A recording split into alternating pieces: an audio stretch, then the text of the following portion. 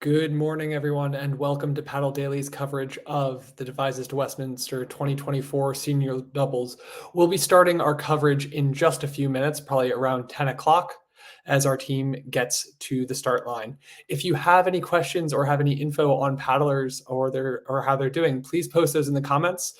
Looking forward to being with you for about the next 24 hours.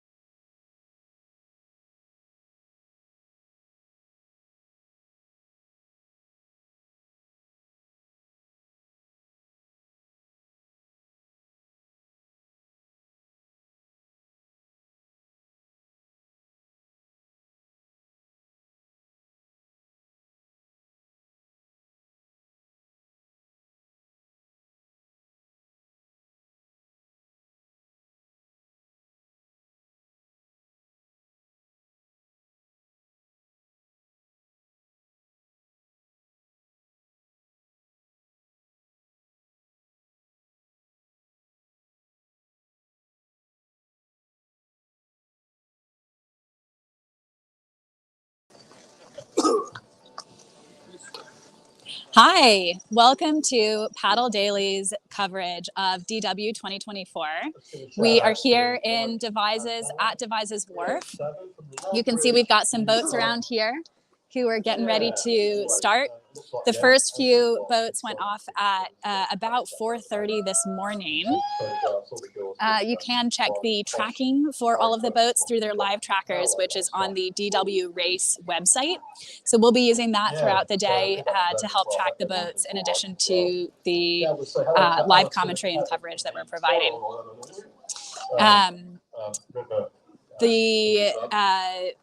One of the boats that's going to be heading off soon is what we expect to be the winner of the women's C2 class.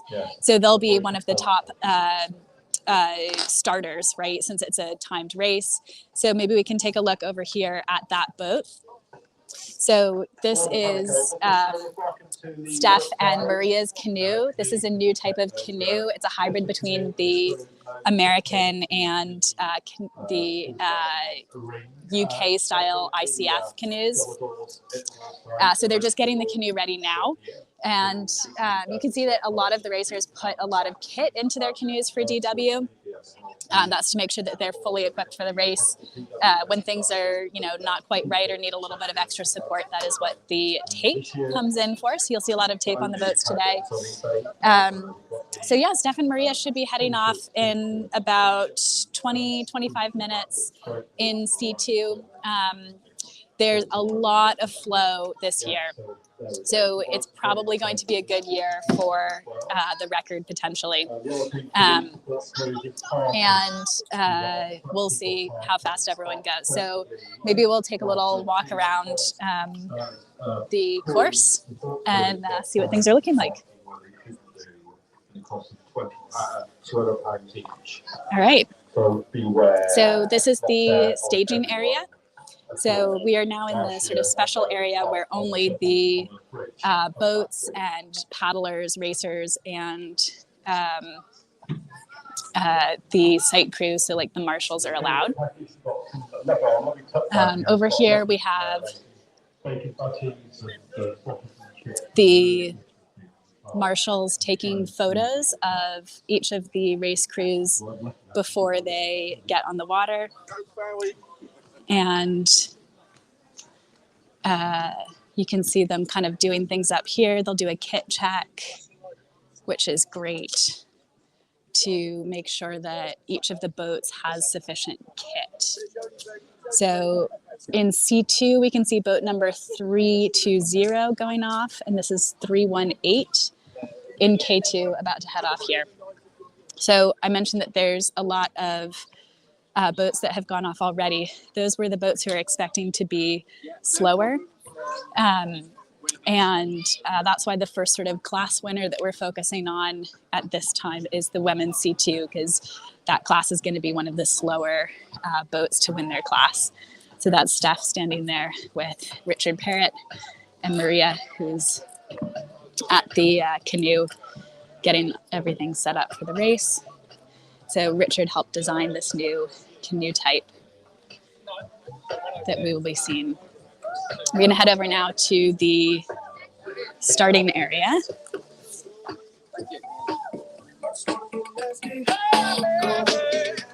Got some music in the background. Got a few tents set up here, selling kit. We have some fancy toilets, which everyone, I think, is safe to say is very happy about having the nicer toilets today. And here's the start line.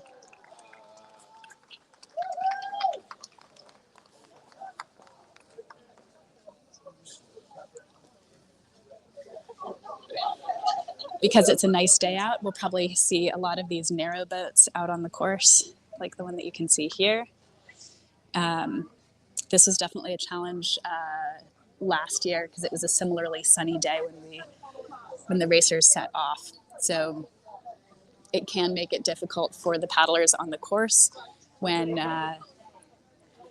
they are dealing with a lot of pleasure boats coming through. So let's get a view of the start line here. Here we go. Got the bridge, some spectators up top, race marshals down here. And the timing this year is actually being done through the live tracking system. So that works automatically when paddlers head through the start line. Looks like we don't have anyone going through the start line right now, so we'll head back to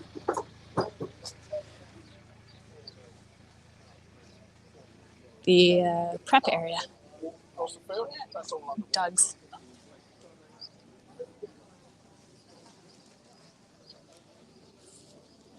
More dogs. Very dog friendly here. The race this year should be really interesting. The main cruise we're going to focus on today is the top 3 crews in K2, who should finish overall the first 3 in the race, assuming nothing goes wrong. So even though boats have been starting since 4:30 this morning, we are not actually going to see the other crews go off until about 5, even as late as 5:30 this evening, which is really late because the flow is so high. Hey, Rich. How's it going? Good. You want to tell us about the boat a little bit? Maybe we'll move over here. That's okay. It's okay. That's all right. We've got a lot of time later on once everyone's on the water. As always. Woo, there's stuff. So yeah, we always end up, even when you prepare. Yeah. Yeah, so we're under instructions here, right? So this is the kind of staging area where everyone's getting ready. Yeah, so even the best prepared paddlers will still end up kind of faffing with the boat a bit.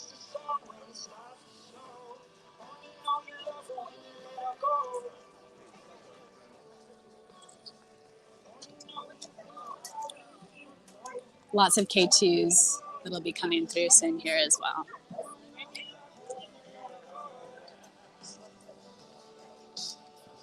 Right, so the special canoe, I'm going to move over here where it's less noisy.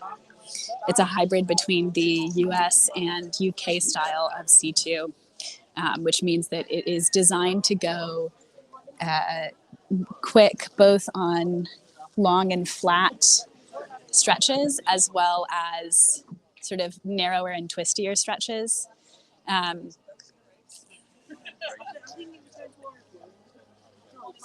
Steph and Maria, do you want to say a quick hello? Tell us how you're feeling. How should I be feeling, Betsy? Excited, enthusiastic. I'm looking forward to a lovely paddle in the sunshine today, and then taking a nap on the Thames while it floats me down to the finish. Excellent. I mean, with the flow how it is, a little more than a nap required, but not too much more. Sure, yeah. Put stabilizers on the boat and just kind of sit back and relax. Sounds like a good one. And this is the first DW for... Maria's done the 4-day. The stage race. The stage race.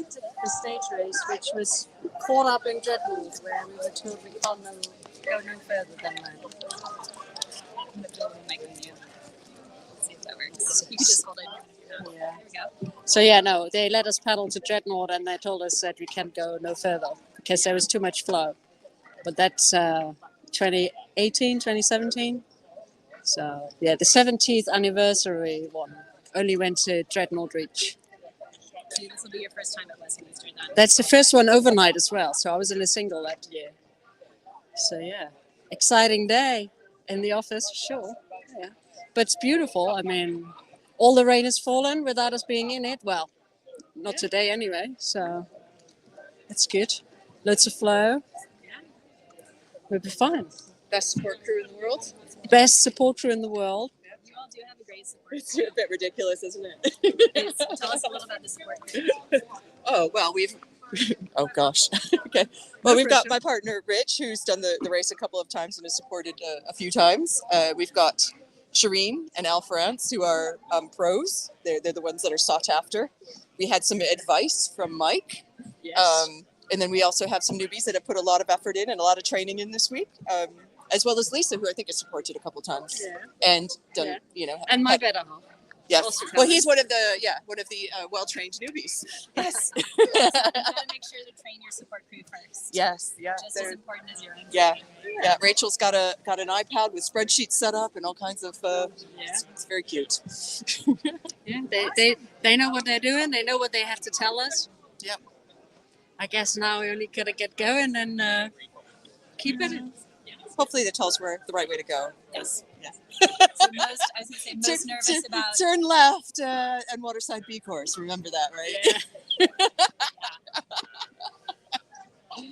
Yeah. Most excited about finish. Anything Yeah. else? Yeah, definitely. And hopefully seeing people at Henley and some of the other spots if there's other friendly faces that we hadn't seen for a few hours. So but definitely the finish. Yeah. The finish is the goal, right? So Yeah. So there's a chance at the women's C2 record this year, maybe. well, you gotta finish. Yeah. So first of all, we finish and we think about the time when we get there. Yeah. Great. Well, we'll keep our fingers crossed. Amazing. Good luck to you both. Can't wait to watch. And we will be some of the friendly faces that you will see along the course. Thank you. Thanks. All right. Steph and Maria getting ready. They should be starting again in the next sort of 10 to 15 minutes here. This is the time to double check the boat, check your water system fits right, go for a final wee, make sure everything's going to be all set. All right, we have our first race update here.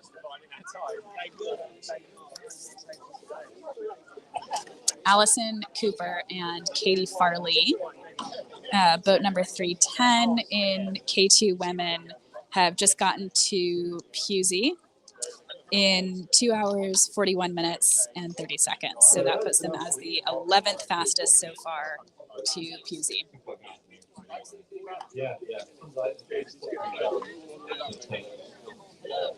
Got some background noise right now from the music. We're getting some announcements.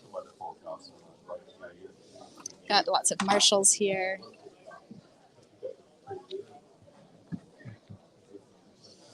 The canal looks pretty calm in this part right here in Devizes Wharf. But as we get further down the course, there are some areas where the canal is a bit messy.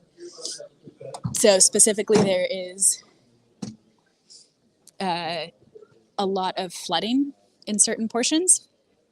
So we've seen some photos, if you all have been in the Facebook groups, of the canal overflowing its banks, which is, I think, the first time that I have seen that. Here, everything is looking very calm. There's a bit of a wind earlier. We can see it's still a little bit breezy over here.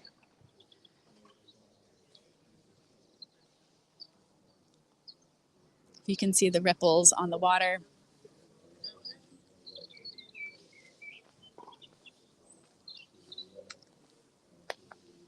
So it seemed like maybe the racers would have a little bit of a headwind coming out from Devizes. That's blowing a bit there. We have another race update. Boat number 355.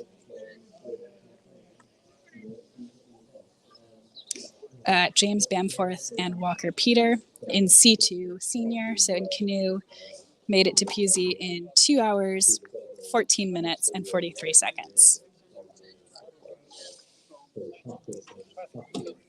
So Pete and James are now the overall leaders through Pusey, but there's only been 14 boats that have gotten through Pusey so far.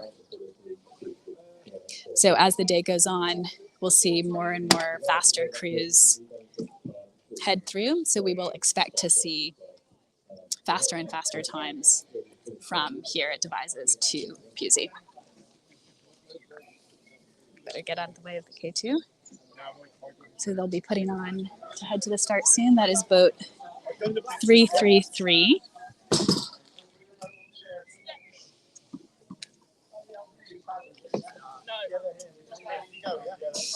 Boat 333 is Giles Hudson and Jamie Mansfield, K2 senior vet from Southampton Canoe Club. So they've had to drive north a bit for today's race. I'll be heading off to the start soon. Here we've got some umpires, so they're putting the tracking system, so that orange thing on the back of the buoyancy aid, and taking a photo of the paddlers that will go on their tracking page. So both 312 and 306. We've got a lot more K2s coming through here. 302 is Darren Harvey and James Benson, K2 senior vet from, sorry, that's not the right number. I've read the wrong number off the K2. 312. But 302 started first thing this morning. This is Gary Johnson and Simon Margot from Independent and Cambridge Canoe Club, K2 senior vet.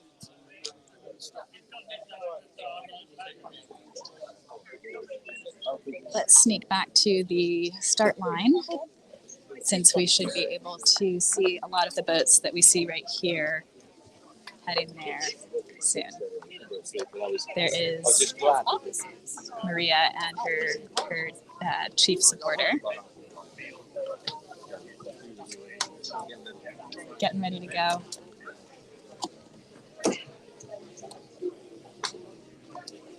That's boat 334 there. After a bit of a dearth of Hello. hi. Supporting the crew, just getting on now. Oh, great. What number are they? 306. 306. Awesome. So 306 is, Sumner and Matthew Bull. yep, and they're from Elmbridge They're Canoe from Club. Elmbridge. Excellent. They watched the race last year, supporting, and made a bet and decided to do it this year. No way. So Matt's been paddling about a year, just about. Yeah, all from a bet, watching two mates do it last year. Matt's been sick for a month with whooping cough and has not paddled in a month, but they'll be fine. What's the worst that can happen? We've got quite a good support crew. Dwayne Morton's leading it, and then I'm following on a bit. And then, yeah, it should be a good laugh. We've got 2 Elmbridge crews out today, so might be a long night. And then about 6 of us are cycling down from Elmbridge down to, if anyone wants a coffee at Elmbridge, coffee vans can be open between 4 and 6. If anyone wants a coffee and a bit of a caffeine perk, come down for that. Yeah, be a good group out there, so should be great fun. So which was the crew last year that they were? It was David Boone and Donald Fisher. Okay. So just 2 of our older guys in the club who both love paddling, fancied giving it a go, and then we had a big crew out supporting them, and then a bet became reality. That's awesome. Yeah. How long have they been taking it seriously? I think they started paddling properly about October time. Matt probably didn't get in a boat until June, July time. You can tell it's gone really well because they were meant to be getting in the water and they just walked back here. So it's already going fantastically well. I see. Oh, thought they were waving for a second. So yeah, so what could possibly go wrong? Yeah. But yeah, so if you see them, give them a cheer and some jelly babies. Yeah. But are you supporting both Elmbridge crews? no, then? just the Okay. one Elmbridge crew, but they're starting 15 minutes apart, so we should be able to so see pretty- quite a few of them the whole way through. So it should be good. Oh, that's great. Wow. Does this Nothing make like a bit of you panic. tempted at all? Absolutely not. Never. If I ever do the overnight, shoot me. Maybe the 4-day, but never for the overnight. But yeah, I'd best go get them, see them start. Yeah, If that's sounds all right. great. Thanks Cool. for Hopefully stopping see you by. along the way. That's all See right. you on the way. That That was boat 306 supporter. So 306 Philip Sumner and Matthew Bull. Yeah, let's go to the start line. Against each other. They were the early starters today, very early indeed. Anyway, yeah, so it's good to see. You can watch on the apps and such like as well on the tracker system. We're heading back to the start line now. Just like no one gets out of their canoe for some reason. Doesn't tell the organisers what they did the other year, and it was fun going up and down the M4. Oh, we have another stream coming in. This is very exciting. Look at everyone who's gathered on the bridge. Can you see that?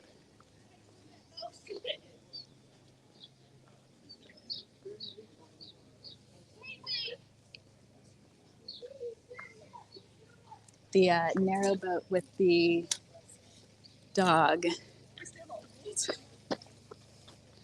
is heading off now. Say goodbye to the dog. No, we've not quite made the half Okay. start. If you heard that, they had planned on starting about an hour ago, so not quite on schedule. There is a bit of leeway when these teams get to the tideway. So even if they are not 100%, then they can still manage to make that cutoff in a lot of cases. But it can certainly be a risk, especially with the high water this year, depending on how they have estimated their schedule. They might be fine with that. Okay, so here we've got a crew heading to the start, 313.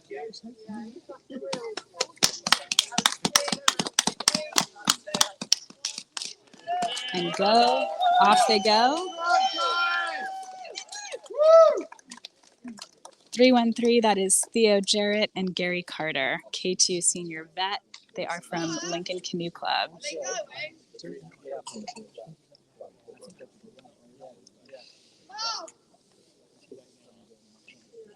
Should have a few more coming soon.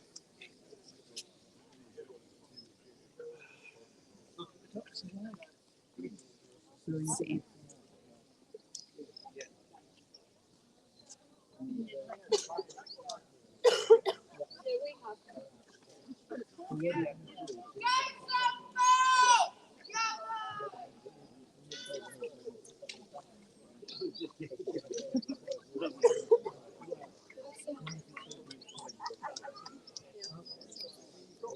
Here is the next K2 coming through, and one behind them. It can be advantageous to start next to another boat. In part, that can be because you get some nice wash hanging action. So if both boats are a similar speed, it can really help with that. The other reason is just kind of a bit of morale, especially off the start.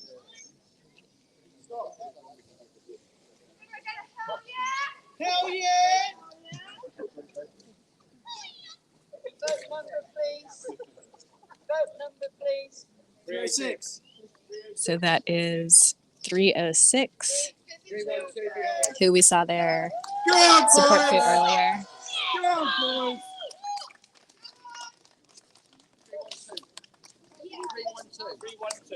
And 312.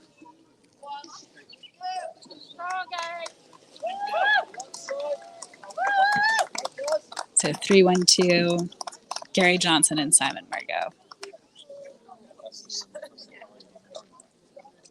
We should see Steph and Maria starting soon. So yeah, this is them coming up in C2.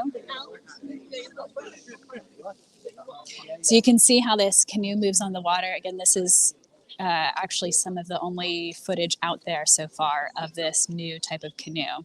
So if you are a canoe fan, definitely be taking a look at this.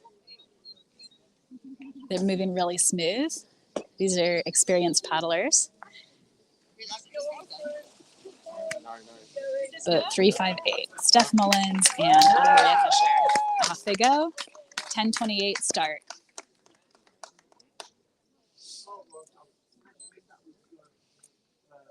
It's great to kind of, at this point in the race as a racer, you might be feeling really nervous, but especially with the sun out and all the kind of adrenaline that comes up before the race, often just like getting past the start line, especially seeing that they were, I think feeling just a little bit of that adrenaline earlier, it can be a huge relief just to get off the start line. This is boat 334 coming through now. Well, hey.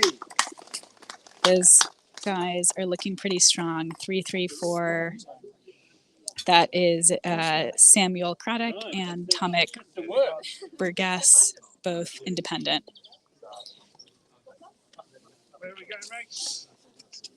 And they're in senior K2. Next up. So again, you can see that, as we see more and more boats come through, these will be crews who are a little bit more experienced, a little quicker. Phone number 328. So 328 is Georgia K and Graham Raymond, K2 mix from Bradford on Avon. They have an overstern rudder on their K2, which can be advantageous, especially in the kind of funky water conditions that everyone's going to be getting today and tonight, where sometimes you could, probably no one's going to accidentally paddle off the canal onto a field, but depending on how flooded it is in some locations, it can be nice because you don't really know how much debris there is under the water. There is a risk in some cases of running into that debris, and so having an overstern rudder can definitely be an advantage there because it'll just pop up and then go back down, so you don't have to worry about damaging it. It does definitely slow you down, so we won't be seeing that from the top crews today, but pretty commonly seen among some of the more middle of the pack type crews.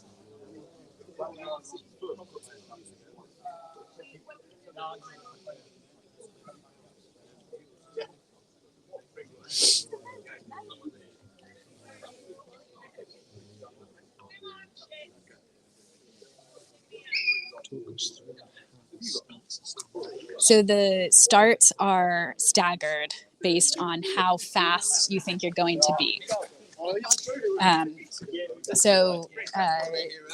The idea here is that if you are a really, really fast crew, you are going to start later tonight. And for anyone who's unfamiliar with DW, the reason is because you have to hit the tideway in Teddington at a certain window. So Teddington is just before about the last 20 miles or so of the race, maybe a little bit less than that. And from that point on, the river is tidal, which means that you can get to Teddington and end up, even though you've gone downriver the whole time from Teddington, you can end up basically paddling upstream because you're paddling into an incoming tide.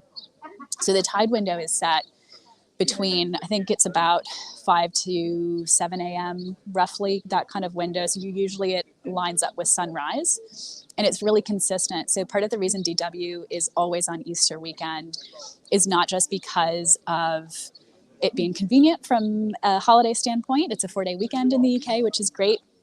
But it's also because Easter falls according to the lunar calendar. And of course the moon does the tides. So you can have a lot of consistency in when that tide window is likely to hit.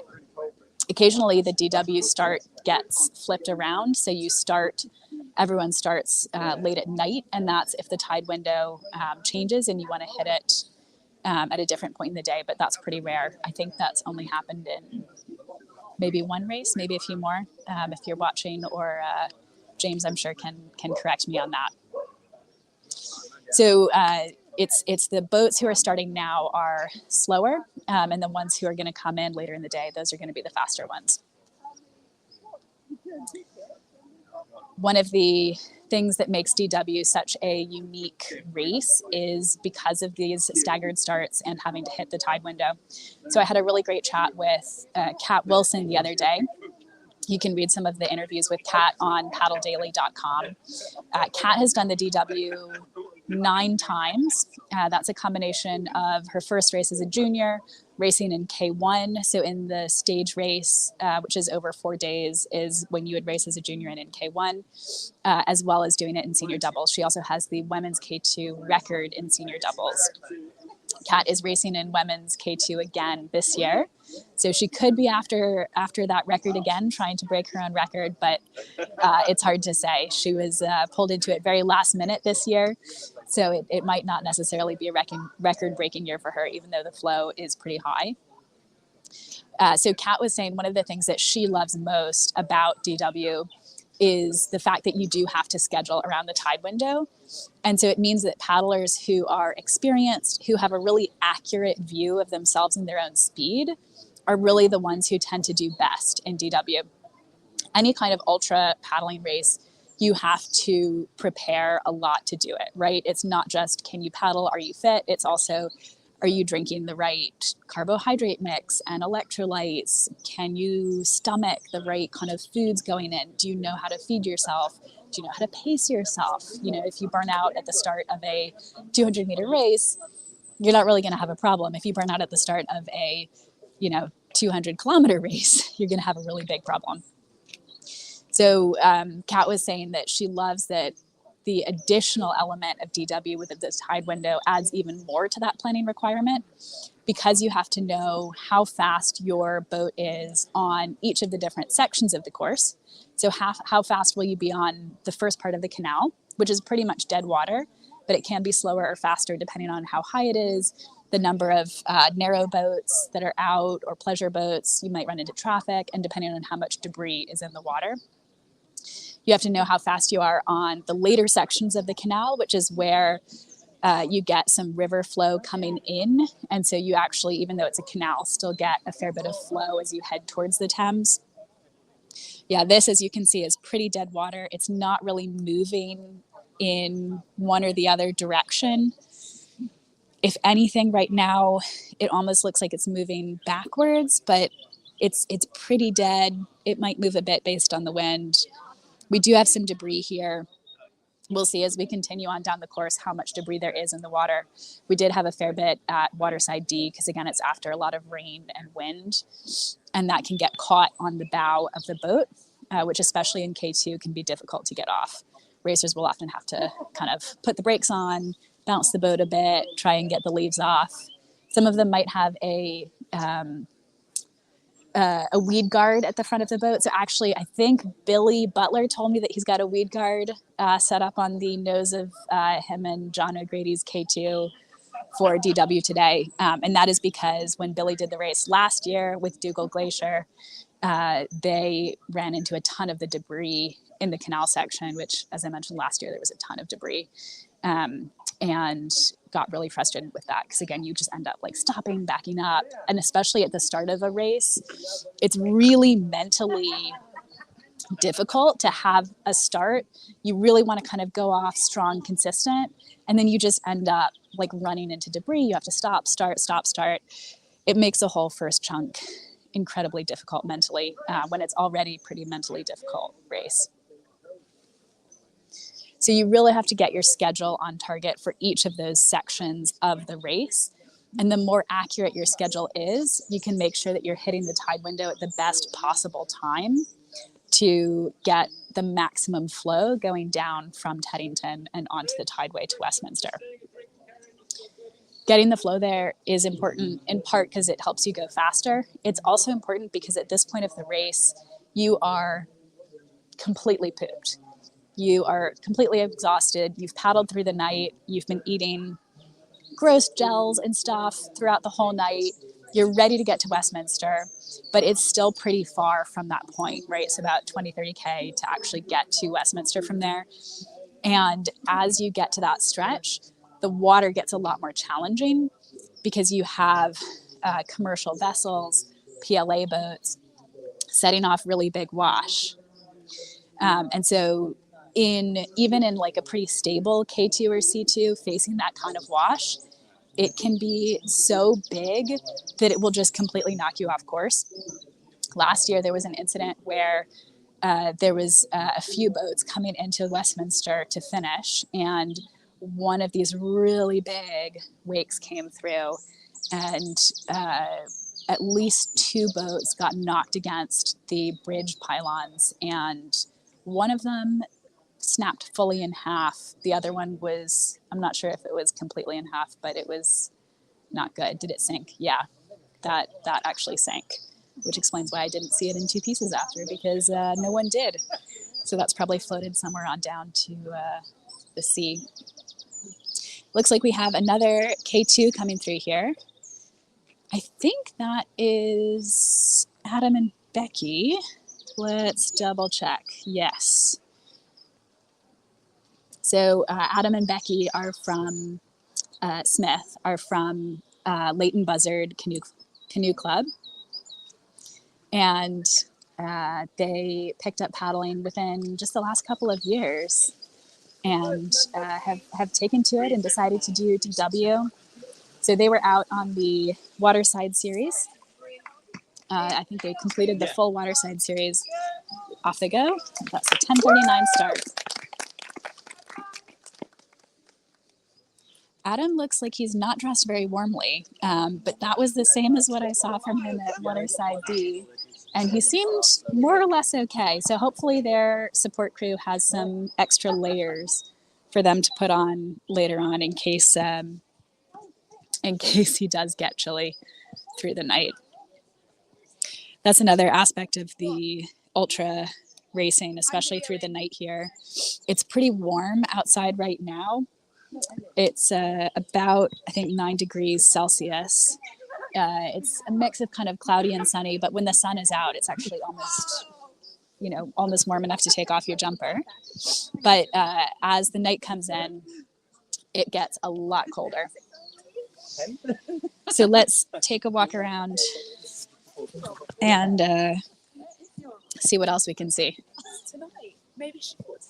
We had kind of a bunch of boats that just came through, I would say between, really just in the last 10 minutes, between 10:30 and 10:40. And that was the long queue of boats that we saw earlier, waiting to get through boat control to get their trackers put on and their photos taken and everything. And we might get a bit of a gap now. There is the food place. I'm not sure if anyone's going to be ordering a flat iron steak before racing. I'm guessing that's going to be mostly for the support crew and race fans. If anyone does eat a steak before they race, please tell me, because I would like to know how that goes for you. Some DW merchandise over here. Always popular. And then kit too. So always good to have kit at a paddling race, not just because you can buy some nice stuff, but also because a lot of people forget stuff. So I would not be surprised if even the best prepared racer shows up today having forgotten their spray deck and ends up getting a new one. Always good to have a backup option. Here's a few more K2s. Let's see which boats these are.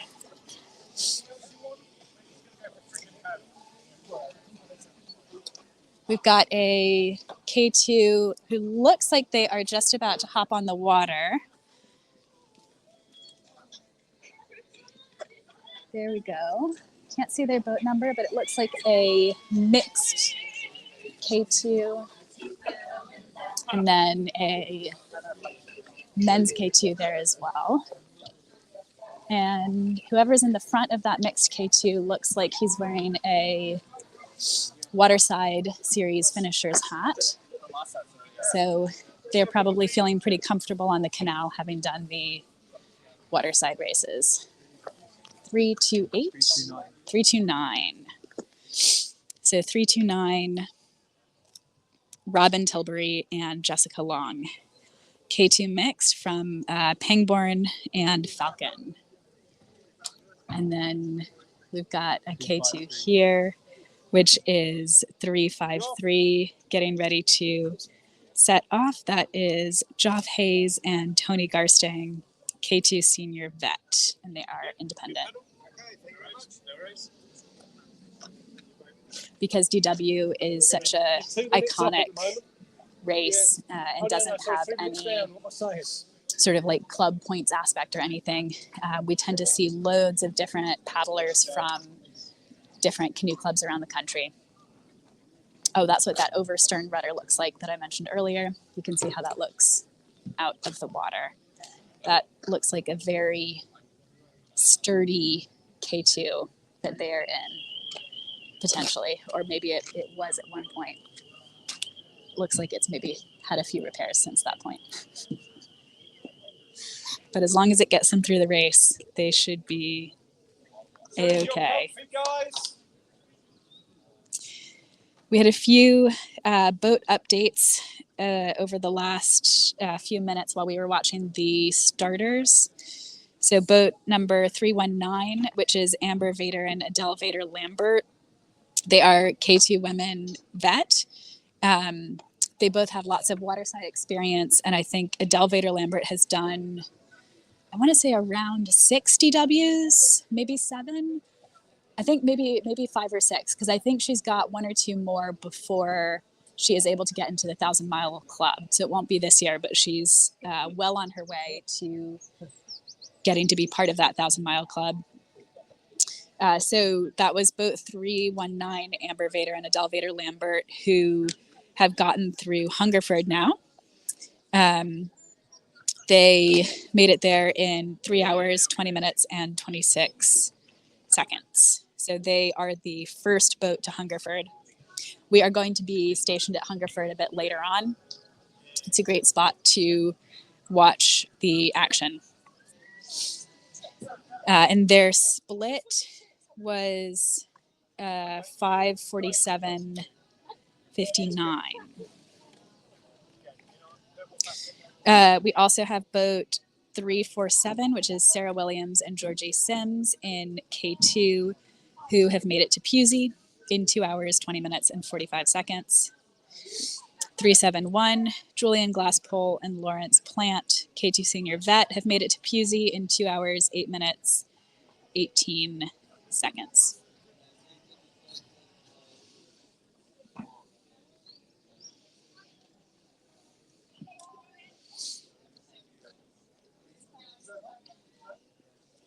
If you are watching the live stream, please throw us a comment. Okay, this is boat 356 here, who's getting ready to get on the water. So they're getting all of their tracking sorted. 356, Julia Passmore and Tom Kelly, K2 mixed from Tunbridge Canoe Club and Maidstone Canoe Club. At the end, I'm like, we'll be smiling because I've finished. If you can't hear that, Julia was just saying she's going to be smiling at the finish because they've gotten to the finish, but maybe not until then. That is the GPS tracker that the Marshal is putting on her water system right now. It looks like they are both using the sort of Camelback backpack type water systems today. There's a few different types of water systems that crews will use in DW, and this is one of them that's pretty popular. What they'll do then is, as they go along the course, have their support crew change out the packs of water so that they get a fresh pack as they go. You'll also see people wearing like a water bottle with a straw in it on the front of their buoyancy aid, which is, I think, something, I'm not sure if it's unique to DW or unique to marathon canoe and kayak racing, So we'll be up on the bridge then. but that kind of relies on more frequent support, because those sort of water Best bottles that you paddle wear on the forward. front might not hold as much liquid as Sorry. the ones on the back. So you're recording? Oh,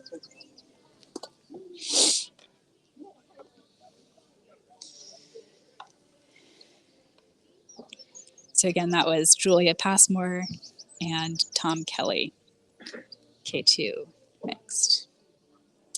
If you are tuned into our stream right now, please share the link with your friends and leave a comment in the chat to tell us where you are watching from. So right here, so you can see we moved from the start. All right. Hi, you're one of the marshals today, right? Kind of. I run the tracking system. Which Oh, everybody you're the uses. tracking system. Awesome. Yeah, that's me. Yeah. So Mr. Open Tracking. open tracking. So we put trackers on all of the boats here. So we do it for the stages race, and we do it for the non-stop race. We've done it for 10 years now. So they get their tracker just before they get onto the water. There's a particular reason for that, is that if they had it on now, they would trigger their start time when they wandered over near the start, because it's got a little timing chip inside there. So we only put it on just before they get onto the water. That's why you see me getting a little bit upset if they nip off to go to the loo, because they'll trigger their start time. And then they get upset with me, of course, if they start time. Yeah. So we take their photo, which goes onto the tracking page, and then the trackers you can see behind me, they're pinging away every minute at the moment, and then we speed that up as they get onto the tideway to about every 15 seconds. Yeah, so it's kind of near real time by the time we get onto the thing, and then we provide. We've got a little bit of live streaming on the start line, which goes onto the tracking page. We help them out. They've got trackers on all their senior staff and on the powerboats on the tideway and all that kind of stuff. So if you use tracking for different races and things, what do you think makes DW unique? Very, and we cover probably about 150 races here in the UK. This race, I think it's just, the history is obviously a big thing. There's not many events which have got that history. I think always, whenever you're dealing with an event which has got a community which is so passionate about what they've done, and many of these people which are working on this event, many of the marshals, the umpires have done this event. You've got one of the directors today, James Treadgold, he's doing the event today. And when you get that buy-in, sets it apart. You see such passion for what they're doing. People get excited about doing it. It's not just about the time, it's about completing it. Many of the people, certainly the ones I saw at 4:30 this morning, just want to get to the end. There's nothing, I don't really care what their time is. They just want to complete it. So, I don't know, you can't bottle that stuff, can you? So. Oh, that's awesome. Glad to hear it does stand out. Oh, yeah, definitely. Yeah, I love it. Yeah, it's great. Yeah, it's always nice when the weather's great as well. So. Yes, it really helps. Yeah. It's amazing how many events I go to. It's like how good the event is very dependent on the weather, which has got nothing to do with the event at all. So yeah. Well, thanks for doing the tracking. We'll be using your system That's all right. Today. So. No drama. Enjoy. Awesome. Thank you so much. Yeah. We'll probably come check in with you again later in a bit. Yeah, no problem at all. Yeah, have you been here before? Have you seen this before? You have. Have you taken part? You have. At which end did you take part? Were you in the elite end of it? Or? We, James and I actually, we could say hi on camera. We did C2 last year. Oh, wow. So doubles canoes, So Canadian canoes. Got an idea. Yeah, and I'll probably stuck a track on. Yes, you did stick a tracker. After sticking so many trackers on so many people, I'm not surprised that, plus you see the back, right? You don't even see the front faces. You just stick it on the back and go. I always find you've probably gone by then, but the whole kind of the dance which goes on with the elite. I don't know if you've seen that. So where they all kind of hide in their vans and they leave their boats out here, and nobody wants to leave first because they all want to jump on the draft to somebody else. And then it's a game of chicken. So they'll come up to me and go, "Can I get my tracker now?" And I go, "No." Can I just put it? And they want to get me to put it on there, and they put their buoyancy aid in the corner there so they can be all that kind of stuff. It's not laughable because I take it very seriously, but it is almost comedic in some ways. I think we need a sign that's like no toilet breaks after this Yeah, point. yeah, there's definitely that side of things. We definitely have that issue where suddenly people look at the water and go, I need to go to the toilet. There's a little splash of water and suddenly they need to go. Part of that is the thought of knowing that the next time you have a nice, Yeah. useful toilet is 125 miles away. I know. It's surprising when people come into here and go, oh, I need some food, or where's my glow stick, or where? Yeah, there you go. Yeah. It's all fine. People are just nervous, and it's fine. Yeah. Try not to make it any worse for them. Yes. Yeah, exactly. It'll be interesting. We've got the 3 fast crews today who are going for the win. Yes. Are planning to start between 4:30 to 6:30. Yeah. So we're going to see how close they actually start to each Yeah, other. yeah. Because It's I think to your point, they might kind of hang out in the car and wait for someone to. I know. Well, thank you so much. I No appreciate worries. it. Nice to meet you. What was your name again? James. James. Awesome. James from Open Tracking. And he's busy again. 3:07. He's, as you can hear, checking again to make sure they don't need any more toilet breaks. And if you missed that earlier, the reason is because if they head over to the toilets, which are near the start line, it will trigger their tracker to start early. So especially for those top crews who are counting the minutes in their finish times, they will definitely not want to be heading back for a quick pee and accidentally start the race early. So 3:07 is Mike Taylor and Paul Sampson, K2 senior vet from Long Ridge Canoe Club. And we had a progress update as well from the course, which is boat 357, Sarah Vernau and Sally Ann Fox, K2 women vet, who got to Pusey in 2 hours, 9 minutes, and 55 seconds.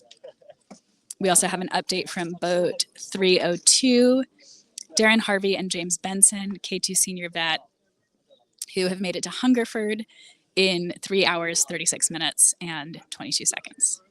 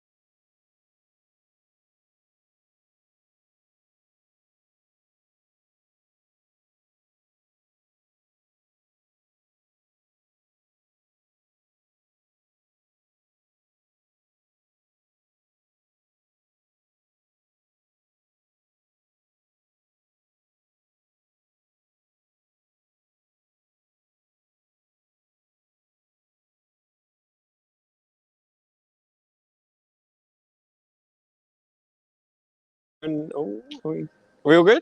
We're good. We're just going to have a look over this unaccompanied boat to see what's going on with it. So up at the front is Curtin Meister, which is a very popular choice for this boat, for this race, sorry.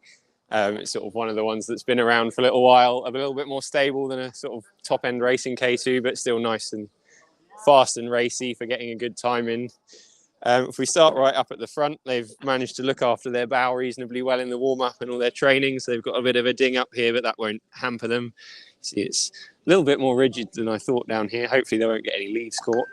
Then jumping up here, we've got a light. They're running, you have to have a forward and rearward facing white light for this race. So presumably they're going to be running this as their always on light. And then it looks like they've got something a bit more high powered here. For spotting things, that's really helpful for spotting obstructions. Obviously, once you get to the Thames, it's really important to see what's right in front of you. So you're not going to. There's a couple of fallen trees. Here we've got a portage handle for getting it up on your shoulder. So and this is a bit of padding just to sort of take the. Hope you don't pick up any bruises.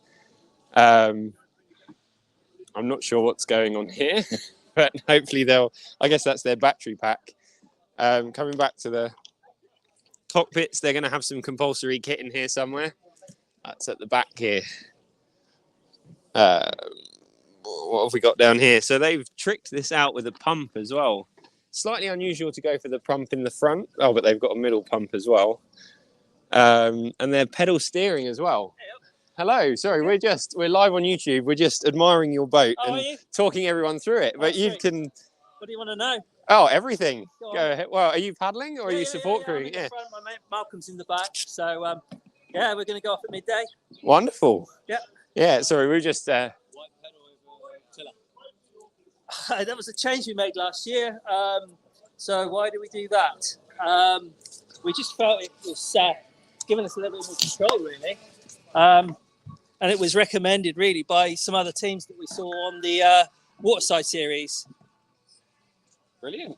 We tried a tow brace around the back, but there's not enough room to get in there. So I was going to modify it, but I thought better of it in the end. So didn't put that tow brace in. But good for chunky shoes as well. Exactly, it gives you space. I mean, there's no need to have the tow brace. We're not pumping at it like on the Hazard. No, absolutely. So, and then have you got all your compulsory kit? Sorry, don't let us get in the way of your preparation. I was just going to stick these on the front for the back what end have you of the got canal. there? Oh, these are just what would you call them? Flashcards for the last 3 locks. Yeah, tricky pair. Yeah, just so we know. And then we get out on the Thames Dreadnought, and then we got packs of these for the locks going down the Thames, just to keep eyes on you. That's a really good idea. I've not seen that before. Can I give you a little mic? Oh, gosh. It's not working very well. Oh, I got the second one ready. So Oh, sorry. All right, okay. We've completely hijacked this. Yeah, what else you need to know? I mean, lights on the front. We're going to strap some batteries on with the cable ties. Oh, that's what they're for. Yeah. So we've got 2 batteries charged up that we can hook on there. And are you running both lights at the front, or is one sort of? Well, we thought the compulsory one, because you've got to have a compulsory one for the Thames, don't you? Yeah. So we're going to use the diver's light on the front for the Thames section, and then the spotlights for the night time. Yeah. Okay. Brilliant. I think that's everything. Obviously, you've got your light up at the back as well. Oh, same. Yeah, that's compulsory. Compulsory kit in there. Compulsory kit's packed in the back here. So. And you've got your nice portage handle as well. Exactly. Yeah. We're all set. Out and ready to go. Wonderful. Thank you so much. No worries. Could I steal that back Cheers. from you? Sorry. Thank you so much for your time. Best of luck. So what is included in the compulsory kit? Oh, he's put me on the spot. Oh, plus on the spot. I think to start with, it's lights and glow sticks, so you have to be visible at night. I think the particular rule is 360 white light, which you get round by having a front and rear white light.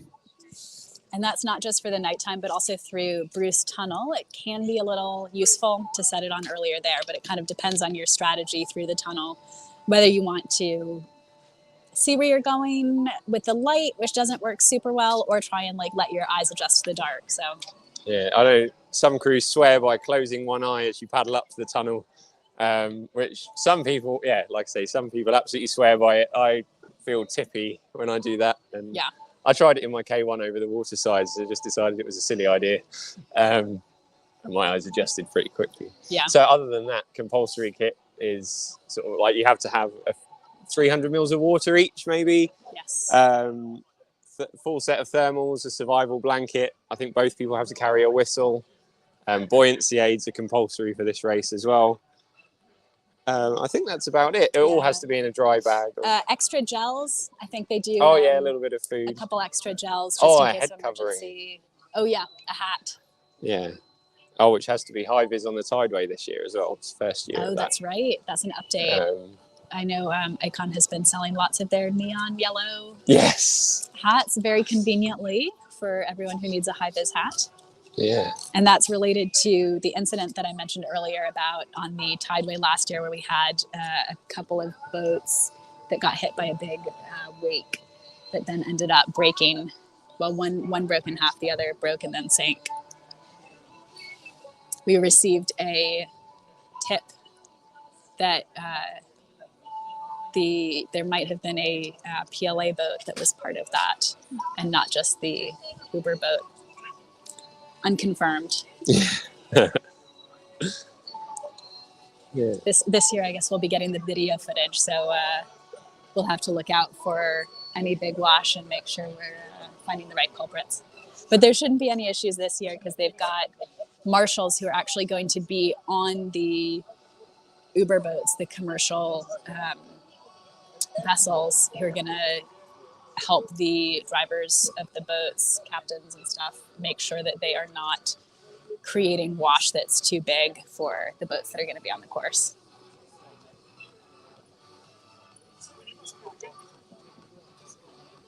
Got a few more K2s coming through now. I think we might get another wave of starts, maybe around 11:15 or half 11.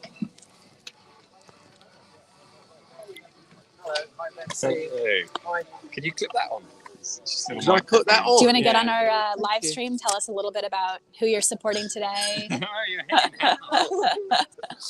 You've been suckered into it. All right. In your Richmond gear. Hi, so here I am, Tony Vaskovich from Richmond, see, ta-da, and I'm supporting Ludi Hills and Jenny Fletcher in this lovely blue boat here. Nice it looks boat. like we've got a great day for it. Yeah. And last year... I think we're going to start round about 12:45, 1 o'clock-ish, something like that. Oh, so you've got plenty of time. Plenty of time, yeah. Okay. Yeah. I was wondering, we've just had a whole bunch of kayaks come through here after we had a bit of a pause in the boats. And so now we've got another wave. And I was wondering what time this wave's going to go off, but it sounds like maybe not for a while still. No, it's we wanted to get here in plenty of time so there's no stress or rushing.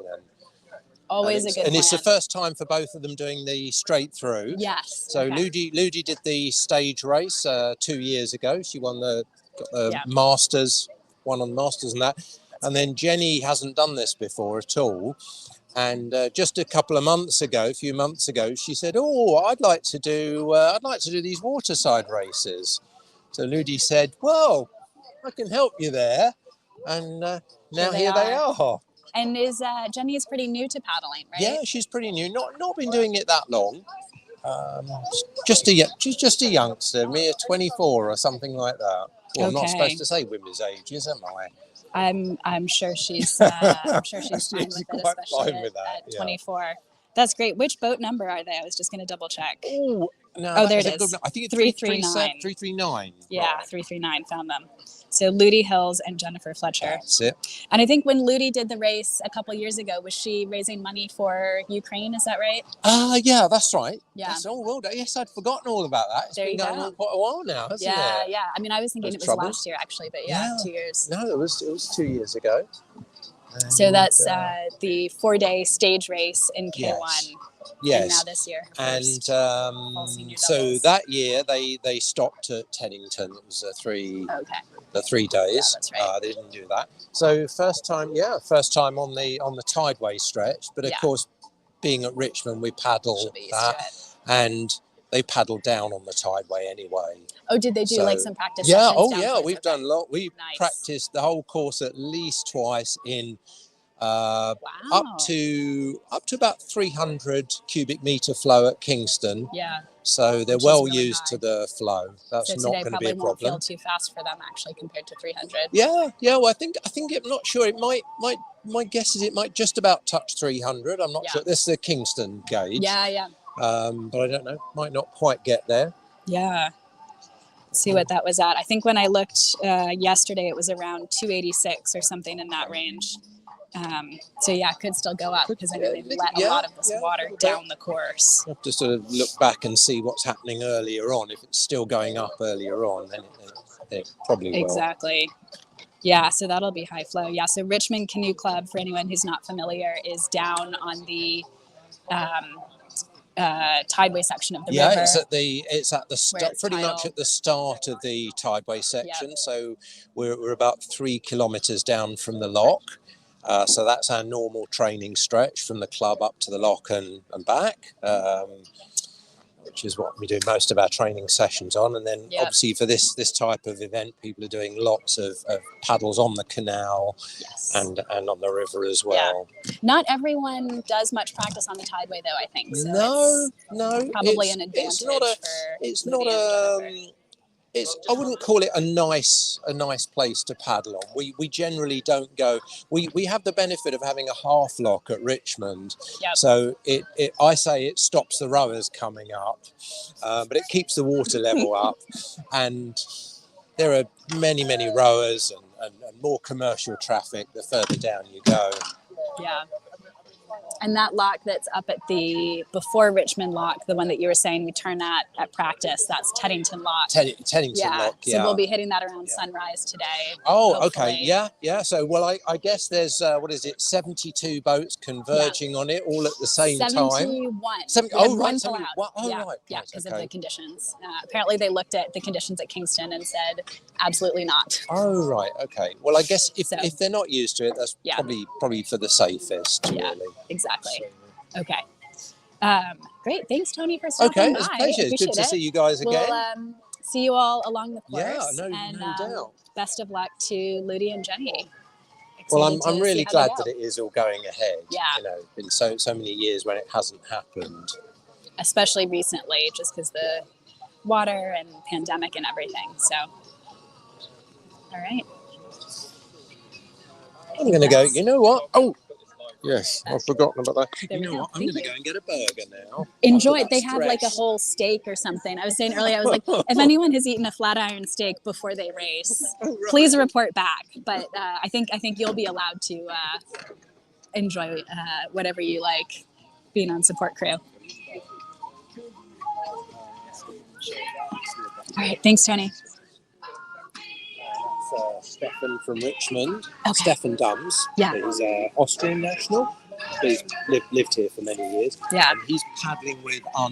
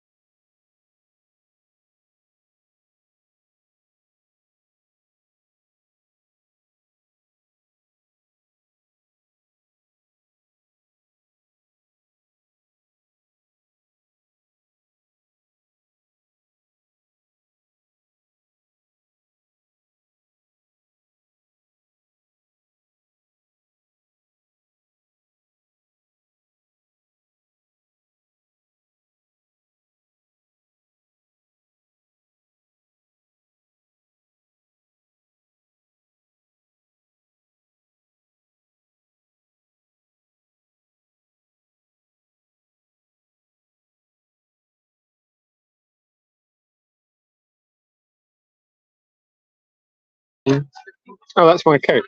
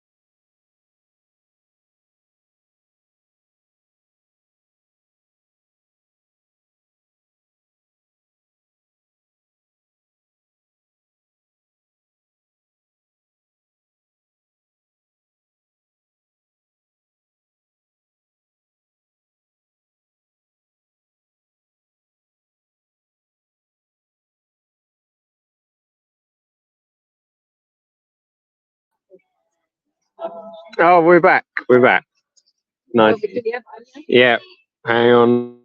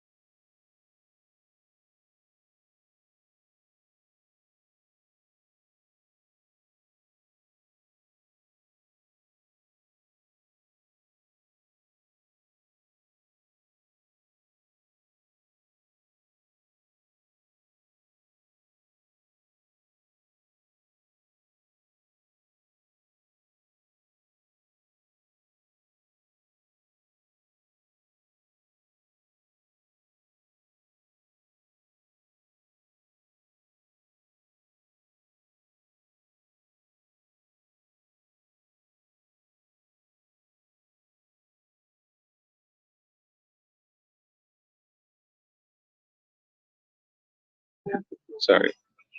We're back. Thanks for everyone. I'm pressed to get this technical difficulties here. We were just chatting with Tony from Richmond Club.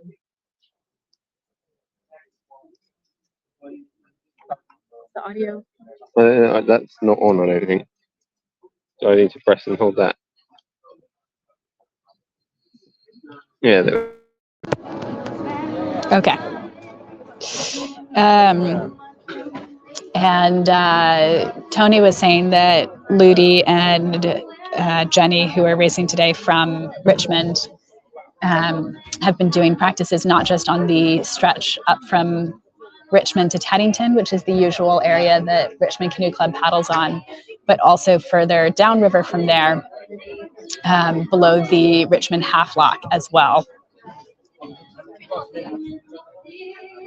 So that's the part where the water gets pretty challenging, and where the sort of incident happened with the boats breaking last year. So Ludi and Jenny will have a bit of an advantage, I would say, coming into the tideway this year, because the water flow is still going to be really high, but it should be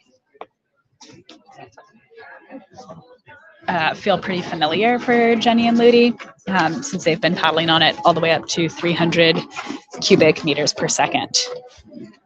Cubic meters per second, or cumex, as I think we call it sometimes, is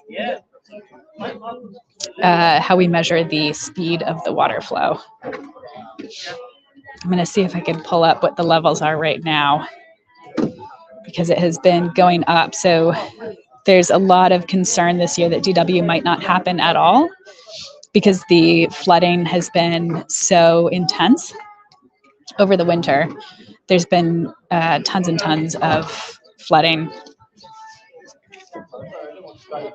And definitely a lot of concerns that it might not actually happen. But the DW organizers last year did something a little bit different, in that they created a sort of not exactly qualification system, but something like that, to assess whether crews would be qualified enough to do the race. As in, do they have enough experience on the tideway, and do they have enough experience in terms of like the portages and being able to pace themselves and everything. And they did this year actually not have to rule anyone out. Should we head over to the start line maybe? I was wondering if we could grab Owen. Yeah. That would be great. Let's do that. Yeah, so the flow was at 300 a few hours ago, it looks like, down at Richmond. Let's see if we can grab Owen Peak. Oh, they've got... yeah, we could even see if we can listen into the full briefing. Let me check with Owen.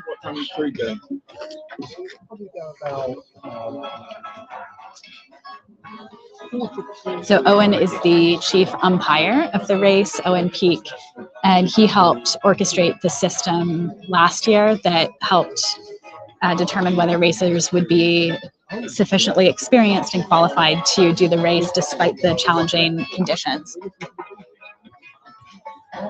Live stream? Yeah, we're live on YouTube. Are we? Right now. So we're going to see if we can get Owen. Can I clip a mic on you, and we'll yeah, I'll clip it right on you. Look at this. There we go. Wow. Let me make sure I put that on. I've not even had an interview or anything yet. There you go.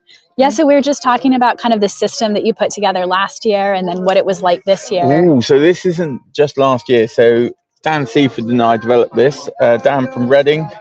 Actually, credit where credit's due was Ian White, who was chief umpire many years ago. He put together something.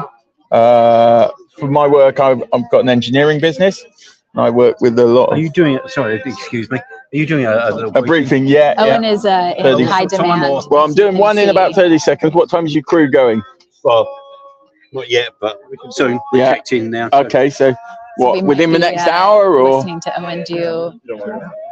I'm going to do one now. Yeah, do it now. Come and join in. Right. Oh, thank you, darling. Let's hear the full race briefing. Right, I'll follow that up. Right. Okay.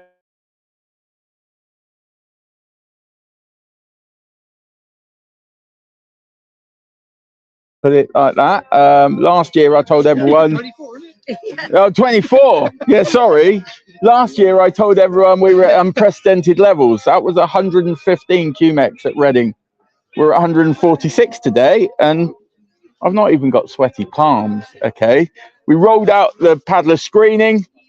all of you have told me how competent you are, and all the data I've had back shows that pretty much everyone has done plenty of paddling on the Thames at high flows this winter. So we're here, we're chilled, glorious day, and we're going for some fast times, great times, and safe times. So just to take you down the course very quickly, basically between here and Newbury is very slippery, but that's about it. You know, it's similar to pretty much all the conditions. The canal's high, but there's nothing particularly dangerous about it compared with normal, or risky compared with normal. Get to Newbury down to Reading, pretty much the same as Waterside B, not a lot's changed. There is a tree across the towpath, the second lock below Newbury Town, Ham Lock. Okay, I cleared it yesterday with a bit of a handsaw as much as I could, but there is a step over the main trunk, so just take it a bit carefully there if you're getting there at duskish, or you should all be through there starting now. Be careful on the bottom section of the canal. That's obviously the darkest part of the course.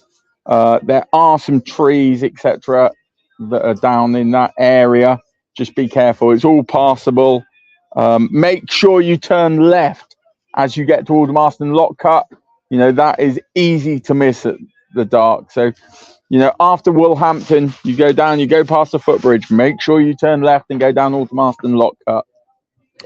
Carrying on down, Fobney, the waterworks portage just before you get into Reading, is a normal portage underneath the bridge, but you will get very, very wet feet. Or there is an option to go round the waterworks and carry on down the towpath about 100, 150 meters, and there's a grass bank you can get down in. Up to you. County is actually quite nice level at the moment. It's come up so much that it's almost washed out. So it's quite a laminar flow. You can get in and you'll go straight away. Instead of normal, you get bounced up and down. That's gone. It's fairly flat. You've got to hang on to the boat, but get in, then you'll just be gone. Get down to the Thames, and the Thames is what the Thames has been all year, basically. It's flowing fast and it's fairly big, but it's not going to be a big challenge for most of you. Sonning, you'll get wet feet as normal. Watch out for those steps. They're very steep on the way down, and they are all underwater. Shiplake, you've got two options. You can either portage through the lock and get in below the lock, or if you're brave, you can go across the island. I'm going to leave it up to you. You know your competence, okay? Carrying on down the course, I'm going to skip on because Marsh is normal, Hambledon's normal.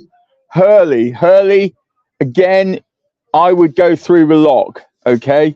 Getting in below that weir after 67 miles, that is really flowing hard in there. I wouldn't do it. I would go through the lock.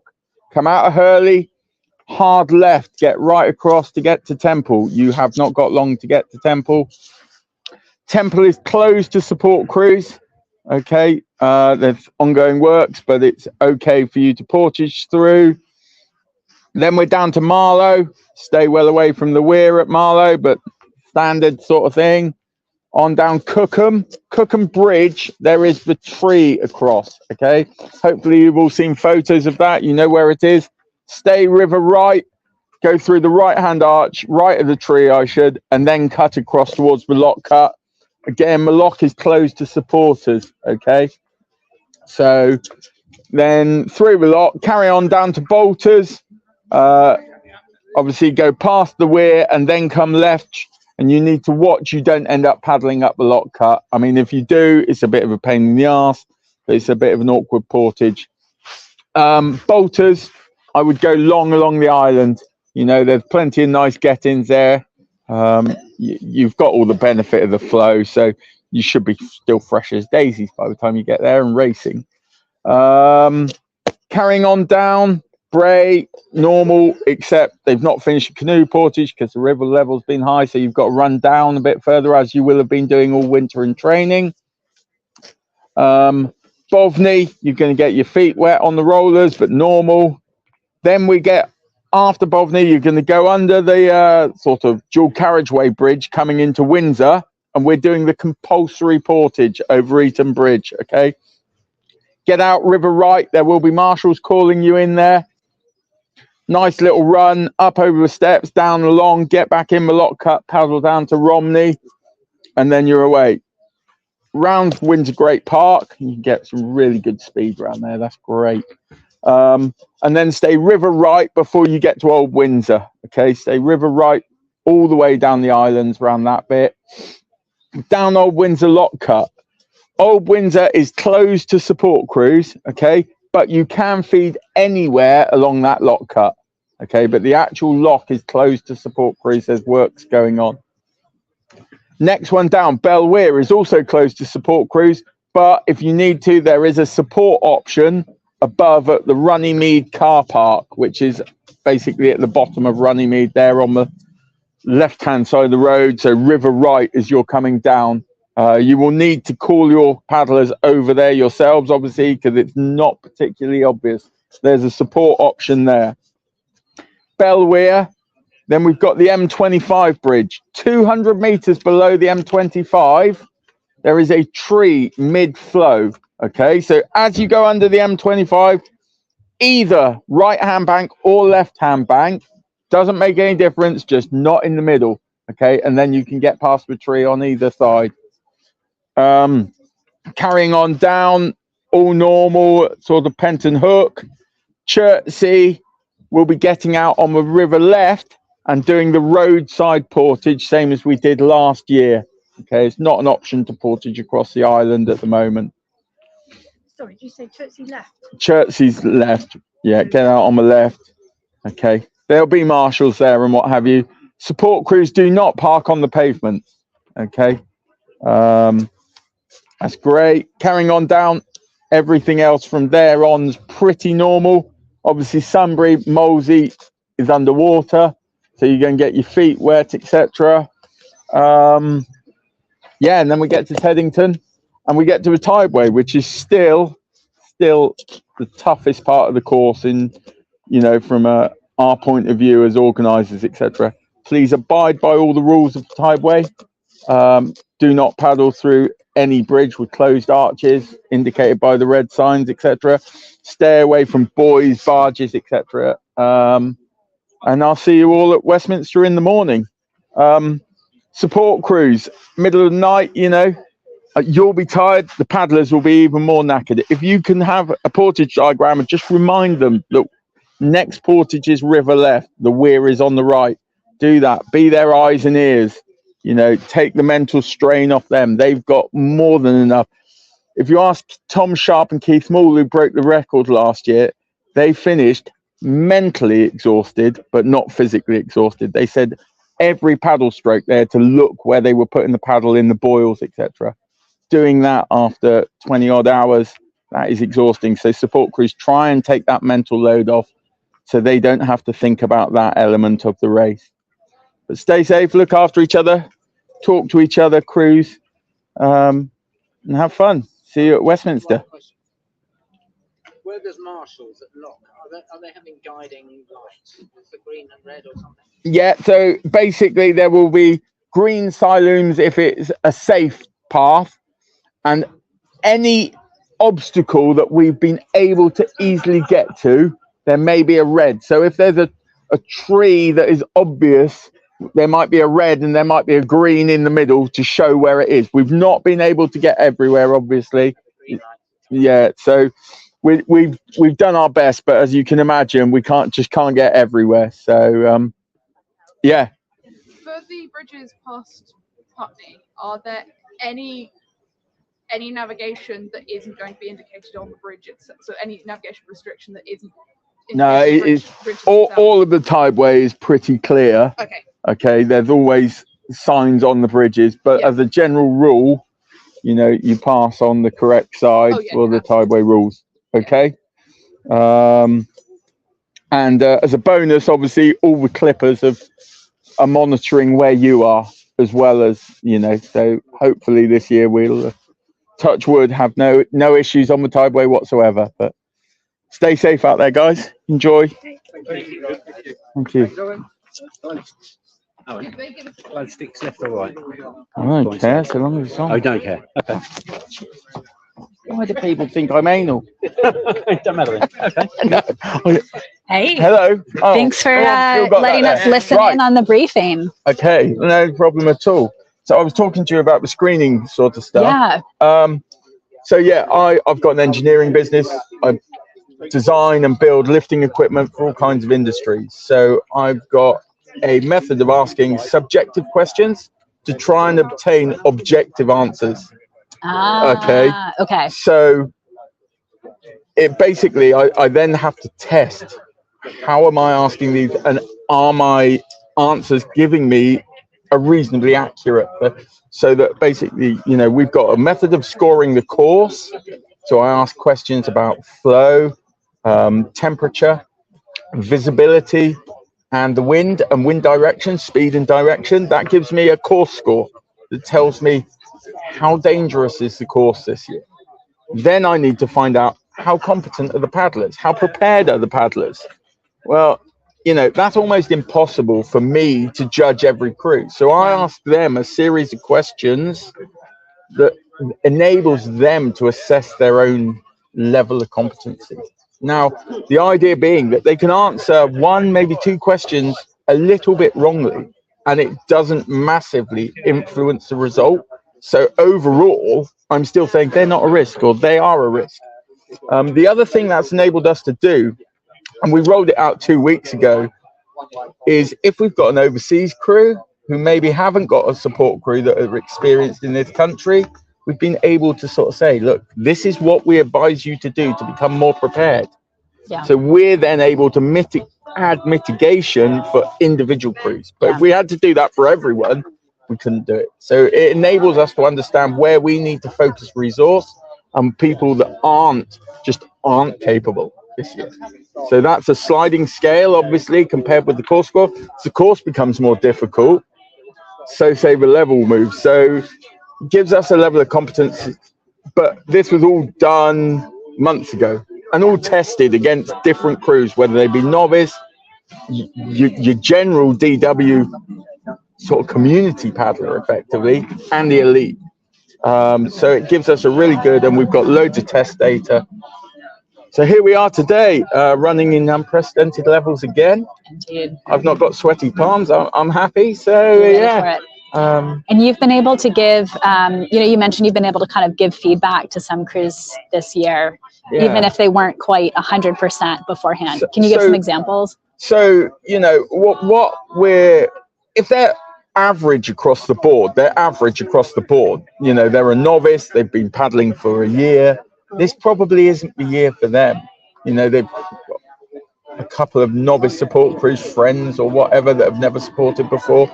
They're average everywhere. Probably not the year for them. Yeah. But if you've got, I don't know, a well-known international crew coming across from Holland or something, so they're really well known. They've got great boat skills. They're very fit. They're very well prepared. What can we help them do? We can say, right, this is what you need to do when you get here. You need to come across. Most of them arrive on the Wednesday. We say, go and paddle from Reading, do this section, do that section, experience the river, study all the course maps, etc. Right, now what can we do, or what can you do? Have you got somebody from your club in Holland that has done the race before that you can add to the support crew? Yeah. Or do you have a friend in the UK? You know, it might be, it's an international community of paddlers, basically. Yeah. Can you put somebody else in to help you, to take the pressure off that support crew? You know, it might just be the fact that there's a driver, so you don't have to map read and get there. So we've been doing little bits. I'm not going to say we've told people how to pass the screening, because that's certainly not correct. Right. We've been advising people how they can prepare better for the challenges thrown out by the course this year. I saw one of the international crews was out on the course with Billy a couple days ago. Exactly. Yeah. No. And I mean, you've probably seen the DW friends that have come together to really help financially. And it is an international community. I went and spent 6 months in South Africa, and it was basically paddling. and I got looked after by them out there, and we do the same when people come here. And it's you know, that kind of exchange. yeah, exactly. You know, it's just the Americans we don't really like. No, I mean, last year we did exactly the same. We had Canadians and what have you came over last year. We had Americans last year, and again we advised them which parts of the course to go and really look at. Test it out, and then here's one of our South Africans. Support crew. Question: the rule about supporters and life jackets on tins, is it a loose rule? Yeah, so basically it's an advisory that you take them, you know, if you're going to go near the river at a point that's not, you know, you're going to be getting your feet wet, there's a risk. That's why I want people to have access to them. Use your own discretion. Okay. Yeah. Exactly. Emma's got a patch, which is nice. So that was about the buoyancy aids being required on the lower part of the course. Basically, you know, at times, support crews may be getting their feet wet, helping crews get back in. Yeah. You know, it only takes them not to see at night where the edge is and slip in. Yeah. It's sensible. It's a sensible precaution. You know, that's what this is about.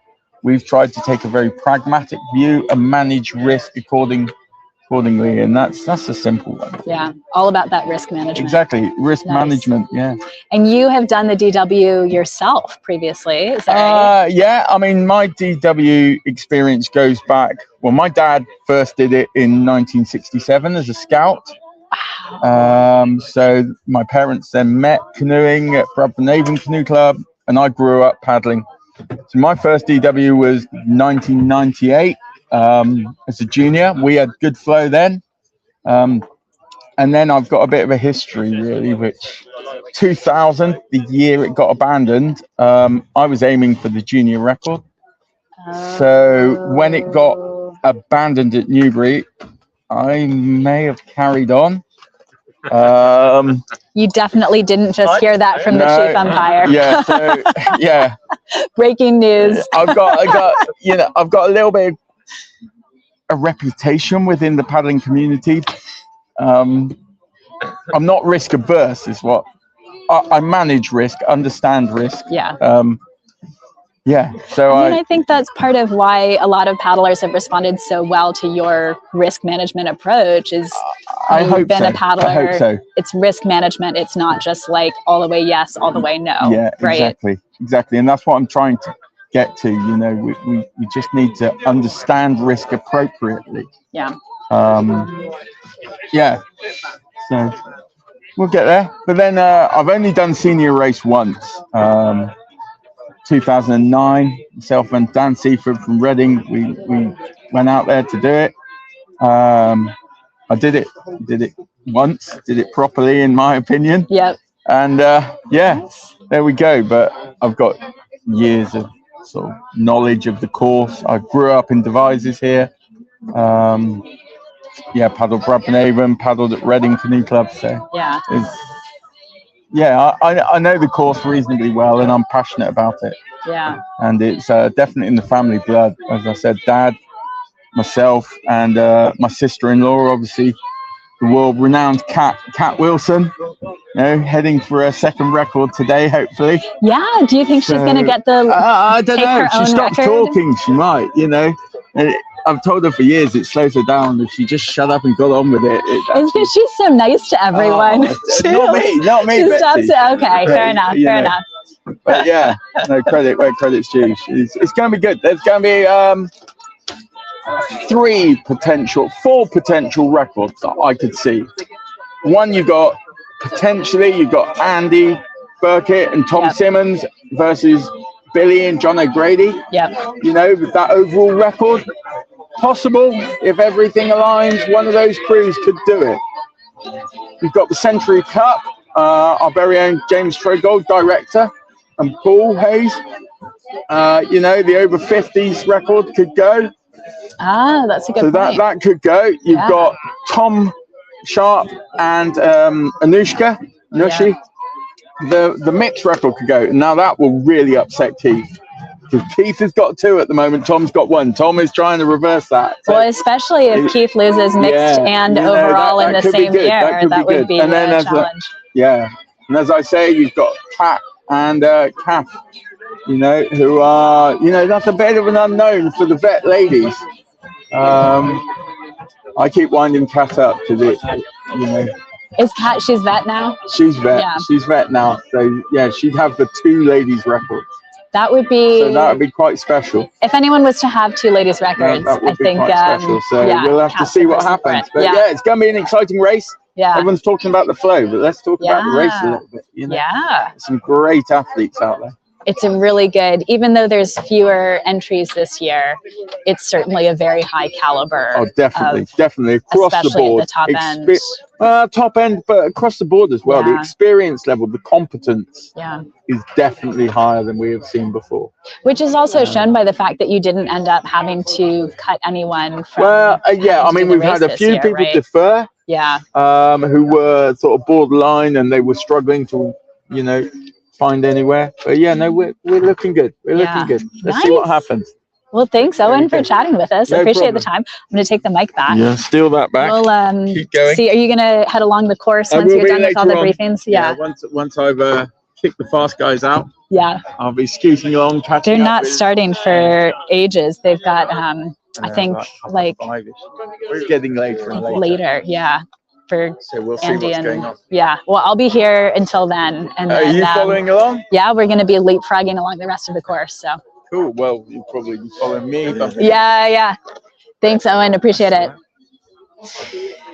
So let's. Did you ever see the video? Sorry. Oh, I do nothing but watch those 2009. videos. The 2009 one. Absolutely, I love it. 2009 video. Maybe That's we can pop the wheel. Where I ended up in the wheelchair. Really? Oh. I know they sort of Wheelchair briefly at the skate end. over- Yikes. pointing over that way. They kind of briefly skate over. Oh, there's that Kat. You kind of go quite quiet. Just talking until about her. You wake up at Dan's house. I think. So we're gonna do. I did. I literally. A little bit of an update on some of the crews that are out racing right now. And we have 6 boats through Hungerford so far.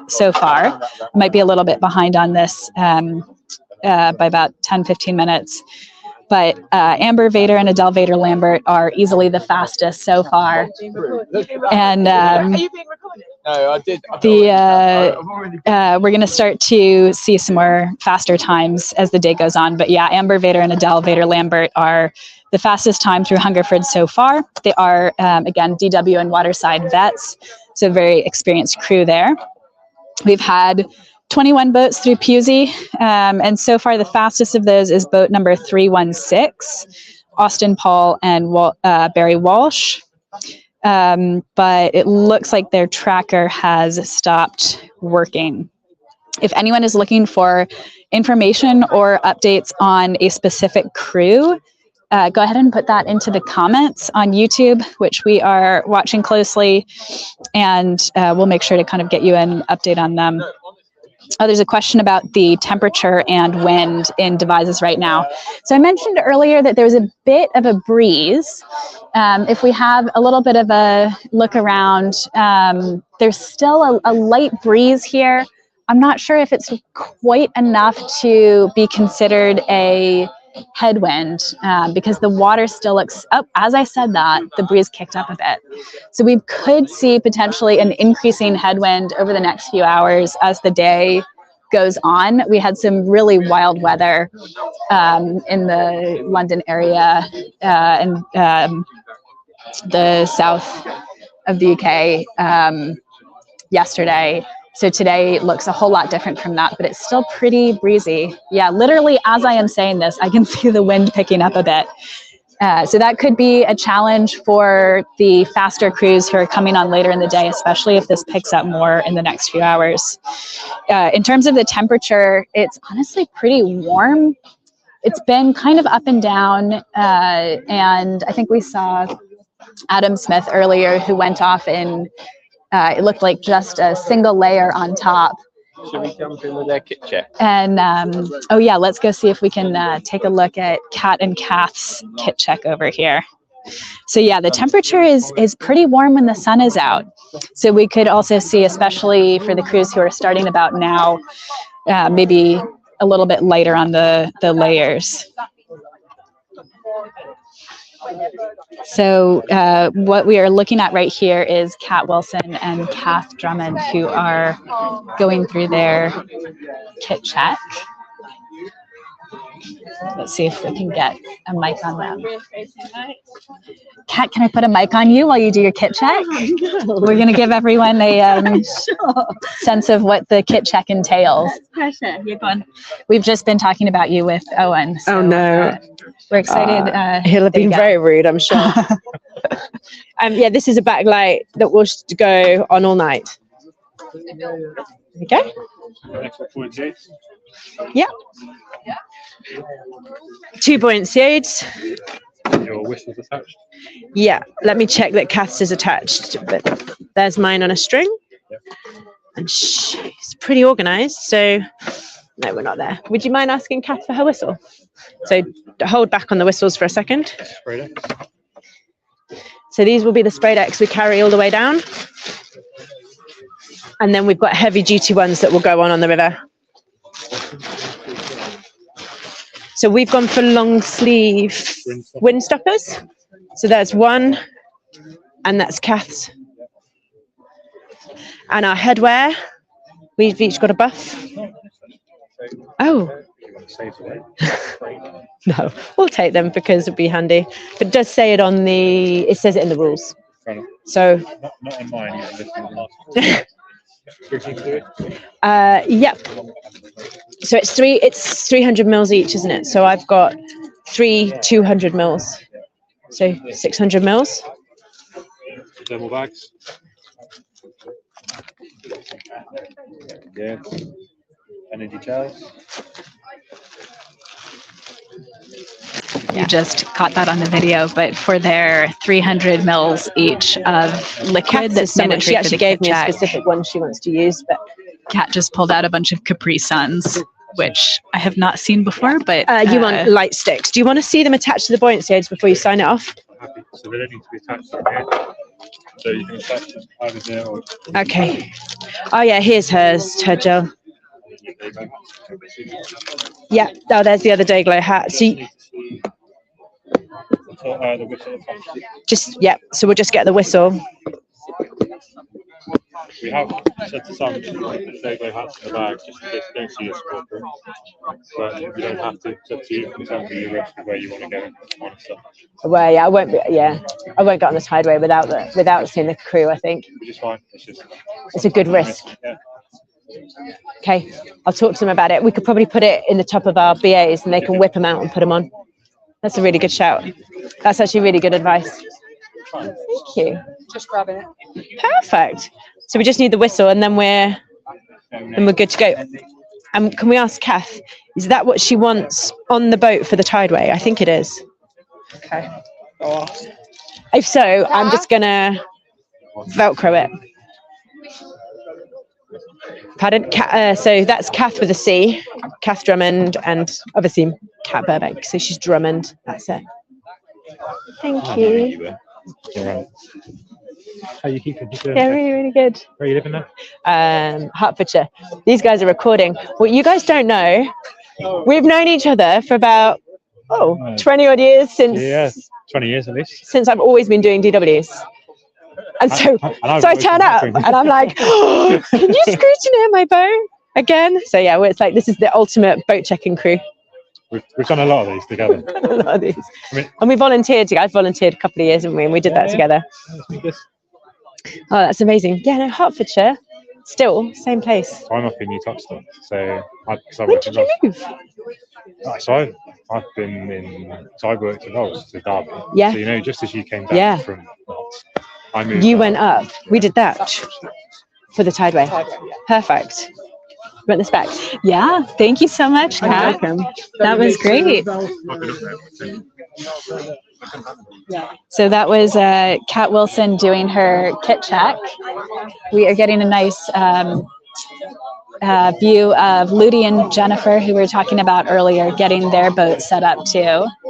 It looks like they might not quite be doing their kit check yet, although, no, I think they are, right? We've got, I'm wondering if they're doing their kit check right now. I think they are, because that looks like the marshal is taking a look at everything. Oh. It's nice to get it done early. I think they're just doing their final prep, ready to get someone into. Just getting ready to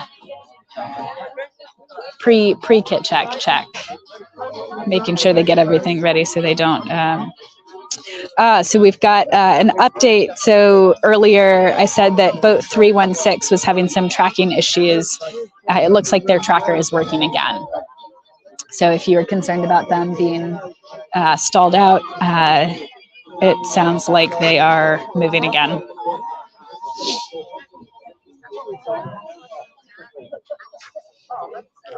Again, we had a question earlier on the weather, and I was saying the breeze is picking up a bit, and the sun is also coming out more.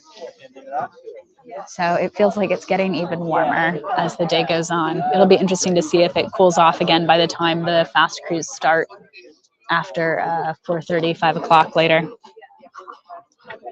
One of the fun sort of quirks of the race this year is that tonight is daylight savings time in the UK.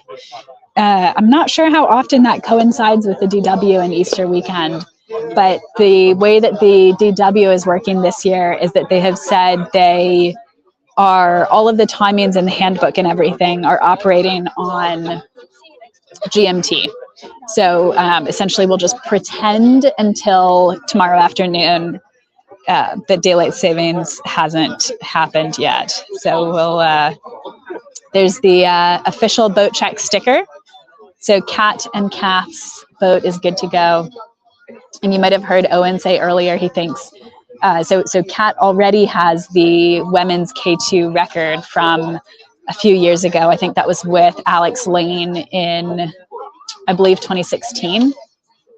And she's now in the vet class, which here starts at 35, which I think feels a little young to be called a veteran, but that's the name of the class.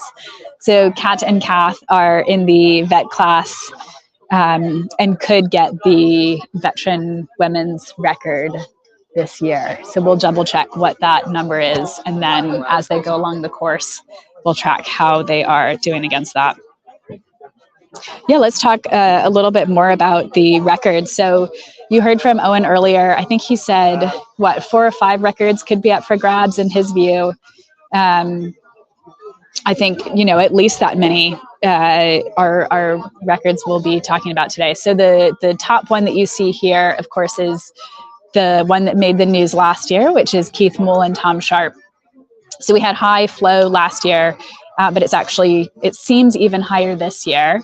And Keith and Tom finished the race in 15 hours, 19 minutes, and 35 seconds. And so that's the overall record. I think it was like 47 years. 44, I think. 44 years. There we go. There's the sneaky unofficial record from the year 2000, Yes. which is a couple of minutes quicker, but we don't talk about that. Yeah. So year 2000 was unofficial, right? Yeah, so the race got called off. The whole event used to start on the Friday morning with the 4-day race and the senior doubles all going in one big start, and you'd get fast seniors trying to get down on the same day, and this was before my involvement in the race, so I don't know the complete details of it. But then that goes the year 2000. I believe there was a daylight run happening on the Sunday. So the main race, you had the 4-day race going off on the Friday.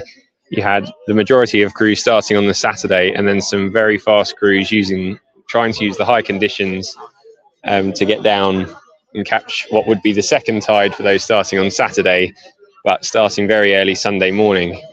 I don't know, there was some sort of incident overnight that meant the race got called off, but I think there were a few crews that finished the race that year, but one crew, I can't remember the name, went down really quickly, but unfortunately I think they got to Hungerford, took the number off the boat and went, well, we started, so we're carrying on. It was, I think, James Baker. It was definitely Duncan Caps, and I can't remember the other paddler's name. That sounds right. So yeah, unofficial record, which, yeah, it's all going to be close this year. There's we've got 2 very quick men's crews, a really quick mixed crew. And in the C2 class, there's the ladies C2 record, which was broken last year. There's a very quick ladies C2. That's Steph and Maria, who we saw start earlier this morning. Yeah, Steve Baker and Duncan Capps. That was in the year 2000. Yeah, it's really all for the taking again this year. It'll be really interesting to see how that pans out. We'll be able to check in with some of those crews that went off earlier as they get down the course. As you can see, it's starting to get a little bit quiet down here at the moment. We've got 1, 2, 3, 4, 5, 6, 7, 8. We've got 9 boats in the paddock at the moment. There's a couple more sort of off in the distance in the car park. But there's no sign of anyone who's going for a really quick time yet. They've probably still got a few hours of thinking about things they might have forgotten and pop into the loo one more time, and then they'll get down here and do it all again and go, oh, just go back to the car for this, just for that. Like I say, have we heard of anyone that's had a steak pre-race yet from the food van? No. No steak, but Tony, who's supporting Ludi and Jenny, said he was going to go for a burger. Although I haven't seen him eating a burger yet, so he might be having to prioritize his supporter duty first. Yeah. Wonderful. Oh dear. Is there anywhere in particular you'd like to wander to, or should we maybe have a look at the start line? Yeah, well, let's head again, back to see the if start anything's line. Probably won't see anyone head off there really soon. So actually, just while we're here, we were talking about we saw the Curtin Meister earlier, which I said was a more stable boat. This is actually this boat, I forgot, Kat is paddling with Kat Wilson, Kat Burbeck Wilson, and Kath Drummond. Yeah. So the record screen that we just had flash up on screen was showing Kat Burbeck Wilson, who has her women's doubles record. So yeah, Kat and Kath. Yeah, Kat and Kath, sorry. So this is a K2 Easy Gemini, which is a Gemini is a very fast racing K2, but Easy Gemini is a fraction more stable, which will help them cope with the very turbulent conditions we've got and really help them lay down the power, get through the portages quickly all the way through the night without having to worry about stability. I think it's still about a stability 3 or 4 boat, so it's twitchy, but will run well, and could easily be the new ladies' record boat or veteran ladies' record boat come the morning.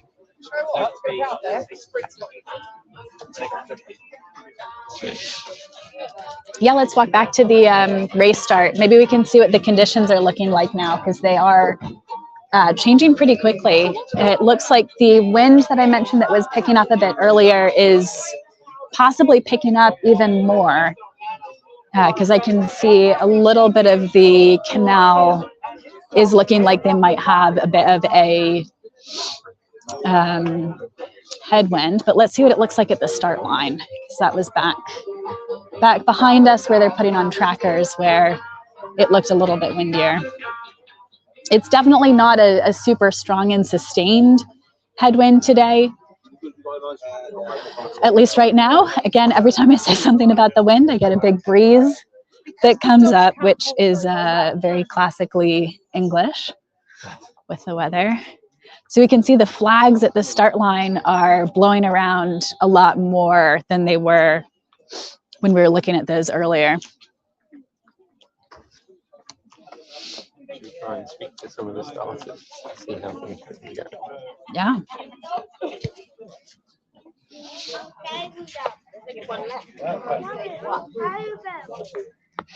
Let's see how the starters are doing up here. They've had a bit of a break for the last few minutes between crew starts.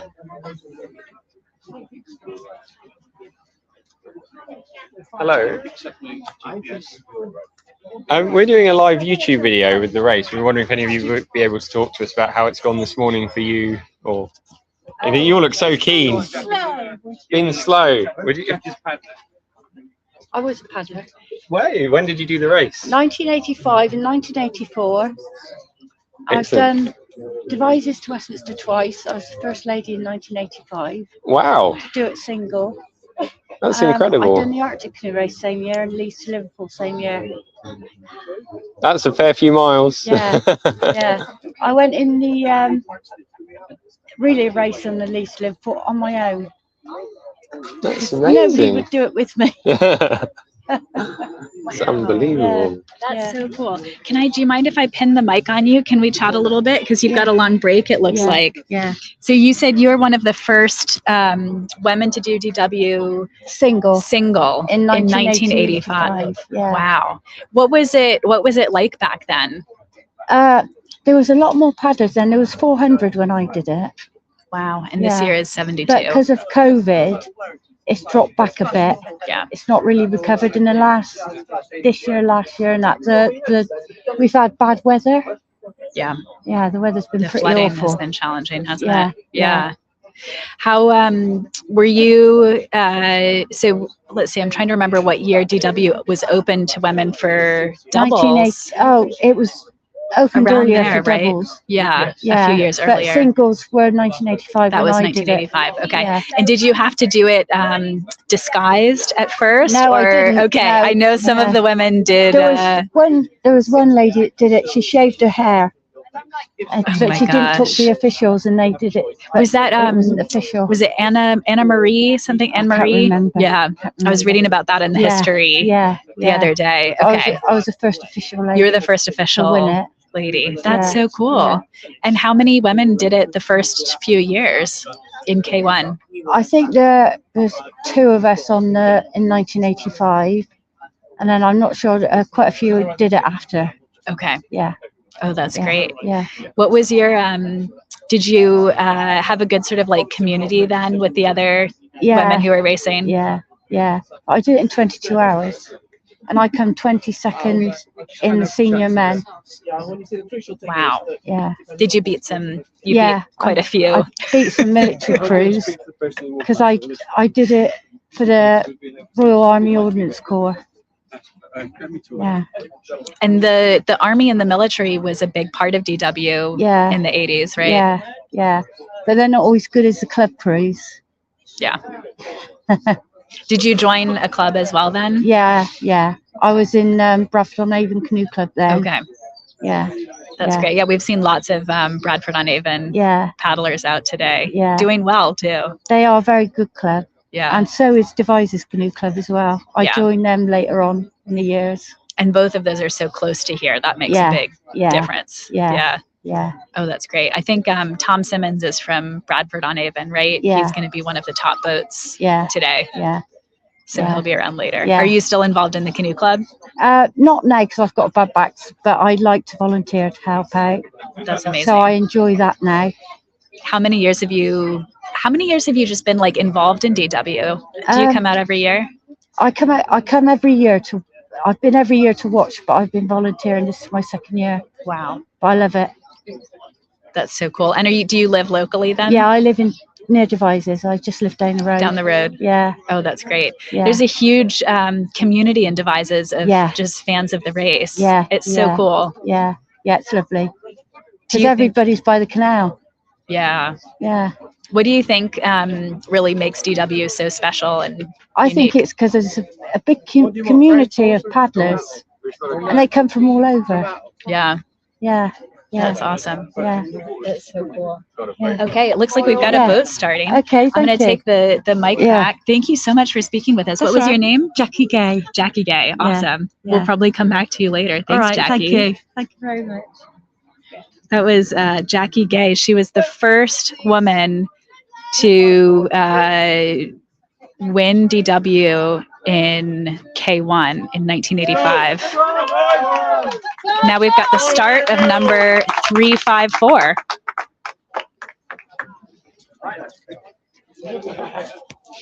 DW has such a exceptional history as a race. It's really cool to hear from people like Jackie who've been involved with it since the 80s.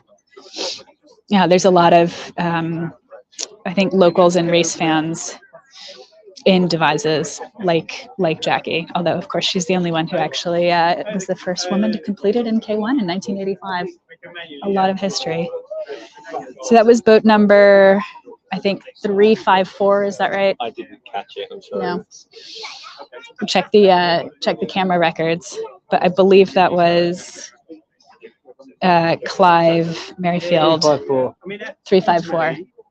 Clive Merrifield and Thomas Merrifield, K2 senior from Taunton Canoe Club, and they'll be off on the tracker now.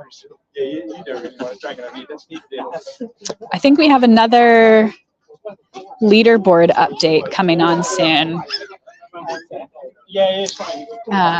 So still not loads of paddlers headed to the start for a bit, it seems. I think Tony said earlier that Ludi and Jenny would be around 12:45.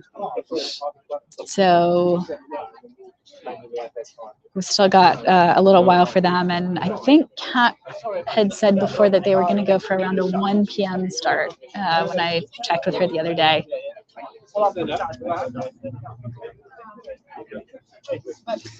It's the breeze is coming up again, and it does look like a headwind here. I don't know, let's see if we can get just like the ripples in the water there.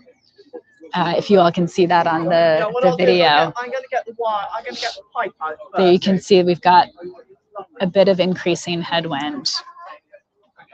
So again, the first stretch of the race, really the hardest part of this stretch is the mental side of things, because you know just how far you have to go, but you're at the point where it's such a slog. So you know at least that you'll have faster water coming up and that you'll start moving faster as you come towards the end of the canal. So the upside is that you have something to look forward to, but it is really, really difficult to paddle this canal section because, again, the water is slow. It's not moving anywhere. It's really shallow in some parts. The portages will be extremely muddy today, and some of the portages are even flooded, which is going to be not what the paddlers want to get their feet into at the start of the race, because you end up, even if you've got good shoes on, you get out there and all of a sudden, within the first few hours of the race, you end up with cold, wet, muddy feet. And then usually paddlers aren't going to get a change of shoes, if they even have a change of shoes planned, until a fair bit later in the race. So hopefully they all have warm socks on. But yeah, so mentally this will be a challenging part of the race for everyone. And the possibility of a headwind, if it's a light one, it's usually not too bad. But if we do see that increasing headwind, it could get really challenging for those paddlers.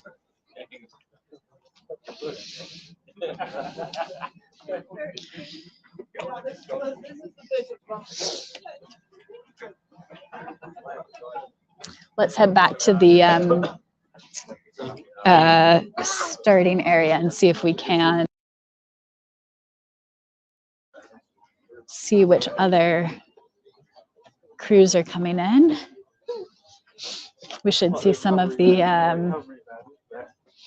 maybe not quite yet, but sometimes in the next hour or so, see some of the faster crews coming in. There's Mike. Hey. Oh. Mike, are you you're supporting Sam and Steve today, right? Yep. Well, so Are they on their way? I'm hoping. yeah. I'm kind of wandering around with no team at the moment. We got left here about 2 hours ago by another crew, and I'm assuming they're turning up. They haven't pulled yet and not told me about it if they have. Oh man. So yeah, no, they're due to start too, so they're okay. They've got some time. Got some time, yeah. And I think the way the course looks, if they were late, it doesn't matter.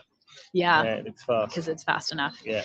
And you were you ended up kind of moving on to Sam and Steve's crew a little bit more last minute. Yeah, well, I mean, the organisers quite rightly have got some strict criteria on crews' competence, and that includes the backups' competence, and not that the guys they've got are competent, they haven't got the experience. So by dropping off the crew I was going to support, it meant a crew can race who's trained hard for it, and I can add that bit of experience. Yeah. done it too many times. Yeah. How many? Oh, right. I asked you the other day how many times, and I think you couldn't remember the Oh, water do you know I size. found How a about place where number you of could look at- DWs? Oh, Yeah. No, DWs I've done 3, and 2 in kayak and 1 in Canadian, and then but I did have a water size. It was 45. I had done 45 yeah. water sides? Yeah. Or is that the number of years, or is that the number of that's races? number of races. Yeah. Number of races. Yeah. No, it's not Okay. impressive any other way. Yeah. 45 Yeah. water sides. Yeah. Wow. So Yeah. I'm sure there must be people who've done, way more. I'm than sure people have done more, but Yeah. not that many. Yeah. But well, actually, more of them were in the sort of latter part of my resurgence of career when I've done Canadian canoeing. So I've done much more than that than I did in kayak. Than in kayak. Yeah, they were kind of slightly less of a thing we did when I was doing that. Normal shorter marathons and things was our thing, and so I didn't often do the water sides, but they were always great. Yeah. So you know this whole stretch of canal in particular. Yeah. This is well. the bit that always gives me slight headaches, because sitting down for 17 miles without a break can be uncomfortable. It's fine if the seat's lovely, it's lovely, but if you've got a bit of a lean between the two of you and it's putting pressure on one side of your bum, it can be painful. Yeah, I was just saying, I think this section is maybe the most mentally difficult. Yeah, and it's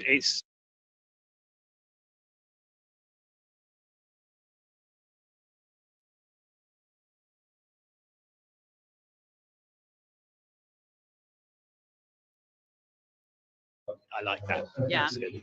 Yeah. And you spend a lot of time by yourself in this section too, right? Yeah, In a lot of I mean, people shout from the bridges, but you've got a couple of hours on your own before you really see anyone. Yeah. And it's spread out. The races inevitably are this on Devizes. It's spread out, so you shouldn't see many crews on the whole of that pound. If you've caught people, one of you's got things wrong on time schedule. Yeah. Yeah. So yeah. Nice. Well, we'll catch you later when you hopefully Sam and Steve turn up. Yeah, I hope so. Thank you. And they should have a good race today. I mean, you never know with a crew that it's Devizes can find all sort of things about yourself, and it's no guarantee that just because you're fast that you'll be great all the way through this race. And if you are, we hope they are. They've done everything I think they can do to prepare for it. But there's plenty of really good crews that've done it and come unstuck. So it's a challenge just to finish. It's true. It's never a guarantee. No, absolutely even not. for the top crews. Yeah. Well, we're hoping everyone or almost everyone finishes today. But I think there's a good chance. All the crews here they've all got through the competency framework, so they're all people who don't know what they're doing about moving their canoe down this length of course. So well, I'm optimistic. Yeah. Awesome. Thanks, Mike. We'll catch you later. Appreciate the time. We're gonna head back towards the we're ready to put a leaderboard up. Oh, amazing. Yeah, let's get the leaderboard up.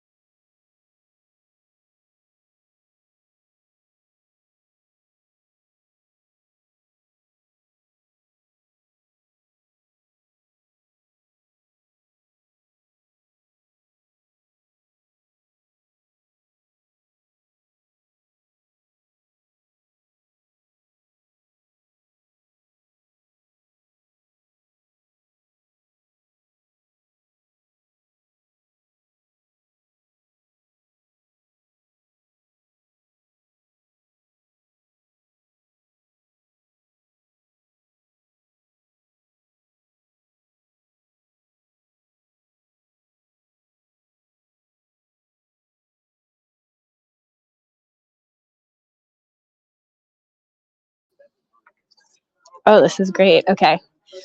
So, all right. Can I pin this on you? Is that all right? I'll just, yeah, let's try that. Let's see if that.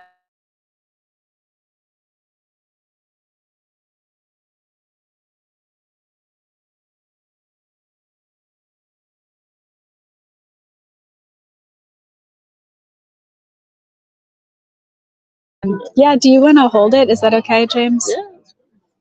And then, is the audio right? I won't be able to.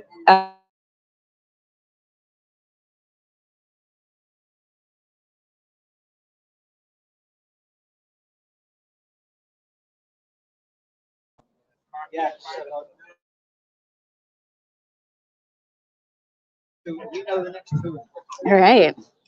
We've got a special guest here. So Tony is a former Richmond paddler who is now doing some cool stuff with paddling around the world. And in Jamaica specifically, yeah. In Jamaica specifically. Yes, so what are you doing with paddling in Jamaica? Well, if we start from the current, we're trying to develop paddling as a leisure sport. Jamaica's got many, many rivers. Paddling it should be first nature, really. Yeah. And so what we're trying to do is do something called kayak tourism, where we bring tourists to the island, and when people go to Jamaica, normally they'll go to, say, Kingston or Mo Bay, and they'll just lime around on the beaches. But what we like to do is say, right, okay, come on a kayak for maybe a kilometre or so, see the wonderful flora and the fauna and what Jamaica has to offer. You know, go to a few bars, a few rum bars and stuff, and hotels, and stay overnight, and then just basically see Jamaica from the river's perspective in a kayak. So I'm working with a company called Kayak Nation in Jamaica right now, and they do open glass bottom kayaks. Ooh. Yeah. So it's absolutely awesome. Okay. So I have to be quick. Sorry, you're being summoned. No worries. That sounds cool. What inspired you to work on like getting more people into kayaks in Jamaica? Well, I was originally born in the UK, but I'm Jamaican origin, and I started kayaking about 10 years ago. And I became Jamaica's first international kayaking athlete. So I wanted to fly the flag for Jamaica. We now more recently have a young guy, Solomon McGrath. He does kayak canoe, slalom canoe for Jamaica. He's done some world championships. Nice. And so we're just trying to develop the interest, and that's what motivates me, really. It's nice to be an international athlete, which I did my best, and now I'm just bringing the future generations, really, that want to get involved in kayaking in the Jamaican diaspora. That's so cool. Based in the UK. Yeah. Oh, so you're working with communities here as well? In the UK, and I've got some connections in Canada, and diaspora in the US. So that's really cool. So you are kind of getting a very international cross section. I'm trying to make connections, trying to use the social media to touch base with people, and like I say, there's a guy in New York, and he works out of on Hudson River, and he's got a very established kayaking base there, Chef Dixon, and we're just trying to make the connections. Yeah. Oh, he's I don't know him personally, but I know of him. Okay. He's in Yonkers, right? That's the one. Yeah. He's super cool. Yes. That's awesome. So he came out to Jamaica once time, and we saw a kayak together. So we're just trying to slowly build the network of kayaking in Jamaica, and just trying to make it available and accessible to people on the island, as I say. Yeah, because there's water everywhere. It's just a matter of like actually getting people into boats. And exactly. Making sure they kind of. I mean, on one occasion, I actually kayaked around Jamaica has 14 parishes or regions, and so what I did to try and increase awareness and raise some money was to kayak on one river in each parish over 14 days. So it was called a 14 river in 7 days. And it was then okay. I've got to go now. Thanks for stopping by. I'm going to grab the mic back. No problem. Super excited about what you're doing. Are you supporting today? You're supporting them. I'm supporting through today. Shane and Julian. Okay. And K2, they just gone, so I've got to go. So you got to run. Listen, thank you so much, Tony. We'll see you around. Thanks for stopping by. It's I think we've heard from a few different characters at DW today. Earlier, we talked to Jackie, who is from Devizes and did DW for the first time in 1985 when she won the women's class. So, we get people at DW who are sort of, like hardcore DW fans who've been doing it for a long time. And then we also get, more international crews, people who are really trying to do a lot for the sport too. So it's really cool. Like everyone's kind of coming to the race from a different viewpoint and background, whether they're, volunteering, racing, supporting. One of the international crews is in front of us right now, actually. So this is 2 women from, it's Tetsman Baum from, I believe, Lithuania. Yeah. And they did the Yukon race, and I believe they won in K2, and they're really trying to kind of build this specialization in ultra races. So they're out here to do DW. We heard, if you heard the chat with Owen Peak earlier, Owen is the race director. We were talking about kind of different crews who have different experience levels, making sure that they'll feel comfortable on the course today, given that it is pretty challenging conditions with the high flow as we get onto the river later. So the Tetsman Baum team is one of those crews. I think that I'm not sure if they heard this from Owen or decided on their own, but that it would be a good idea, since they're international, to get out on the course over the last few days and just get a sense for how it feels. So they went out, I think it was day before yesterday, with Billy Butler. Billy's an experienced paddler and DW racer, and we'll see him later racing with John O'Grady. So he took the Tetsman Baum K2 team out just to get them familiar with the canal, and I would imagine probably the river section as well. So they will have dealt with big water before, having done the Yukon, which is a huge, huge river out in Western Canada. And I don't even know how much, maybe, 10 times wider than the widest part of the Thames that they'll be doing today. And that has pretty serious rapids and fast flowing water as well. So they should feel pretty comfortable with the sections of river today that are faster flowing and that are more whitewater. I think the parts of the course that are trickier for an international crew like them is going to be the portages, because obviously Yukon doesn't have portages, and DW has 77, and I think their boat is a little bit on the heavier side as well,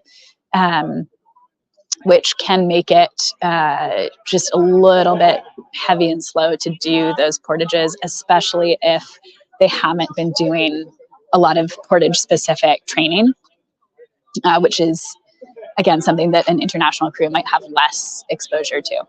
So I think the portages could be a little bit challenging for them. And then the other piece is just knowing the course and making sure that they don't, there's not many places where you can take a wrong turn, but there are a couple where a wrong turn can be devastating.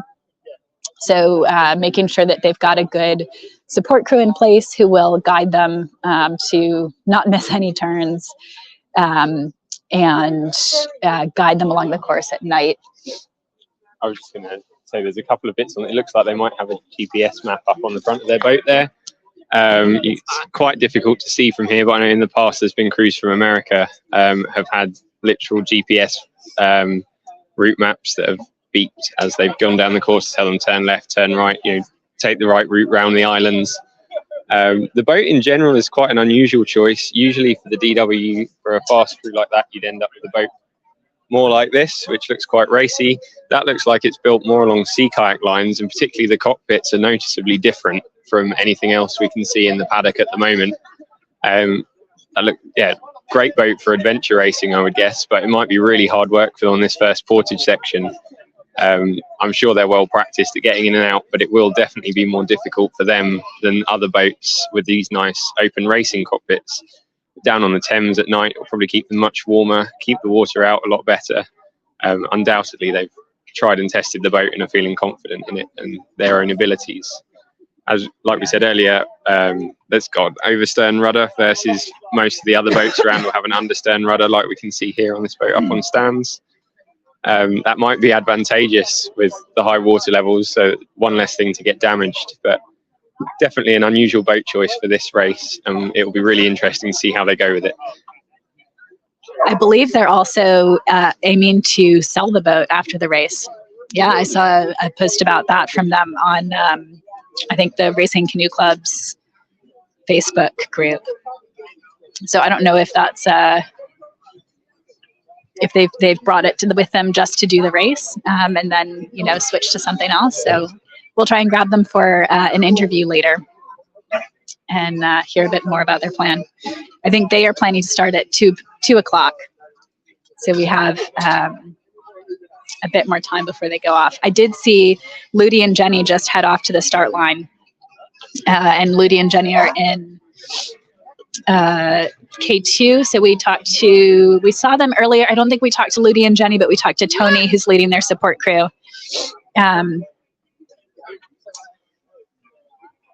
So they should be starting about now. We'll start seeing them on the tracker soon once they get started. Oh, there they are in the boat check.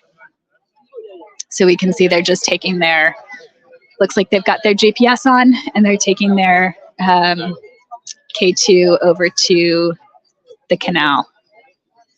I can also see boat 3, 4, 5 headed there. So that looks like a mixed K2. Should we just down to the start? Yeah. Let's go watch them down at the start and see if we can catch their starts. We also just saw in the pens the C2 of Sam Bowen and Steve Hughes. We've been following Sam and Steve at the Waterside Series, where they've been doing really well. They were kind of trading places with Mike and Shireen. Mike, we talked to earlier, is now on the support crew for Sam and Steve. Mike and Shireen won Waterside B and Waterside D, and Sam and Steve won Waterside A and Waterside C. But Sam and Steve managed to take the overall series win because they finished a little bit faster by a little bit more time in the Waterside races that they won compared to Mike and Shireen. But obviously no hard feelings between them, since Mike is on their support crew today. So that's one of the cool things about the DW community, is generally, people are really supportive of each other and just kind of want to see everyone, be able to finish the race and do well. And that takes precedence over, the more negative side of the competitive spirit, although certainly the competitive spirit is very, very hot. So we've got Jenny and Ludi there. So we spoke with Tony about them earlier. So Jenny is relatively new to kayaking, and she saw the Watersides in DW happening and thought, I want to try that out. Let's see how it goes. And Ludi has done DW in K1 2 years ago when she was raising money for Ukraine at the time. And there they go. 12:47 start for Jenny and Ludi. And then the other crew that we have coming up to the start now is, let's see, I'm guessing senior or vet. I'm having a hard time seeing their number, but we should see them pop up on the tracking soon. We do have a pretty good angle here. 304. Boat 304 heading off.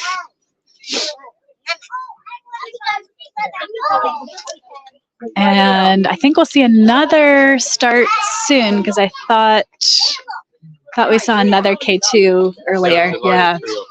Yeah. So we should see a couple more starting in the next few minutes. Three more boats coming soon.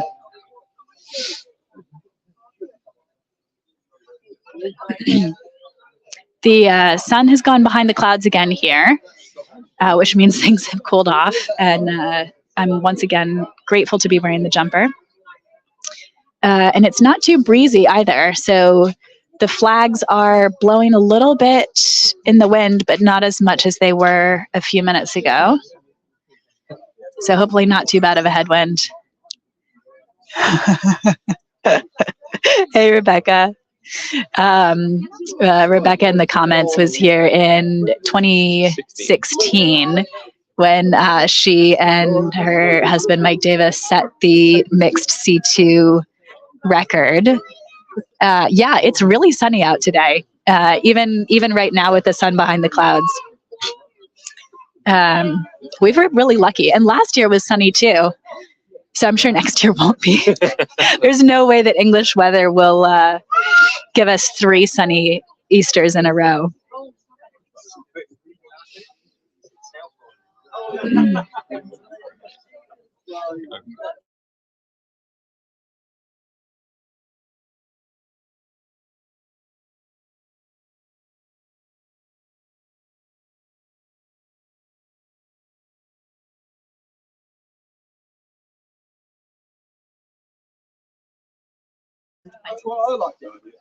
So we're waiting for the next few crews to come through. So we saw, I think, 3 or 4 K2s back at the boat check and tracking check area. So we should see them heading to the start anytime now. What you can see on the canal right now in front of us is a couple of narrow boats. And I mentioned this earlier, but the narrow boats can create challenges for the paddlers because they do, even though they're really narrow, given how wide the canal is, especially where it's really narrow at certain points or under bridges, kayakers and canoeists can end up having to wait for the narrowboat traffic to pass. You definitely don't want to get caught between 2 narrowboats passing each other. It's not a fun place to be. So that can definitely create challenges. And because it is nice and sunny out today, and it's Easter weekend, which is a 4-day holiday weekend in the UK, we, it is likely that you'll see more people out on the water in their pleasure boats. So we've got a few crews coming now. There we go. Okay, so this is the mixed K2 that we saw a few minutes ago. They look like they're remembering how long the race is. This is boat number 345. Enjoy. And they're off. That's a 12:52 start. They look like a strong crew. The mixed class this year, if Anushka Freeman and Tom Sharp have a good race and finish as expected, they will likely win the mixed class by quite a long time. But we could see more sort of competitive times between the rest of those in the mixed class today.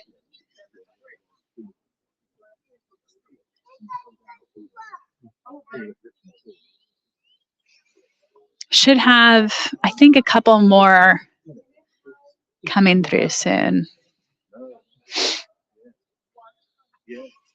Yeah, things have been pretty quiet for the race starters.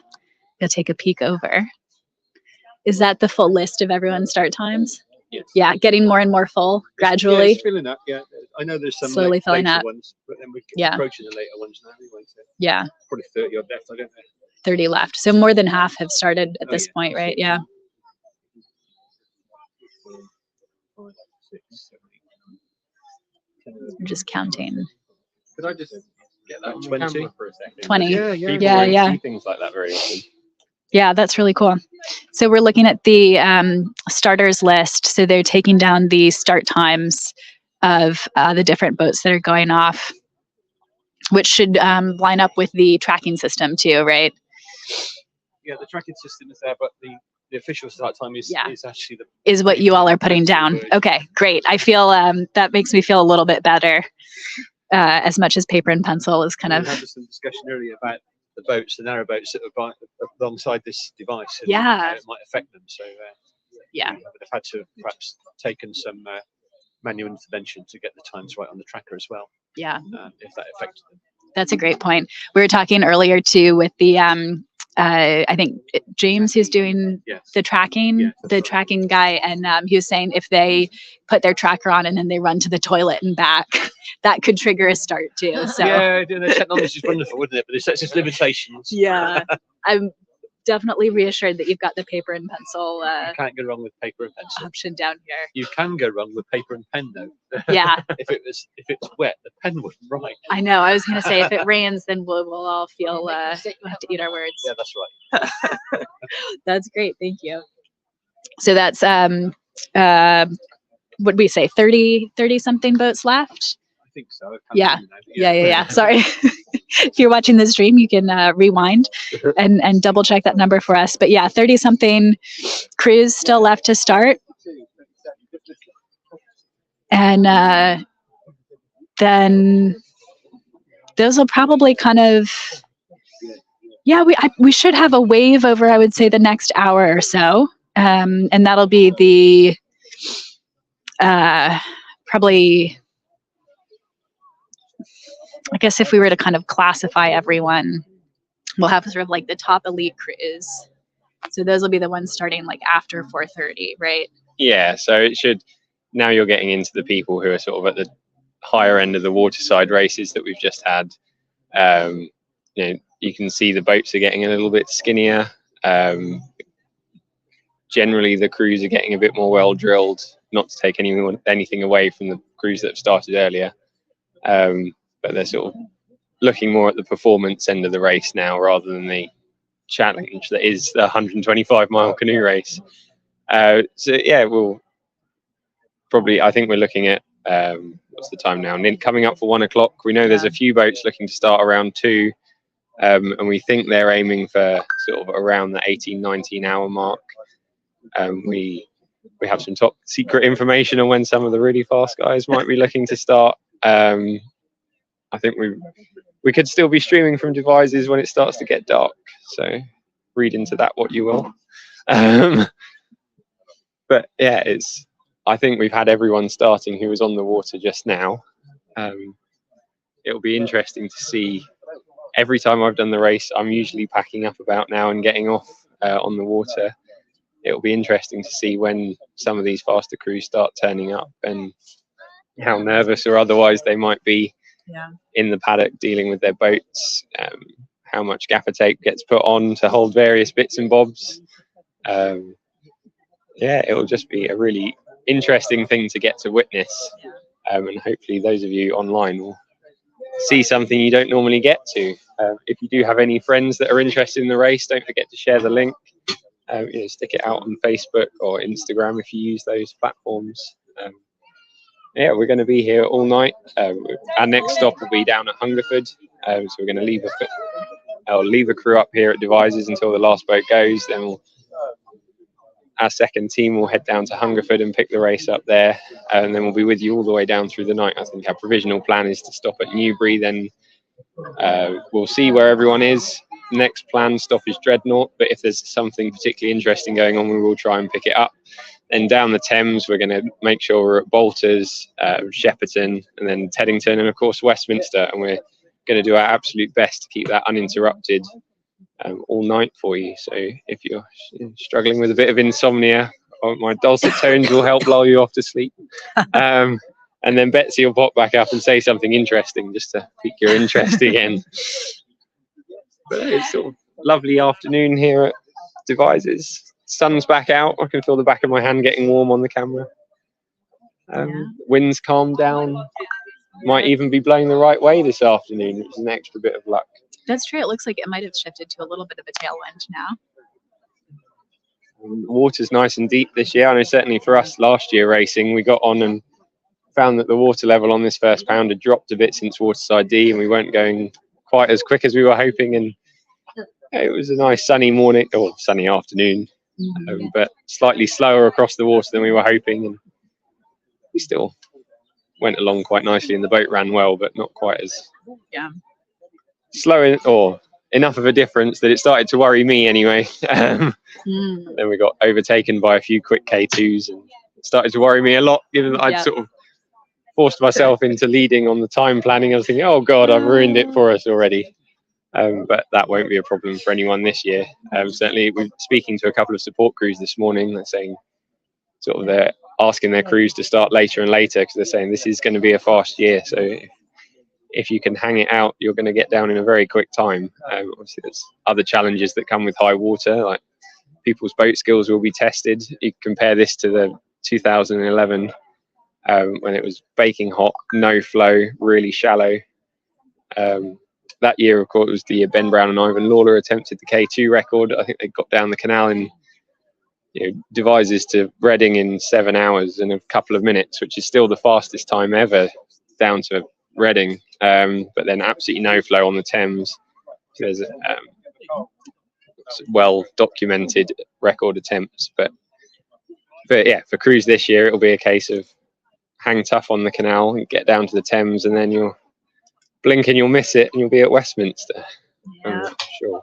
I'm sure it won't feel quite that fast for them, but that's how it'll feel for us following along, at least. Let's head back to the. Sorry, we've got a boat. Do we have someone coming through? Okay. Just seen some paddles. Here we go. Another one coming up to the start. Supporters coming down to watch their crew set off. Which crew are you supporting? Are they coming down now? 366. 366. Okay. Yeah. Have they done DW before, or run a live stream if you're? No, one's trained for it and one hasn't done it before. Okay. So one experienced paddler and one newbie. Here they come up to the start. It is boat number 366. You can see their water systems. There we go. Lots of enthusiasm. I think we've had more spectators come out as the day has worn on. That was fun. We just watched everyone go from this side of the bridge to the other side of the bridge to watch. There'll be a lot of crews doing DW who are mixed between, more experienced and less experienced paddlers. And a lot of that, I think, is because it is a race where newbies benefit hugely from racing with experienced paddlers. Because again, even though the course is a relatively straight line, James was talking about the GPS earlier. Some of those international crews who are less familiar with it might rely on a GPS just to make sure that they don't, take a wrong turn or miss a turn.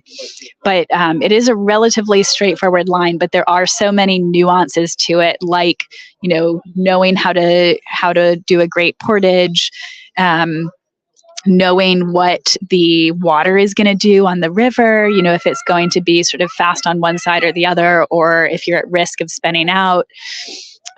Even knowing ahead of time sort of where there's some downed trees and things like that. There's information in the Facebook groups and from the DW race committee about a lot of the hazards in the water. But it's really useful to have people who kind of know, because often I think those show up kind of at the same places year after year too. So it's just hugely helpful to have someone who knows the course, as well as just knowing, how long you have until the next portage point when you're, getting a little bit, when your bum's getting a little tired, as I think it was Owen we were talking to earlier, who was saying that, this first part, before you hit a lot of the portages, is where if you have a lean in the boat, it can be particularly difficult because it helps. The portages really help if there's, a lean is like one paddler has a slight lean towards one side that's different than the other paddler who either doesn't have one or has a lean towards the other side. And both paddlers end up trying to correct the boat, and it kind of usually creates a lot of back pain sometimes other things, and it certainly makes you at risk for injury too.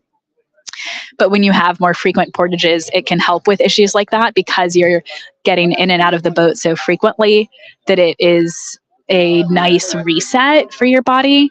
But this whole first bit where before you start hitting the portages, is it Pusey where you get the first? Wootton Rivers. Wootton Rivers is the first portage from here. Pusey's the first checkpoint. There we go. Pusey's the first checkpoint. Yeah, because I think Pusey's the first checkpoint that we've got tracked on the live tracking right now. And then, yeah, Wootton River's the first portage. Yeah, so if you can see in the canal right now, we've got a nice view of some of the debris. So we had a lot of issues with this last year, and it's been a bit hard to say how much issues there are with the debris this year, but it does look like the racers will probably be facing some issues with it. It will save your battery on your phone. You don't want that.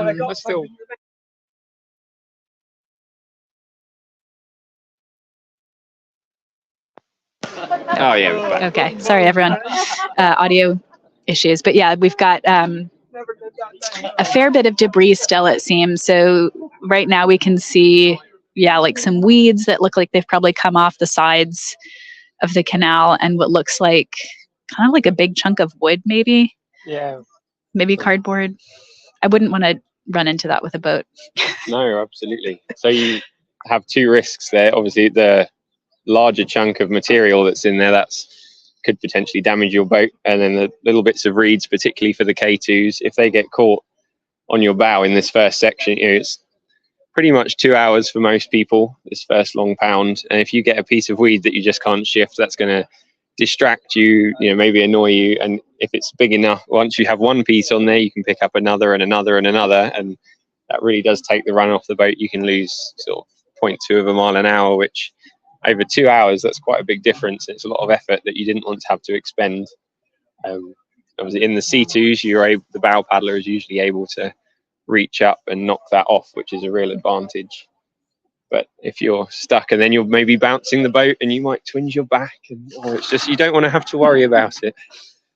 So yeah, hopefully there's not too, like we were saying, because the levels are up, there's debris on the side of the canals that will have been picked up, and it's been really windy locally recently, so that could dislodge lots of stuff that might be in the canal. It'll be, I'm sure we'll get updates on that as we go down the course. Paddlers certainly like to complain about it. This is true. I was at, it was really windy over the last couple of days too, which can compound the problem of the high water with debris. And when I was at Bruce Tunnel for Waterside D a couple of weeks ago, there was a whole chunk of fence that had actually blown down on top of the tunnel. And that was before the winds that we had. I think that was yesterday, right? And the day before, it was a big storm. Yeah, Thursday night was terrible. Yeah, Thursday night gale that really, makes you want to go check and check that your fence is still standing. Just to combat leaves and reeds, some crews in the past have sort of taped bits of coat hanger to the front of the boat to create a very soft edge. That really helps. I know Billy Butler and John O'Grady have a weed guard on the front of their boat this year because of how many issues they had last year. Yeah, I remember reading Dougal's write-up saying Billy's Instagram handle is Billy Paddles. Billy likes kayaking. Billy likes kayaking, my mistake. And Dougal had changed that for him to Billy likes pies in the front of the boat, getting lots of weeds stuck on the front, which we all thought was pretty funny. Yeah. So Rebecca has just asked, are there any additional portages this year with the water being high? So there's low bridges on the canal will be particularly low. There aren't any additional compulsory portages, but crews will have to be careful, particularly if they're being overtaken. I got overtaken by a K2 going under a low bridge that I was very happy to get under, but then the wash of their boat coming through sort of lifted me, and I did bash my buoyancy aid on the bridge. There's the safety concern down at in Eton, down at Windsor. There's a compulsory portage there, which we had to do last year because of the high rates of flow. So that I think it was about an additional 400-meter portage, which felt like about 5 miles. It was long, Yeah. especially at that point of the night. Yeah, long up steps, down steps. It was very unfamiliar as well. So going into it as paddlers, we really had no idea. We knew we were going to have to do it, but it's not something anyone had recce'd before, because it was a last-minute implementation. But apart from that, it's the normal course. So yeah, I think that's. I don't think there's any other additional portages been put in place. They were saying in the briefing, the one that they're going to make longer. Right? Yeah, so down at Wolverhampton as well, there's a big flow coming in. It's the mill stream that comes in from the right. And there is an option. Lots of people run a bit long there anyway, but there's an option, if you're confident, used to be to get in before the mill stream and get an extra push around that bend and down under the road bridge. But that is now compulsory to run past the mill stream. You have to get in. You can either get in straight after the mill stream and carry on, or you have the option of running right down past over the road and getting in down there. If you do go all the way down there, you're going to have to watch that the back of your boat doesn't get pushed out, just because it is quite strong flow there. But yeah, it's all things that these crews should be more than capable of dealing with. They have all been vetted. They're all very competent paddlers taking on this challenge, and in suitable boats, suitable equipment, and suitably well trained to be taking it on. It is a very tough race, but we will come into it knowing what we're taking on, and the organisation at the moment are doing a really great job of highlighting all the hazards and making sure that everyone knows what they're taking on, and empowering paddlers to say, look, if you feel this is too much for you, we can defer your entry. You don't have to take this on if you don't feel like it's going to be, I would say, enjoyable, but it's never enjoyable. It's an achievement. I think once you're at the top of the steps in Westminster, there's a good 10 seconds of enjoyment before you realise how much it hurts. I call it type 2 fun. That's the one. A special type of person who finds this fun. Yeah, we were talking to James from Open Tracking earlier about what makes DW unique. And one of the things that because he uses Open Tracking, which is the software that you can find on the DW site right now to track all of the boats live.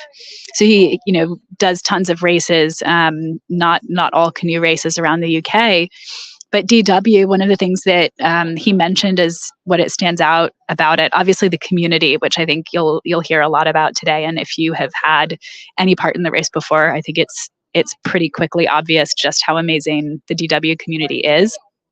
But he also mentioned how the leadership of the race is often people who've actually done it themselves, right? And who've been involved with it for a really long time.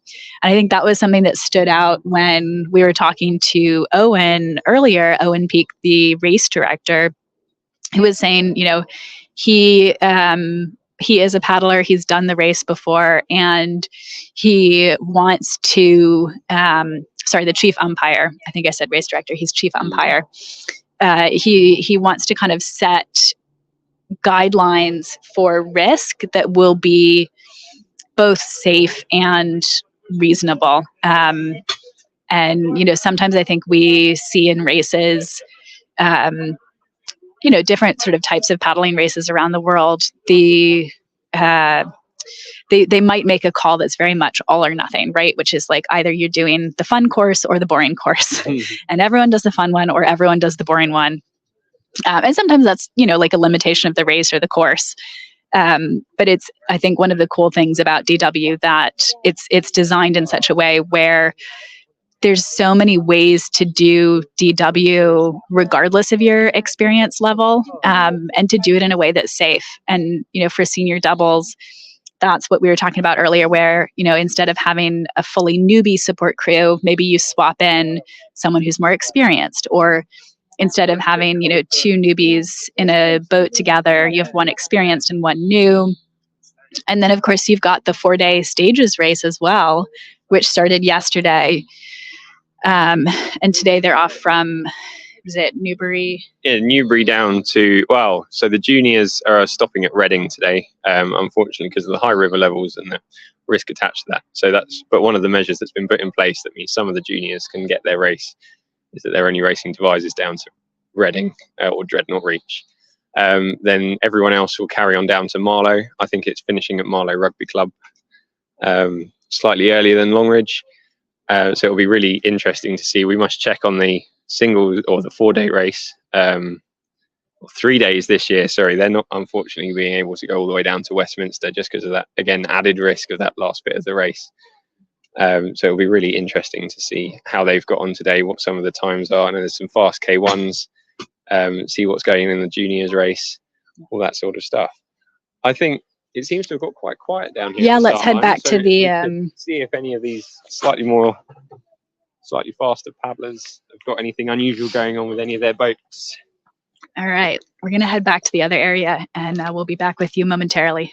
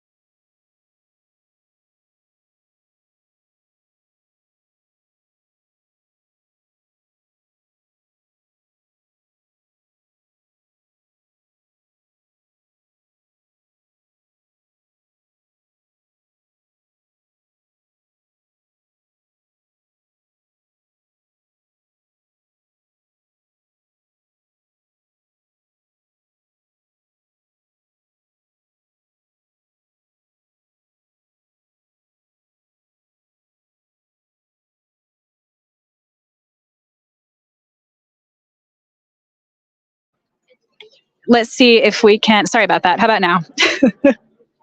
Thank you for the comment on it. Can you all hear us now? So we were going to do a leaderboard update, but it looks like Kat and Kath are getting on the water now. So let's go see if we can catch them before they head off. So they're getting their tracking put on. Okay, thank you for confirming. Appreciate the feedback in the comments. So Kat Burbeck-Wilson and Kath, I think Kath Drummond are here and getting ready to get in their K2. Kat Wilson holds the women's record currently, and she could get a second record today for the women's veterans. So getting some photos taken of Kat and Kath. All right. Can I chat with you a bit while you're... Yes. All right. So you got pulled into the race this year a little bit last minute. Yes. After you saved the race through No, I didn't. Friends of DW. No, yeah. A team of us got together to help raise loads of money, and the DW community pulled it out the bag as per usual. Yeah, and then Kath was looking for a partner, and Owen, who's the chief umpire, and my brother-in-law, a best friend, and basically said, "Yeah, Kat will do it with you." I think he duped us both, actually, didn't he? He told each of us that we both wanted to do it. And so we were like, oh, okay. And then it was too late. Right. And then he had already entered you. and No, you were- no. We had to enter, but we entered with about half an hour to spare. Oh my gosh. Yeah. we're Oh, excited, that's aren't we? great. Yeah, we've been in the boat twice before. We borrowed a boat Only twice? like 14 One- days one ago. time, okay. It'll be fun. We actually did a K4 together. Oh, we You know, did so I years and think we're years ago. experienced. Yeah, we're very experienced. We're very experienced together. We've done a 200 meter K4. A 200 meter K4. You know, it's like same thing, right? It's the same thing. So It's two same, moms who push babies Same, out. same. We can do this. Yeah, we can do You know, this. that's It's just a little paddle. We're just gonna have a chat. We're just having a chat. We're just For 20 doing hours. something. We're just really catching up. oh man. That's great. Kath, have you used on DW before? No, This is your first time. first time. Okay. Yeah. And you're not sure if you wanted to do it or Owen decided for you or I think well I was going to be backup for another crew, okay. and then I sort of got my head into it, and then once I got my head into it I was like, I'm doing it. And then Owen, when my backup fell through, I was like, oh, okay, I've got out of it.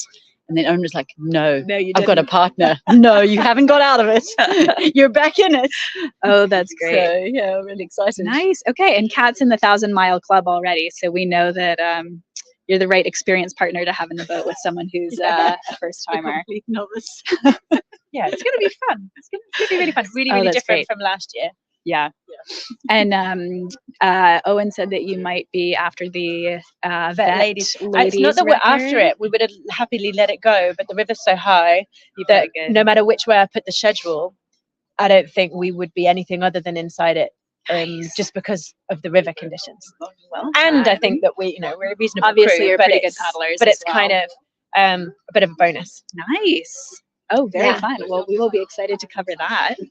Yeah, Can't wait to my follow you only along. concern actually is that we've undercalled it and we have to wait at Tennington. That's my biggest concern. But I don't want to leave it any later because I also don't want us to fall outside of the window. So it's like, yeah. Anyway, better go because we're going with these guys. Okay.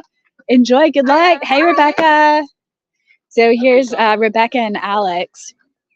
And they are off in mixed K2. Rebecca's first DW. And not Alex's first. And yeah, they're from Newbury Canoe Club. And He's an underrated overdog. oh, very interesting. Underrated overdog. I don't know if I've heard that before. Yeah, underrated. I think. Underrated. Okay. Yeah, this should be really fun to watch. And going off together, there should be some good wash hanging. Again, both of these two crews are a mix between a super experienced DW paddler and first timer. Yeah, it should be really, really fun to watch. Going off together, they'll get some nice wash hanging. As you heard from Kat saying just there, and we were just getting an update earlier as well from while James and I were standing at the start line, Henry was over in the pens checking in with the paddlers and saying, you know, it's been almost like a game of chicken with the start time because the feedback from everyone downriver has been that the conditions are only getting faster. There's Alex and Rebecca there. So Alex has been labeled the over underdog, something like that, by Kat Wilson, and Rebecca, who's a newbie. So Alex and Rebecca came together also, I think, with someone who fell through last minute because Rebecca's originally planned partner for DW was diagnosed with prostate cancer. And I think he's doing well now, but that was when Alex stepped in to do the race with Rebecca. And they are now raising money as part of the race for, I think, awareness and research of prostate cancer. So they've had a very cool story. And the friend, and I'll get the details on all of this later so you have the accurate information, but the friend only went in to get checked because his wife encouraged him to get checked.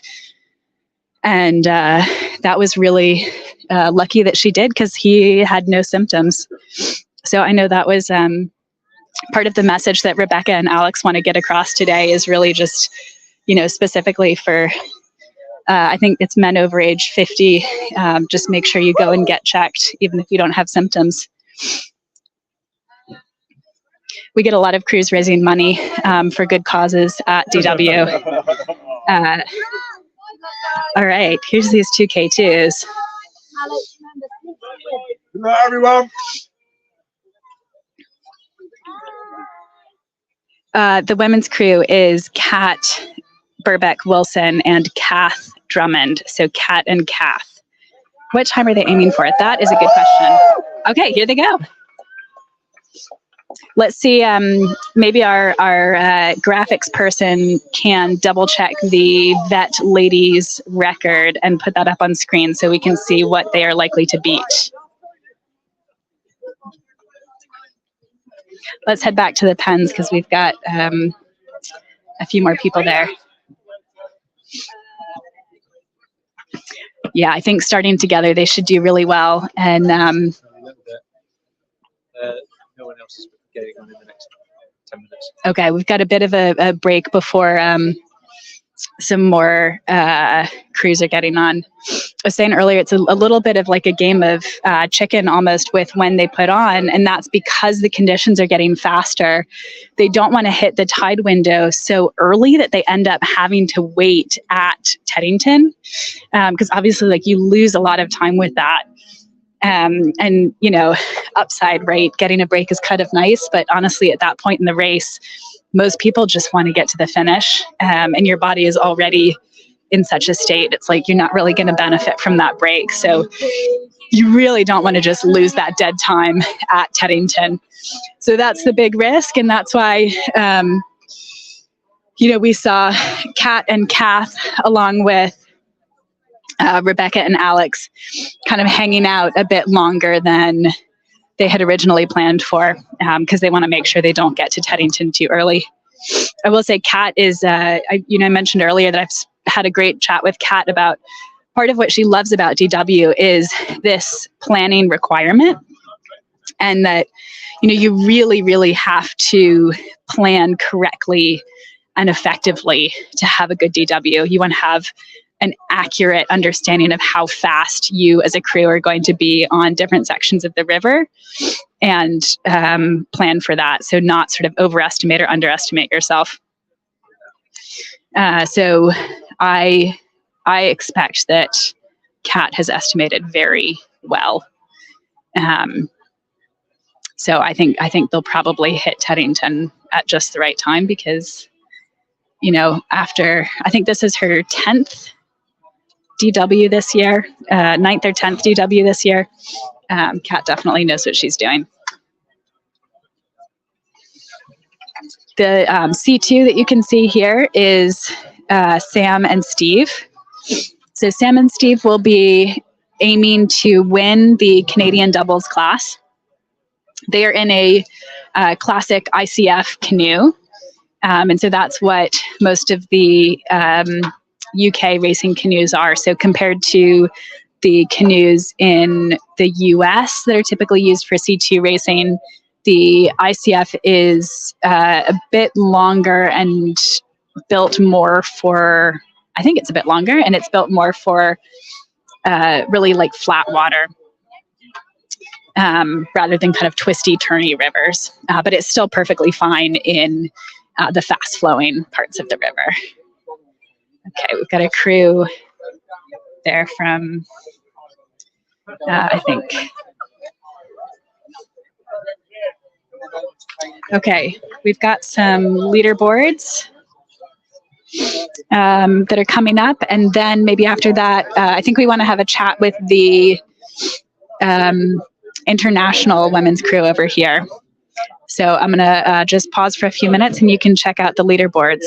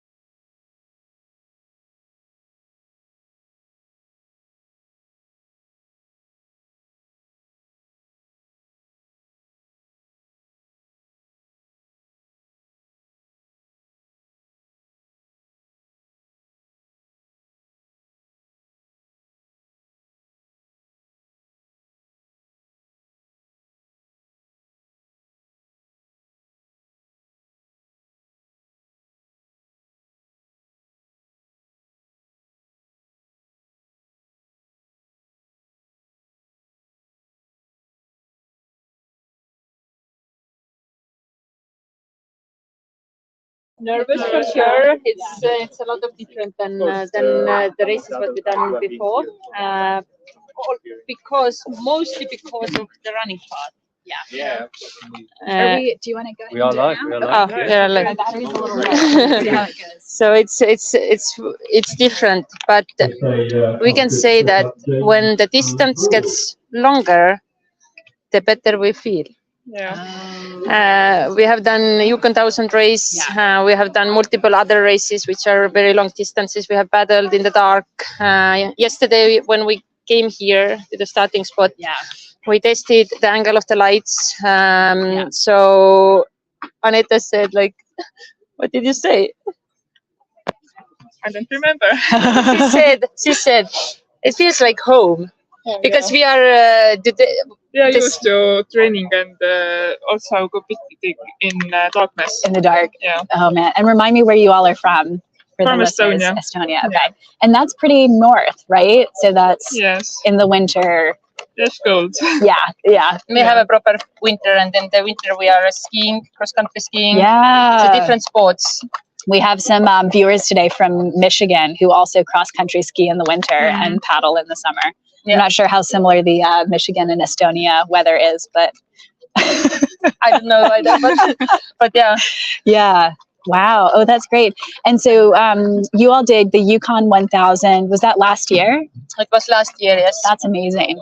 And you won that, right? Yeah. We it really matters when we're talking about it. Tears are coming into eyes still. It's a very big historical achievement. Yeah. Personally, but first of all for women. Yeah. Also, no women before have won overall this hard race. That's amazing. And everything fall into the place. We put lots of focus on details. We tested everything. We really prepared for this, and this is how it worked out. And the magic what we have all That's together so supporting cool. each other. This Yeah. is how we managed to do it. Actually, Yeah. Of course, even not mentioning like that, we have a big support crew around us. It's not only two of us. We are on the picture, Yeah. But the families, the friends, coaches, therapists, etc., Everyone all etc., together. everyone else, and they are cheering today for us. And we know it That's and we feel it. amazing. That's so cool. That was a great achievement, and I think there's been some discussion in the running world around women in ultra events, and I think in paddling too, right? Because it's the physical aspect is a much smaller part of it, right? It's so much about the preparation, the mental ability to get through it. Absolutely. Is that what you found at the Yukon 1000? That it really the mental side of things? Yes, Yeah. definitely. We had on that race, it became mentally you find yourself in a spot where things get hard, but then how you shift the mind from this negative to positive to find out, okay, let's see these little details. These went well actually, so these are helping. So it was really, this is something what we are now shifting into our daily lives. Yeah. So for sure, mental game. Oh, that's really cool. And did you do specific mental preparation around that, or around DW that you're kind of thinking about before you get started? It was coming mostly throughout the previous experiences. Yeah. So races, very dark, cold races in Baltics, in Latvia, in Lithuania, then Yukon River Quest, 2022. So all of these were guiding us to Yukon 1000. That's amazing. I know, one of the things about DW that people here have said is if I can do DW, I can do anything, right? So whatever you come up in your day to day, you're like, I can, I've done DW. You all have done the Yukon 1000, which is probably the hardest paddling race out there.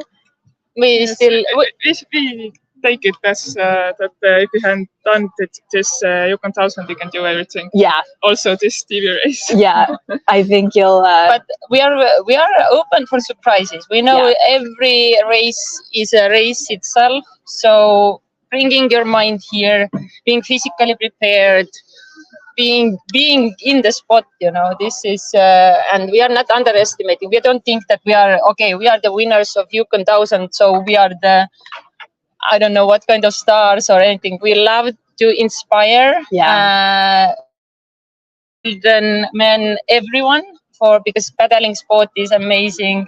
For me, so paddling sport in the nature overall, this is amazing for the mind and the soul. So, Wow. So yeah. How long have you been paddling for? I have 10 years actually.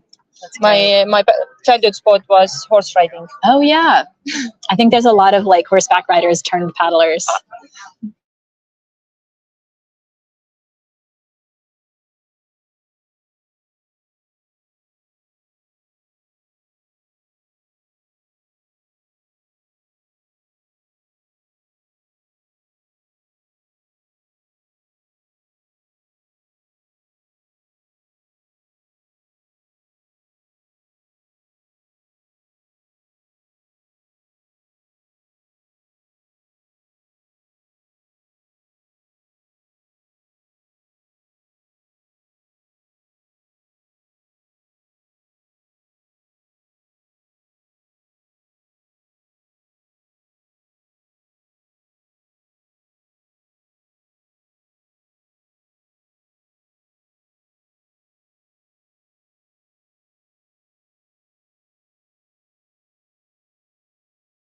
You need to plug that in.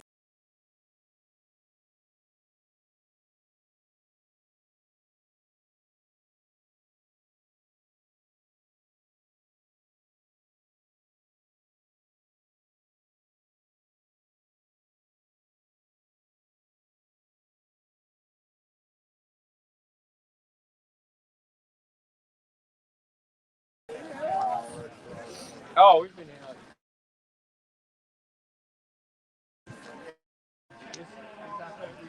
There we go. We're back live. We're back live. All right. Okay. Thanks everyone for bearing with the interruption. Yeah, we mustn't get in the way of your preparation. So we went on the one. So Billy actually contacted us. Yeah. We're like, oh, so cool. I didn't check the background of his first. We were starting chatting, and she was checking up. Do we have everything what we need? What information we need?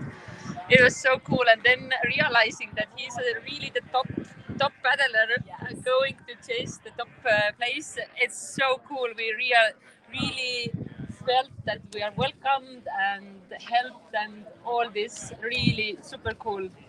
Amazing.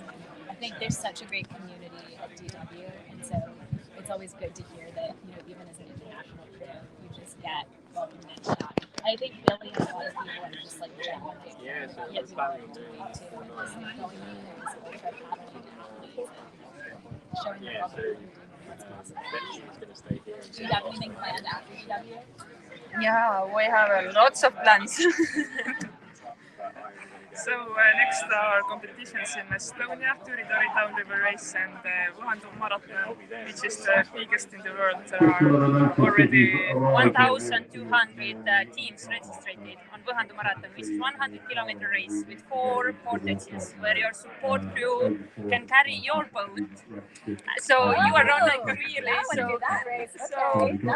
we shared with girls before, and so very welcome to come to Wuhandu marathon. It's every year it's on the 3rd weekend of April, so it's gonna be 20th of April this year. Next year it's an anniversary, 20 years of Wuhandu marathon. To compare to TV, okay, it's very young, but still.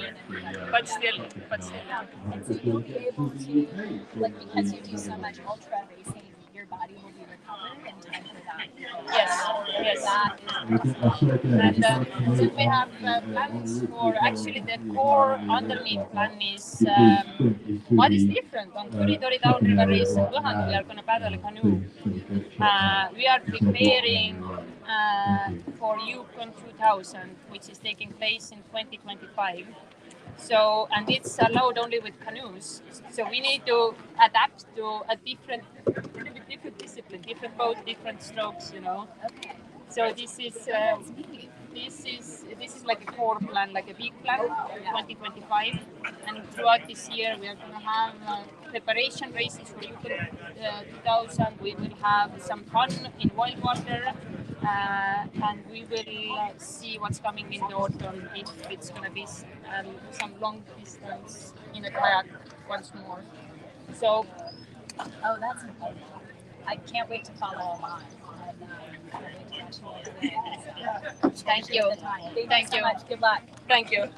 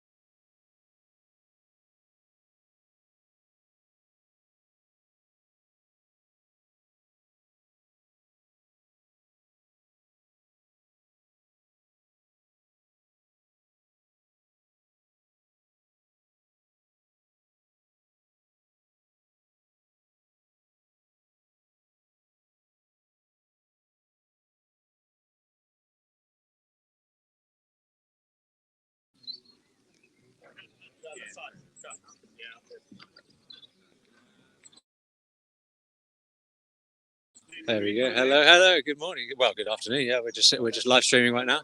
So this is Tom and Anushka's boat being unloaded, and they're oh no, it isn't. My apologies. This is Andy Burkett and I'm so sorry. But yeah, Andy Burkett's in the back of this one. And then Tom and Noosh are just over there. Someone was asking about folding boats and the types of boats that you would get at DW. So folding boats, generally anything that can be compressed down to a bag size, that is very open to interpretation as to how small fold it goes to.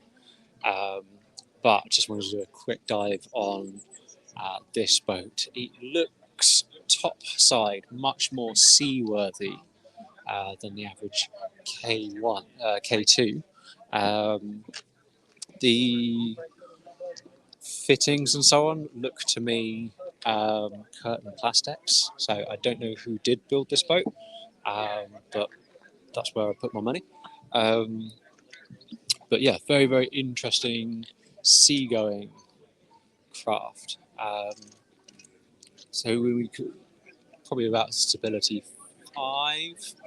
And yeah, it's just that traditional style cockpit. It's interesting they've chosen pedals, but again, pedals and shoes, kind of typical, and an overstern rudder. Whereas if you compare to your classic K2, obviously with a rebuilt bow quite a few times, yeah, reinforced standing area, portage handles, and standard understern. Now, funny enough, that is again slightly common, is to have a quick way of accessing the rudder should there be any damage. Right, we're just going to see if we can have a. Oh, here we go. This is Tom Sharp and Anushka Freeman's K2, all up and ready. You can see the snacks on the side there, all loaded and ready to go. I think they're probably a few hours until they want to be setting off. Right. Right, they are set and ready. They're set and ready. Right, just gonna have a quick mosey round.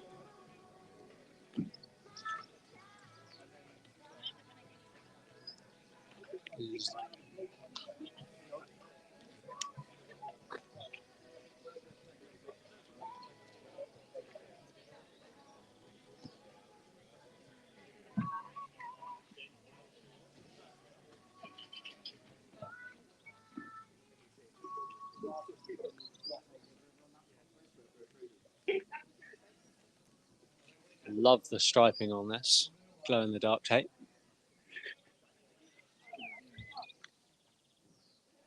Just getting checked in here. Remind me again, who is this? This is Andrew Burkett and Tom Simmons. Tom Simmons. That's it. That's it. Sorry, Bradford and Avon. I remember the club, but not the name. My apologies, Tom. So I'm not saying it's a scratch crew, but they're. I think they picked up at Waterside Sea. Yeah, so they've not been paired together for long, but they are very quickly one of the favourites. Are these on? This one is. There you go. Thank you. Oh. Go ahead. Yeah, so these guys they've not been paddling together for that long. So they picked up together Waterside Sea after Mike Lambert dropped out due to injury. Mike Lambert's had he's training to go around the UK, circumnavigate the UK. And yeah, he picked up some shoulder issues, so he had to drop out. So at which point Andrew Burkett stepped in. Andrew Burkett is a seasoned DW. He's done a couple, and so this pairing has instantly become one of the crews to beat, which is very, very impressive given the short space of time that they've been in a boat together. Again, it's interesting. They've gone for the pedal option as well. Speaking of circumnavigating the UK, we do have somewhere Douglas Glazier. So hopefully we can get him on the feed at some point and give us some insight as to what seriously long distance does to your body, especially given that he is also type 1 diabetic, I think. Yeah, that's right. And so he extra things to contend with. But And Dougal smashed the UK circumnavigation record by a lot. It was, I think, 66 days, and he did it in 40 something. So Mike Lambert has a really big challenge to live up to this year. And Mike was planning on trying to do a channel crossing, I think, this weekend, but the weather did not fall in his favor. So we should see him out on the course later, chasing down some of these top crews. We should be seeing Jorg in that boat there, getting on very, very shortly. So he did say he was going to leave about 10 minutes ago. So here's the Estonian women. That was such a cool interview with, I think it's Linda and Aneta, the Estonian pairing. If you heard it mentioned in their interview, they came first overall at the Yukon 1000. So not just winning the women's class, but overall. Sorry, Henry, go ahead. So what's going on here is that this is the profile photo that if you're following along on the live tracking, that is the photo that you'll see. And then whoever is in the back overnight will get GPS tagged. It's purely because there's a little green light on the back, and that is a beacon signal viewable from behind. There are a couple of, well, I say a couple. There was one crew here that did plan to switch who's in front and who's in the back as they go along. So it really was rock, paper, scissors as to who gets the GPS tracker. But there we go. Last second adjustments. That's the iconic DW wristband. Oh, there goes Sam and Steve. Good luck, guys. They are off to win the C2 class, hopefully, assuming all goes well. I think they have an unusual strategy for their support crew stops this year, which is going to be interesting to see how that goes. Hopefully it goes smoothly for them. So my understanding that they are being supported every other stop, each paddler. That is, no, I believe they are both getting each car. We should get James back for this one, but I think there's one car per person. Yep. Both cars are moving together, but only every other in terms of the classic support spot, so it's less frequent. Right. Okay. Well, that's Well, I mean, it could be proved to be a new classic, new tactic, or it could be a do or die. It's definitely situation. unorthodox. Yep. Unless they have changed that plan since it was last discussed, so maybe we can check in with them as things are going and see if they end up sticking to it or not. And I have to say, it is getting quite warm and sunny now. So although I don't think dehydration will be an issue, it was certainly a lot brighter and a lot sunnier than initially expected this morning. Yeah. So sun cream is being applied everywhere as a precaution. So you know, the changing variables of the weather is starting to have an impact. And I think the Estonian women are in neoprene, it looks like, which they'll probably have a pretty warm first section of the race in neoprene. It sounds like they're more used to paddling in the cold than the heat. Yeah, but also I wonder if they'll just sustain that through to the night once they get warm, strip off first thing in the morning. Yeah. If the wind changes, that makes a big difference as well in your kit. So yeah, I am understanding that there is a wind direction change forecast for around just not long after midnight. Again, I don't.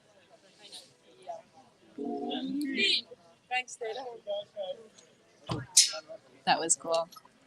Touching little moment. Whom Sonnet kayak team. So I think that was a Whom team cheer. Let's get to the start to watch that. Sorry.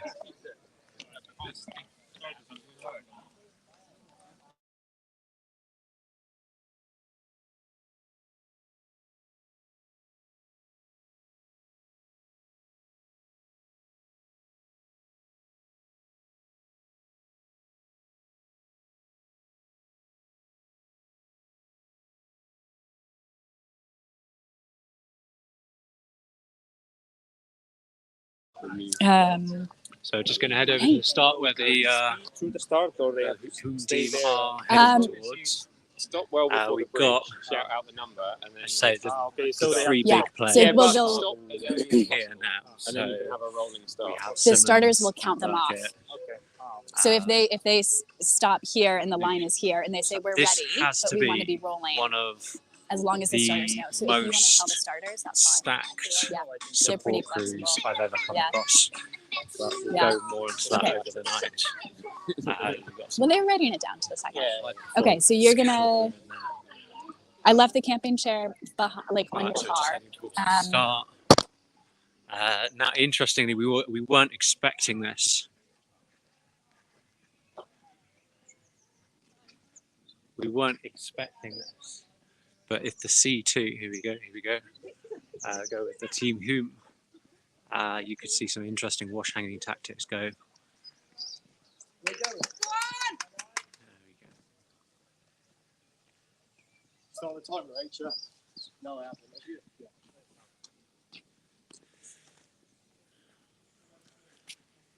Oh, that's definitely not part of the race.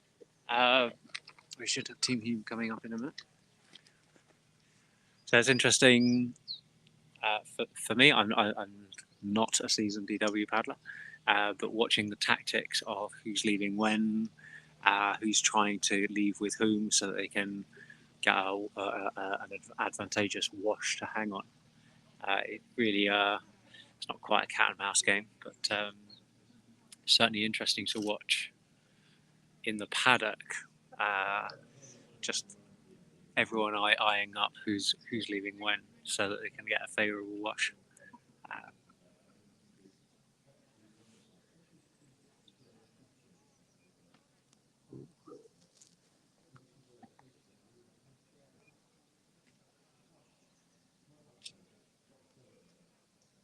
Right, here we go, Team Whom coming in. This is the start of their next adventure. I do think they're going to be warm. It is only 2 o'clock, so they're going to get pretty warm by 4. but we'll see. We'll touch in with them a couple of times, probably before nightfall.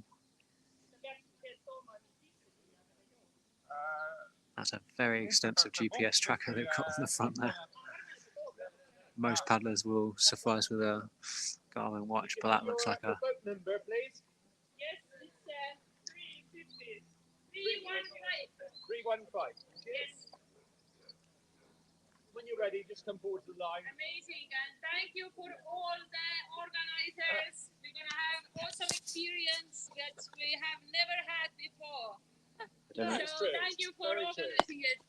I don't know if you caught that, but she was thanking all the organisers and the experience and the chance to compete.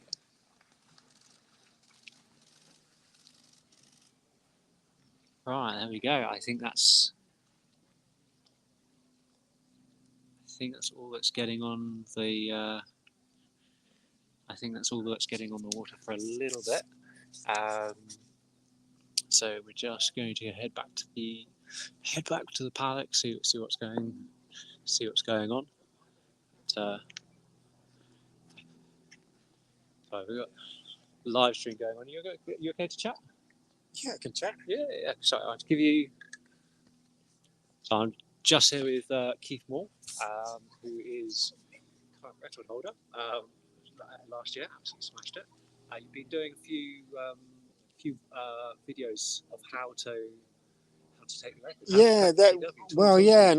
Maybe how to take the record, and hopefully we'll see the record go today. The conditions look lovely for it, and there's some really strong crews. So that's why I'm here. Watch these guys track it. But no, the reason behind the videos is that there's an awful lot of people doing these races, and they're not part of a big club, and they don't necessarily know what it is they've got to do or what to look out for. And if I can just give them some advice or some of the things I've learned the hard way over the years, then brilliant. If it just makes that journey from here, beautiful Devizes to stunning Westminster, a little bit easier, or increase the number of people who make it the whole way, brilliant. That's what I'm hoping to achieve. Where can we find those videos on Top Tips? Well, that's why I'm kind of here. I've got my QR code and. Still 2 seconds. There we go. So hopefully, if you want to catch up on people's advice, you can QR that. That's it. The idea of it being, help people this year, help people next year. It's a brilliant race. It's probably a race in the UK with the most stunning finish line that exists. So the more people we can get involved in it, the more people get to Westminster, the better. Absolutely. Putting a Mars bar on it, what are your predictions for today? That's a great question. You know what? That's a really tough one. So there's 3 standout crews for me, and I'm sure everyone already knows them. It's Tom, the current record holder, paddled with last year, paddling with Anushka, who's experienced in doing it. You know, they're a real solid, consistent crew. For me, the favourites are Simmons and Andy Burkett, and I think the fastest crew is Billy and John, and I think that'll be great. If Billy and John can string together a good race, it's theirs. But I think often the canal takes a lot out of them, just being a heavier crew. So for me, a lot of it comes down to who can not get too excited early on. If they can keep a lid on it, which is really hard to do when you've got crews that are so similar, I think Tom's just going to get on and go and hope he doesn't see people the whole time. And I think these other 2 crews are going to try and ignore each other as best as they can, but they're probably only going to start 5 minutes apart. So like it or not, they're going to see each other's support crews. As much as they will say, and they will say over and over again, I'm just going to do my own race. I'm just going to do my own race. No way in the world are they just going to do their own race. They're going to get involved. They're going to get excited. They want to kind of try and show their dominance at some stage in the race. If it's not on the canal, it will be in the early part between Reading and Shiplake. I mean, it wouldn't be a race if it wasn't against other people. I think this makes it so more exciting because when you got crews that are racing against the clock, brilliant. That does make it exciting because the chance of the record going, and I think we'll see that today as well. We've got a ladies K2 has just set off, so I think the ladies K2 record is vulnerable today. I think, unfortunately, one of my records, the mixed K2, is vulnerable today with Anushka and Tom. I think if they have a safe run through, I'll be surprised if that's still standing by tomorrow lunchtime. And the outright record, so I might go from 2 records to none by this time tomorrow. Will you be celebrating? Or 100%. No, I'll be 100% celebrating. You know, I was lucky enough to take a few records in different races over the years. That didn't make what those guys achieved any less memorable, any less significant when they did. And I kind of jokingly said only one crew took the 40-plus-year-old record. They're just taking a 1-year-old record. But no, I really hope it does, because if it's a race and records go, it just makes the whole thing more and more exciting.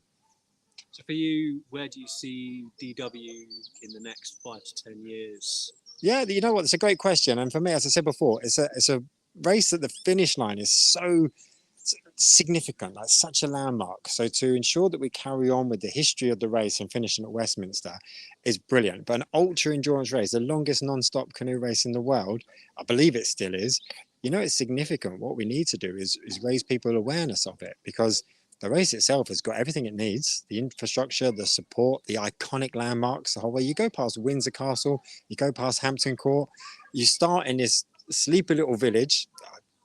They might not forgive me for calling it Sleepy Little Village, but compared to the finish line, Sleepy Little Village, and we go from here to the centre, to the city of London. Incredible. So for anyone living abroad who's thinking about doing this race is epic. Starts on a small canal that you can probably run and jump to the other side at some points, and then you finish at Westminster Bridge in the heart of the city.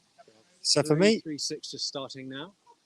I know it's Jorg in the front. I have forgotten the back paddler's name. Jorg's done a few of these. Really, really solid paddler. He'll just keep going. He'll just keep going, especially with his aerodynamic, non-bearded look.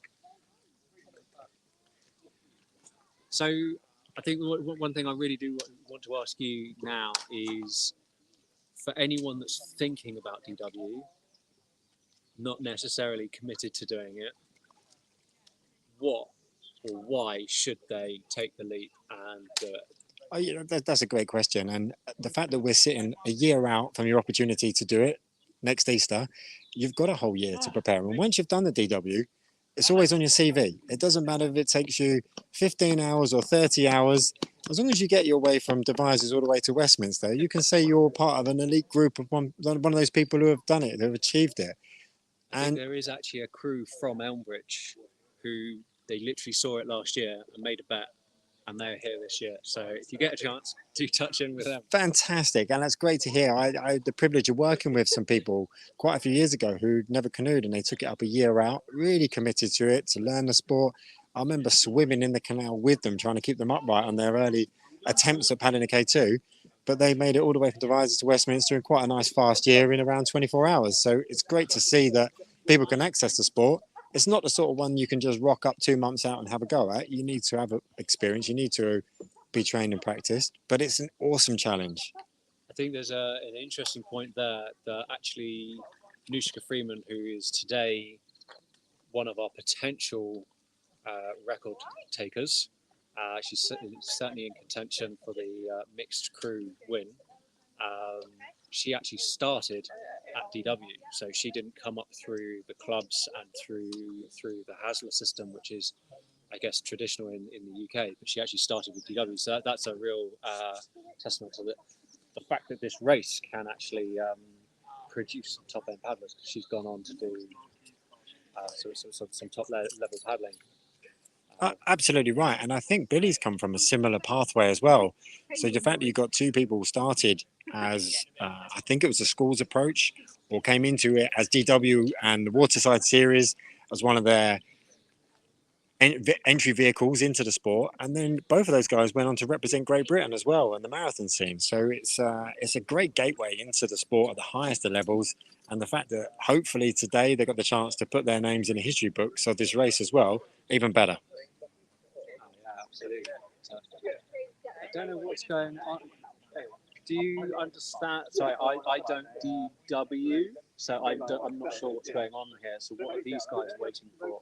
I'm sure these guys here, this crew's probably got their time schedule that they're planning to get to different points.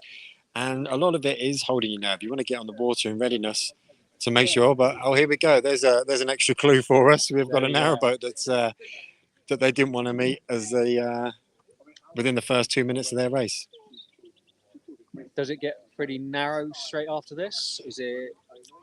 You know what? It gets pretty narrow, but because everyone's very spaced out at this point, so there's always room to get past, even if it's just room for one boat.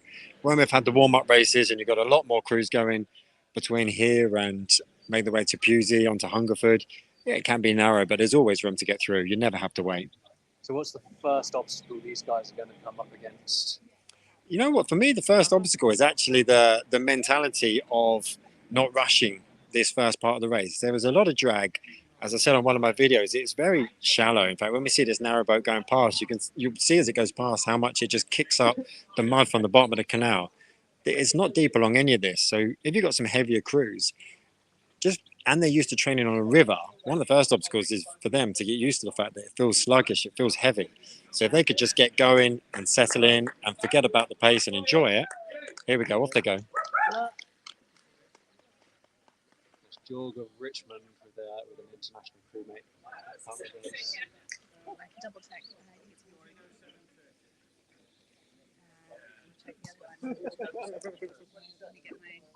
Mic'd up.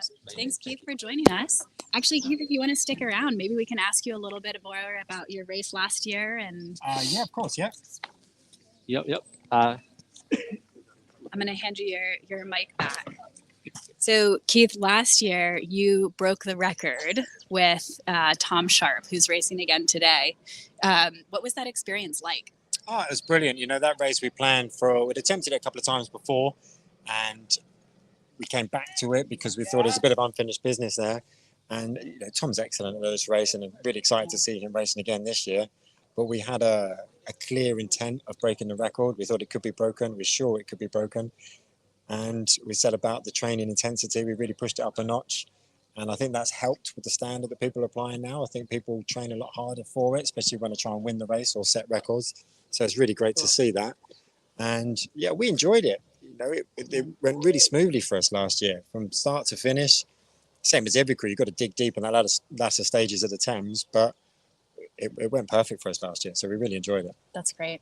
And then this year you've been making some YouTube videos. So if anyone's watching, you're already on YouTube, so you can look at Keith's channel. Yeah, I appreciate the push. We were just talking about that. And yeah, they're in place to help people who aren't members of clubs, or even if they are, it's just a few tips that we learned the hard way that they can pick up and make their life a little bit easier. And what's your motivation on that? Just you want to see the race do well? Yeah, exactly that. Yeah, the sport and the race has given an awful lot to me, and I thought about what opportunities have I got to give back. And yeah, I've got a lot of experience. I've done these races. I love these races. I think they're brilliant. I think they're great, whether it's you're doing the DW, whether you're getting ready for the racing season. So if it's just to encourage more people into it and enjoy this race, then fantastic. If it allows more people to get to the start line and more importantly, allows more people to get to the finish line, excellent. Yeah. Number 362 coming through here. Let's see if we can check some names for you all. Andy.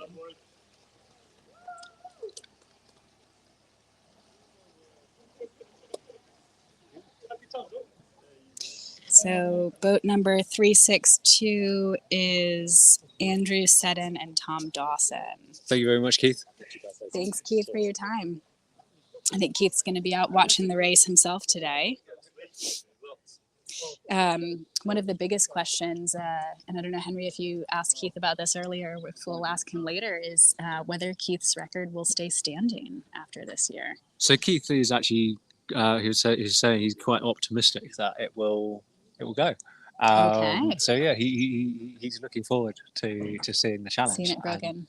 I think that is one of the marks of a top athlete is seeing someone who just wants to see the sport progress, see the sport challenge, see the top records crumble, and what an exciting time to see it go twice in 2 years. Yeah. After it stood for so long.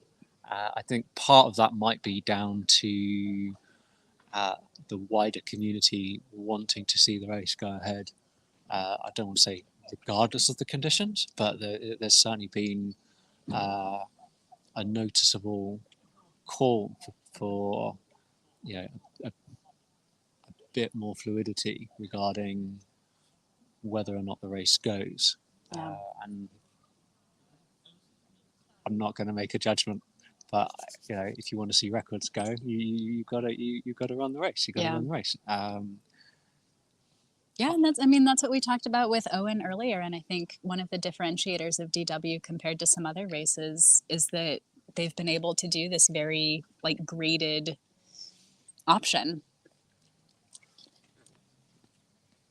Right, shall we head back to the paddock and see if we can get in Yeah. with some of the other crews Let's do that. waiting to... Our top crews have arrived. I think we've, Henry, you talked to a couple of them earlier, is that right? Or just briefly? No, I touched base with Mike Lavrak, who is heading up, there he is, heading up Andy Burkett and John Simmons. Tom Simmons, yeah. Sorry? I think you said John. Tom Simmons, sorry. So yeah, someone's in a bunny outfit. I love that. Not I think gonna it's ask. Rob. I'm not gonna ask. So here we Let's got see if we can final catch preps them. on Noosh and Tom. And the support crews for these crews are just as qualified as the crews themselves, at least. So as I Which is walked always over fun. here on the way to the start, I was saying this has to be one of the most stacked support crews that I've seen. The caliber in here, even the non-paddlers are quite high-end athletes in their own right, in their This own is true. sports. So- So they really do know what they're doing regarding endurance, training, preparation, mental, and everything. Hopefully, we might just get a chat with Tom in a second. And I think Lizzie, who's standing between Tom and Nushi right now, has the overall DW win, right? From So Lizzie has the mixed record. the mixed record. Which she obtained with Keith Moore, who we were just Yep. talking to. I think she's also got the K1. I need to double check that. But Noosh has been training with Lizzie for some time, and I think they did a few crew runs, which worked, but they decided to go Tom and Noosh go this year. So who knows what we might see in future years. Yeah. But they're all at the same club, which means Yeah. the ability just to hop on the water and train each day just makes it so much easier because they're already there.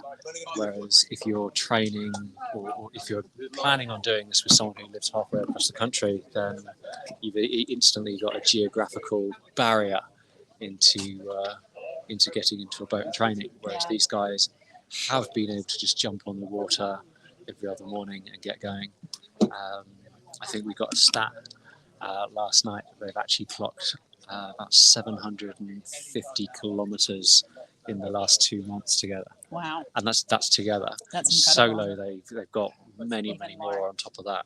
And that's a differentiator for Tom and Anushka compared to both of the other crews in the top three that we're going to be following. Because Billy Butler and John O'Grady live a bit far apart, as do Andy Burkett and Tom Simmons. Andy and Tom have only been in the boat together a handful of times, really, which I know we were talking about earlier. So their first race together was Waterside Sea, and they only got in a boat together, I think, the day before that race. Yeah. So again, for them to be one of the top in the mix for the podium today is absolutely phenomenal, and actually a real testament to how good they are as individual paddlers, and the fact that they can just jump in a boat together and go and be a viable winning crew is phenomenal. Yeah. But again, looking at their support team, again, you've got a very well-drilled crew. So you've got Mike Lavrak and Brett Ivor in there. They formed part of Tom and Keith's record-winning crew last year.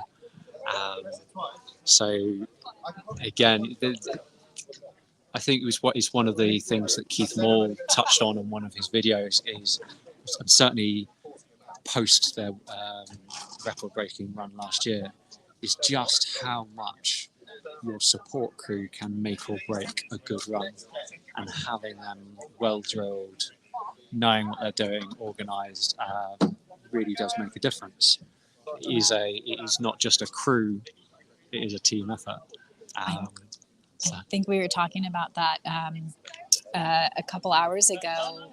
If you were tuned in when we were talking to Steph and Maria, who were saying that they've been training their support crew. Yeah. And that really is key on this race. And you also really want at least someone on your crew, your support crew, who's done it before, who's at least supported before, if not raced it themselves.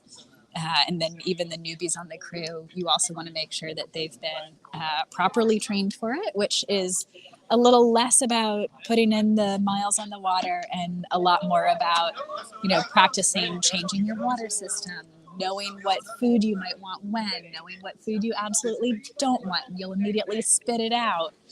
Knowing what you want to hear as a racer. There's different people who have different philosophies about whether they want to know how they're doing. So because DW is not, because the racers don't start together, right? Because it's the timed starts, it means that you could be out there for hours racing and just have no idea how you're performing against the other crews if you haven't started close to each other. So today we'll see how close the crews start to each other, but it'll depend on what the racers have requested from their support crews as to whether they're actually going to hear how they're performing relative to another crew or relative to a record, or if they'd rather not know. Yeah, so last year I was part of Anushka's first crew. She ended up jumping into a scratch boat with Sammy Gill, who's part of her support crew this year. But in the run-up, I was part of her support crew when she was paddling with, I'm going to forget her name. Ellie. Ellie, that's it. Sorry, Ellie O'Connell. And that, for me, was a wild experience because as someone who hasn't done these sorts of races, watching it was just really weird. But as a crew person, I cannot stress to you how bizarre it is to feed someone else, a grown adult, who then chomps into your hand like some sort of horse and swallows a banana. And nothing prepared me for that. Just genuinely weird. So, I have only been on the receiving end of that. Or the chomping end, I should say. And surprisingly, on the chomping end, did not feel weird to me at all. I think that says more about you than it does about... Yeah, entirely possible. But again, I was being trained as to how to run alongside, how to feed in, listening out for what they want and getting that ready was a big part of that. And luckily at the time, I was paired up with Ellie's partner Tom, so he knew and was really well drilled. He was just able to instruct me. But experience counts for an awful lot in these crews, which is why when we look at this crew, and you've got someone who made it down very, very quickly in a scratch boat, you've got a record holder, you've got a marathon runner. You've got people here that know what they're doing, know what their bodies are going to go through, and they know what they want when they need it. And I think that's vital because it just really does make or break. You don't really want to be finding things out on BW. You want to have those nailed down and sorted long ago. Yeah.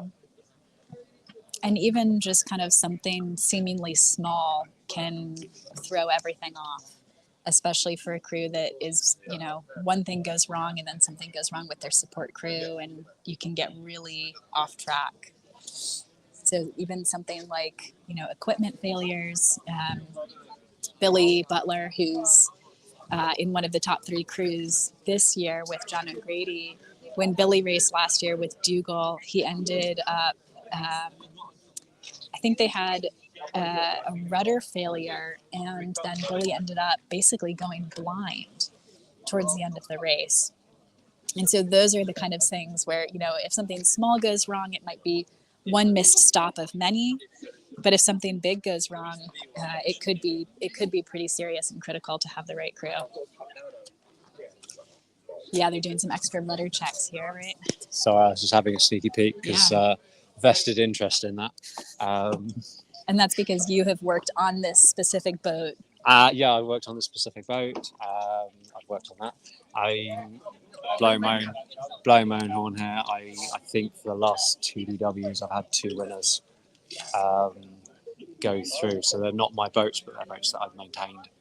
And generally speaking, we've got a slight pact going on with a couple of the crews here that they'll be open for interviewing as we go along. In return, I will keep some spares and keep them afloat should the worst happen. So we've got a couple extra rudders in the car just in case. Just a few, a whole bag full.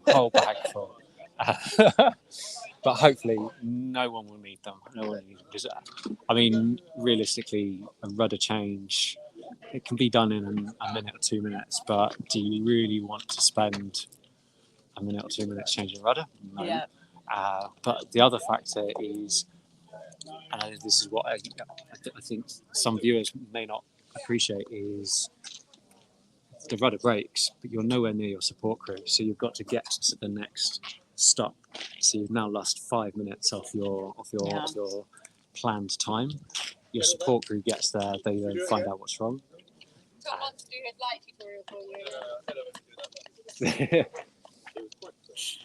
So we're just gonna. You want to come give us a little chat? Where's Roger? Oh, hello. Okay. Hey. This isn't live.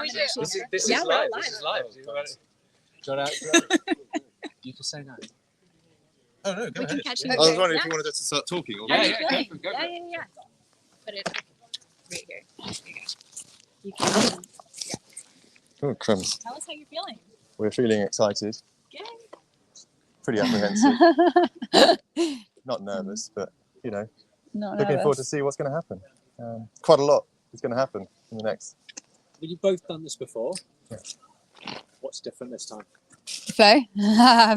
It's a really exciting opportunity, I guess. Yeah, the flow is off the scale. More than the race has ever seen before. And I have to say, credit to the organisers for just cracking on, because you know, this time last year we were hearing all of the doomsday briefing, and you know, it was touch and go whether the thing was going to happen, and the flow is now double what we had last year. So well done. I think they've done a good job. We're excited about it, and it's going to be a good race again. You know, there's 3 crews at least who are going to go really fast, as long as everyone goes to plan. So completely off air. You know, what are your predictions? I couldn't possibly say. I don't. There's probably not going to be no secrets what the kind of on paper predictions are. For what it's worth, I think, amazingly, Tom and Andy are the favourites. And I say amazingly because they've only paddled 3 times together, or 4 maybe. Billy and John will be good, and so will we. You're doing a very good job of talking about all the other crews. No, well, we're the third favourites, but I certainly haven't ruled us out. You know, we know what we're doing. We've paddled much more on the tricky bit of the course than anybody else, certainly together, and we know what we're doing. We were just saying that you two as a crew have probably done more miles together than the other two. Yeah, I know, Billy and John Combined. have been paddling together a long time, so they know each other pretty well. We've sort of crammed all of ours into a winter. Tom and Andy have crammed theirs into a month. Fortnight. Yeah. I think there's going to be a few records changing hands this weekend, and we'll have to wait and see, you know, where the cards land when they land on the table. Are you all looking at the mixed record? Of course. Yeah. And You've got your you know, tracking that? yeah. Nice. Yeah. Well, how does I mean, Lizzie feel about it? Lizzie couldn't have been more supportive, I would say. Yeah, I mean, you know, offered us her boat a number of times and things like that in the lead up, and obviously is on our support team. So, records are there to go, she says. She's had it for a few years. Yeah. That's right. Yeah, more than I have. That is a good question. We have asked Keith this. Oh yeah. Yeah, I asked him as well. Well, we're probably coming. He's probably slightly more relaxed about it. I think we were talking on the way here, or I was saying, if I wasn't paddling this year, it would probably be slightly easier to get my head around. But I suppose there's still a chance that I could still have it. Yeah, yeah. I genuinely think whoever wins this race this weekend will be the new course record holder, and you know, there's a reasonable chance it could be us. So that's definitely going to be in. Well, wouldn't that be a turn up? Yeah. One for the book. Yeah. Wouldn't the community go mad for But no pressure. a lady holding the Fine. Yeah. I was wondering, I was asking, I don't know how old Billy and John are, but I think the veterans record might be going too, if they both qualify. Whoa. If they're not old enough, then Tom's just called them old. Yes. Well, it must be close. Well, I've got 2 years, but If they're Billy's. not old, they look old. Okay. Well, they will look old at the end of this. Yeah. I'm just delighted the race is happening. And, you know, it's been a bit of a build-up this year for various reasons. The flow on the river, the conditions we've had all winter have been so different to last year. Last year, but looking back, the conditions were perfect for the position the race was in. You know, there was no worries during the winter. It was actually pretty calm and mild.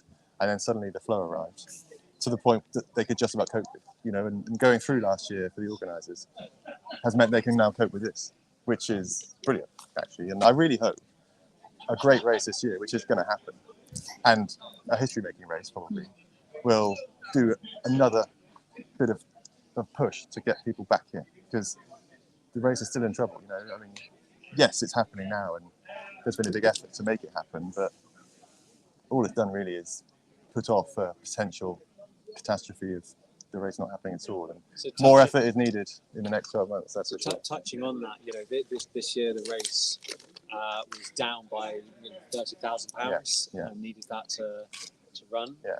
And supporters amazingly found that. What would you say to anyone who's thinking about doing DW, thinking about supporting it in fight either financially or actually attending? What would you say to Well, them? the race is a bizarre thing, you know, and you've seen the community that it has. And actually, the number of people doing this event compared to a regular canoe race is actually small. And yet, thousands of people probably watched that appeal and responded to it. And that's it, yeah. And, you know, you can just tell how broad the race is. So it's an institution that needs to be kept. And the organising team have got a new job on their hands. They are fantastic at running the race, and they've now got a new task, which is to make sure it can run before 3 weeks before the event. And I think we have to remember that the race is such a big springboard for so many people into the sport. So even if it is a relatively small race, it brings so many more paddling opportunities, and definitely did that for me, and hopefully lots of other people too. So you started in DW and went on to, what levels did you achieve? Yeah. World's sprint, world's marathon. Yeah, so DW is a great springboard. The junior K2 is a crucial part of this race, and they're not doing the full course this year, which is a shame, but I get it, and I think in hindsight, or rather, now we're here, it was the right call. It was potentially a bit early to make that call when it was done, but still, they are a crucial part of this event. Nushi started there, and now look, she could be some sort of record holder. So if there are any Marlborough crews watching it, they probably still paddling. But if there are any, you will have probably heard Nushi as we paddled past on the water sides, cheering you on, and keep going at it, because it's a great thing, and you only really get an introduction to the event during the junior race. It's got so much more to give. There are a lot of less painful paddling opportunities than DW, I'd say. Maybe less rewarding. Interestingly, you are here now looking down the barrel of a mixed record, a potential outright win. You're in the top 3 contenders. Mm-hmm. What would you say to junior Noosh doing that for the first time? Like, envision 10, 15 years on. I think it's a really special opportunity to be on the water. And if you want to get back out there are lots of clubs that would support you to do it. I know it was a bit logistically challenging for me in the first few years, moving around school and uni and home and things like that. But definitely worth it. And I'd always be happy to chat. Cool. Amazing. Thank you all so much. Well, Yeah, we will probably be back to check in with you all again in a bit. Okay. How are you feeling about start time? 5, 4. Yeah. Maybe 4. Okay. so 5 or shortly after 5. And that's because the conditions are only getting faster downstream. We've seen a number of other crews today who are having the same Everyone call. is, and it feels bizarre to be Yeah. going so late. But, Yeah. Yeah, well, that's what you do when you're fast and the river's up. So Cool. Can't See you later. wait. Thank you. See you all out there.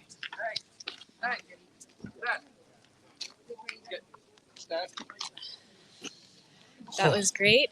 Noosh and Tom, love to hear that they're going not just for the mixed record, but still going for that overall win.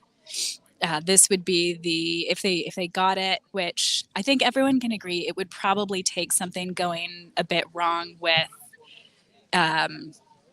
one or both of the other top crews, who are both really strong men's crews. But if that happens, Noosh and Tom absolutely have a shot at the win, which they really have anyway. But yeah, that would be the third time that they would that there would be a mixed K2 winning the race. Okay, so here we've got Billy and Dougal. Paddled together last year. Billy has his goggles on after last year's. Now he's off.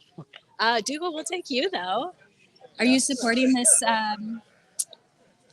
We're live right now. If you want to chat with us, are you supporting Billy and John? Or? I'm returning the favour Nice. after last year's trip down with Billy. Cycling alongside with some gels and a spanner to open some bridges. So it's going to be good to see the race from the other side. New angle. Nice. So you've taken around the UK circumnavigation record. Yes. There's a lot of talk this year that some records will be crumbled at DW, but there's also someone going for the circumnavigation record as well. What does that take out of you? Like, what's the experience? What's the drive? Talk us through that, because that is a mammoth feat. I mean, yeah, I've been chatting with Mike, who's going for a round written attempt, and I think you can say you're going for the record with that, but that's never really going to be the primary motivation. Like, just getting around safely probably is.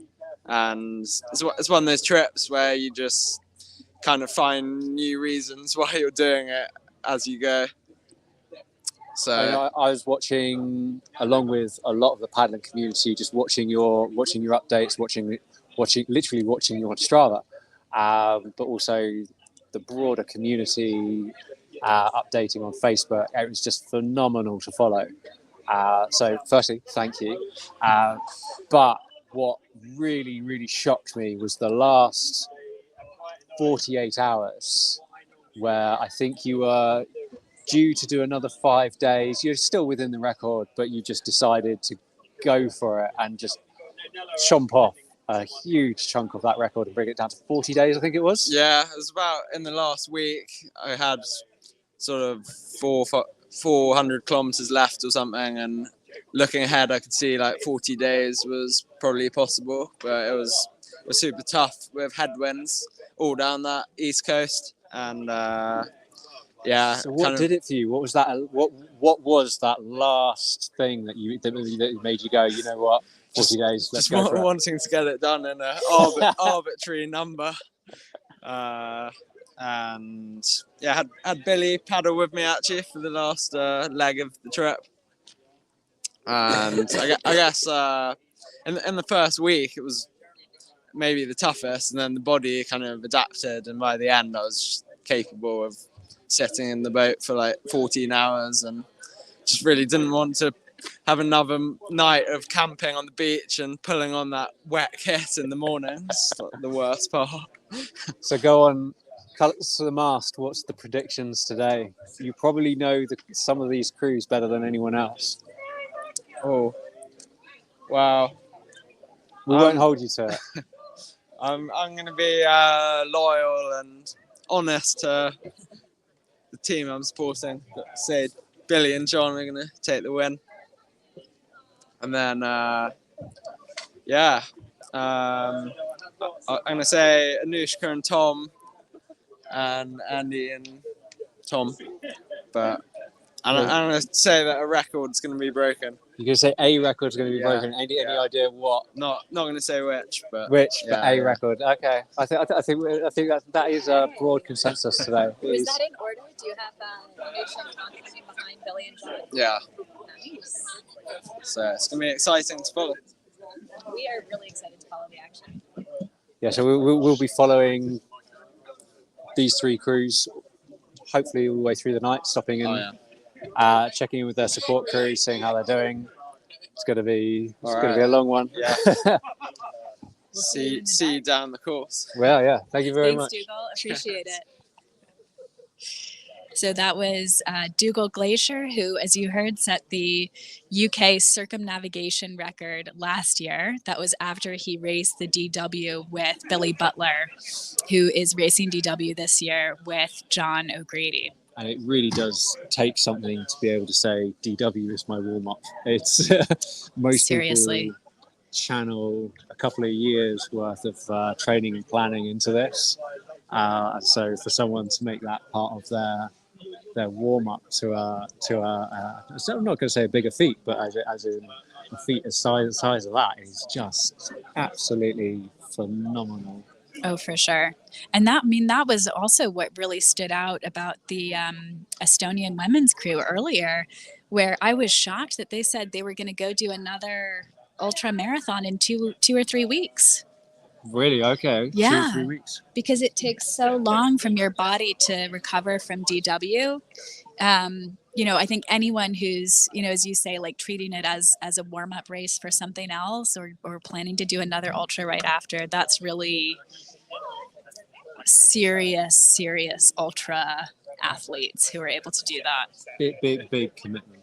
Yeah. But also a testament to their fitness, their mental grit. Yep. I mean, for a lot of paddlers, DW is seen as one of the pinnacles of achievement in terms of just being able to grind it out. Even internationally, it's renowned as one of the most difficult races psychologically. And so to have someone say, yeah, this is my warm up, it's quite humbling. It really is. Watching what they think. It really is. Will be their next Everest.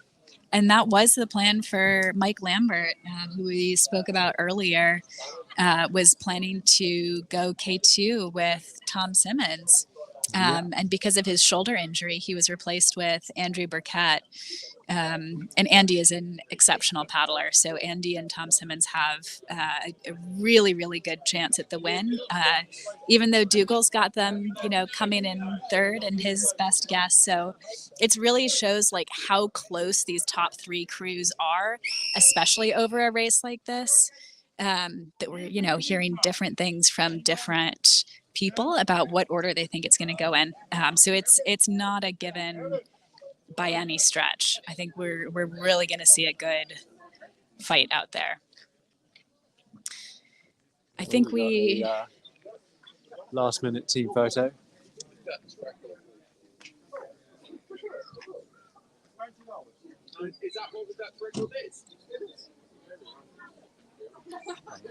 Dutch crew.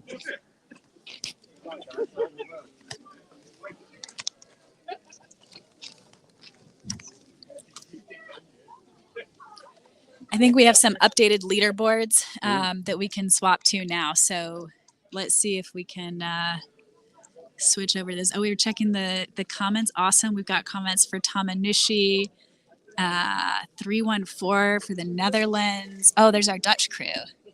And the Estonian girls. Oh, thank you, Susan. Very nice.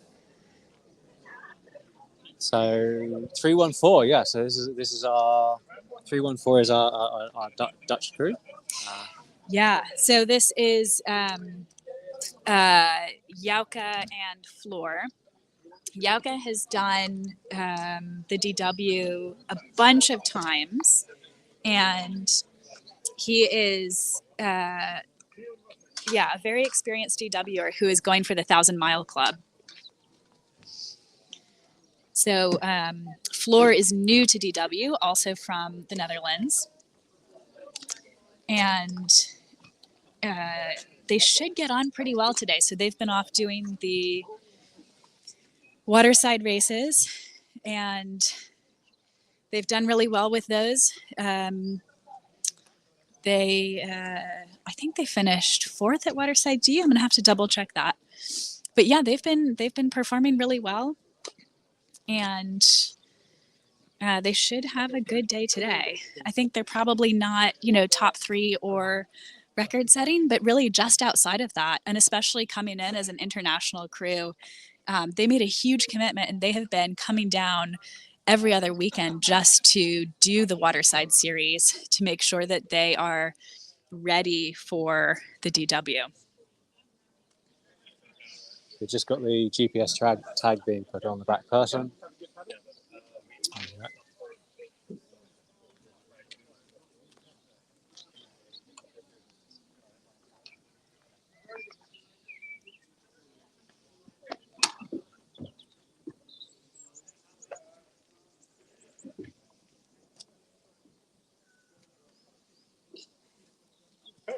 Good luck, guys.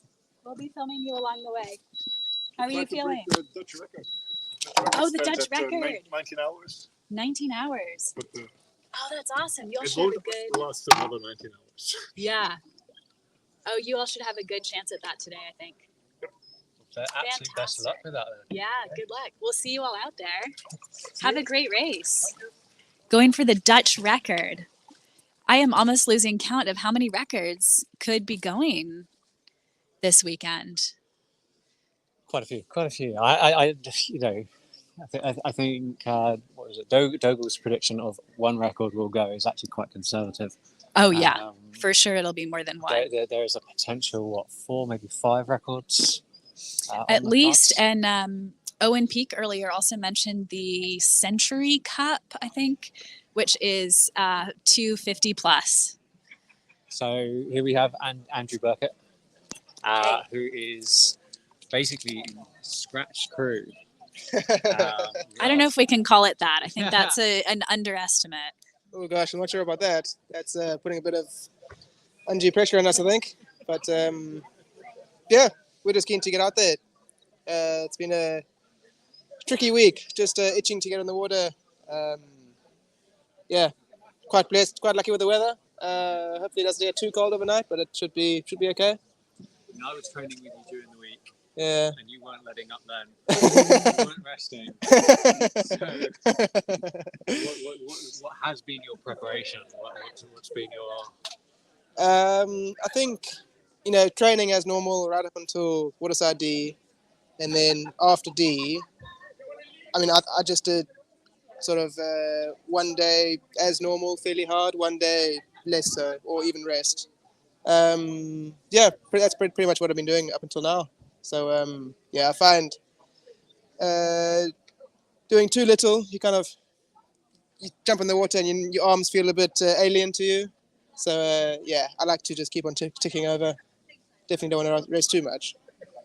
Are you excited about the conditions? Yeah, very excited. Very, very excited to see what's waiting up for us when we get to Newbury. Well, not Newbury, Dreadnought. And you've been in these conditions a lot from Richmond. Are you ready to kind of guide Tom through it since he's not been on it so much? Well, Tom's pretty good on these. Tom's done quite a few river races in his time. He's done the jet ski Krumlov last year, so he's not afraid of these sorts of rivers, these river conditions. But yeah, the river's been much like this most of the year really, and we've been training on this at Richmond throughout. So yeah, it should feel fine. Shouldn't feel too foreign to us. So I understand you've done doozy. Yes. You've done 10 times. Done 10 doozy, yeah. Done it 10 times. You've done Liffey. Yes, just once. Seller? No, I haven't done Seller. Not Seller yet. Okay. Not yet. So what for you sets DW apart from the doozy and from the Liffey? Obviously, they are very different races that should not be compared in a direct way, but what for you makes DW special and worth going for? I think it's just, those other races, you're racing for a position. You got your competitors and you want to beat them, and you're with them. So dicing each other the whole way through. DW is more just a race you and your partner against yourselves really, and against the elements. So can you? I think it's difficult. It's much more difficult mentally.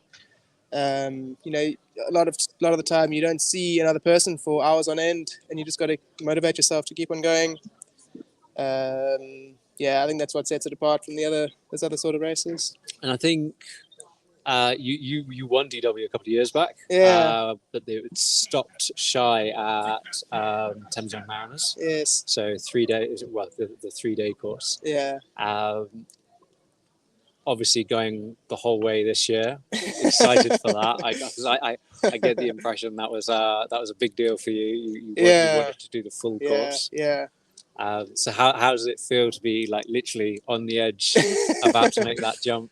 Well, I'm glad we're going all the way. I was at risk of two DWs and never having made it to Westminster. So I'm just glad the paddling community really pulled together to do what needed to be done to get us there. So yeah, extremely grateful and extremely thankful that we get to go all the way this year. Have you been doing a bit of training downriver from Richmond? Not a lot. We done a couple of paddles. To Kew and to Putney. Putney's about halfway down the tideway, but I've never been past Putney. I mean it's more of the same really. I don't think there's much to know as long as you know how many bridges to count, and you got your Garmin, so you know how far you've got left. I mean, if you can handle a doozy, you can handle the Thames. Yeah. I was going to say, you've spent so much time in surf ski as well. Yes, yeah, done a lot of surf ski. Some waves come at you down that part of the Thames. You'll probably be thinking how small they look. Well, 15 hours, having balance for 15 hours, even fairly minor waves can upset you. So hopefully we're still feeling okay and able to deal with whatever comes our way. So there's been a lot of talk about records going this year. What records? It's anyone's guess, and a lot of jovial predictions being made. Yeah. Your name is thrown around there as a potential.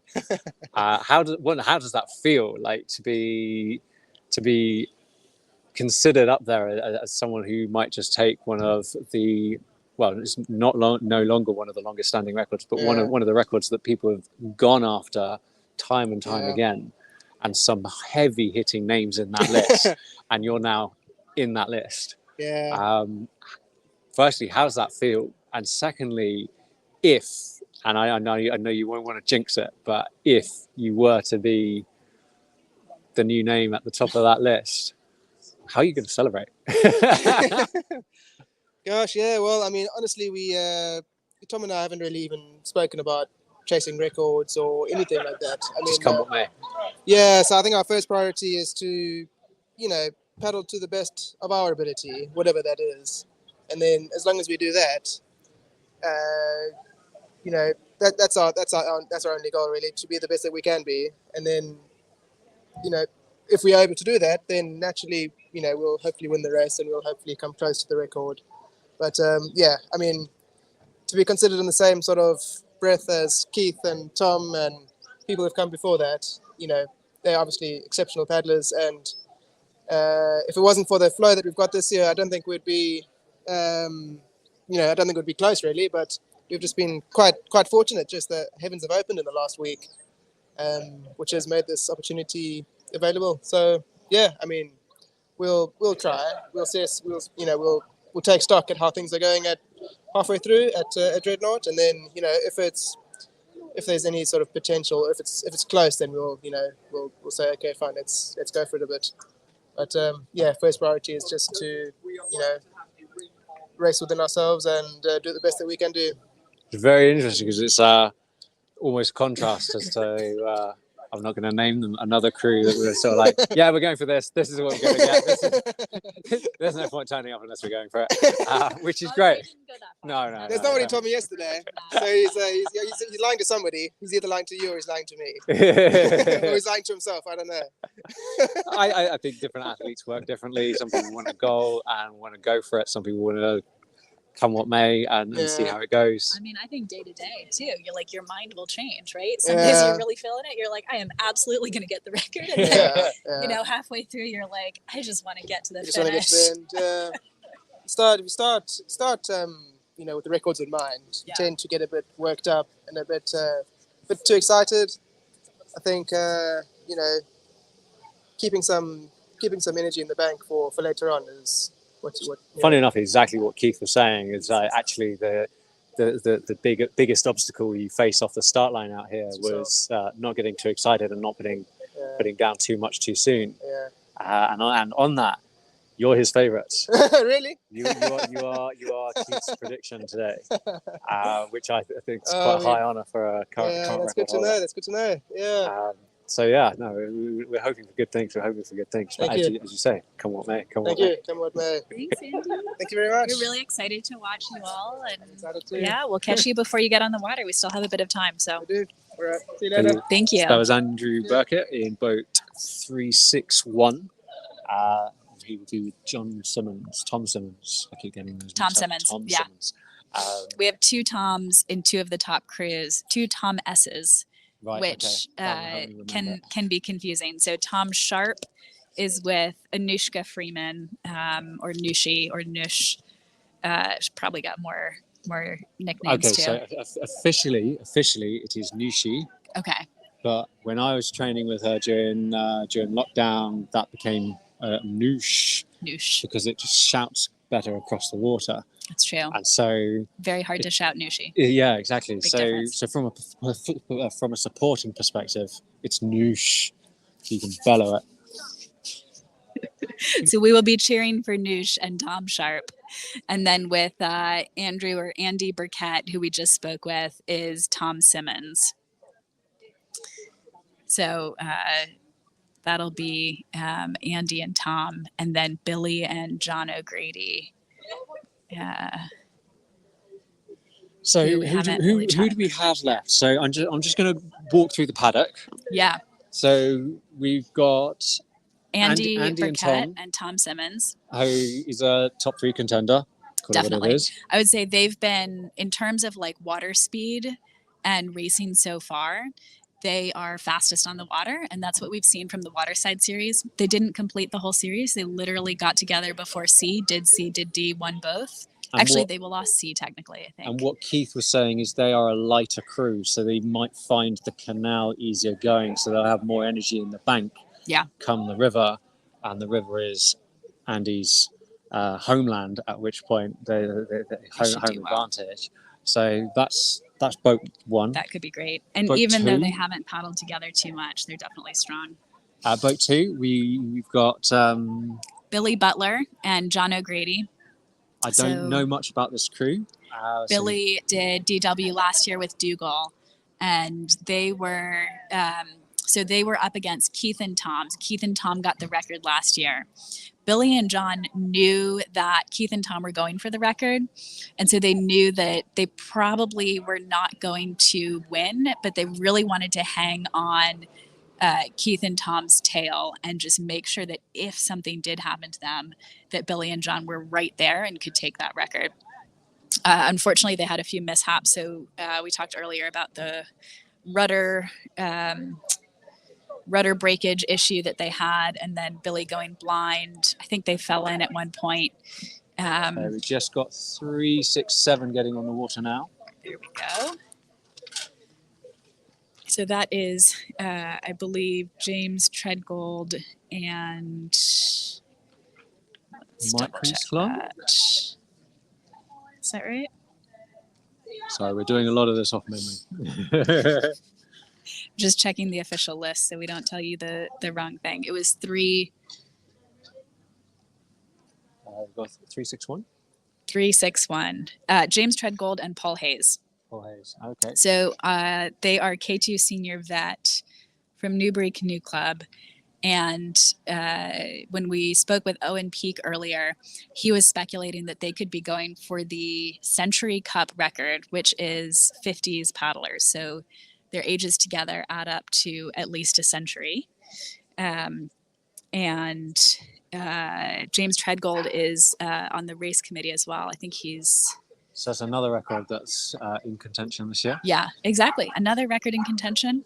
So who we've got Tom and Noosh, Yep, which in the we've blue covered. boat. We've had a great interview with. Good chat with them. We'll get to Billy and John in a bit.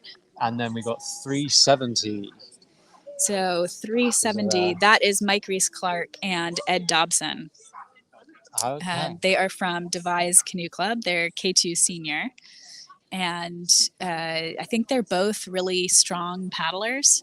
So, you know, potentially not quite as fast as the top three crews we've just been talking about, but still a really strong crew. And again, you know, when something could go wrong with the top three crews that we've been talking about, these are the types of crews who would be right behind them, gunning for a top three position or even better. And finally left in the paddock, we've got 365. Steve Bush and Mark Ball are K2 senior veteran, also from Devizes Canoe Club, which means they are local here. I think I have been seeing those guys paddling at the Waterside Series a lot, and they have been doing really well. So again, they're not quite in contention for a top three spot, but they are a really strong crew. We have some updates for you now from the race. Let's see, we should be back now. So we have some updates for you from the racers who are on the water already. So the first three crews have made it to Aldermaston, and that is Amber Vader and Adele Vader Lambert. They're still the quickest of that first group. So I think when we spoke about Amber and Adele earlier, they are a pretty experienced crew. Adele Vader Lambert has at least a few DWs under her belt. She'll probably maybe next year, the following year, hit her 1,000-mile club. And they were looking really good. I think they were the fastest of that group when we caught them at Newbury as well. Boat 346, Adrian Clark and Paul Drayton. They're the fastest boat so far through Newbury. Again, this is, we'll see faster and faster times as the day goes on through these checkpoints. And to that end, we have seen some much faster times into Hungerford. So we've seen 3 crews make it there in less than 5 hours. So again, that'll get faster and faster, but it's already gotten a lot faster from the times this morning. We are going to have another full leaderboard update in about 15 minutes. And then we're also going to start a second feed from Hungerford. So we should have that up for you all in a few minutes. We got to make sure we're still caffeinating and feeding ourselves over here. The fastest boat so far to Hungerford is Gary Johnson and Simon Margot in 4:28.24.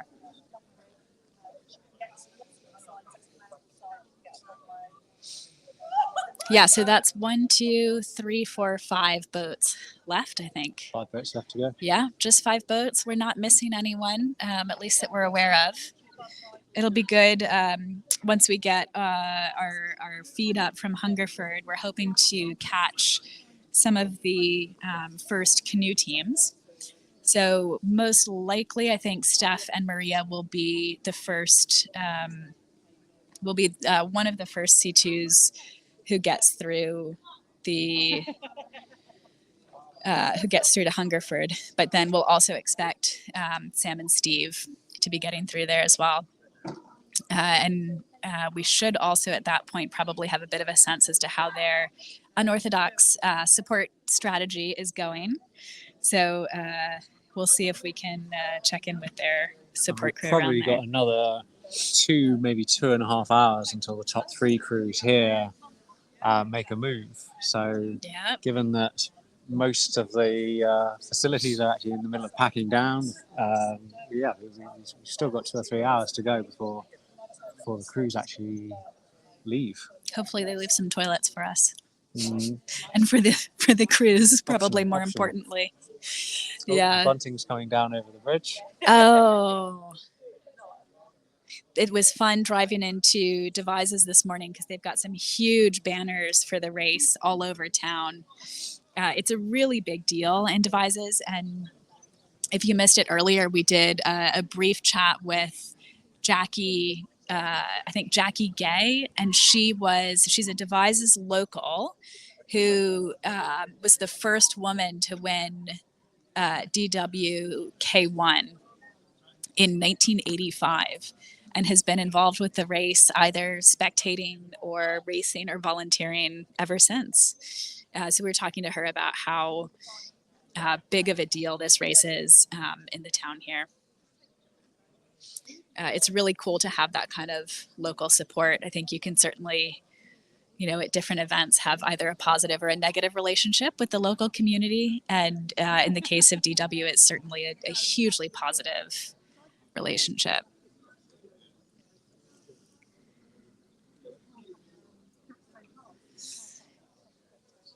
Thanks to everyone who's been engaging with the video and the comments as well. We're going to need you all to stick around, especially as we get later on in the day, where we'll have, I think, more exciting action from actually following the racers on the course. At the moment, it really is a waiting game. Yes, waiting for the top crews to make a jump and climb onto the water, which I think.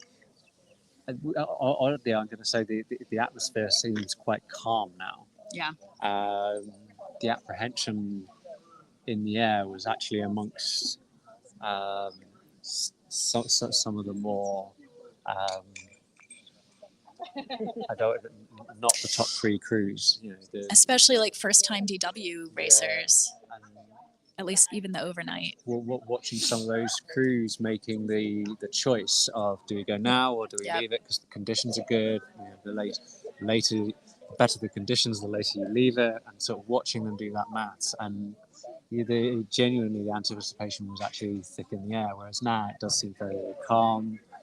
The crews that are left are very, very experienced, top caliber racers. So they know what they're doing. They know what they're playing with. I'm sure they are nervous, but they aren't showing it. But then it is also two and a half hours till they actually make the leap. So who knows what's going to happen over the next 2 hours? But yeah, from our perspective, it is waiting. Yeah. For it's very calm. For different crews to make a move. Yep, everyone's just kind of hanging out. We're not even seeing the same. I think we talked earlier about the frantic, gaffer taping stuff to the boat and, making sure that the rudder is working and things like that. And it's really looking like the crews have pretty much gotten that sorted out. I mean, if we walk over to this boat, I'm sure I can let's take a get look. away with talking you through this. So, for those of you watching don't know, I repair boats, and this is one of the boats that came in, and my apologies now for the state of that nose. I wasn't able to colour match it in time, but it came in literally 2-3 days before it needed to come out. But the sort of preparation that this has gone through is having pump installed, just for protect the longevity of the boat. We've got helicopter tape stuck to the side, stop both Tom and Noosh smacking and chipping the deck. Because as you get tired on this sort of race, that is absolutely inevitable that technique will slip and the paddle will hit the deck. Noosh is very keen on the whole Strava thing, so obviously there is a watch and a backup watch. So that should one fail, she has got two recorded. And Tom will no doubt have his as well. Interesting. And mine died at about 13 hours last year. So I think having a heartbreak. 2 watches. Not get those segments. Yeah, having 2 watches is the right move, and hopefully she turns one off and waits to turn it back on, or maybe has her support crew on it. That I'm going to highlight here, highlight being the right word, is these are glow in the dark handles. Oh, that is So brilliant. it's currently in the sun at the moment. As soon as the sun goes down, they will glow, and I was putting them on. They are bright in the night, so Wow. she's not going to miss the handles. And funnily enough, I think as a sort of gesture of goodwill, they've lent the same take to the Burkitt boat. So if you look at the Burkitt Look at boat, that. we'll head over there in a minute. You'll see some of the decorative stripes there. But that's a nice bit of club camaraderie going on. Yes, Because, indeed. 3 of these guys are all in the same club and train together. We've got double torch, so that back up again, so there's no failures. This did actually sustain some damage at one of the water sides. It got dropped, and the rudder didn't get smashed off, but it did get quite heavily bent. So a large chunk of my Wednesday morning was with an anvil and a hammer bending that back into shape.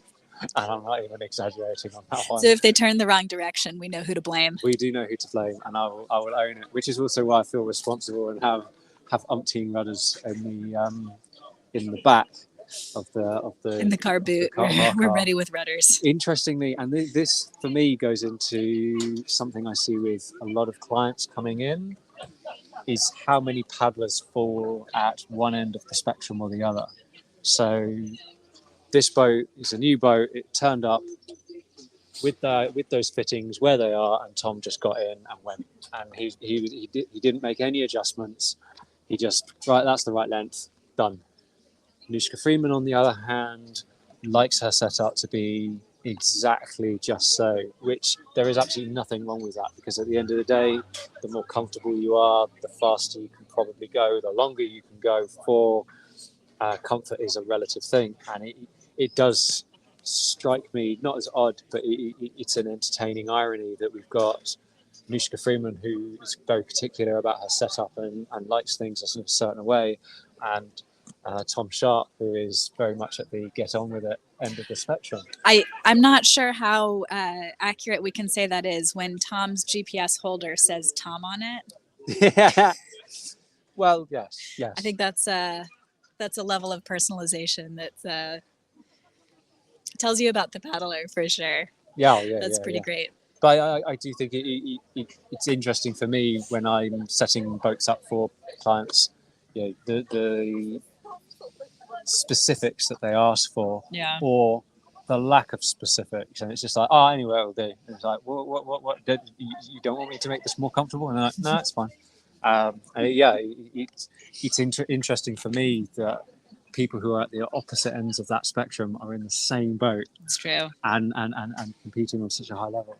I hear we just got a question about the ICF canoe that Steph and Maria are paddling today. That's definitely your category. That's my area. Although Henry has fixed some canoes for us previously, so tried. Yeah.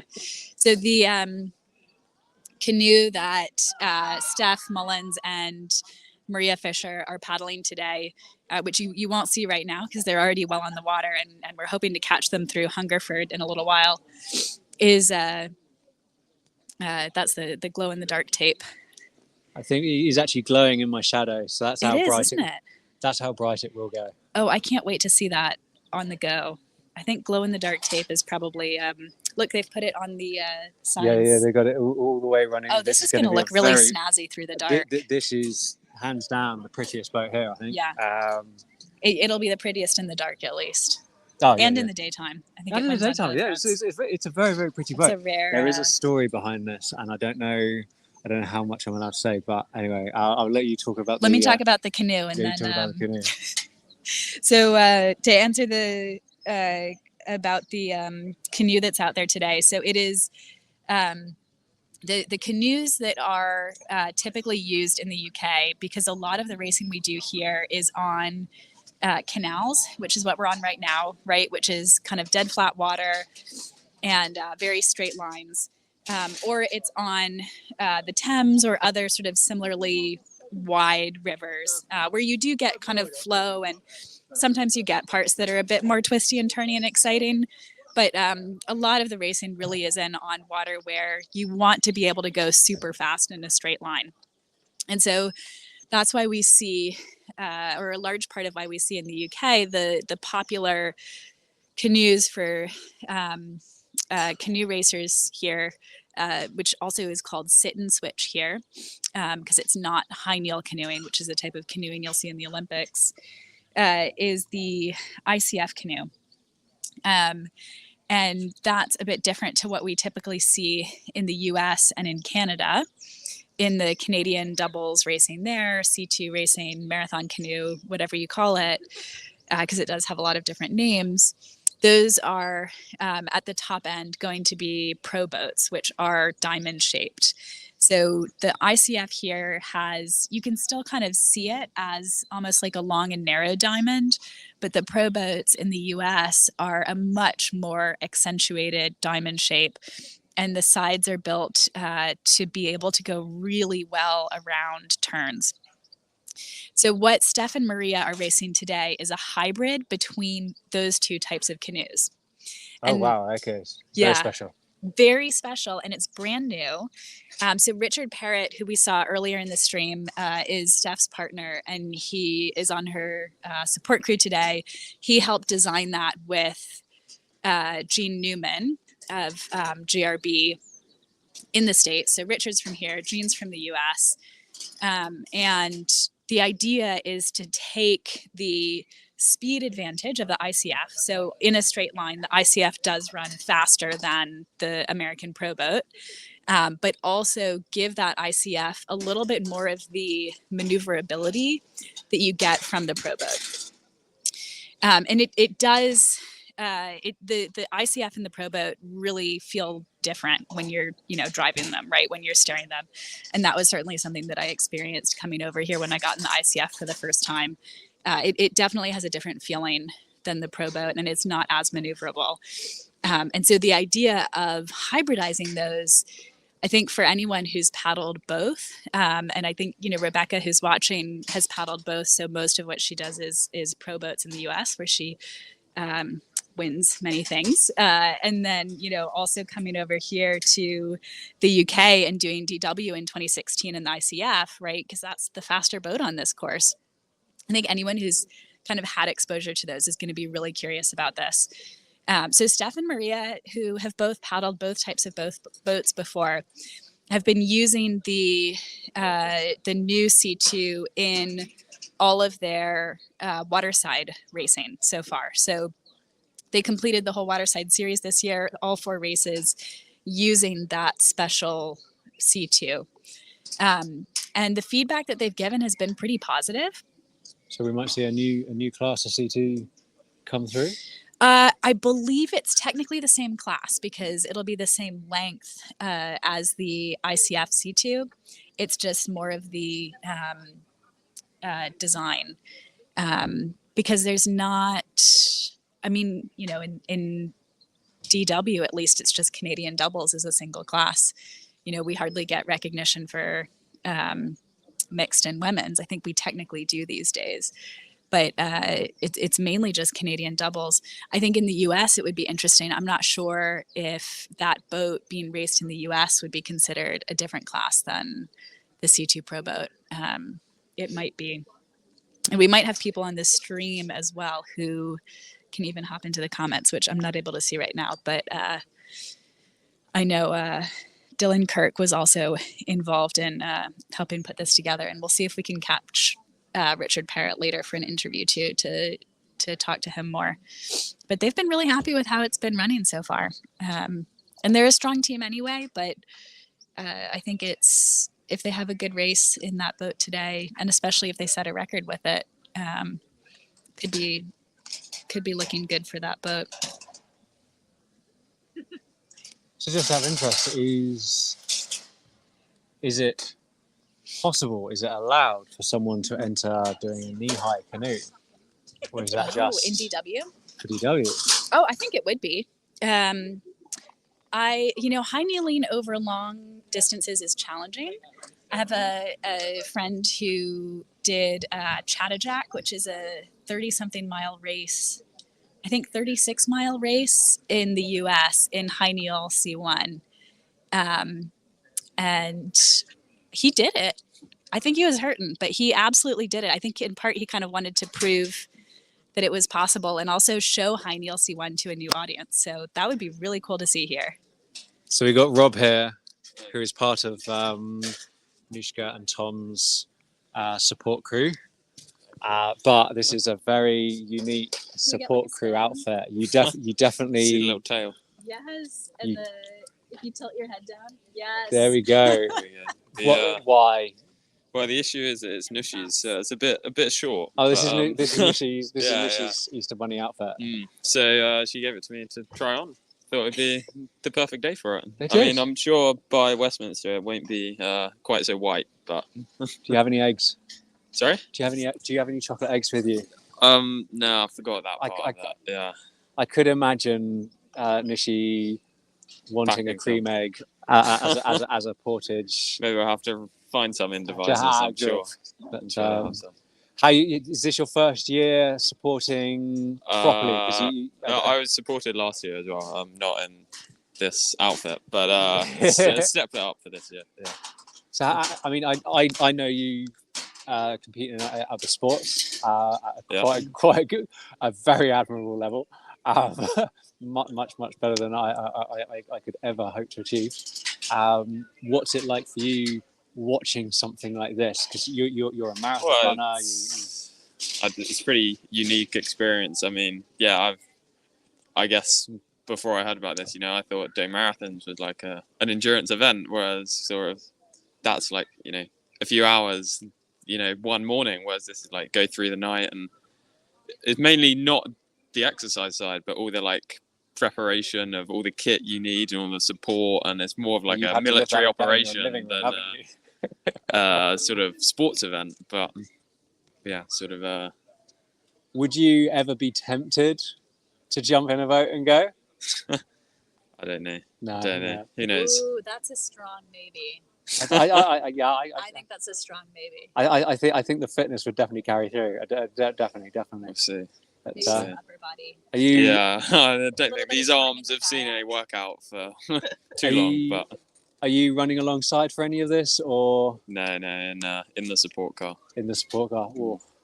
Good luck.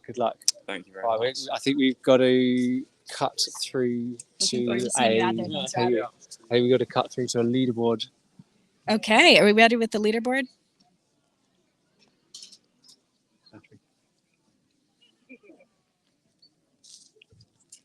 Just checking with Tim on the graphics if we've got a leaderboard update ready from. There we go. Excellent. All right, we're going to leave the leaderboard up, and then we'll be with you in another few minutes from Hungerford.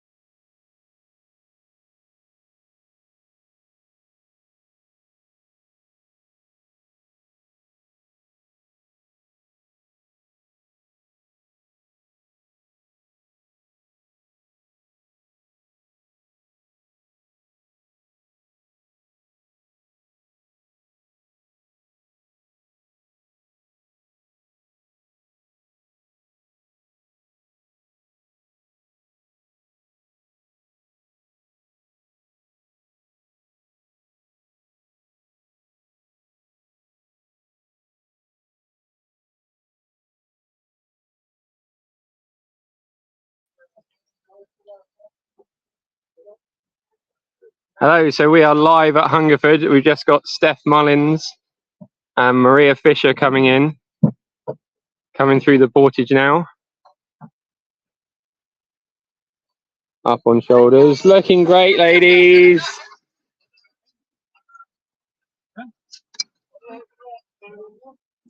All the way down. Are they taking any drinks or anything at this one? No.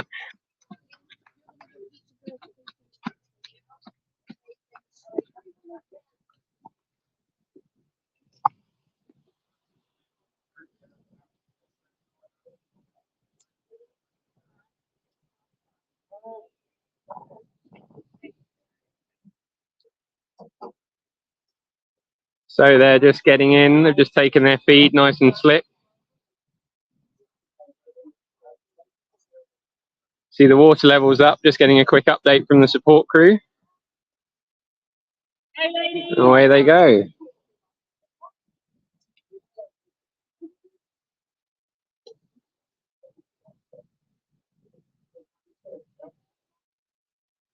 Awesome. Have you got a second to tell us how they've been getting on? Yeah, so they're going really well. They're up on the time that they've scheduled, and I think they're finding because it's quite warm, they're drinking a bit faster than they'd expected. But so far, so good. Yeah. Really happy. Brilliant. There we go. Off they go. When are you going to see them next? Have you got?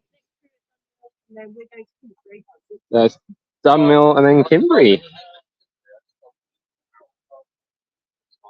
Brilliant. I had heard on, I think you've probably seen the briefing notes, the road at Kimberley was flooded, so just watch out you don't get punctures or anything. We were chatting to some of the marshals this morning saying they were like, flints had been washed onto the road and things and picked up punctures. Yeah. But yeah, I'm sure we'll catch up with you. Like I say, I'm going to be here until the last boat comes through, which they're not staying off till 6, so we might be here till midnight. But then yeah, we're gonna follow down, see how we go. But we'll definitely see you later. Right, let's see who's coming in next. See you soon, good luck. Oh, was this your Oasis bottle? Sorry. Oh, sorry. Oh, let's go this way. Oh, here we go. We lost focus there. This is not playing ball very well. It keeps wanting to point that way. Oh, it's lost focus again. Yeah. Sorry, we will get this.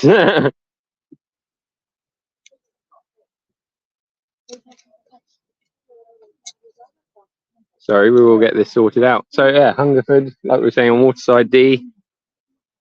Sorry, I'm just going to get my drink and go for a walk up the canal. There we go.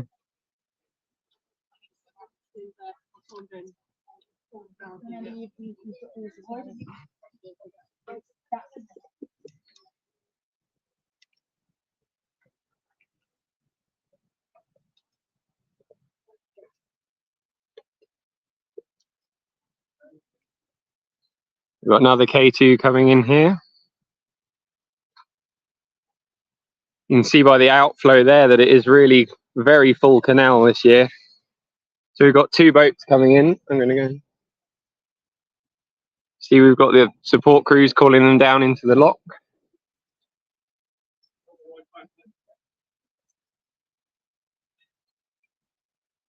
I'm just enjoying my first coffee of the day.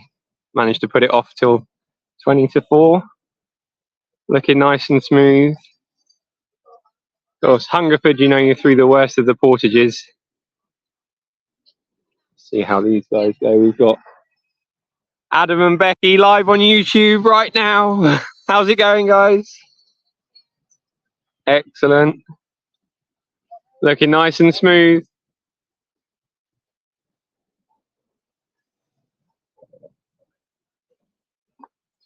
So Adam Smith and Becky Smith-Greer from Leighton Buzzard. Looks like they're going to get a nice overtake in.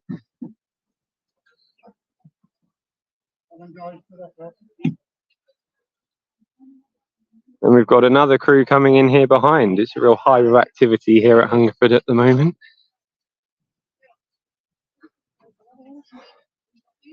You can see we've got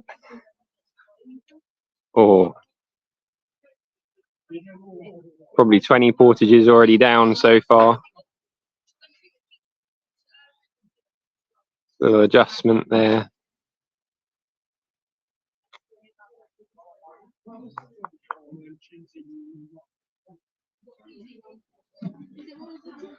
There we go, we've got these crews getting fed up here. Someone else shouldering the boat coming through. I'm hiding in the hedge, trying to keep out of the way. Well done, guys. We're live on YouTube right now. Yeah. Good luck, guys. Didn't catch their boat number. Their boat's upside down. Adam and Becky going on, looking nice and smooth.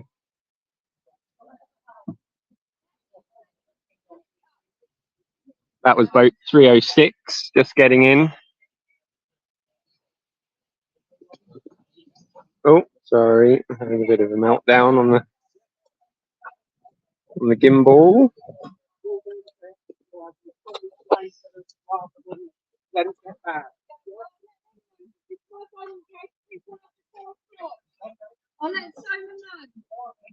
you go, we've got more boats coming down, getting in.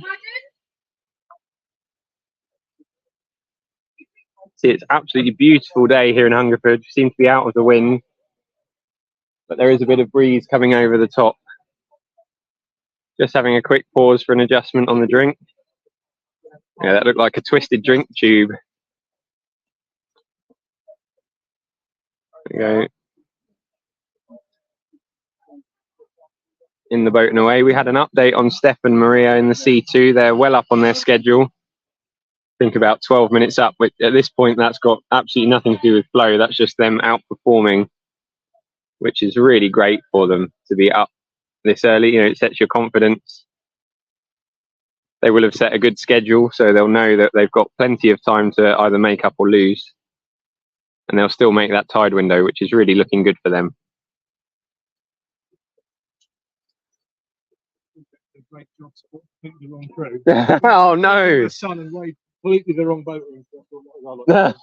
Easily done. Wondered what you were doing. They seem to like it. Would you mind giving me a quick rundown of your crew and how they're going? Just very, yeah, just very briefly. There we go. So we're just waiting for Josh Hayes and Tony Garstang, 353. Coming, we're expecting them any minute. They're bang on schedule. What sort of time are they aiming for? They're aiming for about 22.5 hours over the whole race. Brilliant. So yeah, we'll wait and see if we can make up a little bit of temp. We don't know, but at the moment they should be happy. They're spot on the money. So yeah. Wonderful. Fingers crossed. Well, I'm just going to wander up the canal. Thank you so much for that. Good stuff. Thank you. Oh, there we go. This is them coming in now. Come along, boys. Come along. So really great instructions from the support crew. That's what you need. Nice, clear and loud instructions. You can see the checkpoint crew up there. We'll wander up and see if we can get a chat to them later.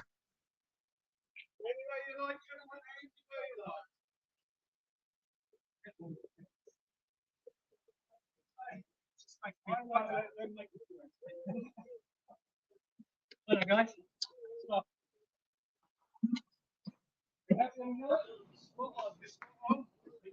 Oh, sorry, my camera's just having a bit of a meltdown there.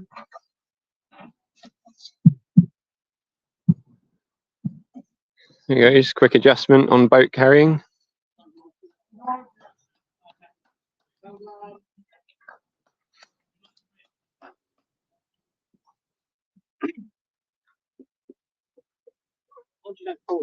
Oh, I know, I'm trying. How are you? I'm good. I'm mostly getting dizzy watching this thing spin around all over the place. We just watched the... Oh, sorry, we're getting a good shot of Angela sipping her coffee there. It's much more glamorous than everyone makes out, this canoe racing lot.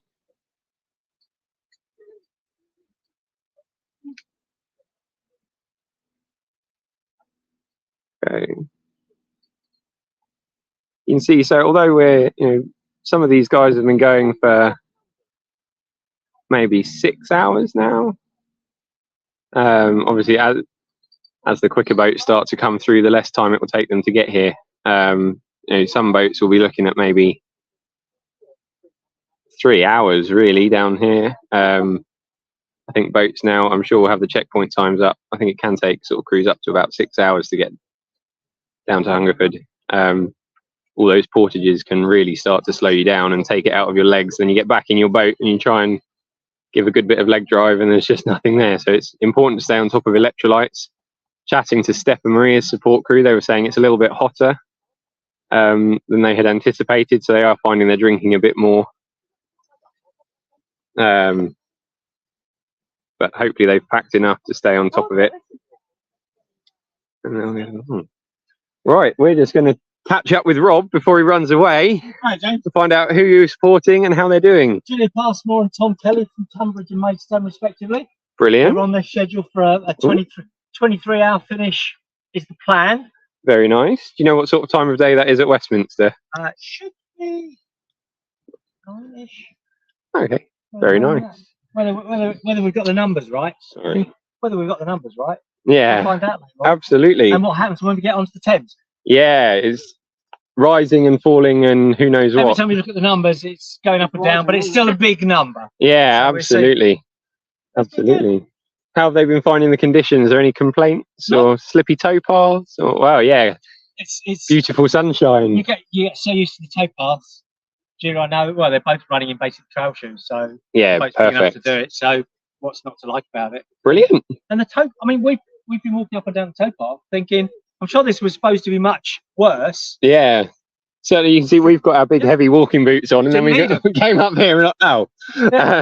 There we go. Maybe all the mud got washed away in the rain on Thursday. We didn't go to Great Bedouin after the video clips of that from Thursday, so we missed out on that. So Yeah, no that's idea what's going on there. Smart move. Yeah. Oh, not that I was there. Like I said, we came We saw straight the video down. clip, yeah. Yeah, absolutely.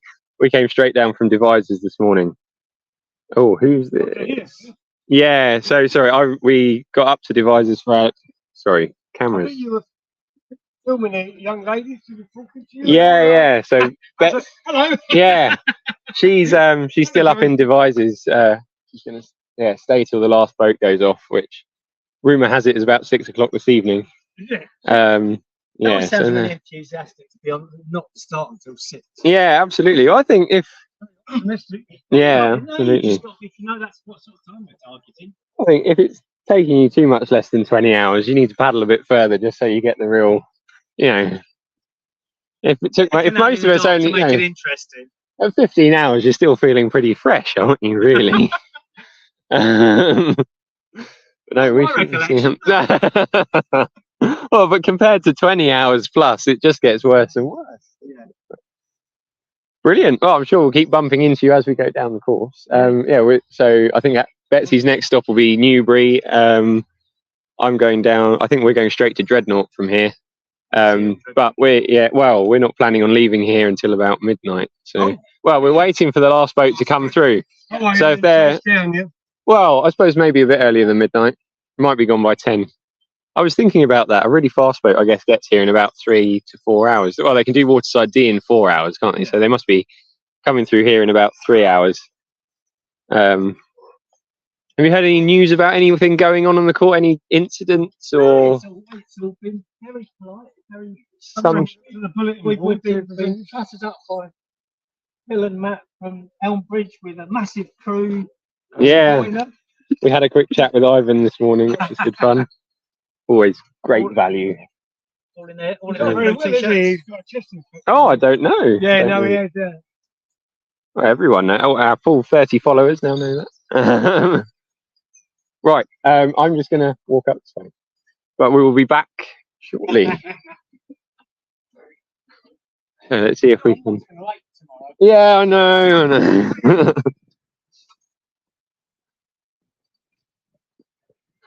See what we've got going on here. We'll walk up to the low bridge.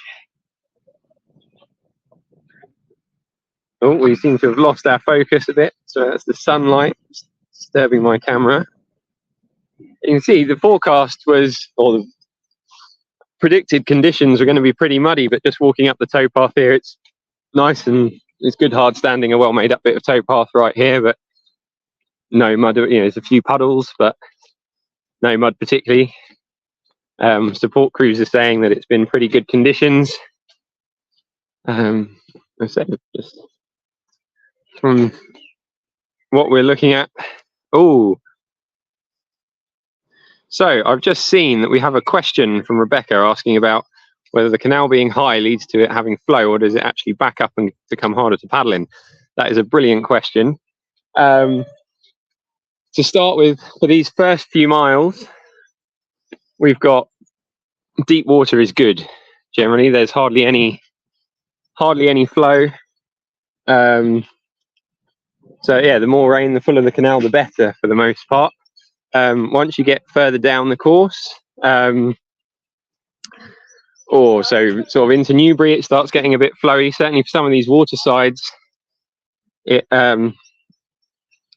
through that last bridge at Newbury was a little bit more testing than it sometimes is. I ended up giving the bridge a little hug on my way through on Waterside C, which, much to the disappointment of the spectators, I managed to survive. But yeah, then further down the course, the levels come up. Still maintain pretty good flow the whole way down the canal. So I'd say generally the more water in the canal, the better the conditions. There was a huge amount, for those of you that saw the video from Great Bedouin earlier in the week, you see that the canal did flood, which obviously creates its own problems. You know, things like underwater obstacles. If the water comes up, you can see here that there's not a huge amount of bank space left. So obviously it's a very large amount of water to lift this up. But if you're coming out to the edge here, trying to do a efficient portage, you risk damaging your boat. Further down the canal, there will be some locks that the put-ins might be underwater, which is a challenge for the crews. You know, they're wanting to be racing, but not, you know, needing to look after their boats, making sure they don't damage any equipment by taking any unnecessary risks. You can just see some paddles clipping away in the distance there. We'll see someone coming out of this low bridge. Sorry, and then to finish off Rebecca's question there, down onto the river, certainly last year, the levels this year are higher than last year. Last year, we were speaking to the chief umpire earlier, and he was saying by the time the race actually got down to the Thames, the flow was just over 100 cubics.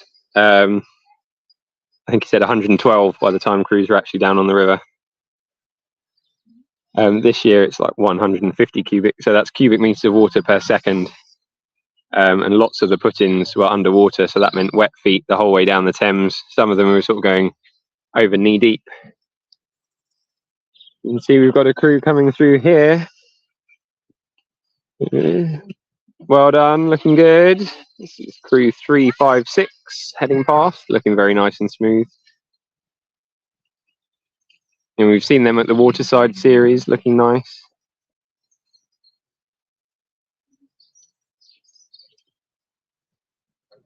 Looking forward to seeing their support crew down at the lock. We've got a slight added obstacle here. We have a little fisherman sat over by the tree there. Seems to be being very considerate to the boats I've seen go past.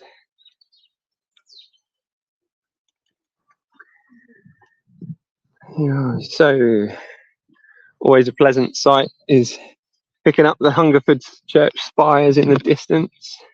Sure, I can be corrected that that's not a spire, but I don't know the correct technical term for that. So you can see here's one of a few low bridges that the paddlers will encounter on the course. Some of the crews will have, for want of a better word, a bridgeman who will, you know, come down to these low bridges and open them up.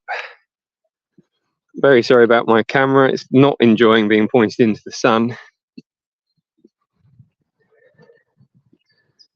So we'll just take a moment here and look up the canal. See if we can see anyone coming. So like we say, coming into Hungerford, you can see the church tower from the little distance. Some of the waterside, you're thinking, oh, I think we're about halfway through Waterside A. Certainly over halfway through Waterside D, and you're thinking, yeah, we're definitely last sort of hour and a half to go kind of thing from here on the watersides. Obviously today, that's only getting as far as Newbury, and then you think, oh my God, I've still got a whole night of paddling, but everyone's really being treated to beautiful conditions out on the canal today. Looks like that headwind's calmed down. You definitely see there's a little bit of fatigue already, but it's a long way to go. Lots of these crews won't start particularly fast, but will just keep going at the same speed all night and they will get there. And for a lot of people, that is what this challenge is all about.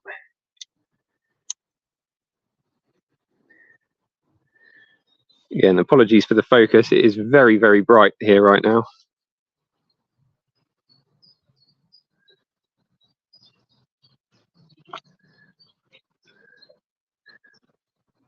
Well done, guys.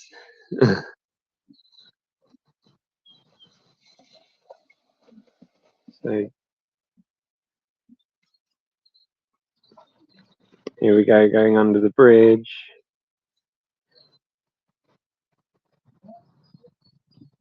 Who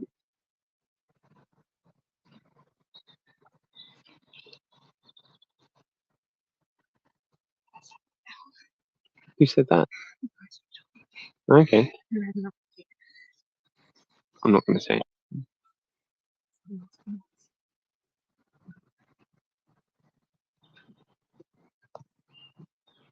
Hello. Is this the head of the river? The race? The Devizes Westminster. Okay. So it's yeah, 125 miles. This start in Devizes and finish at Westminster Bridge in London. So we're actually doing a live YouTube stream right now. We're trying to cover the whole race. Yeah, they start cruise. The first cruise went off. I think the start window opened at 4:30 this morning. That's right. What do they expect to get? So the you have to reach Teddington, which is where the Thames goes tidal. From I think you're allowed to go through from 5:30. Do you need to get back to our bags? Yeah. Sorry. Yeah, that's okay. From 5:30, and then you get 3.5 hours to get through. So then you finish at Westminster. It takes you about another 2 hours to get down. So sort of any time from 7 till 11 tomorrow morning. That's about what, 36 hours then in total? Yeah, so it varies from crew to crew. There's a lot of, so you have to pick your start time based on how long you think it's going to take you to do those first 108 miles. Yes. So there's some of these crews went off, there's sort of crews aiming to complete the challenge who go off very early in the morning. And then reportedly our last starters think they can go down in sort of 15 hours or so. Right. So they won't start till 5 or 6 o'clock this evening. Obviously you end up doing most of the course in the dark. Yeah. Yes. But so it's a time trial ultimately. Yeah. And they run up the Devizes.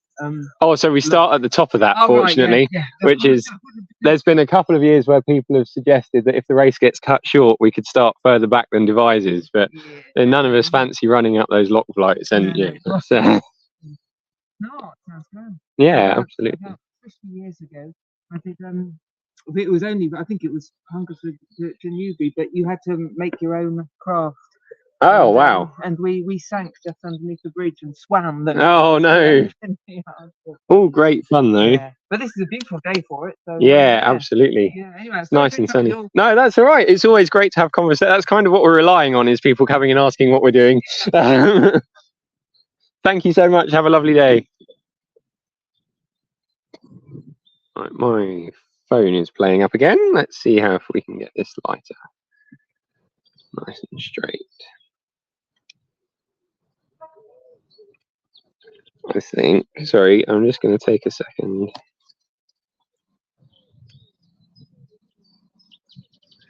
To move this. See, we've not got anyone coming in right now.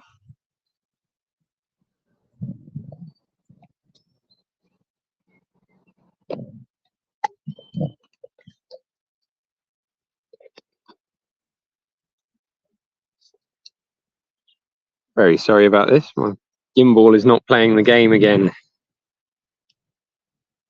There we go. See how long that stays and behaves itself for.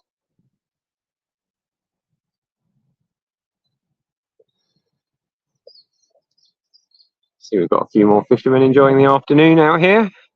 Hopefully not getting too annoyed by the canoeists. Interestingly, the wind seems to have turned slightly, and we're getting a little bit of tailwind, you can see there on the canal. Just blowing down nicely. Right, we'll stay up here and see if we can pick up a few more boats coming through this.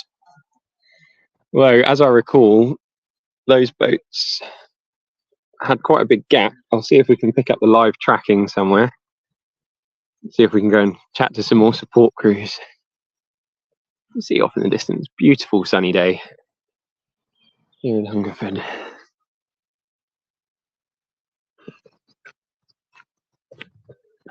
Just walking down the towpath again, so nice and dry, no need for the boots that we brought with us. Of course, one of the best things about starting later in the day is that the sun is on your back, so you don't get that horrible dazzling going on that all these crews that have been paddling through the day, paddling to the east, will have had the sun rising in their faces and squinting, finding it hard to see. So heading into the afternoon now, you see the shadows are just starting to lengthen out. Still lovely and warm. You know, the car was reading 14 degrees, which is lovely temperature to be paddling in as long as you're dressed right.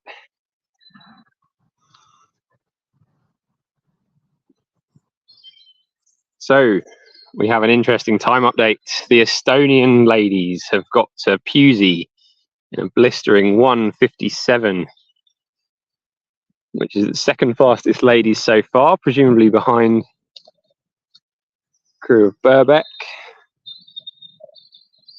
Sorry, Wilson and her partner, whose name I can't remember. Betsy will tell me off for that later.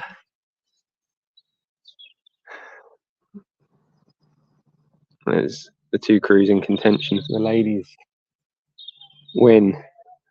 I wonder if Tim can listen. Can he tell me the split there? So, Cat Wilson, Cat Drummond. So about a 5-minute gap there, which for the difference in boats that we saw earlier is actually really impressive by the Estonians.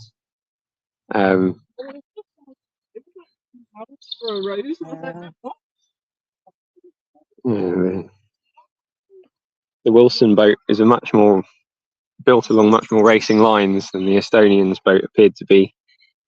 So really good water speed there.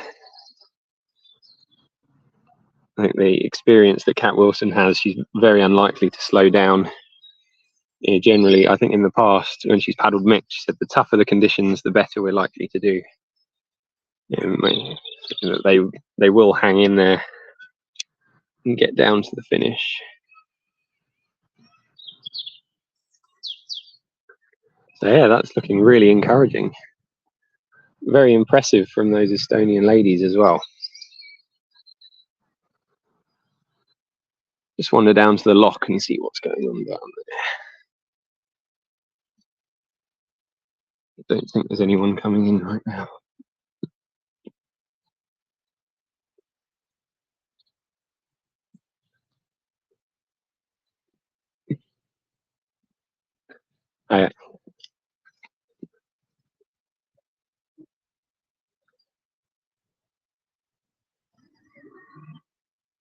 So 60 out of 71 boats have gone through Pusey.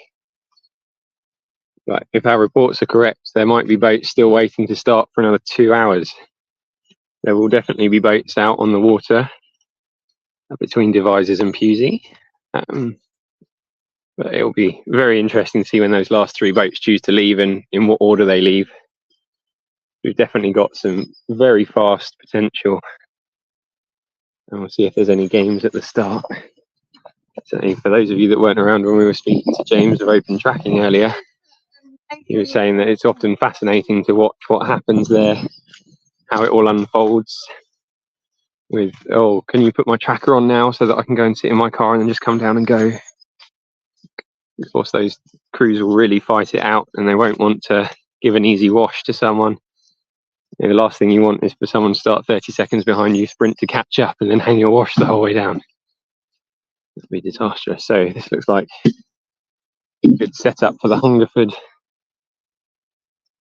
checkpoint crew.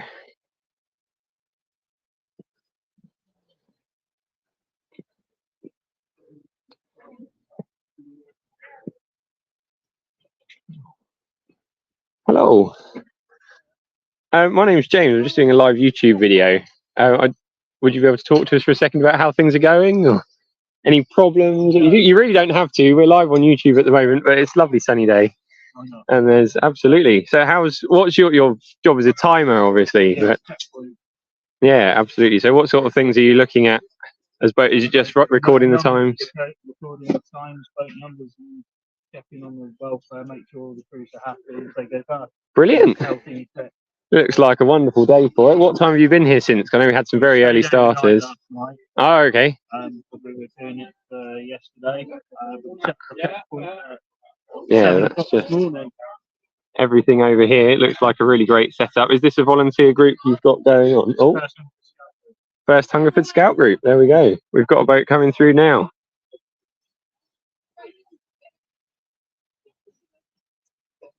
Where have they gone? We saw them disappear behind the barge. We're going to get real live checkpoint timing in progress.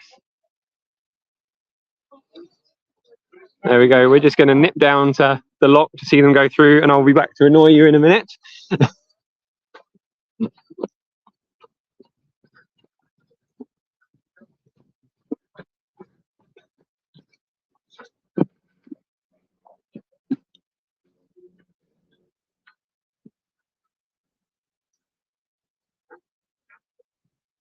You can see the outlet still bubbling away furiously.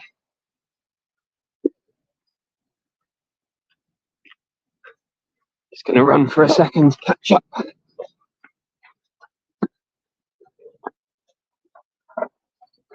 And go getting out.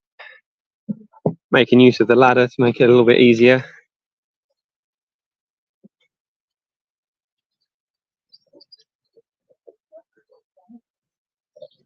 Pausing. Oh, got another crew coming in.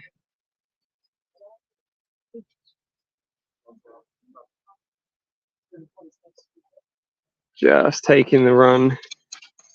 So we said fastest boat through Pusey in 150, which make those Estonian ladies look very fast. We're going to go getting out. We're going to have a bit of a log jam here. Moving out of the way. Would have been handy for them to stop slightly further out of the way.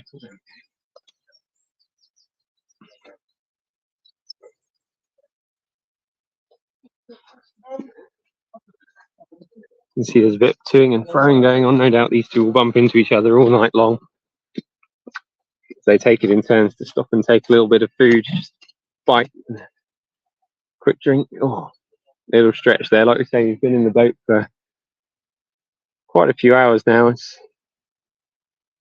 And we saw boats starting around 10 o'clock. So these guys have probably been going for, getting on for 6 hours now. Yeah, it's boat 338 through Hungerford nicely. It's getting straight back on with it. You know, these guys up here obviously feeling the need to take a bit of sustenance.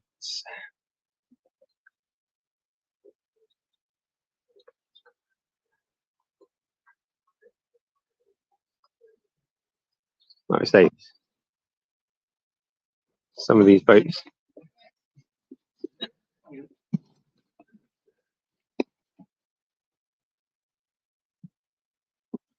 probably round about 6 hours in now.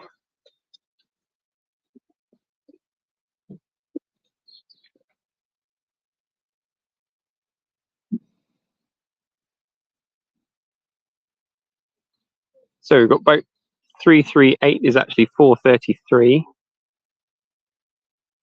Boat 326 was 5 hours and a minute, so I'm way off on my timings. You can see that we're looking at about 5 hours for these boats rather than 6. So that's my mistake. Hello. 4.5. 4.5. Yeah, oh, sorry, I've had several. Who is it you're supporting, sir? They set off about midday, and right behind them is parachute regiment guys. Oh, very. Set off about midday, so oh, okay. They're about 4.5 hours to here. So I was basing that off a C2 I saw through earlier, but I'm probably misjudging quite how long I've been stood here. And so yeah, very good times. Nice and smooth. Are you all right if I film you? Sorry. Yeah. So we have a thing here that we play with every year. Are you familiar with the word spreadsheet? Yes, absolutely. Okay. So if you put in here a prediction of the flow, and this clever bit of thing works it out for you. Oh. We put in 5.5 miles per hour on the canal, and actually it's working out to be quicker than that.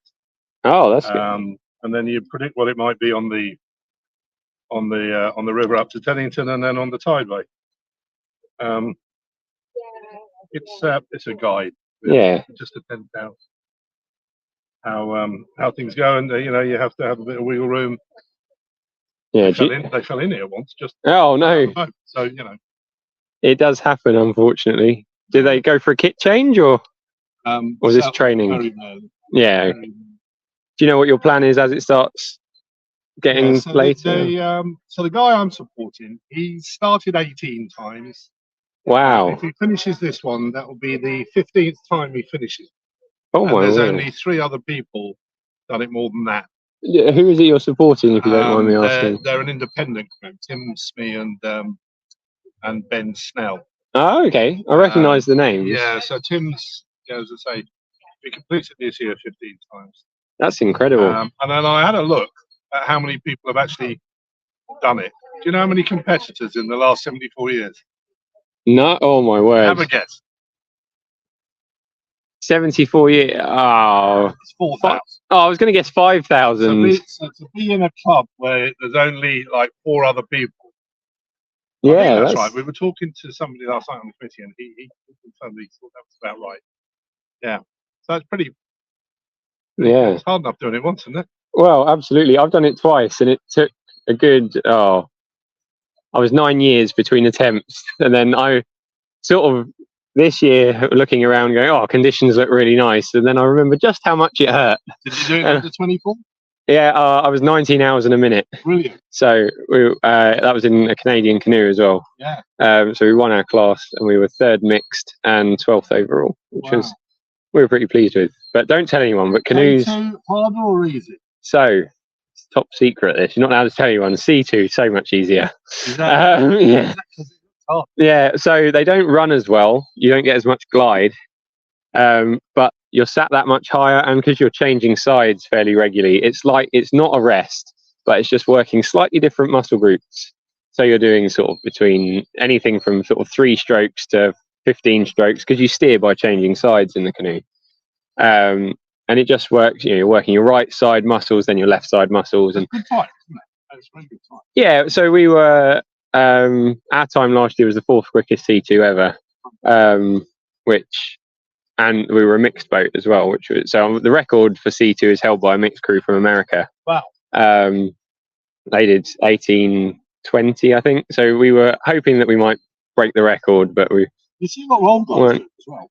Yeah. Real hardcore. Yeah, absolutely. So it's very popular, and sorry, portages as well. The seats are that much higher in a C2, so you can get your leg in under your seat. Sorry, this gimbal is not behaving itself.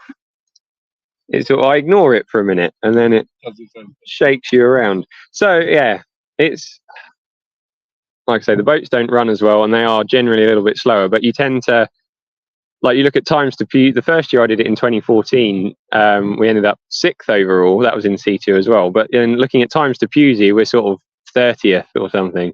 So we really don't get that run, but the drop off isn't as drastic as it is in kayak because it's not as relentless. Yeah. And then particularly through the portages as well, you can make up a lot of time in a C2 because you can be that much quicker in and out than the really well drilled K2 crews are obviously just unbeatable. But yeah, it's some of Mike and Rebecca Davis who have the C2 record sort of come in the C2 races they do in America, sort of come in the top 10. So there's boats that, sorry, we're just having a live update. Oh no, hang on. Oh dear. Sorry. I just need to go and see Angela to see what this message said, but I will be back.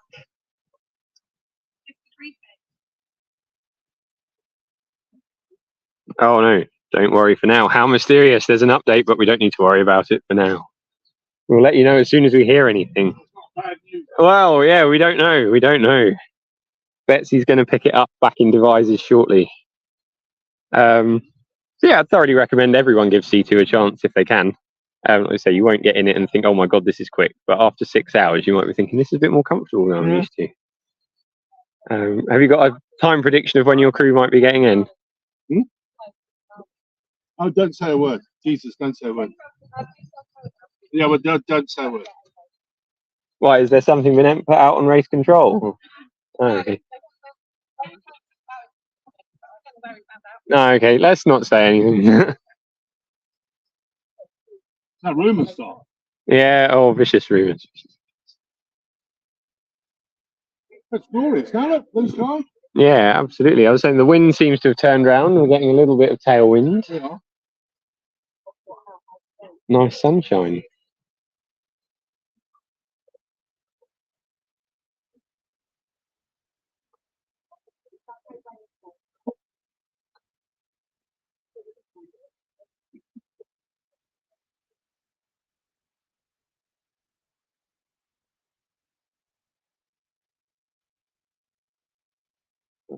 Right. Let's not. It'll go down a lot. Yeah. I wouldn't tell anyone. I don't think. Keep them. The less doubt on this section of canal. So last year when we were racing, all the poo in there will make it flow slower. You see, Ivan Lawler's comment on Facebook was saying perhaps if Thames Water had an annual swim in the Thames, the water might be a bit cleaner. Yeah. So last year we I set our schedule, and we got overtaken quite early by some very quick K2s, and I was thinking, oh my god, I've completely messed this up. But then so that was at Crofton, and then I was worrying for the next sort of 6 hours or so that I'd completely messed up our schedule. We traditionally go too quick on the canal where they do a lot of their training, and then when it gets dark on the river, just go slow. Yeah, it's tricky to get right, isn't it? But you should get a right kick. Yeah, absolutely. Absolutely. Right, come along. Yeah. Is there anything going on in the live tracking at the moment? I don't know if you've got that open, have you? There's a slight line then. Yeah.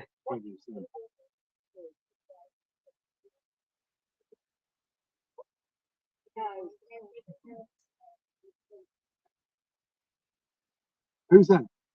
Oh, a couple of we're not sure who's who, but there's the two fast men. So you've got Billy Butler and John O'Grady, and then Tom Simmons with Andrew Burkett. Sometime between 5 and 6, we've heard. We were talking to a fellow last night who's leaving at 3:30. Last year he did the peaks race in Snowdown. Is it that? What do they call that? Where you run all the peaks? Oh, what, the 3 Peaks Challenge? No, the other one. Where you do 18 peaks, whatever that is. Is that like the Dragon Run or something? Whatever they call that. So he did that. Cycled from Land's to John Groves, and then did the DW. Wow. Oh yeah, the epic try. Yeah. Yeah, that was. Oh, when was that? I remember hearing about that. Yeah, absolutely. This is hard enough, I think. You don't need to make it any harder.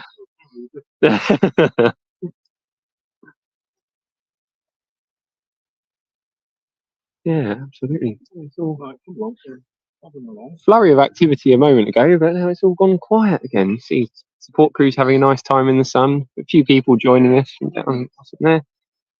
Okay, we're looking at about 5 minutes away.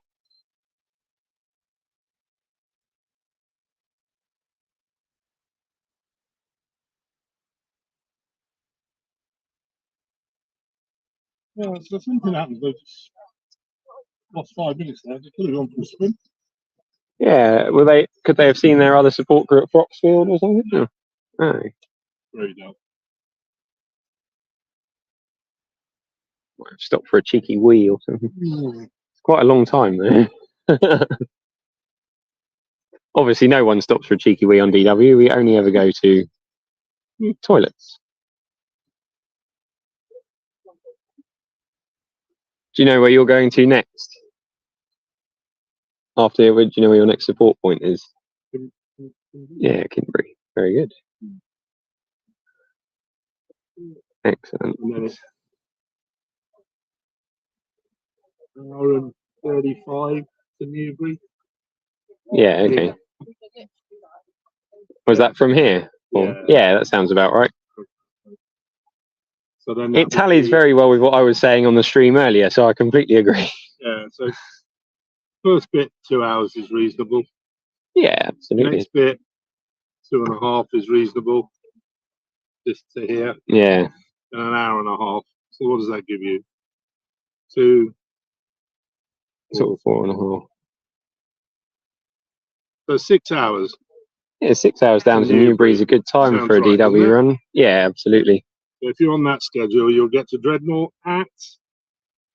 Oh, my maths isn't that good. I think it's about 9 hours down to Dreadnought, isn't it? Yeah. That's sort of base going roughly 6 miles an hour on flat water. On to Dreadnought. 10 litre stretch. 10 hours in. Yeah. That's about right. And then everybody starts to quit at Marlow. Yeah. Furthest point north, closest to home for most people. That's one theory. Starts getting tough, doesn't Yeah, it? depth of night. I think that's when Steve Redgrave did it. I think he's recorded as saying, "Oh, we're going past Marlow, which is my house." So I thought, "Oh, I'll just get out with the boat and go to bed." Oh, there we go. Gimbal's playing. That might become my Following the whole catchphrase. thing. Yeah. So the idea is we're a bit mad, really. We got down to Devizes for about 7:30 this morning. Yeah. That was a 2.5 hour drive for us. And then, yeah, we're trying to ideally stay live the whole way through the night, right down to Westminster. So there's another team still in Devizes, and they're going to. The quickies. Yeah. Also, we're going to jump down the course, so we're going to be here in Hungerford right until the last boat comes through, which I'm hoping won't get too late. But I'm imagining sometime if they're starting. To where? Yeah, we're going to go straight down to Dreadnought from here. Right. Okay. And our team in Devizes are going to head to Newbury. Hopefully. We're getting ours at McDonald's. Yeah, absolutely. Highly nutritious. Yeah. Well, it's always nice to have. So we've got the camping stove and a few boil in the bag meals, but that sounds like quite a lot of effort to me at the moment. Absolutely. Oh, yeah. Everything stopped. Just listening to the water bubbling away.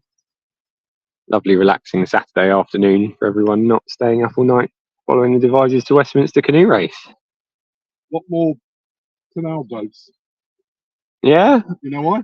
No. They're not on the river. Oh, interesting point. They're not allowed. So yeah, that's lots of boats transiting, presumably between Bath and Thames. So they'll be on the Thames and clear off up the Oxford or clear off down the Thames, but just haven't been able to. So yeah, that bottom section of canal's been rowdy. Up our canal. Absolutely, canal boats on the canal. It's outrageous, isn't it? I know last year we had a few issues on the first pound with there's one particular pair of passing barges that could have just slowed down for 10 seconds to let us pass, but then we had to slam the brakes on while they passed each other and sat there, had a drink for probably only lost 30 seconds, but it puts you off. Yeah. We'd found our rhythm at that point and we're going along quite nicely. Had to stop and start again. It's not what you want.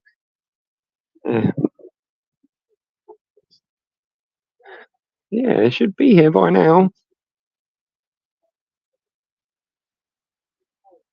So we've been coming up for 7 hours on the live stream now. So we are going to, if it all goes terribly wrong, we are going to have some live updates, sort of scrolling text updates just to keep you entertained while we're relocating or charging phones, or maybe we'll just stop being able to speak, which I know anyone who knows me won't believe, but anything could happen. A few more people coming up now. Oh, here we go. Hey, I am reporting still from Devizes. Can you all hear me? We can. I've got an update for you. I don't know if you've officially announced it yet, but I was just in the briefing room where the race officials were briefing the elite crews, the ones who still have yet to leave here. And I can confirm, you can see it on the DW bulletin board now and on the DW Live Hub, that there is a strong chance that the race is going to end up finishing at Teddington. This is really bad news for all the elite racers. I think it's fair to say faces fell pretty quickly in the room. The swim safety, I think is the organization they said, is calling it at about a 50-50 chance. So there's also still a really good chance that we could see the race finish at Westminster, which is what everyone wants. It essentially depends on the tide. We've had a huge storm surge. So if you've seen the canal that's been flooded, there's some photos on the Facebook group of that. I can see, I think the water looks pretty high where you all are now, James. It certainly is. Yeah, like this is a massive storm surge. I haven't actually seen the canal like this before. And that surge is going down through the river as well. So basically, if that surge has sufficiently passed down the river, then we should be okay, and we should get back to lower river levels and lower tides today. But if it hasn't, then they're going to pull everyone off at Teddington. Below Teddington is the PLA water. It's the PLA, the Port of London Authority, who is making this call.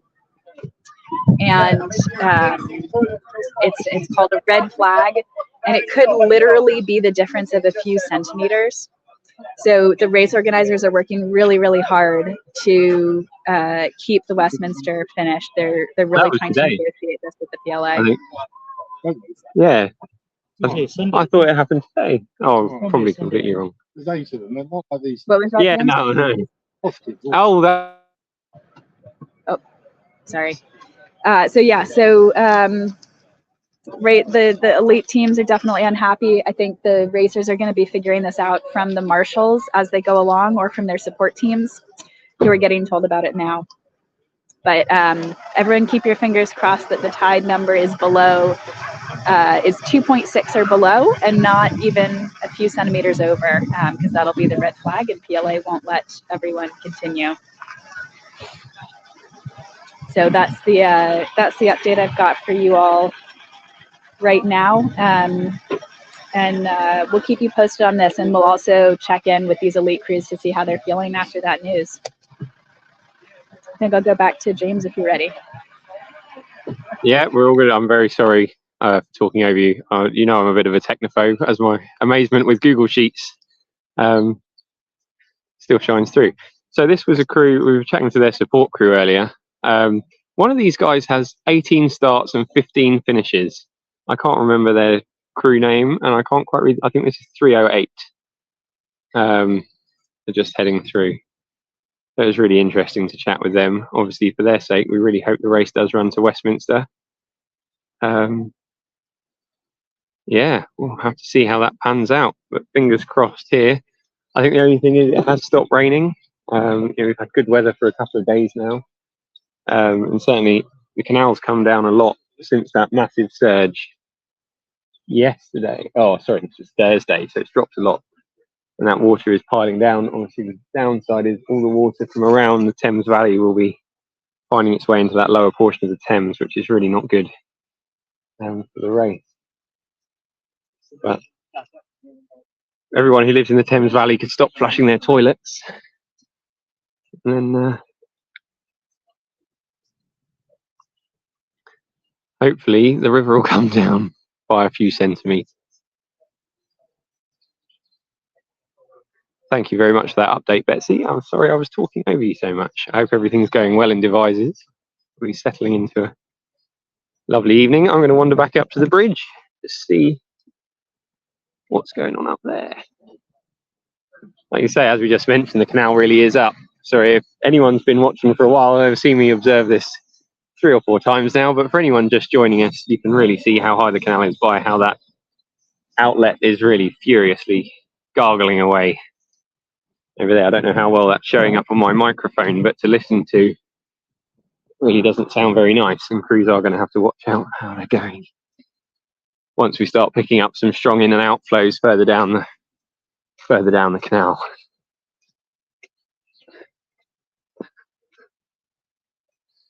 So sorry, as you can see, the sun's starting to drop in the sky, which is giving you all terrible glare through my camera. I'm very sorry about that. Oh, it's all right. We've blurred up, so you don't get any glare when we're all blurred up.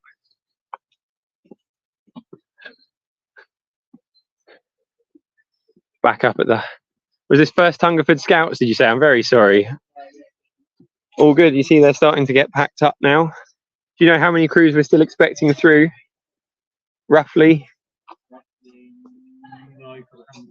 No, fair enough. Absolutely, I have absolutely no idea. Yeah, you see the Scouts are very dutifully packing up there.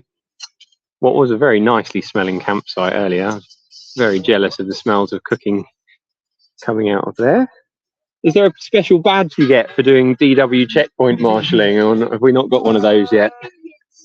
Yeah. Oh, sorry. What's it doing? Oh, I've turned you off. That's why. There we go. That should be back.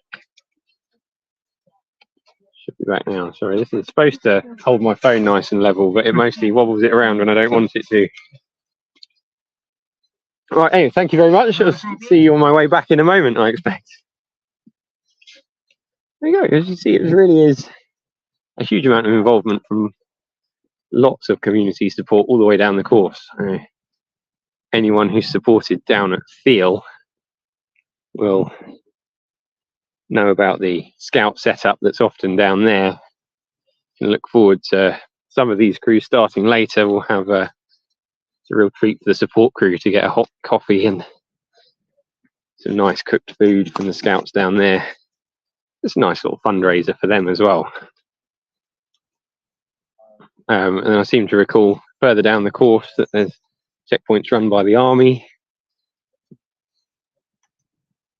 I think sometimes, certainly when I did the race in 2014, we were got a number demanded from us by a army chap stood right on the end of the pontoon coming into Marsh. Which is slightly more forceful than anyone else out on the course. Oh, so there's puddles clipping away in the distance.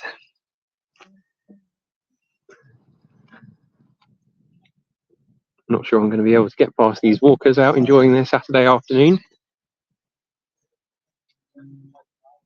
Time to see them come under the bridge, but we'll do our best.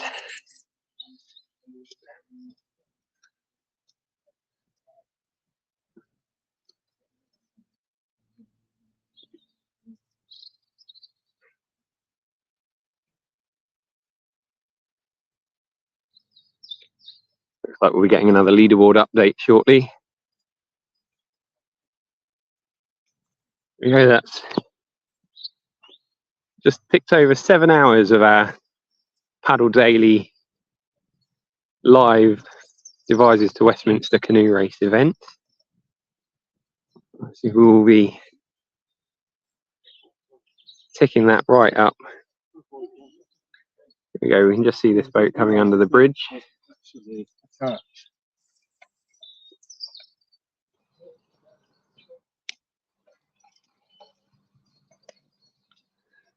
Not the most elegant navigation, but they've made it under. There we go, timing's back. We're up and running.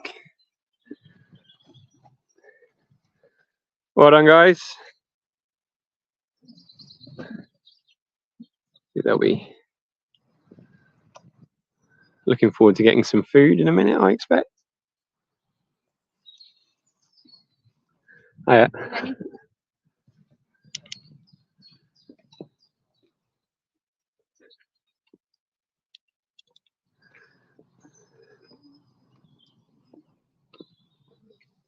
Oh dear.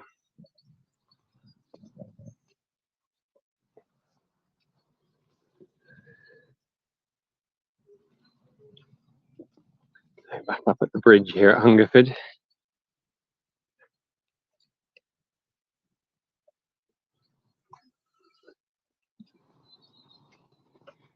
think we've got Roger over there with his camera, making his film about this year's race. Go and see if we can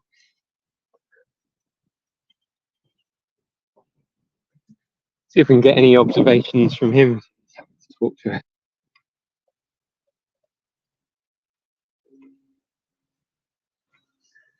Wow, so we have the Dutch boat. It's currently 1:39 to Busey, which really is stonking along. Hello.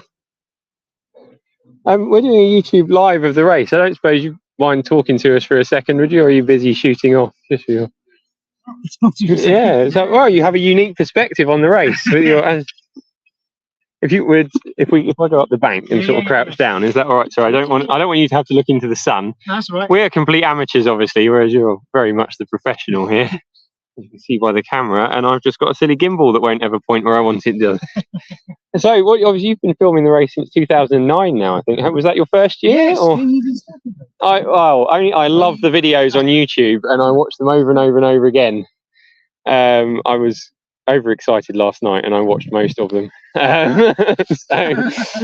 So yeah, you. Yeah. Obviously, I know it was. Sorry, go ahead. I was just saying, no. It's just, it kind of feels like yesterday. It's just every year it's different.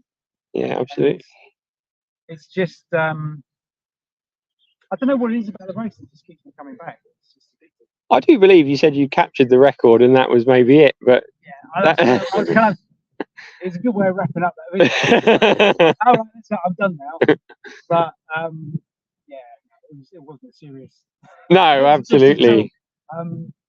But yeah, it's kind of for the last. Well, there's last year obviously when the record went, and then a few previous occasions there's been attempts. Yeah. And a good chance, potentially, of the record going, or people feeling that they had what it would take to get the record, and it's just been such a long time. It's such a phenomenal record. I mean, 30 odds. Absolutely. No more actually. 40. I don't know how many years. I think it was 44. Yeah, in the end, yeah. Yeah, that's right. It was about 30 years when I first started filming it. So, it was just a phenomenal achievement. I think people were starting to think that it was never going to be broken. It just wasn't going to be possible, possibly under sort of the modern day of all the different authorities that get involved in risk assessments and that kind of thing. Yeah. Kind of conditions you need. So, yeah, it was phenomenal. And yet it seems that we actually have better conditions this year. So, yeah. Yeah. Excellent. I mean, have you had a favourite race to have filmed? Obviously breaking the record, but yeah, fair enough. Silly question, Actually, easy answer. It's each year's different, and last year was obviously a favourite for me personally because it meant catching the record, which was such a motivation. But other ones before that, I mean, actually the first one I did in 2009 when Owen and Dan Seaford won, that was really good because I got really sort of deeply involved in their story, and then again when Dan won in 20. Oh, I know this. I know this. Was it 18? Oh, I think 19. I think it was 19. Yeah, 19. Only because I've watched your video so many times. I don't have a total recall memory. No, fair enough. It was that was special for me as well because it was the second time that I filmed Dan with. Yeah. So that was nice. But yeah, each one's different, and sometimes there've been years when I've not followed the race as such. It's kind of gone out and filmed, which is actually what I'm doing today because we want to cut a promo for the event to try and get support for it. So brilliant. It's going to be more about today. Filming more about grabbing more material we can use for that, and that's actually quite nice because the pressure's off. You're not chasing crews. You just rack up at good spots like this. Yeah. Which is it's a great vista. Absolutely. Get whoever comes past. Yeah. But the night is young. Absolutely. It's only 20 to 5. Still nice and sunny, which it's barely had breakfast. Yeah, I think we have had a slightly scary update on the race bulletin board about potentially finishing early. So it sounds like this is the PLA have reportedly said unless the river on the tideway drops below, I heard 2.6 meters, and I don't know how that's measured or where it's measured. But literally, if it's 2.61, we can't go, and if it's 2.59, we're fine. So yeah, I think this is the trouble with it. that's completely external. There's nothing we can do about that. And that's the thing. That's the thing from the organisation's point of view, and everybody. It would be such a shame if that happens because everybody is supporting the race financially. But equally, at the same time, I think everybody understands that it's dealing with conditions that you have no control over. I guess the thing is, if you can have a race, you can have a really great race, and if it gets canned at Teddington, if you've had a really great race, Yeah, absolutely. DW still delivered. Yeah, that's the way I look at it. When it finished at Reading, DW still delivered. perfect. So Yeah, here we go. Just got a crew coming through here. Wonderful. Sorry about that. You could have been back in your car by now, but we really appreciate it. No worries. Certainly from my own personal perspective, I've first heard about my local canoe club from the 2009 race, and then was able to log on to YouTube and watch the video as it came out. Oh wow, brilliant. It's nice to know. I mean, it's nice to know people coming out of it. Because to me, it's it's a passion project. So yeah, absolutely. I kind of do it selfishly. Yeah, fair enough. It's really, so they just love the boat trip. Yeah. It's nice to know that people get something out of it. No, absolutely. Are you going all the way through? Or That's the plan. We're trying to keep a live stream going the whole way from the start to the finish. So we've got two of us. I don't know if you saw Betsy at the start, or there were a few of us walking around at the start. Yeah, so we're going to try and keep. So we're hit ourselves here. Yeah. She's going to go from there straight down to Newbury. Yeah, then we're heading from we're going to wait here for the last crew to come through, and then we're going to go straight down to Dreadnought. Yeah. And that's when the fun starts. Yeah, absolutely.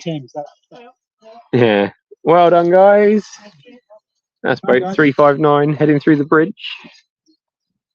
This is our first one we've really seen well. Here we go, very smooth, well practiced. It's interesting. It's the early one. It's just they basically made a big line to grab the wall. It's just like, no, just cruise straight through the middle. It's just by the time they stopped themselves and then they were able to pull themselves through, it was actually easy. It's not a particularly low one, this either. No, I think the ones further on all the miles. That's the thing. Yeah. On Waterside B, I was going through my K1 and I got overtaken by a quick K2 just under the bridge. And I was fine. And then the back of my K1 got picked up and my buoyancy aid whacked on the bridge, which was slightly unnerving, but kept it going, held it together. Yeah, anything like that. Under a bridge. Yeah, absolutely. Brilliant. Right, I'll see you later. Yeah, thank you so much for talking to us. It's Roger Burlinson who managed to catch there. Apologies if I got your last name wrong. Like you said, filming the race for, oh crikey, far too long now, since 2009. But brilliant videos on YouTube. Once we've logged off tomorrow morning, yeah, you should definitely look at that. Okay, so I think we're going to cut out to quick update on our live leaderboard now. And there we go.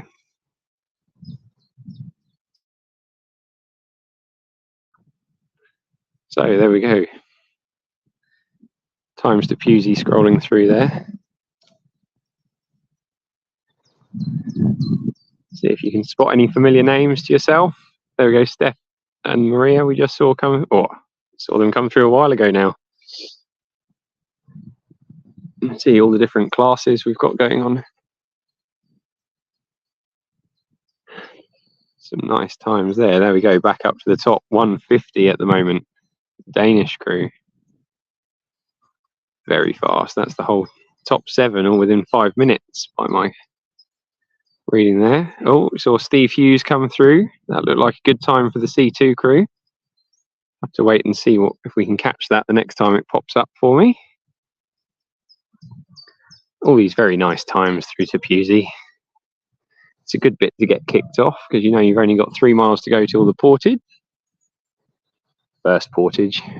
You spend those first 14 miles thinking, where's this first portage? Then you spend the next 30 miles thinking, please, no more portages.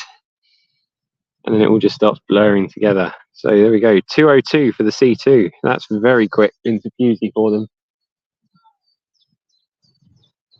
Not sure how that compares to record times for the C2 class, but it's certainly pretty quick. Definitely there or thereabouts for a very quick C2 time.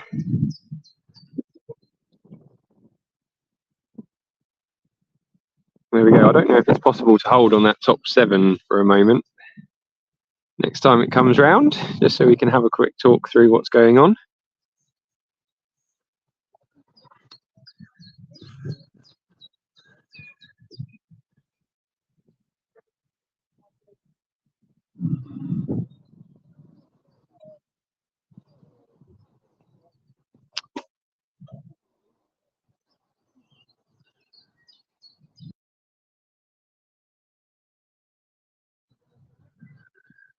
So last year, Betsy and I were aiming for a 1:55 to Pusey.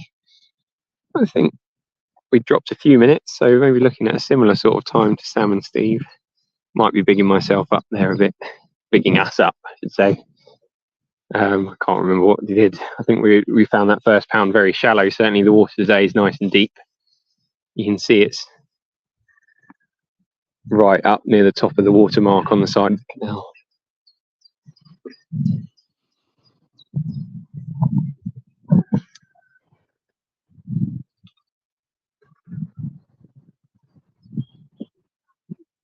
We've got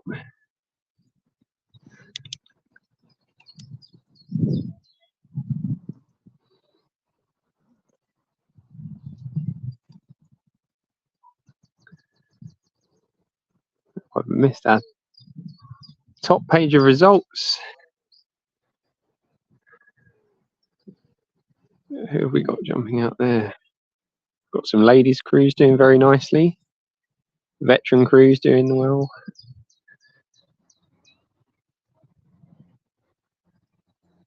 Looking like everyone's having a smooth run down to Pusey.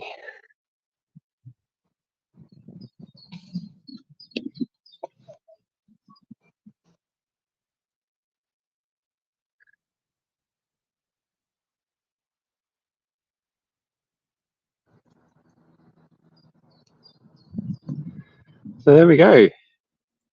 That's how our leaderboard's looking at the moment, and we are back live in Hungerford. What is turning out to be a glorious Saturday afternoon, as I'm sure you've heard me say far too many times now.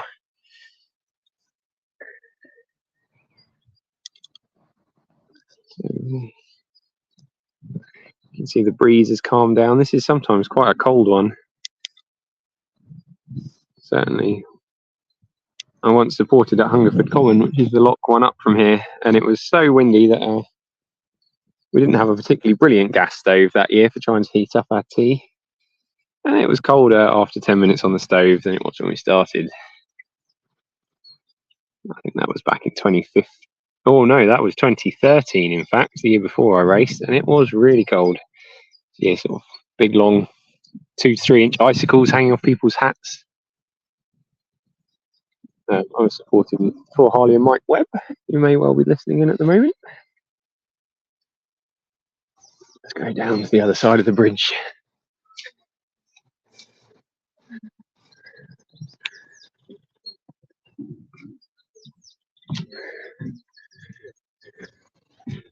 See what's what.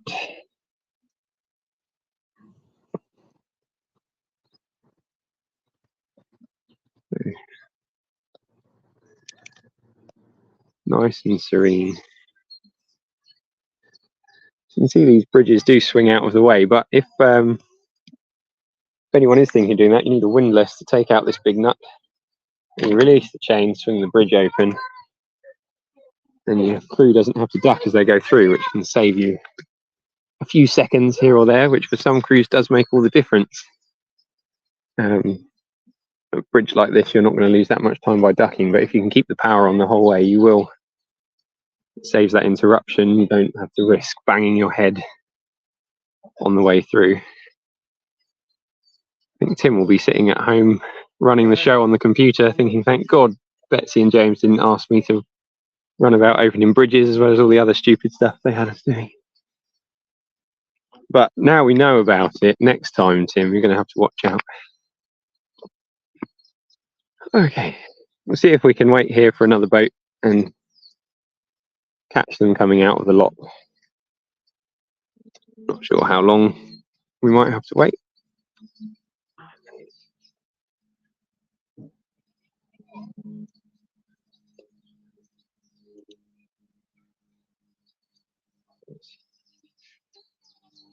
More quiet countryside noises of people out enjoying their walk.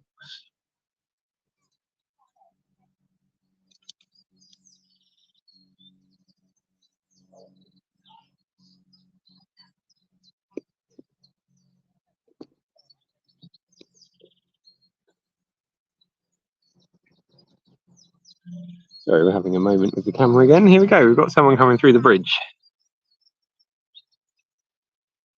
Don't know if you can see them off in the distance.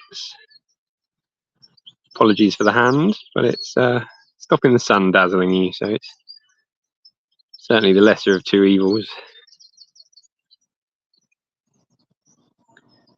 See, the race does attract passing interest from the locals. Wondering what on earth is going on.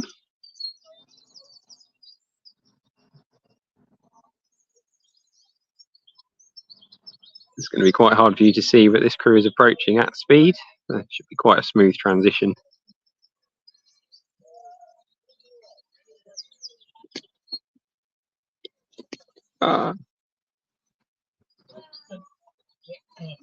Very smoothly done there from the K2. Back up the speed down to the lock. Are you guys getting a feed at this one?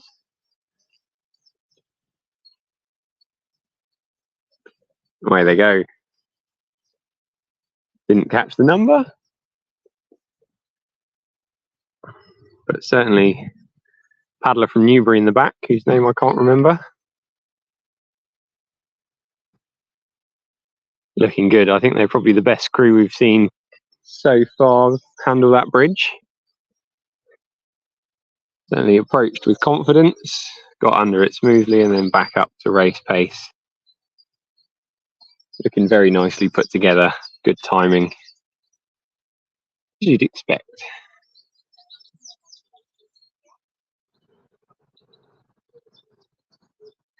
So we've got a few updates to give you. The first crew is now down to Reading. Fastest boat to Pusey is the Danish crew, who managed it in 1:39. Fastest to Hungerford is Robert Whitehead and Mike Richmond in 4:15. Second fastest to Hungerford is Peter Clark and Juliette Fuchs in 4:33. The crew that just came past was in fact boat 360. So thank you very much for that. They're looking really good. Sure we'll bump into them several more times. Oh, sorry. Hello.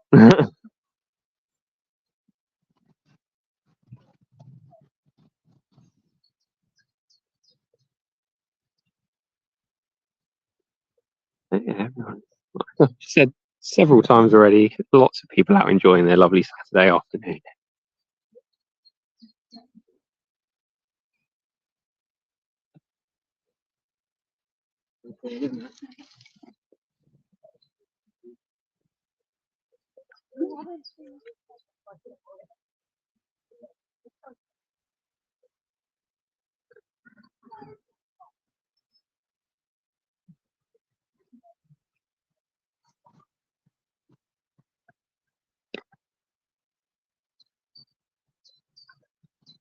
I think it's probably going to be time to head back to the lock and see who we've got arriving there, see if there's any support crews that will chat to us while they've still got plenty of energy.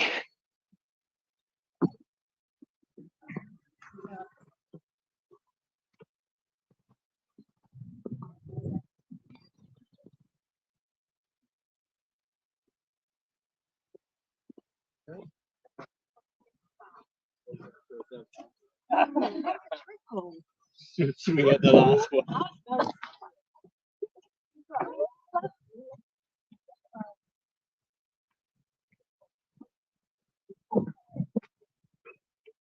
Couple more fishermen there. Hopefully not getting too annoyed by all the canoes coming past, though sometimes disturbing the water can stir up the fish a bit. Other times it makes them run off and hide. So sometimes a canoe can be a fisherman's best friend. Other times they've managed to develop a swim. The canoe can stir that up, and it can be very frustrating, especially for sport fishermen. But hopefully everyone has a good understanding that everyone's hoping to share the water.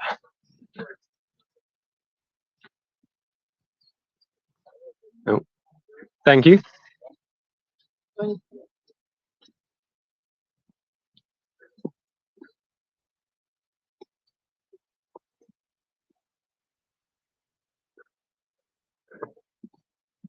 So, yeah, I'm heading in there.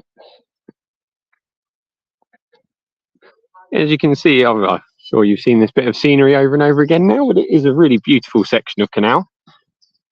The scenery is really quite exceptional, much as you don't particularly get to enjoy it while you're in your canoe. But sport cruise, it can be certainly all the way down to Newbury. It looks very good.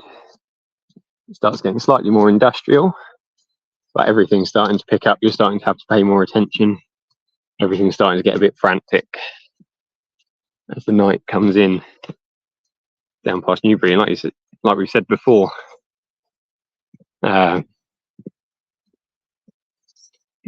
later cruise, it's starting to get dark before they're even setting off.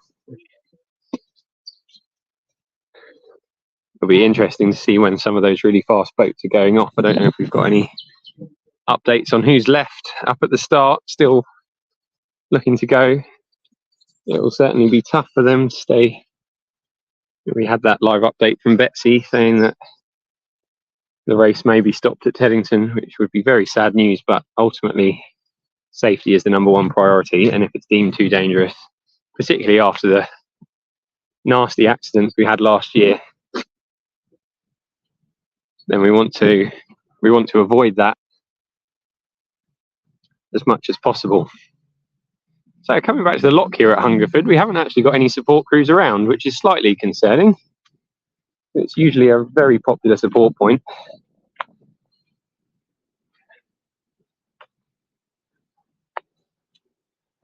See, for those of you that haven't seen it yet, we really are gurgling over there at the outlet. It's demonstrating quite how much water there is in the canal at the moment.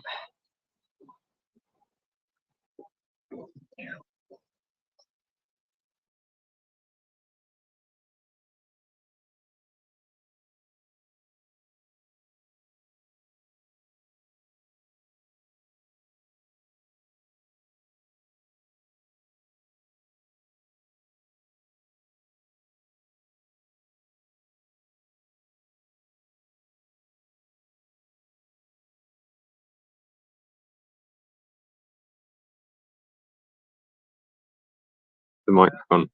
Sorry about that. Just had some camera support updates to go through, but we're back.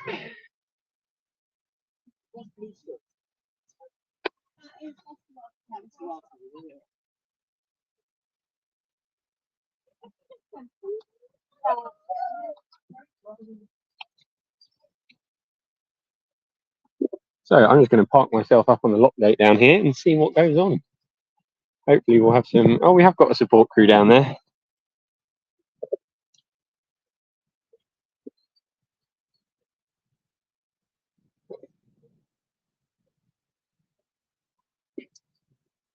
You never know, they might come and speak to us.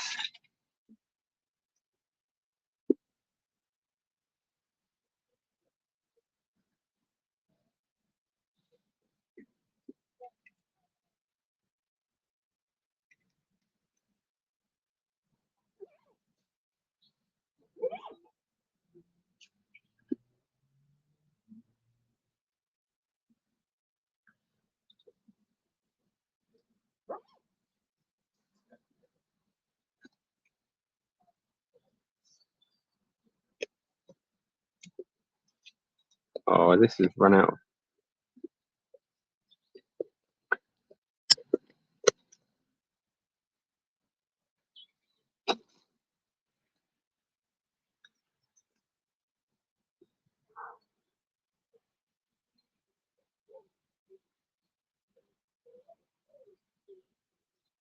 So we've got our first crew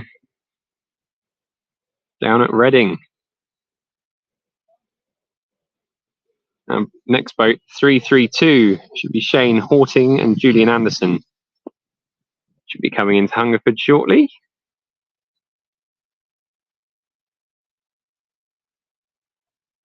Oh, and we've had only one of the top 3 crews is left to start at this point. So down at Hungerford, we're not sure who that is, but it'll be interesting to see how that did play out, because we were wondering. So we've got a support crew just down here ready to go.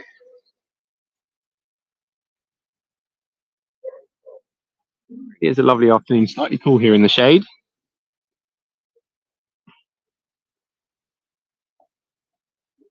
Lovely nonetheless.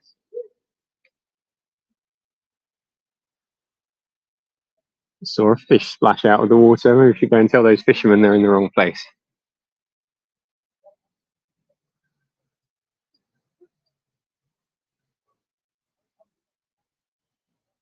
Yeah, for those of you that might not have seen the DW course, I know we've had a few international viewers. We can just take a minute to look at the anatomy of a lock and what a lock portage looks like. So you can see just up there. Sorry, I don't want to go too far from my bags because I'm on my own at the moment. But you can see the get out up there. You've got a couple of options. You can either get out up there near the narrow boats onto the wood, and you've got a nice smooth run down. We've seen a few crews today, seeing as the lock gates are open, make that portage that much shorter for themselves, come into the lock, hop out, and then go down the towpath. This is a very nicely made up piece of towpath, plenty of stone under it, like I was saying earlier, for those of you that are still around. Not particularly muddy here. I mean, further up, it won't be as made up as this, and then you get in down on the landing just there. You can see you've got the mooring bollards for the barges. You can see we've got a barge moored up over here. Fortunately for the race, these areas are barges aren't allowed to moor there permanently. They have to be left clear for boats using the lock. Again, if you're not familiar with locks, you have these 2 sets of gates that each have a set of paddles in. It's a very simple way of getting up and down hill. You close the top block, or to go down, you have the lock filled. So you can see here the water level is the same. You then close that top set of gates, close the paddles off, open the paddles down here, which lets the water out of the lock, and your boat goes down. Then you can open the bottom set of lock gates, paddle off. Obviously, to go uphill, you do the same thing in reverse. So places like Crofton, you got a flight of 7 locks across a space of a mile. It can be quite a taxing time for lots of people. That's psychological tough point of the race. Here we go. We've got some splashes coming in now. Try and see who this is. I think I did get told who this was, but I've forgotten already. Very overexcited by how locks work. Obviously, for the canoeist, it's much, much quicker to get out and pick up their much lighter craft, walk or run round the portage, and then pop back in. But you do have the advantage of being able to have a free choice of footwear when on a barge, rather than having to cram your feet into a tiny canoe pocket. You can also make a cup of tea while you're going through a lock in a barge, which you certainly don't have time to on a portage. So let's see how these guys get on with this portage at Hungerford. Coming into the lock, getting out nice and early before the ladder. It's a mistake we've seen people make earlier as they came to a stop right up next to the ladder. Very slickly out of the boat there. Nice little jog, looking good, guys. There we go, support crew giving them a good cheer as they come down. See if any of these are... See if we're getting a feed or anything, or if we're straight in. There we go.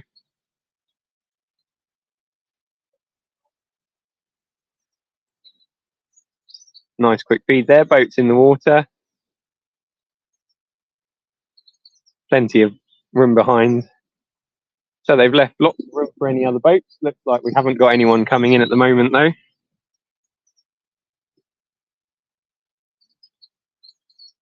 Okay, little... Is that a massage on the go we've got there? Looks like more support crew coming up to service their crews.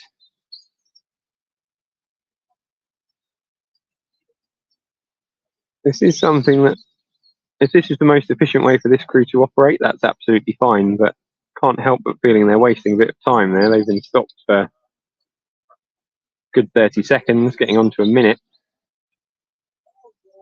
Now we're getting into the boat.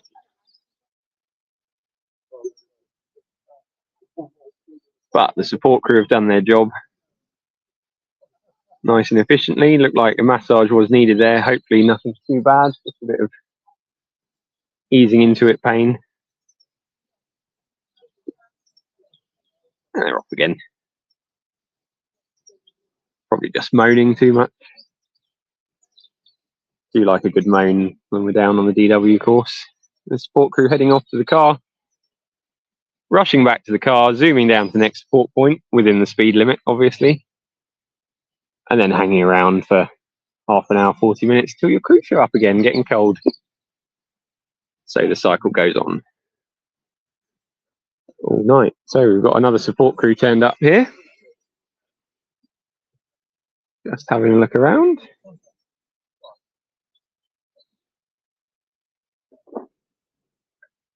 Oh, sorry, you wanted to go across the lot? No, sorry, we're broadcasting live on YouTube, the race.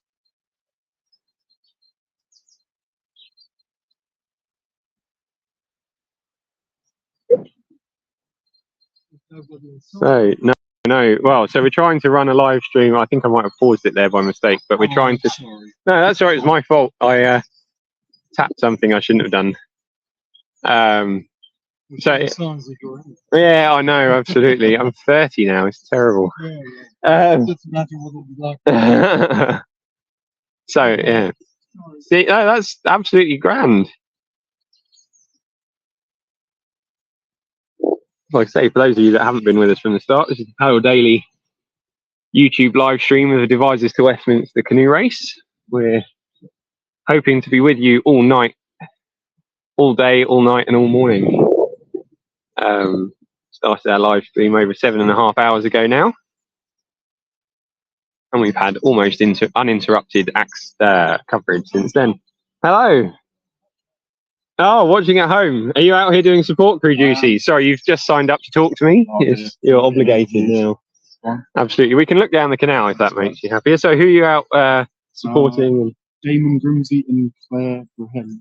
Oh, hey. And what sort of, are they mixed K2? Mixed K2. There'll be a 19 to 20 hour mark. Excellent. Do you know when they're due in here? They sort of next few minutes? 5 minutes or so. Yeah, okay.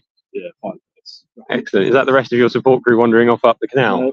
Oh, they're down here. Oh, okay. I've obviously mistaken those walkers for support crew members. How silly. How have they been finding conditions? Today, they're enjoying it far more than they did on D. Yeah, I bet. Comfortable and happier. They went up during the week and did some of the Thames stuff on the high flow rate, obviously. Yeah, absolutely. I think they're pretty confident with themselves, I'd say. Brilliant. Yeah, all good. So, yeah. Oh, there we go. Oh, no. They're coming in. Right, so we have Tom and Nushka just getting on now. Bit of fanfare going on. A lot of signing off.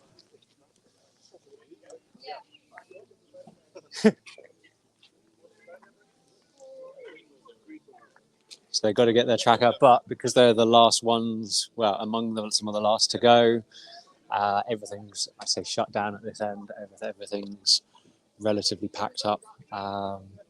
And as we've said before, this is one stacked support crew. This is a very, very well drilled, very well prepped, high caliber support crew.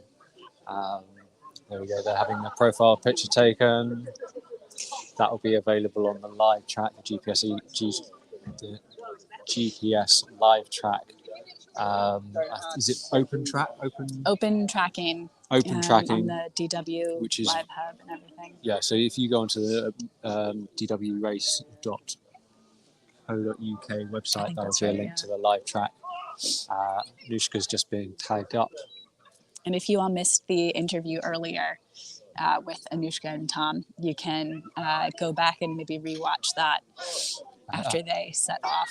And Tom is very keen and very enthusiastic about taking some records. Noosh is a little bit more reserved, but that's so. I think they are cautiously optimistic. Cautiously optimistic. But Tom he's got a target in mind and he wants that, which sort of brings us over to what's happening at the moment. So can you run through what's happening regarding the flow rates and the races stopping? So we have had a huge amount of rain over the winter generally. It finally slowed down last week. And then over the last few days, we had a bunch more rain. So just as we thought the river levels would be back down in a good range for the race, where they would be kind of moving but not crazy, they've really come up again. And even the canal sections have been flooded. So if you saw James's live stream from Hungerford earlier, you could see just how high the canal was there.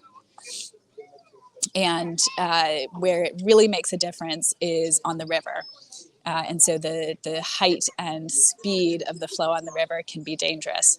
So the race directors have done a really brilliant job of vetting all of the paddlers today to make sure they're all qualified to get out there. But unfortunately, below Teddington Lock on the tideway, that stretch is covered by the PLA, the Port of London Authority. And so they have put up it's called a red flag notice.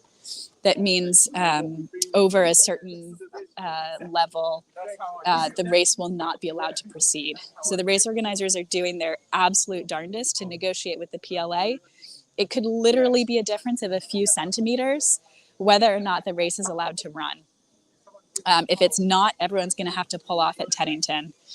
They should be able to make a call around 2:30 in the morning GMT, which will also be around when it changes from GMT to BST tonight, because we've got daylight savings happening tonight.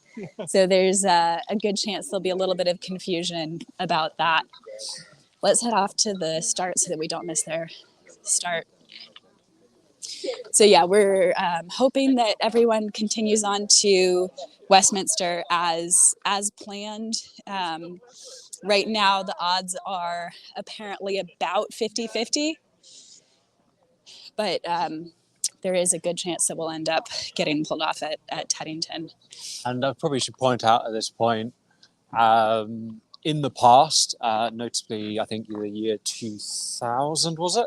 Yep. The race was called short at Reading, and one of the crews was ahead of their schedule and decided to make the most of it, and essentially took off their number so that they were no longer in the race and continued on through. At which point, those racers set an unofficial record, which the wider paddling community still respect, even if not acknowledge. And the guys that set those records are the support crew for some of the crews that are here today. So as much as I don't know whether we will see it, I would not be surprised if there is a extended cool down if it is finished at Teddington. But we will it would see. be a hard temptation for these crews not to do that, especially if they're running on ahead of record schedule. Absolutely. It'd be almost crazy to miss an opportunity to cool down. It would be, yes. The crew again who did that in 2000 was Steve Baker and Duncan Capps. So their unofficial record is 15 hours, 17 minutes and 45 seconds, which is a bit about 2 minutes faster than the official record that Keith and Tom set last year. Here they come. What's the number? Their number, let's see. Okay, we have Tom Sharp, Anushka Freeman, boat number. Better make sure they have a number on. Yeah, 340. Away they go, away they go. looking strong as usual. This is going to be a really fun crew to watch. I was really excited to hear Tom earlier speaking about how optimistic he is about both the mixed record and the overall win. We've had only twice in the history of DW have we seen mixed crews win the overall DW in, again, that overall category. There's a good record of mixed C2s winning the Canadian doubles category. And Tom Sharp and Anushka are a really, really strong team. I would certainly not wish anything to go wrong on the other top two men's crews. I think we really want to see them have great races as well.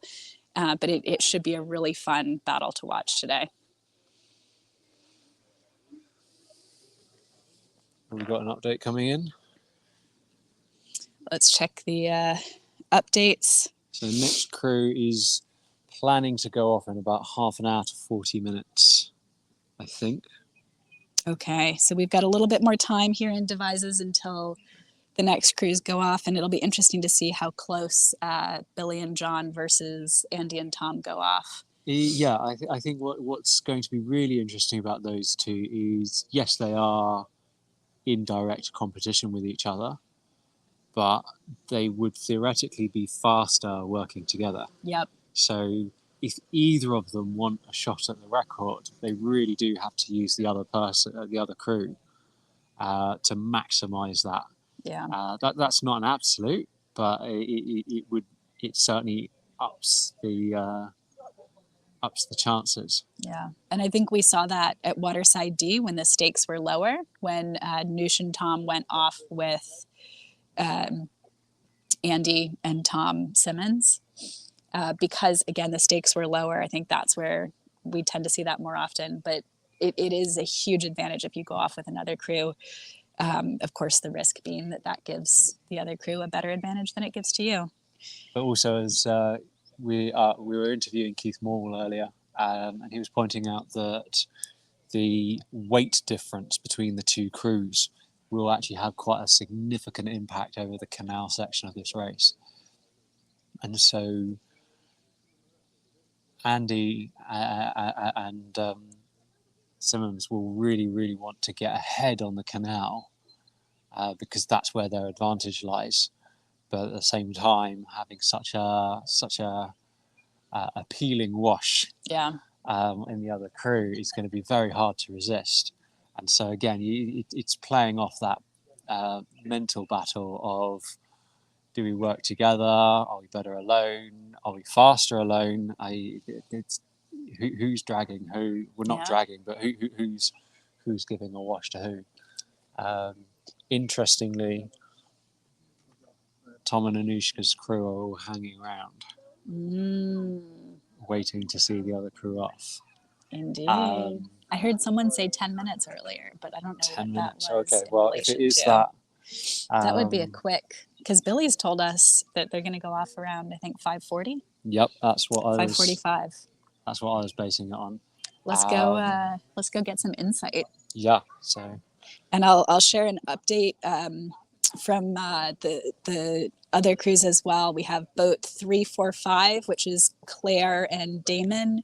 They're in a mixed K2. They've just made it through Hungerford in 4 hours, 19 minutes, and 16 seconds. So that's the crew that you heard from earlier. James was talking with their support crew right before we moved the feed back to Devizes for Noosh and Tom's start. We'll probably have a little bit of a gap before the next wave gets to Hungerford. But yeah, let's go find out when the last two crews are going to be starting here. It's looking a bit empty. Yeah, the paddock is, well, the paddock's no more. All but two boats remain. It literally just remains to see whether or not these two remaining crews decide to work together or keep it separate, run off very, very quickly and get on the water rapidly. So yeah, if they choose to go, if the other wants to work together and tag along, they've got to get on the water pretty quick. So we're in this weird sort of cat and mouse situation now where each crew will be watching the other crew get ready, not get ready, pick up their kit, not pick up their kit. I mean, Billy Butler's still not even dressed yet, so he's not even thinking about leaving. He's probably about the time he should be getting dressed now. Well, yeah, I don't but see him. he's literally over there. There he is. Jeans and hoodie, jeans on, hands in pocket, chilling out. He does have his goggles on. He does. Well, he's had his goggles on all day, but yeah, he's not dressed yet, so he's clearly got some going time anytime soon, unless he is literally just planning on whipping off his jumper and going. Rob, are you going to stick around for a bit and see when the other crews leave? I have no idea. I'm going to do whatever our Are you under support orders crew. from Lizzie? Not under orders, but I don't know what I'm doing. It's more. All right, supporter newbie. We'll see if we can angle at the rest of the crew and figure out. All right. Oh, here we go. So there's Here they come. support crews left there. Not in a rush. Nushi's feeling all right? I hope so. If she isn't now, then it's not looking good, is it? Let's see. Maybe we can. I'll hop over there and see if we could get. Yeah. Let's see. Are you all going to hang around and wait for the next couple of crews? Yeah. Okay. Do our job. You're heading off. Yeah. All right. See you later. See you out there. Yeah, see you later. So they Billy's are still heading not, off. Still not. Just strolling around casually, like as if it's a Sunday evening barbecue. Billy's giving off very casual vibes. It's. I think at this stage, like the number of miles he's got under his belt. Yeah. I'm not saying he doesn't care. Obviously he cares, but as in this is just another race. Yep. And he's done it before, which Jono hasn't done the overnight before. I just saw John a minute ago, and I think he might have gone back to the car. His fiance Hannah is here supporting him. I've lost track of Andy and Tom Simmons, though. Do you see them around? Well, that is Tom Simmons' crew. Yep. But I can't see him among them. So I reckon they could either be inside having a quick prep, or maybe they've gone for a warm-up run. Possibly. They are both very strong runners. So they are both very strong runners. I think they did some fantastic portaging on I Waterside think we actually C and D. have Billy Butler getting changed now. So Oh, all right. That's big moves. That's a positive sign. We won't go over there. No, we're not for gonna. nudity reasons. Don't want to get in trouble with YouTube. But yeah, the Tom Simmons and Andy Burkett are both really good runners. Tom has run, I think, at least one marathon, and Andy is a good runner too. And that was one of their strengths that we saw at Waterside D, as well as C, but particularly at Waterside D. They left at the same time as Nush and Tom Sharp. And the plan was, again, to kind of take Waterside D a bit easy, wash hang most of the way. And what happened is that because Andy and Tom are such good runners, they just jumped out at the portages and ran, especially at Crofton, where there's a bunch of locks close together. They just ran a lot of that. So they did a lot more running. Nush and Tom Sharp did a lot more paddling. Although I will chime in on that point, Tom and Nush are both incredibly strong runners again. That's true. Tom having some lightning fast marathon and half marathon and 10K times. Admirable of quite a high end amateur runner. So to be that high up cross sport, yeah, is quite impressive. I remember duck away from the barking dogs for a second. I remember when I was training with some DW paddlers back in 2014, 2015 doing the 4-dayers, and they were saying the most important aspect of your training to get down is running, because that's your fitness. And it doesn't matter how well you can paddle, you need the fitness to last. Yeah. And then you will only get that from running. And I think that just stands in contrast to some of the other disciplines within kayaking, or some of the commonly held beliefs. Well, and it's not just running on its own, but it's specifically fast portaging, where being a faster runner gives you a huge advantage, but you also have to be able to jump out of the boat fast, pick it up, not put your paddle in the wrong place. I mean, all of these crews will have that down pat. So I think it's at this level where that running can make a bigger difference. So I think we got in shot here. That is Billy, that is Andy Burkett, that is... Oh, and that's Tom. So that is some of their... Is that Tom? Support. And they are just jeans, hoodie, hat on. I'm not saying not ready, but just looking Do we think very this calm is and relaxed about this. a game of chicken between Billy and Andy over there? Who's going to take off their jeans first? Well, yeah, maybe. It's just a strip race now. But no, I think it is. Both paddlers are very calm, collected people. I've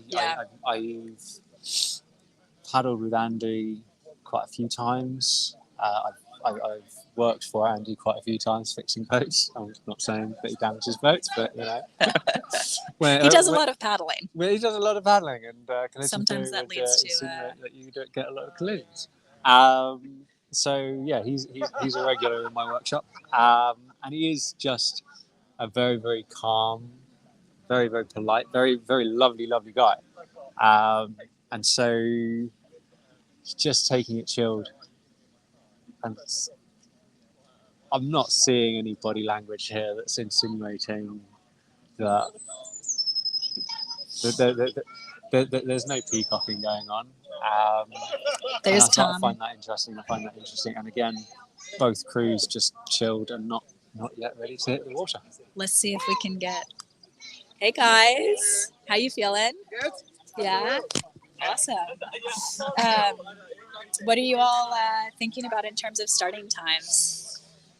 Well, or is this a game of chicken? It's pretty much a game of chicken, I think. Oh. So we had our... I've just noticed now, but he's been snooping around the car, looking at our starting our spreadsheets and trying to find some information. But no, I think we'll be, what do we say, 20 to 6? 22, Yeah, 22. Yeah. So that gives us 25 minutes to catch Tom and Nushi. Yeah. Which we worked out should be in the lower half of the Thames. If we can catch them, that'll be a good morale boost for both of us. Yeah. And then hopefully have some company for the later stages. I honestly don't know what Billy's doing. No, exactly. He's doing what he always does. Yeah. I've been up here a few times. I know exactly what he does. I think the key thing is for us just to do our own race. Yeah. And decide to go, and if we go, we go. So I think we're aiming to hit the time that we've set. Good. Nice. Yeah. So if you all go off together, you go off together, and if you don't, you don't? Well, I don't think. Yeah, I don't know if we would. I don't know if we'll go go together. Okay. I think we'd probably try and run our own thing. Yeah. So If we happen to jump on at the same time, we'd probably wait for someone to go. Okay. Be more chicken, probably. Yeah. Paddling up and down, going in that direction. Jump on, jump off again. Yeah, switch no. on legs, I don't want it to get like last year. That was we got a bit like that, didn't it? So, Uh-oh. yeah. It's a tough call. It's a tough call. I'm keen to just get going. It's quite nervy now. You're feeling different than you normally feel. You're much more rested than you normally are. Yeah. And you're wondering if your body's still going to produce the goods. Yeah. So exactly. I'm just keen to jump on and start turning the arms over and get it started. Nice. Cool.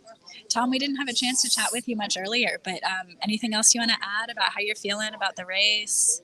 No, just first through the night. Yeah. I don't know really. It's good that I've got someone who's done it before. Yeah. And I think, I just feel like I've done everything I can do. done all the big paddles, done all the water sides. So there's not much more to do now. Just, you know, you just got to go out there and just give your best. I think try and make sure we don't go out like too hard. I think, like Andy said, that first UK are going to feel like you're going to feel like you're invincible. So you just got to make sure you get into a routine and rhythms. And, Nice. Awesome. Well, we're excited to follow you all through the night. Yeah, and, Thank you. Yeah. We'll see you guys along the way. Yeah. What spots have you got? Yeah, all of them. We are at Hungerford now. So James and Angela, our other crew, are at Hungerford now. They're catching a bunch of crows through there. So we've got just watching at Hungerford now. Right. There we go. Okay. Dual streams. So for listeners, we're dual screening at the same time. So we're just showing the boys. Showing the boys the portage. So yeah, that's going on. We're live mic, but they're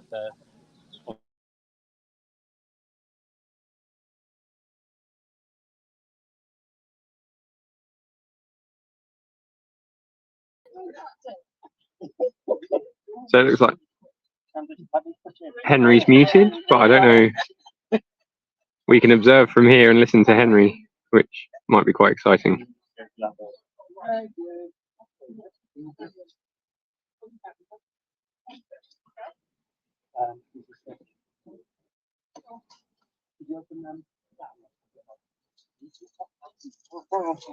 Okay, so it looks like you're back down with us in Hungerford. There we go, cheeky little wink from the crew there. Just watching these guys come through, having a slightly longer stop. There we go, now you're just down in Hungerford with us. You can see there's still boats in their jeans up in Devizes. We've got boats down here 4 hours in. Taking on a feed. Still in very good spirits, looking slightly damp, but you get wet in the K2. Splashing each other the whole way down. Unfortunately, it's a sign of paddling well, good technique. Is just splashing each other. There we go, off they go. Good luck, guys.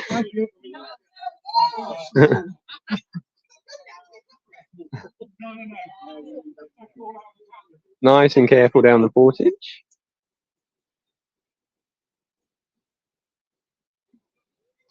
That's Paddle Daily's YouTube feed has been with you for 8 hours now, covering the Devizes to Westminster canoe race. First in Devizes, now down in Hungerford. You can see these guys back in the boat, matching buoyancy aids, matching their timing, and off they go. Catching the last of the sun, 5:30 here now.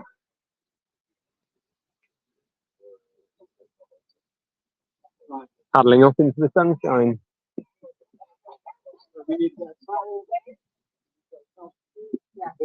See, we've got the support crew here. Got our next boat coming in.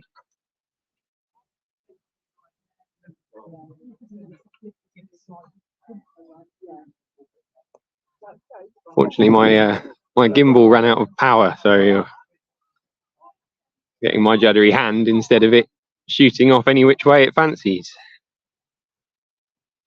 You can see, like we said earlier, as a general rule, the later the crews come, the faster they'll be. And there's a few assumptions that come with that. They're more well drilled.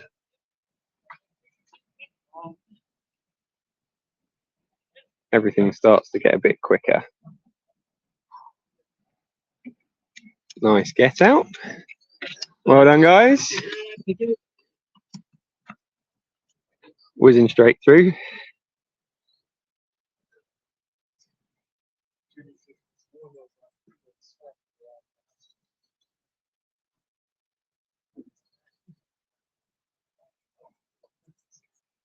Down to the put-in, nice short portage. See, matching themselves nicely together. In the boat.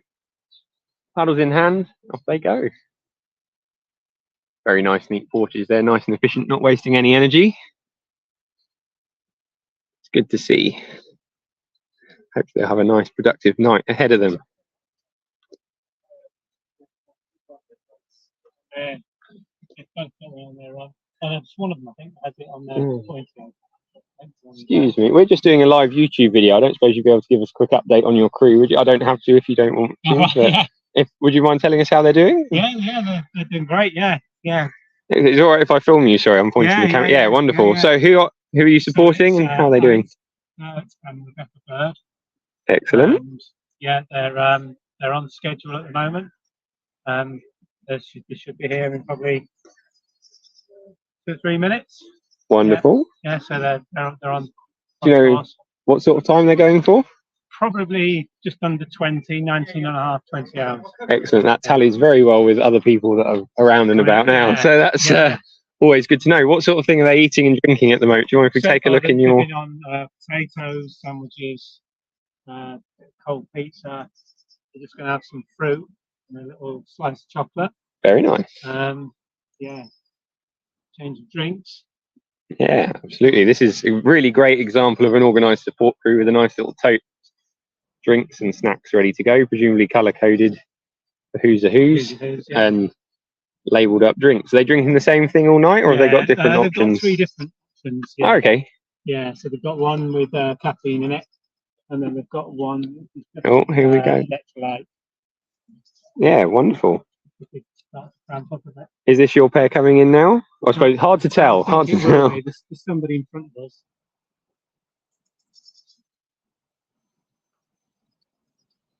So again, I'm sorry about my hand slightly over the camera, but it's stopping you getting dazzled. So you get a little bit of my finger, but at least you can see a tiny bit better what's going on. We've got another crew coming in now, so we'll see how things. So the Hungerford timing. Yeah, the check. You see the guy in the high-vis jacket. Oh, here we go. It's the ladies K2. Cat Wilson in the front. If you come to the van in a minute. How's it going, Kat? They're kitted up. It's been very, very rapid. Well done. This was their plan. So Andy and Tom just told us a few minutes ago that they were going to get on at 5:40 and make a dash for it. The other BA has now got its GPS on, and they're just going to throw that onto Simmons and run, I think. Which will, for the time being at least, leave the other boat in the dust, proverbially speaking. Yeah, I still don't see, unless Billy's gone and gotten changed where we didn't see him. John O'Grady was changed earlier, so I think he's about ready to go. Tom Simmons just coming down. His BA's already got the tracker on, so there's no faffing around putting that on. So this is maximising their lead against the other crew.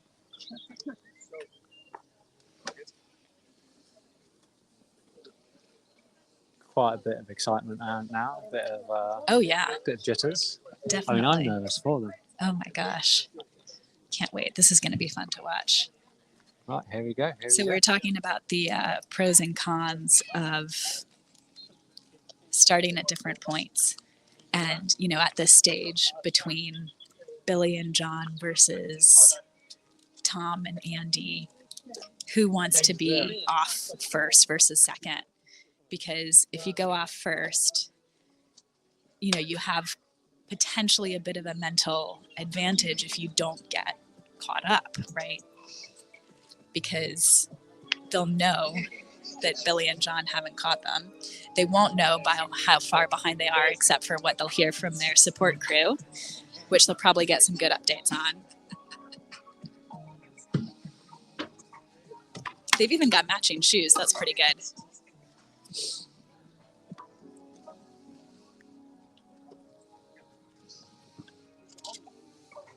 We might have to walk quickly up to the start to make sure we catch them. You're happy to run. Let's. That was a very, very quick get on by the standards that we've seen today. Especially going from jeans to full kit. Oh, These very guys quickly. were ready. The other boat is still There's nowhere Billy to and be John's seen. boat. So one last boat to go, and the crew doesn't even look like they're ready yet. But Andy and Billy really did want to make a quick, quiet getaway there, and it took us by surprise. We weren't ready. Yeah. And we knew it was coming. Yeah, I know. Everyone is running over here behind us. I just put it into perspective. This is the crew that, if they're going to break last year's record, which stood for 40 years. Yeah. This is the crew that's going to do it again, and that is. Well, unless it's Billy and John, who also have a good shot. And here we go. But this is probably it. Number 361. 361, Andy Burkett and Tom Simmons. Away they go. And this could be a very, very interesting race now. They look great, don't they? Just really on form. Great technique. God, that was like 5 minutes. Sorry? That was about 5 minutes from... Did they lie to us? No, it's 5:39 right now. They're Okay. 1 minute ahead of the schedule they gave us 10 minutes ago. That is professionalism right there. Yeah. That is... So now we've just got to wait and see what... Oh, Billy is stripped off and is running now. Don't get that on camera. Well, luckily it's into the sun, so it's all silhouetted and artfully tasteful. Yeah. We were trying to get Billy and John for an interview. And, I don't think we're going to get that now. I think they're going to be... I mean, the thing is, Billy and John, they're, as Keith was saying earlier, they're a heavier crew. They should be slower on the canal. Yeah. So they've now really got to chase that down over the canal section and hope that they come into their own on the river. That's going to be tough for them. And I have to say that's a great bit of tactics from Burkett and Simmons, because they've now just really put the pressure on these guys. These guys, they're not. This isn't their race now. Yeah. They're racing to catch up. Oh man. And that was, we just talked to Andy and Tom a few minutes ago, and Andy was saying that Billy was over there trying to check out what time they were going to start so that he could sort of line it up. They definitely said it was a bit of a game of chicken, which is what we thought was going on earlier. And so that was also, slick move. By, very, very slick. And it just means that it's now Burkett and Simmons' race, and these guys are now chasing. Tough for Billy and John. But that doesn't mean that by no means means it's settled. No. Sorry? 5 minutes. 5 minutes. 5 minutes until. Okay, thank you. I can give you that information. Excellent. 5 more minutes. So that's our 5 minutes. So that's going to. How long it takes them to change? Well, it might be less than that, but 5 minutes is a long gap to catch up. So it'll be more than that. So if it's 5 more minutes from now, that'll be 5:46, just past 5:46 versus 5:39. Yeah. So 6 or 7 minutes in between. And how long is the canal stretch? Oh gosh. We need James for this, don't we? Yeah. James, maybe we can splice you in on commentary to tell us more about the course. I've been dying to open my mouth down here in Hungerford. We've had a lot going on. Long. Oh. But yeah, so it really comes down to what pace each crew can sustain. Yeah. No one is going to look to close a 5 minute gap in the first 5 hours of the race. Yeah. And so, unless, I don't think they'll do this, but we've talked a lot with Andy and Tom about pacing themselves. There's a chance Billy and John could say, you know what, we're just going to go off hard and try and catch them. Yeah. I don't think that would be a great tactic, but they could do it. They could, but I think if you go to try and catch, yeah. I mean, the thing is, as soon as Billy and John have Tom and Andy in their sights, they've won. Yeah. If they can get them in their sights. And so I cannot understate. Hello. Andy and Tom leaving now has just really set the race at their pace, because these guys will now have to chase and hope that they come round Barnes Bridge at some point and just get them in their sights. Yeah. Because Well, their otherwise, support crew will keep them updated, I'm sure. yeah, and I think this is going back, I think, 2 years now. There was a boat with Mike Lavrak and Andy Burkett, and I can't remember who was in the other crew, but it may well have been Billy Butler, where both crews, they were about within a minute Well, of I each know other. the answer to this as well, but I don't know if they can hear me. Oh, do we have James in now? We have Hello. James. Can you guys hear me? We're having some trouble hearing James. So if I do Can you hear this- me? Hello? Well, I was hoping we'd be able to talk together. If you guys can hear me, could you put a thumbs up in front of your camera? Oh, wonderful. So down here in Hungerford, it was all go for a couple of minutes there, but obviously we need to catch the start of that first quick crew. Two really quick crews just heading off. We just had Cat and Kath come through, looking really slick. They were certainly a very slick crew. Coming through the portage, going down, getting in, absolutely no time wasted. They looked really good. And then we had a couple of other crews following them through. I think, Henry, it was Billy Butler and Jim King, I think, were the second place crew, with Mike Laverack and Andy Burkett when the race finished at Teddington a few years ago. I just wanted to get, obviously, you're absolutely right that these mind games do go on with the start of the DW. But at the same time, it's such a long race, you just have to make a plan and stick to it. And obviously, those guys have a lot at stake. Back in 2014, when I first did the C2 race, Tim Pence and I were going really well. And we had a Canadian crew come over who'd done the Yukon, and we tried to chat to them a bit at the start and find out what was going on. They were saying, for those of you that don't know, the C2 record is around 18.5 hours. And these guys were saying they were going to do 17.5 hours. And we're kind of thinking, well, we thought we were nailed on for the win, but if you guys can do 17.5 hours, we can't match that. So good luck to you. But what we did was we left someone at the start to see when they got on and get checkpoint time or our own timings as we went down. So they were claiming they were going to start an hour after us. They actually got on the water 3 minutes after we went off, and tried to chase us down, which didn't go too brilliantly for them. So we got our first time check half an hour into the race. Obviously, the next time our support crew saw us, we found out that in that first half an hour, we'd opened up 3 minutes already.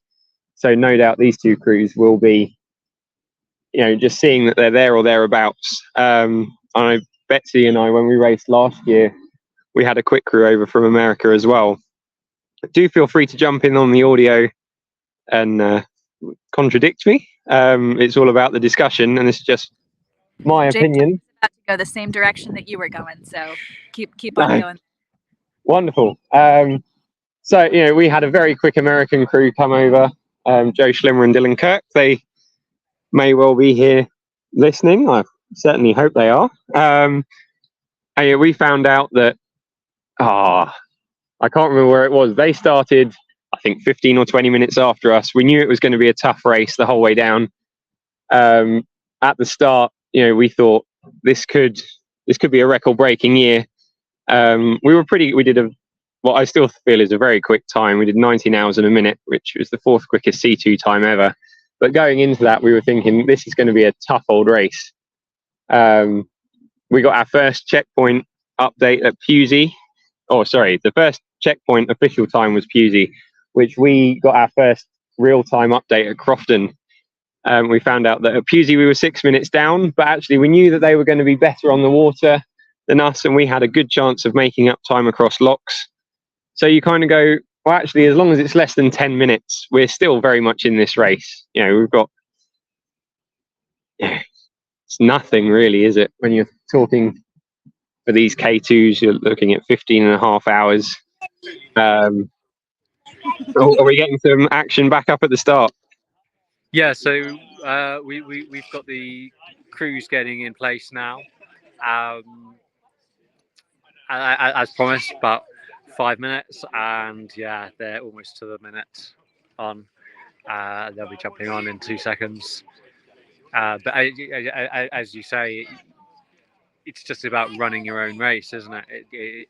And I think where I am appreciating the artistic brilliance of what Burkett and Simmons just did is to force the other crew's hand in that Burkett and Simmons will be running their own race, whether these guys like it or not. It's almost eliminated one of the tactics, if that makes sense.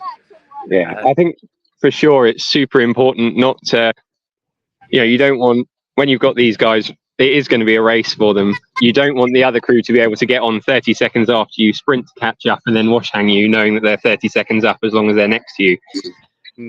So I think getting a clean break is essential. They seem to have executed that perfectly. I've still got no sight of Billy Butler, but if he's still getting changed, that's probably good, Henry. Well, no, it's not that. He's probably still in his jeans and hoodie, and he's probably still lounging around with a beverage in one hand and a slice of pizza in the other. He is looking so cool, calm, and collected, just chilling out, really. But no, there is definitely movement now. He's just there behind the car. Interestingly enough, though, that group of people there is Burkett and Simmons' crew, so they are hanging around to see when Billy and John head off. So disqualified. They're supposed to leave by 5 o'clock. Oh, well, you've heard it here first. They're disqualified. The start team want to be in the pub. Yeah, the officials have got pubs to get to. Yeah, so the officials have just said they've been here since 3:30 this morning. So I think we cannot understate just what an undertaking this is for some of the volunteers, and we really do have to put it out there that this event could not run without them. So right, we have Billy dressed but no BA on. We have John dressed BA, just making some last minute adjustments, which I'm not going to get too close for you to view. The crew is all getting into place. Here we go.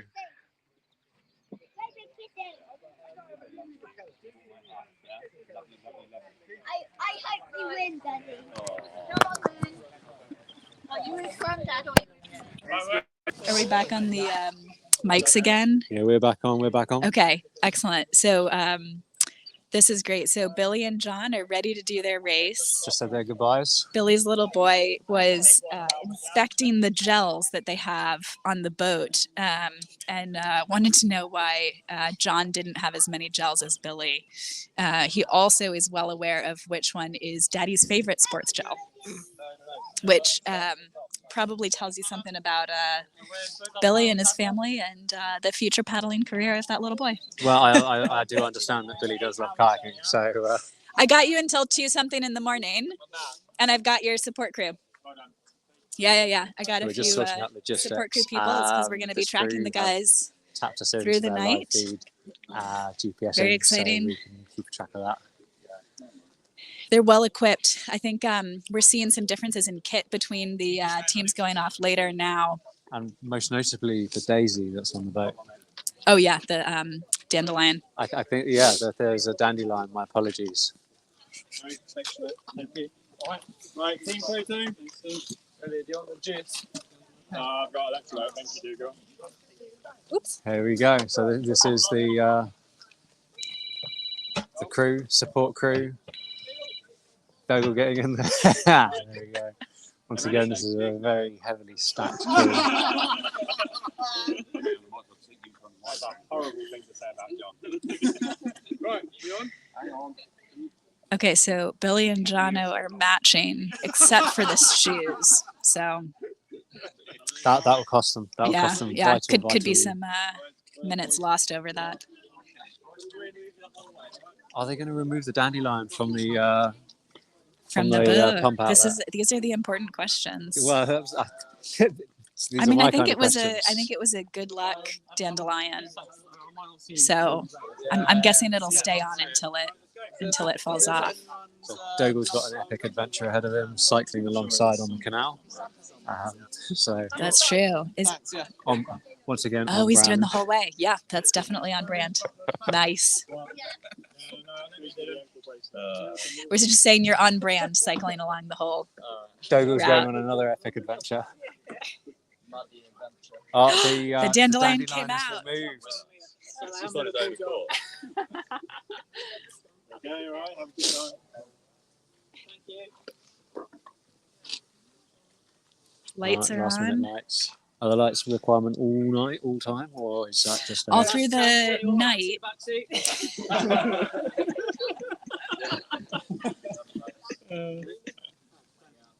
Last chance. Anyone fancy the back seat for those who didn't catch that on the stream?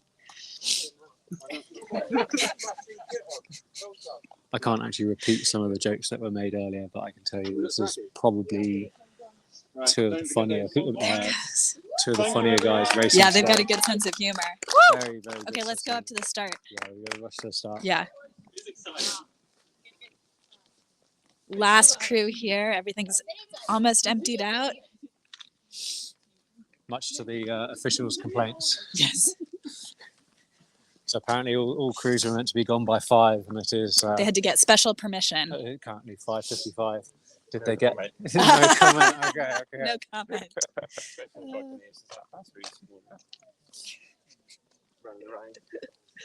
I've done nearly 3 times as many steps as I'm supposed to do in a day.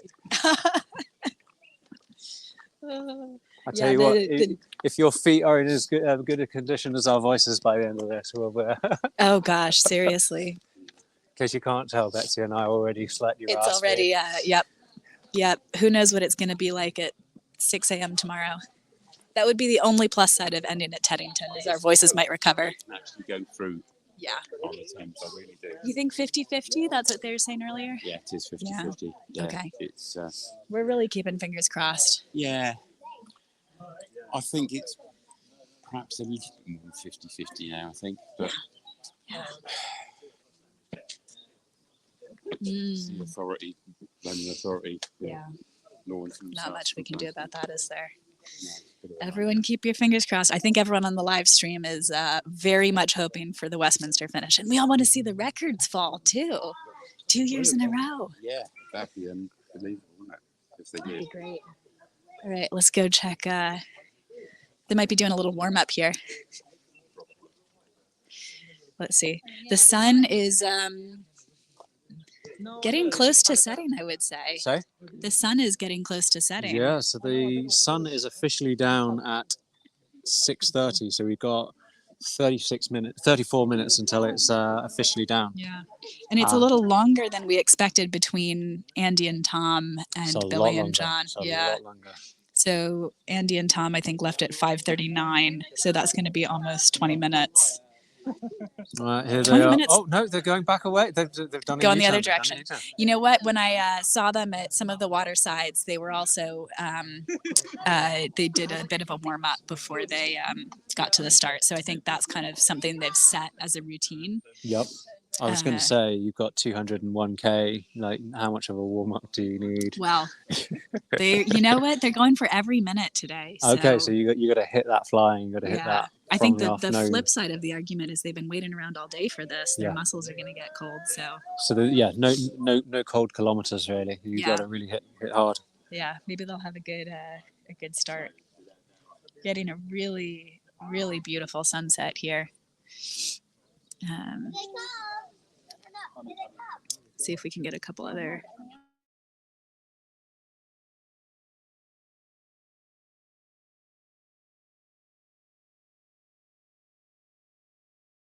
Backlight.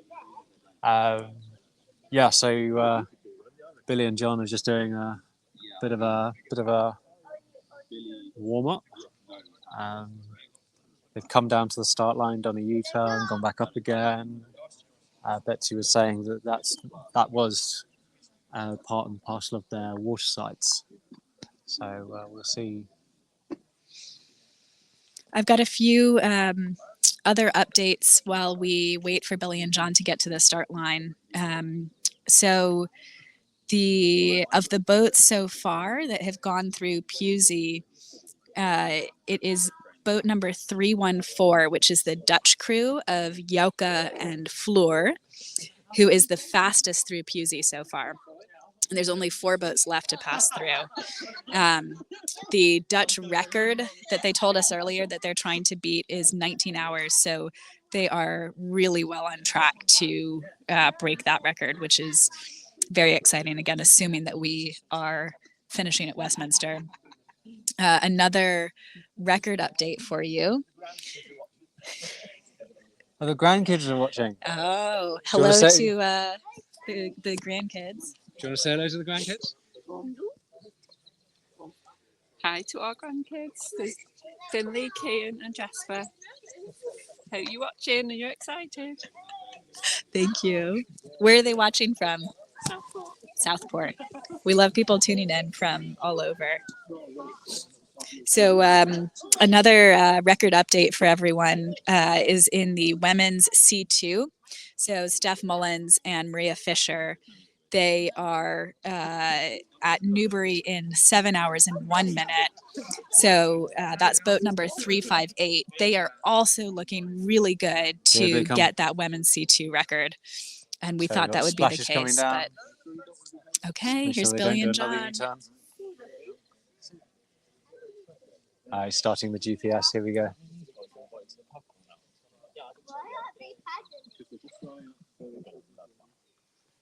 It is just beautiful here right now. These guys are looking good. They're looking chilled. Here we go, guys. Game on. Glasses are on. Thank you for waiting for us. Get out there, cooking on gas. Got Billy's little boy saying, "Go, Daddy, go." And they're off. Looking super strong. Looking very matchy-matchy in their yellow kit. And you can see everyone's finally heading off. That was quick. And that concludes the start of DW 2024. How many hours later? 9 hours later? 9.5. We're done at the start. I think we're going to catch you all back at Hungerford. There we go. We'll see you all from Newbury. Enjoy Hungerford. This is actually the point of extraction. The point of it, right, we're back live at Hungerford. We're just discussing the point of extraction at the lock, which we've decided is right here. So if, are any of you happy to just give us an update on your crew, who they are, what they're doing? You don't have to.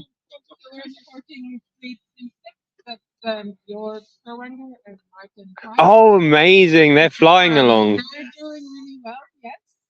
I think they've been the quickest boat to Pusey for quite a while now. So they're doing really well and they look happy. Amazing. Perfect. To be expected. I did the race last year and I was having way too many painkillers, and then my support crew decided that actually they need to decide when I can have painkillers, not me. Which was good fun. No, I had I was on Jorg's wash. Is it Jorg or Jorg? Jorg. Yeah, okay. I got a lovely wash hang from him at the start of Waterside Sea, and then he flew off. But no, it was all good fun.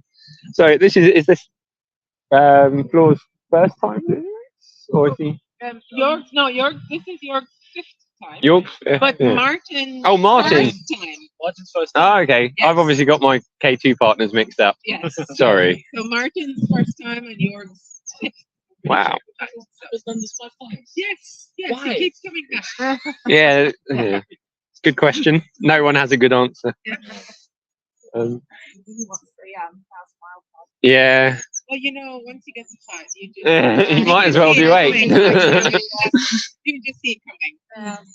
Absolutely. Have you got a rough idea of how long it might take them to get down here from where they are now? Yes, we should see them at 18:25. So Oh, okay. 20 minutes from the lock. Excellent. Yeah.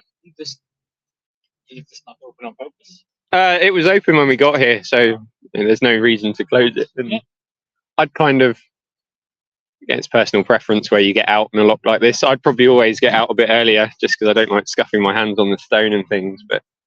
And you don't have to get around the bollard and the bench and the ladder. And True, actually. True. but then obviously we've had some advice recently from very fast paddler Keith Moore about make the portages as short as you can, so it saves energy running. So yeah, I don't know. It's interesting. Lots of people have been getting out early, and lots of people have been coming into the lock. So it'll be interesting to see what sort of tactics these really fast crews. What time did Tom and Lucy leave? I think they were about. I think they were around 5:30. So still quite late, but a fair point. One of our umpires at the start was saying, well, they should all be disqualified because they're supposed to start before 5 o'clock. So. Oh dear. Yeah. No, I think it was pre-arranged, but even so, we've got a barge coming up that could. So that would be something. Once on one of the water sides, one of the barges started turning just as we got there. So and you can't really get out. So if there is a barge messing around down there, it might be better for them to run down to the bridge rather than have to get out. Hopefully, the barge will be well out of the way. But,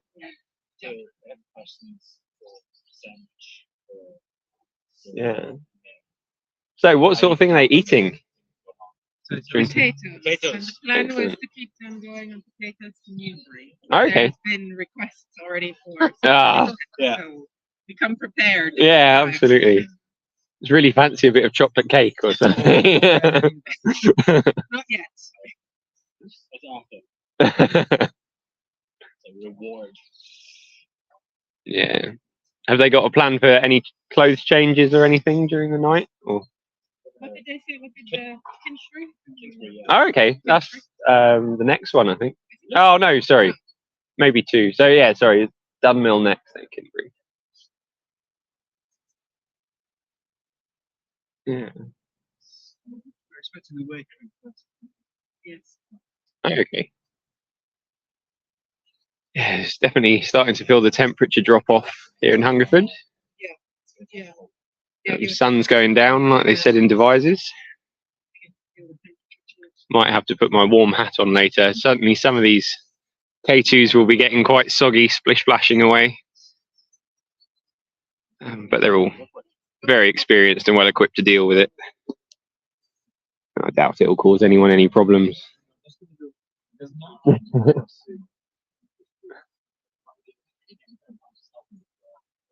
Yeah, I can't see. Yeah, absolutely. Yeah. 51. Oh, well, there's 50 people watching, so really appreciate that on the Paddle Daily YouTube live broadcast of the Devizes Westminster canoe race. Like our fastest boat, our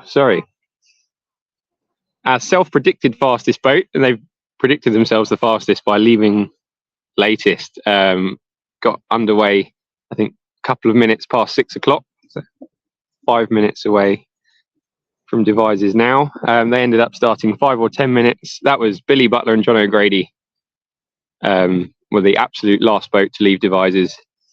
Much to the relief of the marshals, who've been on duty since 4 o'clock this morning.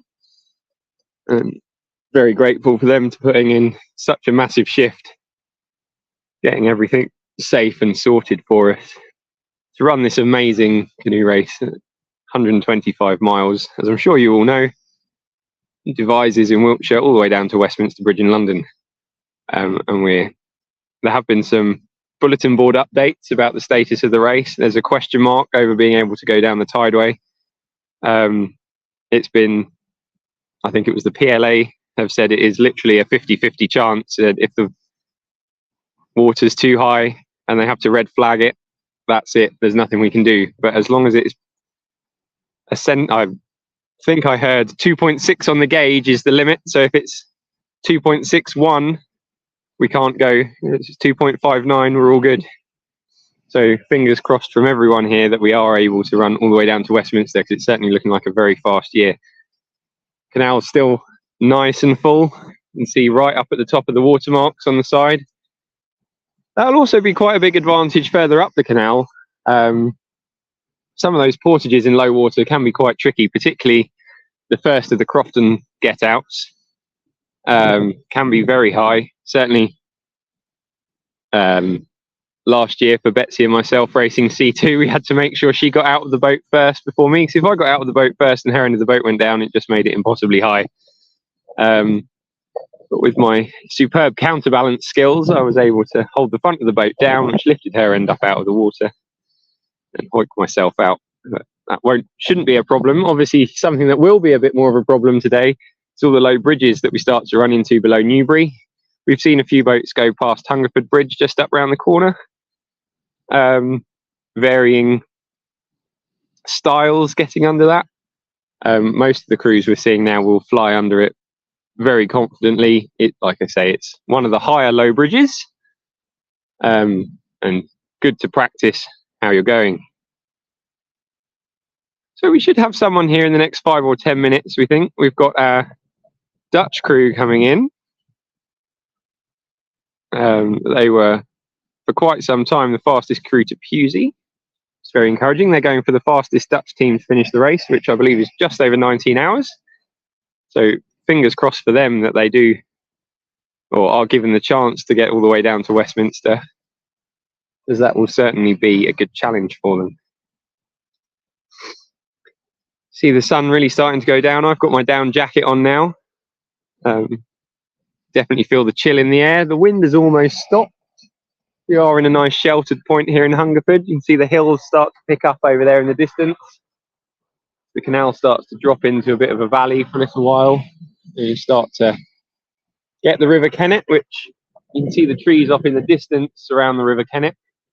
And that starts to flow in and out of the canal from here down. The first big inlet sort of around Kintbury.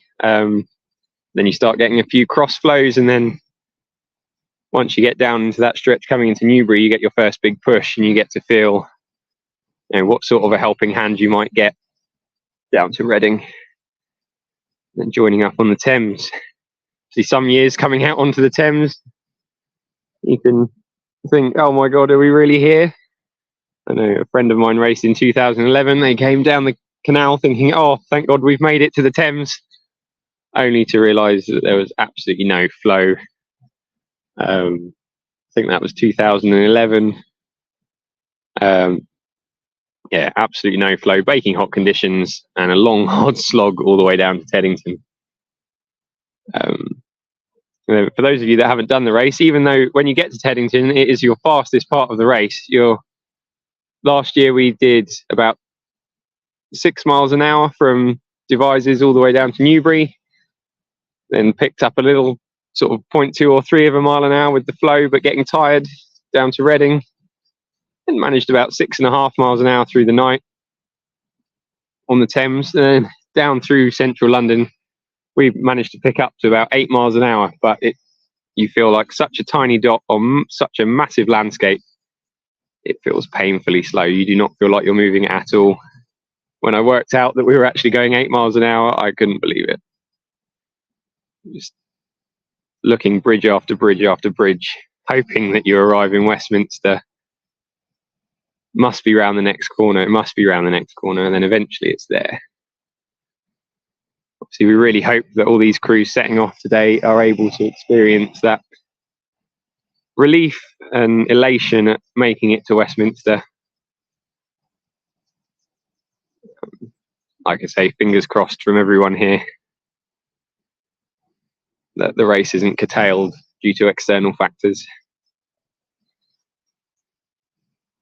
It's still a massive achievement to cover those 108 miles, but certainly with the speed of some of the crews,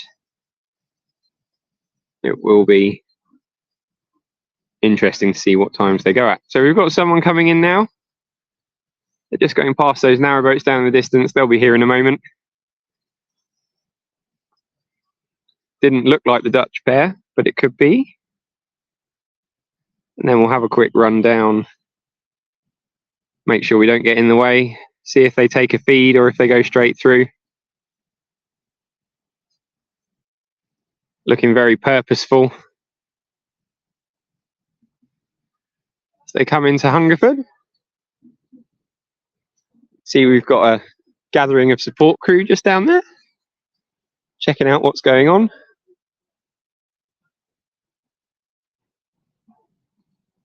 See, really good reach and drive. The form is really great there. Well done, guys. Looking good. See the focus there. Perfectly chosen get out.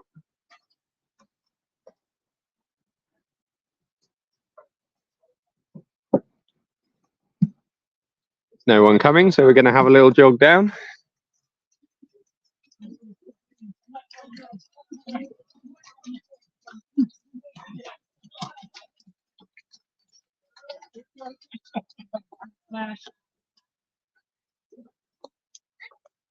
You see, it's really great to see the community spirit and support that the DW has.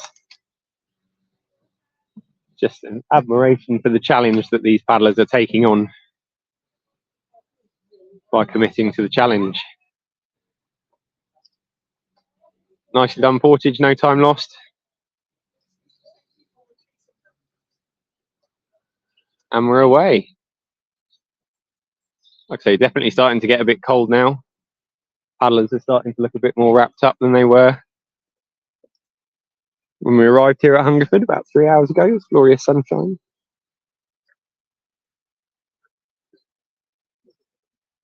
Just get ourselves back up out of the way, see who's coming next.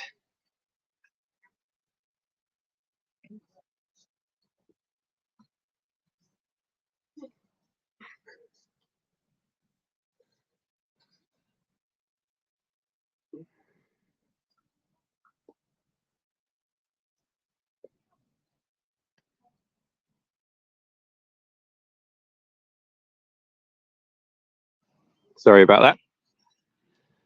Just had a little glitch on my phone, but we're back. And here's our next crew coming into Hungerford. See where they choose to get out. Lots of paddlers choosing to use the lock cut over the slightly earlier get out. Good to see, conserving some energy.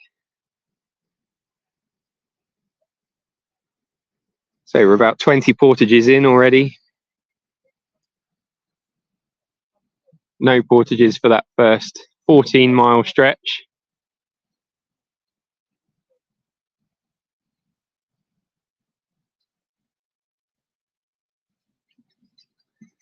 Here we go, looking really strong, guys.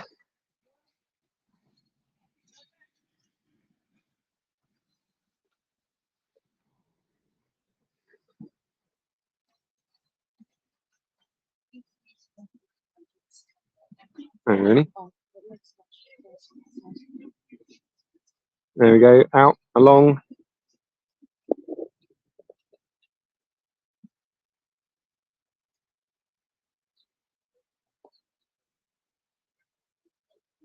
Is this our Dutch crew coming in? This is the Yeah. German Norwegian crew. Oh, German Norwegian. Yeah. Oh, I've got that completely wrong. I mean, Oh, maybe I've misunderstood who you... Oh, no. Take an average between the locations. So I think they're going for... Yeah. Nice hats! Looking really great, guys.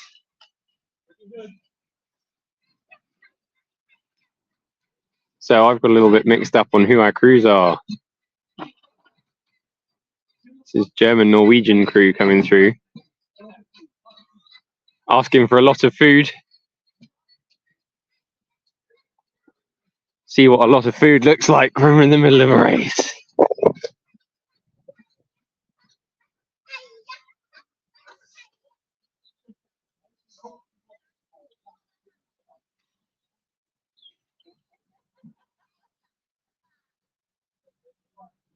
There's the in.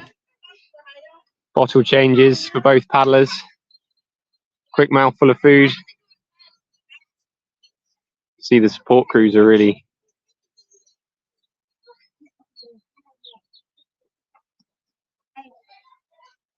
well practiced there. Got everything out of the way. Waiting for the crew to clear. And the support crew do a quick tidy up and on to the next one. Very nicely done there. And the waiting continues here in Hungerford.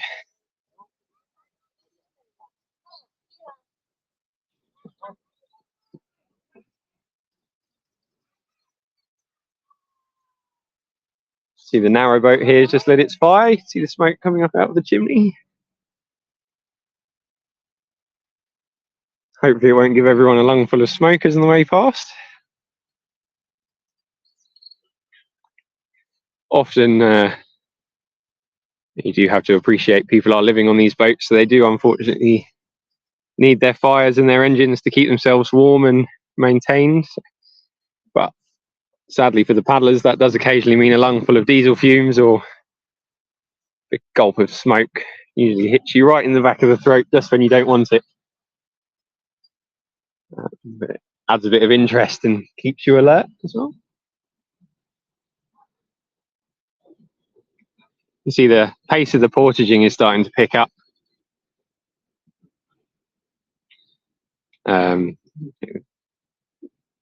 Crews arriving here now will be taking less and less time to get here. Certainly the crews we're around seem to be aiming for around 19 hours, taking around 4 hours to get here. As some of the fastest crews start to come through, they'll be getting down to 3 hours here to Hungerford.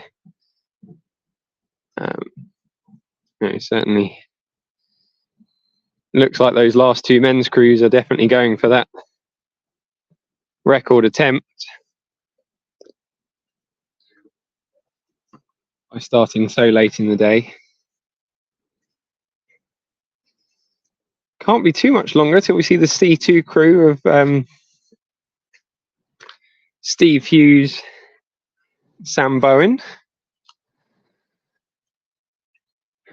Would have thought they'll be here shortly. C2s are often that much easier to portage than K2s, so you can really make up some good time across the portage.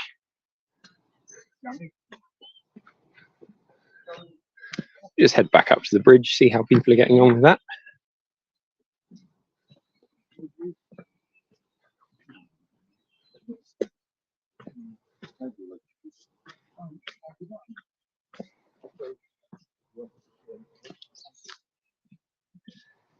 See, for those of you that were here earlier, the sun is really starting to set.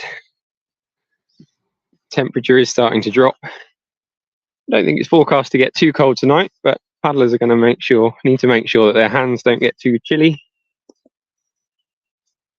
Some paddlers choose to put Vaseline on their hands. You've got to make sure you get that on nice and early. It has time to dry, and it gives a good water barrier. Stops your skin going soft and helps stop blisters. And if you've got a sore hand after a couple of hours, that's really not a good sign, but the Vaseline just seals it off, stops it going soft, helps stop blisters.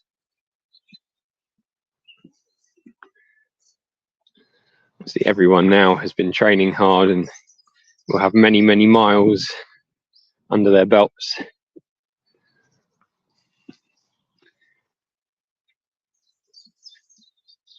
You have just coming the other way is our Hungerford timekeeper.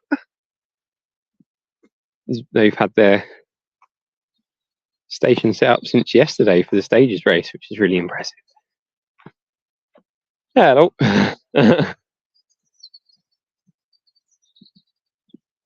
Be interesting to see if any of these really fast boats do have someone to open the bridge up for them.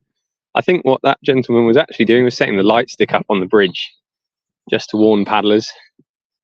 Obviously everyone will be very familiar with the course, but just keeps you on your toes if you've got something bright red in front of you. So we've got a couple of young fishermen on the bridge. I'm sure they'll keep well out of the way of the canoes.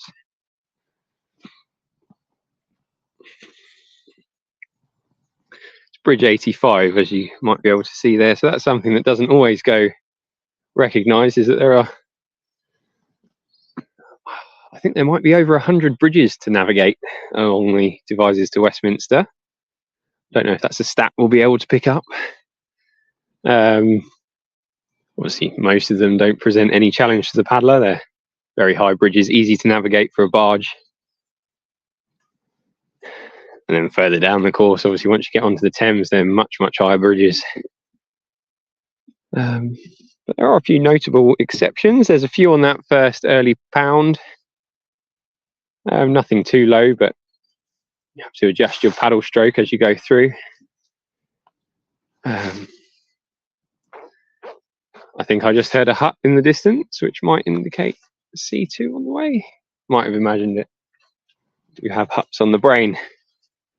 I think this is the first notable low bridge. Can't think of any further up the course. Oh, there we go. There's the C2.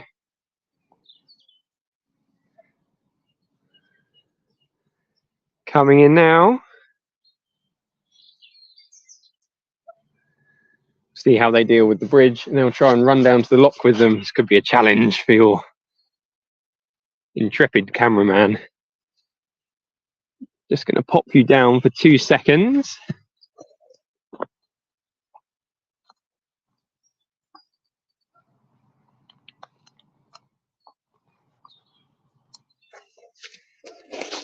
Sorry about that, everyone. I just thought if we're going to have any chance of keeping up with this C2, I have to tighten the old trousers up. Yeah, loads of room. Yes, plenty of room. Obviously, still duck. Make sure you duck, obviously. Yeah.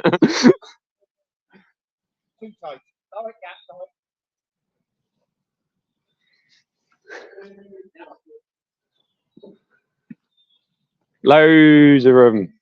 Be careful on those low bridges further down the course, though. Looking really good, guys.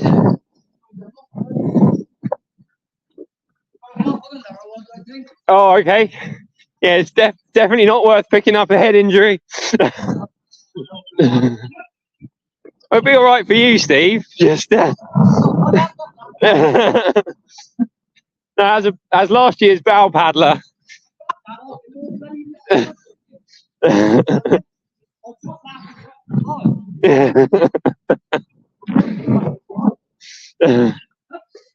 Sorry for that language there, but it is a passion for everyone taking involved. These guys are making it hard work for me to keep up. What was that?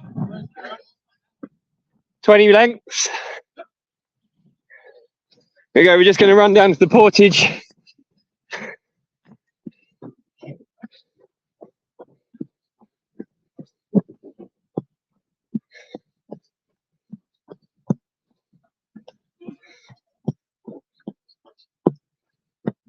Sorry, we're going to get there before them.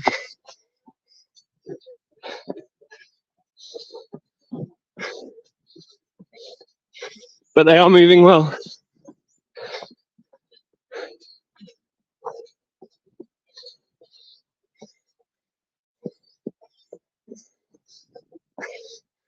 Here we go, Sam and Steve getting out of Hungerford. Got the K2 behind. See, nice and quick out of the boat. Looking good, guys.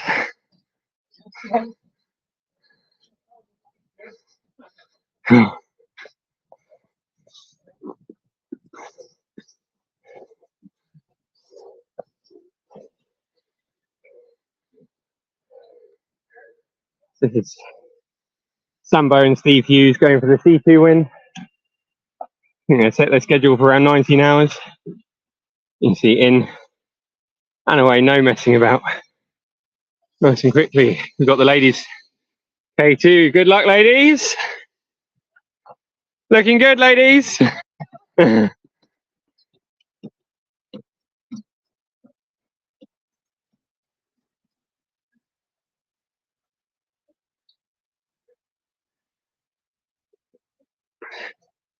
The Lithuanian ladies crew. Looking good. Boat back in.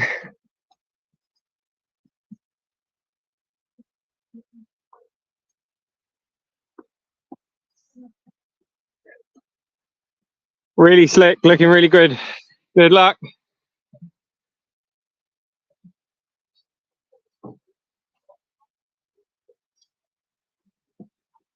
Going for the ladies win, it'll be interesting to see how they stack up against Kat and Kath, having come through Hungerford checkpoint. See how much those portages are hurting. See how well the legs are holding up. Oh dear. That was very exciting. I need a nice long sit down after that.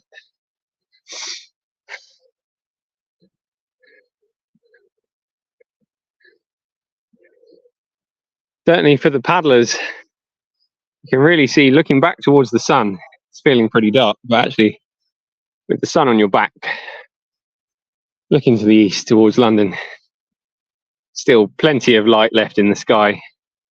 6:30 now, so for those of you that have been with us for a little while, you'll remember Henry did tell us that was the official time of sunset, and you can see the sun is now below the horizon.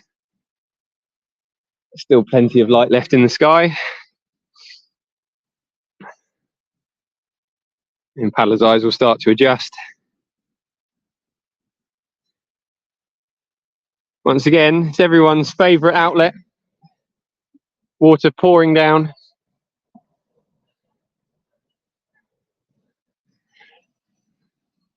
So we're hoping as much of that runs off down the river before the paddlers start to arrive at Teddington. Incidentally, I think the full update says that no boats will be allowed through Teddington before 6 AM, which is when the call will be made. So fingers crossed no one has underestimated the conditions too heavily, as that would be a real downer to have to sit at Teddington and wait. Unfortunately, all part of the race though. The clock starts when you leave Devizes and it doesn't stop until you reach Westminster. So it's one of the challenges of the race is getting that right. You have to look to people with experience in the race to help you make a judgment about how quick you're likely to be so that you can get that right. For most, it is this year 3.5 hour window. I suppose that's now been cut down to 3, which is difficult for crews, because if you were planning on arriving slightly earlier than you're capable, it might cut you a bit short. But it's good to see that that window will stay open without any restrictions. So we've got K2 coming through now. No support at the lock, so they're going to be going straight through. Always a good, you've got to manage your nutrition on this race, because you can't, you've got to make sure you don't eat too much, fill your stomach. You've got to keep the energy coming consistently. Looking great, guys. Live on YouTube, please do not swear. Very slick out of the boat there. No messing about, straight on with it. That's what we like to see. You can see these guys have got a good, like I said earlier, about 20 portages in, still running strong. They'll be able to maintain this sort of jog long into the night. It's the time, if you can keep moving portages, you can make up a lot of time on other boats around you. There we go, straight in, pushed off. Making that look very easy. Very slick there through Hungerford. Down to Dunmill for the road crossing.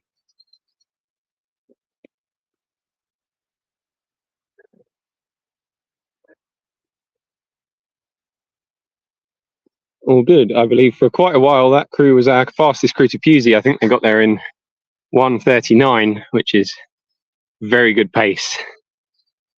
for that first, about 12 miles, I believe. Never quite get that one right. I remember one year on the Waterside debriefing, it said your first 17 miles to Wootton Rivers. I thought, oh my word, what's happened there? Hiya. But it turns out it was just a typing error. It was still only 14 miles to Wootton Rivers. Although for those of you that have paddled in C2 I've steered, you could argue that it might be 17 miles, I suppose. We'll have to get Tim Penson on to give that a review for us at some point. How far did our GPS actually say it took to wiggle down? So yeah, we've just had Sam and Steve coming through looking good. Potential C2 winners. And we've had our Latvian ladies crew who are going for the ladies win. We've seen Kat Wilson and Kath come through,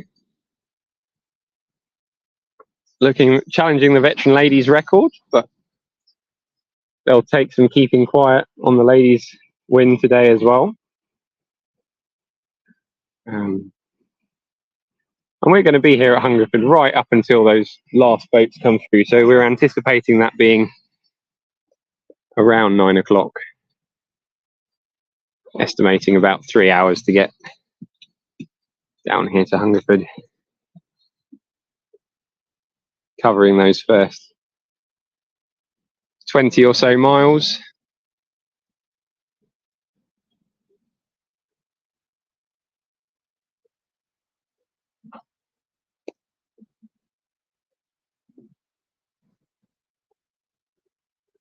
So that's an interesting question. How far can someone be off record pace at the bottom of the canal and still expect to take a record? I'm not sure, to be honest. Obviously, we know. Oh, that's a really tricky question because there's so many variables in that. I don't know exactly how I mean, it'll depend on the river. If there's no flow on the first section, there seems to be some changes going on. Sorry, we will get to the point in just a moment. But a few years ago, sort of, if we look back, sort of early 2010 sort of time, the canal here, particularly from Kintbury down to Newbury, really used to pick up some serious flow when there was water about. And that seems to be something, you know, through the inlets and outlets as the River Kennet flows in and out of the canal. That seemed to have stopped from about 2015 onward. Certainly when I did the C2 race in 2014, we came into Kintbury and really felt that push. And that's not been something that I've experienced again since. So I don't know if the Canal and River Trust are diverting more water down the river. Certainly driving up to the start of Waterside C and D, you see the river through Hungerford really flowing, which it never particularly used to do. Maybe they've put some works in down there. But recently this year, it does seem to be picking up again, whether that's because there's more water about or whether they're diverting water differently, I don't know. As we've said, the level in the canal seems to be a lot higher this year than last year, so maybe they're topping up the system. I know last year there were works at Crofton, which completely shut down a large section of the canal for canal boat travel and continuous cruising. So the levels did start to drop and there wasn't as much water moving around the system. So largely, you know, it's going to depend on what the river's doing. I would have thought you can probably be a good 30 minutes down on record pace. But I don't know. So the tricky bit of the equation here is that the more water there is in the river, the wider the river gets. And so there's a sort of peak amount of flow where the river is flowing its fastest, and then it bursts its banks, and all that water is just spilling over such a large area that it's not really helping you that much. Last year we had a very high river going into the race and it was falling. This year, we obviously water levels are up for anyone living in the south of England. You know, it's been raining quite a lot, particularly Thursday night. It really poured down. But then, you know, the river dropped for the last couple of weeks and now it's rising again. So the river's well within its banks with a lot of water moving down it. So it is going to be conducive of very fast times, in my opinion. Definitely starting to get cold now. Sun has gone down. It's not as bright as it looks on our camera. You know, it looks like the sun's really shining through the trees down there. I can assure you it's not. If we look back the other way, we can see live support crew cozied up down there. You know, it's definitely getting dark. We're going to see some boats with lights shortly, I would have thought. We're still looking at being here for another couple of hours. Hopefully we'll see some support crews shortly.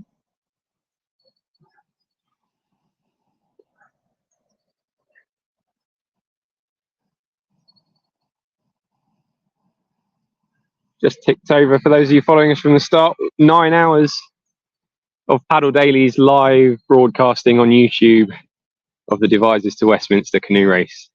You can see our timing marshal has just come out down there to do something. Might have just been dusting off a plate, perhaps. Or one of those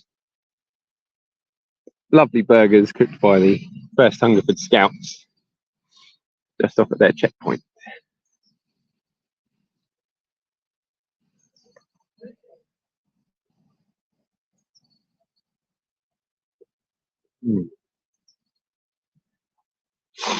Oh dear. Certainly exciting times out on the Devizes to Westminster course. There's a lot going on. We're going to have some times coming into Pusey relatively soon. Some of those really fast K2s that waited right until the limit, you know, they're going to have to stay right on that record-setting pace all the way down to Teddington, because they've got to make that tide window. You know, just easing up and finishing the race is not an option for those crews now. They have to set their pace and stick to it. Earlier on, we were talking about some of the toing and froing and the tactics of starting, and really, as you know, for those last two boats in particular, John O'Grady, Billy Butler, and Andy Burkitt with Tom Simmons, if you know, establishing the gap is really the most important thing. So you don't want to be getting on and then having your main competition starting a minute behind you. That's, you know, they know that gives them a very big psychological advantage, knowing that they can see you. But once you've got that gap, you know, 5 minutes, there's a lot of corners on this course. There's very few long straights where you can really see off into the distance. So you know, it's very much a case of, as long as you're out of sight at the start.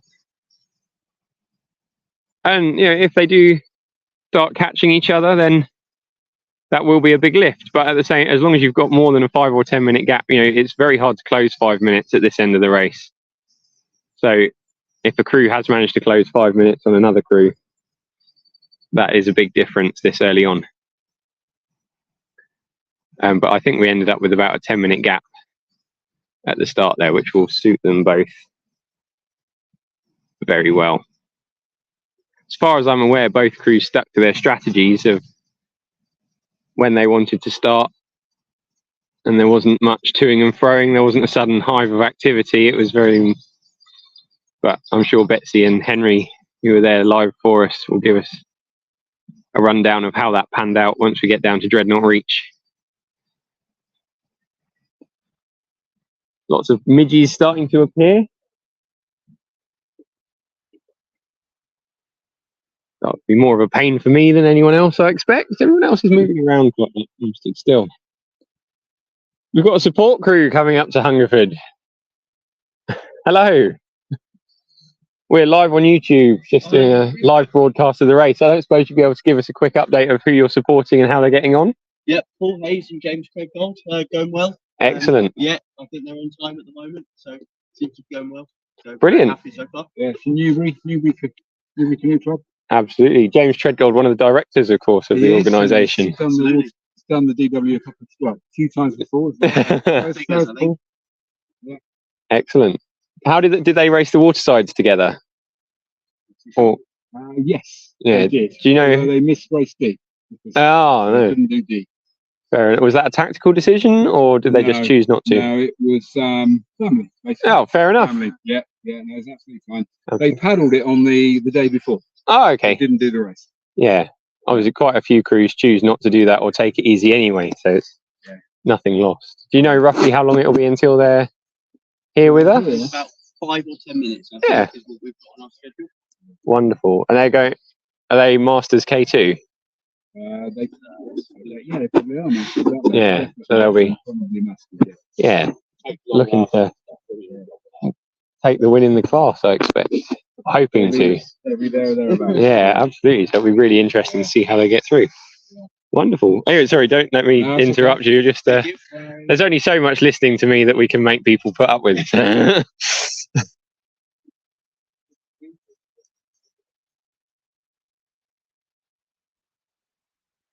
This is something different for me. I usually ask my crew to feed me as I run. But I don't know if that's something that is more popular with C2. But certainly this year over the watersides in K1, I've been getting fed as I run, and I didn't have any problems with it. I just pass my paddle across to my boat hand and carry my boat and paddle in one hand, take the food, shove it in my mouth, and away I go. But it seems to be a popular option with the K2 crews. For their support crews to get set up down at the bottom there and take the food as they get in. Yeah, like I say, different for me, but clearly a very popular choice. And it is certainly tallies with what Keith Moore was suggesting to do in his information videos across the last couple of weeks. Keith, obviously the current record holder, having broken the K2 record that stood for, I think, 44 years with Tom Sharp last year. Tom pairing up with Anushka this time round, possibly looking for that K2 mixed doubles record. Obviously, fingers crossed for them that we are able to run the race all the way down to Westminster, but we absolutely have to respect the decision of these external bodies. And there's nothing we can do. As much as we love the race and would like to do everything we can, their decisions are final, ultimately. If we want these things to continue, we have to run them in a safe manner. The organisation is certainly doing an excellent job of that. Determining what is and isn't an acceptable level of risk. And it's really great that they were able to run the race with these high conditions. We'll just have to hope it turns out well for everyone. It's gone quiet again at Hungerford. You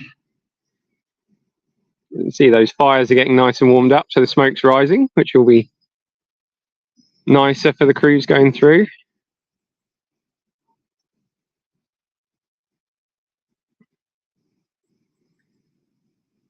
We're going to have a wander back up to the bridge, I think. Oh, we've got support crew coming up. We might be able to get another chat with them.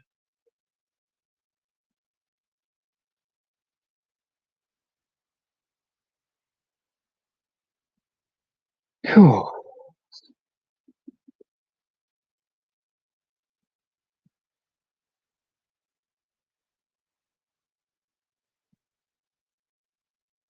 I think they said that this is the Newbury K2, Newbury Masters K2 coming in shortly. Definitely in contention for the Masters K2 win.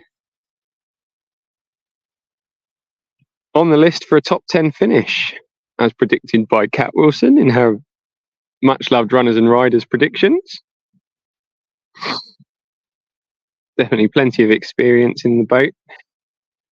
They'll have excellent course knowledge. Know all the little, not shortcuts as such, but quickest routes on portages. There won't be any surprises for this K2 as it navigates its way down the course. So they'll have it all planned out in their head. Just having the support crew there is a good backup. You can see they've chosen to wear bright yellow shirts, which would be very helpful, particularly at night. If the torches can catch the yellow shirt, they'll know their crew's there and be able to see where to go at the portages. Looks like we're having a phone check in there.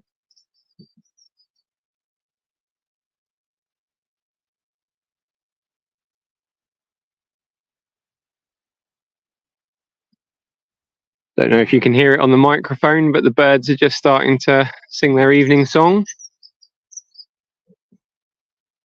Though it won't be appreciated by any of the paddlers, I'm sure, as they're some of those early starters been going for quite some time now. And looking at my maths is right, about 15 hours ago since the first boats went off.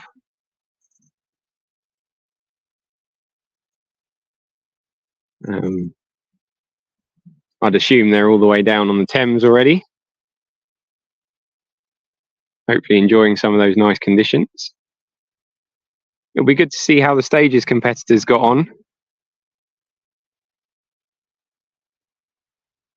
Obviously the junior race finishing at Dreadnought Reach due to safety concerns, but the senior singles, Endeavour class, junior veteran K2 classes all being able to carry on down to Marlow Stay and then on to Teddington tomorrow. Quite how they managed to paddle 30 miles in 3 consecutive days is beyond me. After Waterside D, I am reluctant to get out of bed the morning after, to say the least.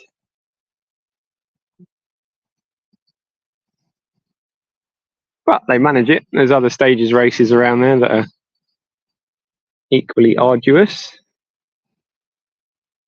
which just represents a slightly different mental challenge than keeping going all the way through the night. It's a drive to get up and go again.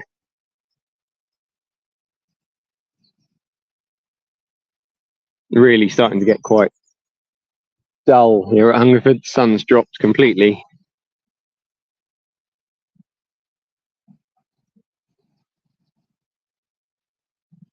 But we will be here until the last K2 comes through. We're of course anticipating that being Billy Butler and John O'Grady. Unless something drastic happens, they manage to overtake Tom Simmons and Andy Burkett. But this early in the race, that is quite unlikely. Those two crews have been only minutes apart across the watersides they did do together. I think that might have only been Waterside C, actually. Oh, here we go. We have a crew coming in now.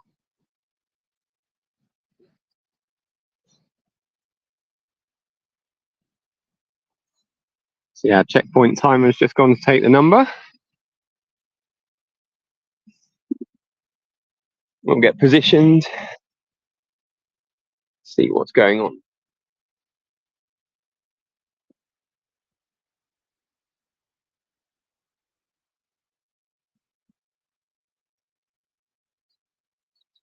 Definitely skinny K2s.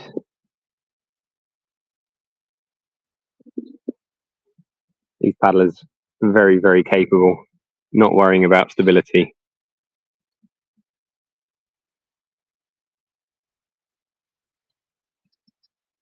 Smooth, well drilled, put together. Stepping straight out of the boat.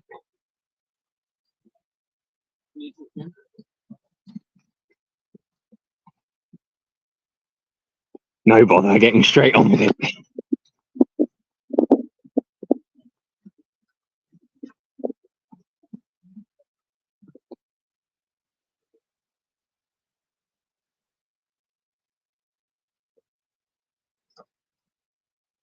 Boat in, stepping in, taking food. Looks like neither of them needed a drink change. The plus side about getting through the heat of the day, that you don't need the fluids to maintain your performance. Obviously, it's important to keep them coming in, especially those electrolytes stop you cramping up. But you're not sweating so much. Particularly these faster K2s as well will have generally slightly higher paddle angles, which means generally a little bit more spray, getting a little bit wetter, but working nice and hard to stay warm.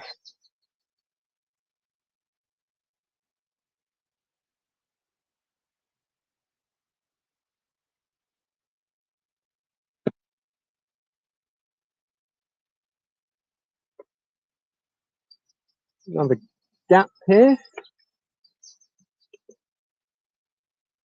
See the Newbury K2 just off down there, a little orange spot in the distance. Disappearing past the swans and under the bridge.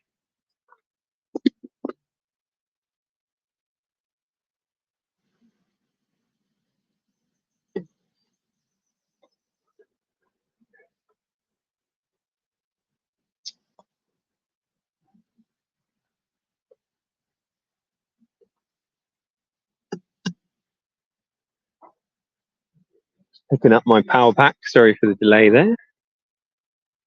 Here we go. I hope you're all really enjoying this Paddle Daily's live podcast of the Devizes to Westminster 125-mile canoe marathon from Devizes in Wiltshire all the way down to Westminster Bridge in London.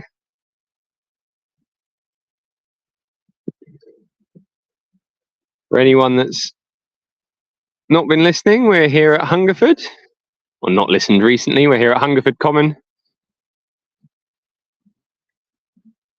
Just after the first of the low bridges on the course, which is just around the corner. If anyone's been, we had a really interesting chat with Roger Burlinson earlier.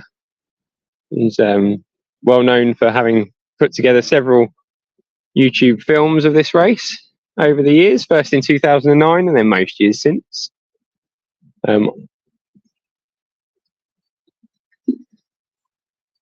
Certainly inspired many people to have a go at the race. But we won't be walking back up to the bridge anymore. It's starting to get a little bit dark, a little bit cold. Sounds like someone coming. Definitely a little bit of shouting. No support crews in the area though.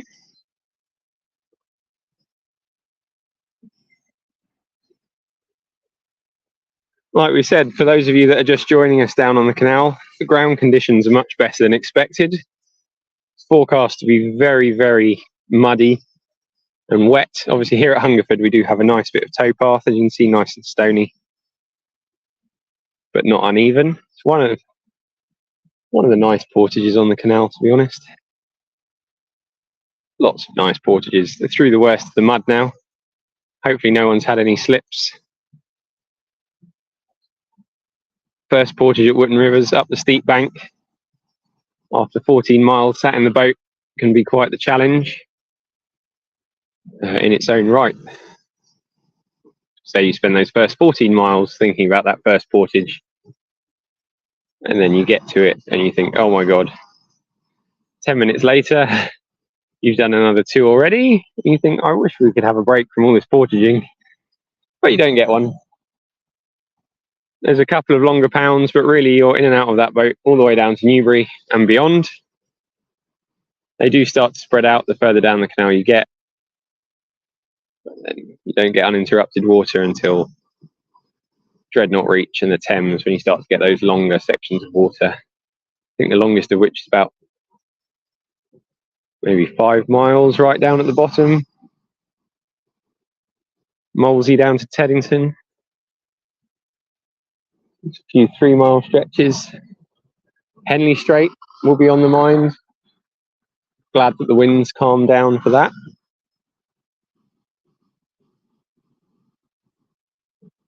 It looks like we're in for a very pleasant evening. Minimal cloud cover, so it might get a bit cold.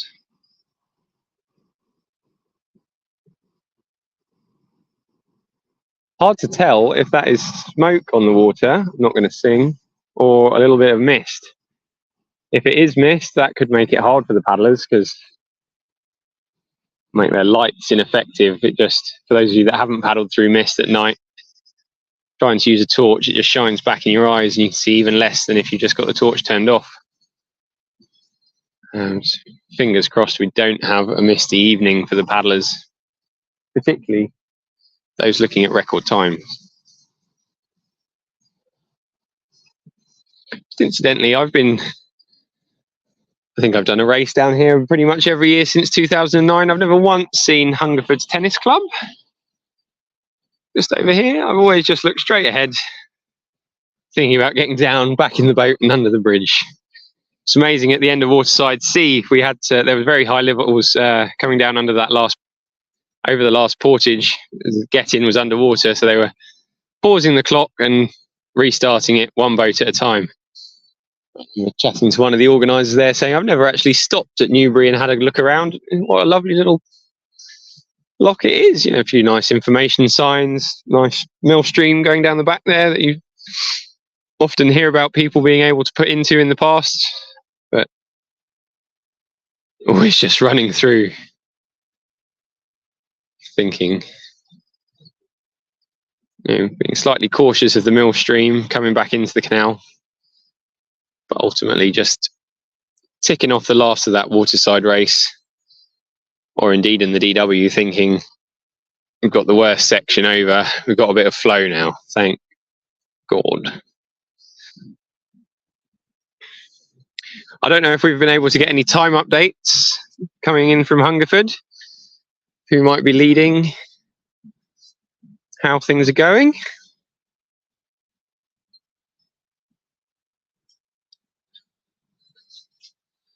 Definitely starting to get chilly.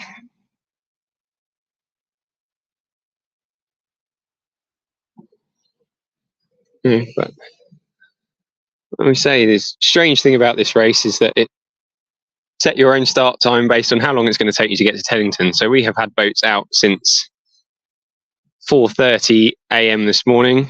Time on the ground is currently 7:01. So our really fast, or our last boat to go off, been going for just about an hour. It should be well on the way to Pewsey in that first checkpoint, and we'll be able to see how everyone's moving on the water. Too early to tell if that will have an impact on the race. Those next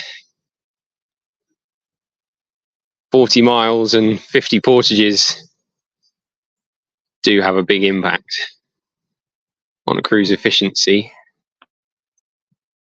Certainly somewhere you can make up time, but more important that you don't lose any time.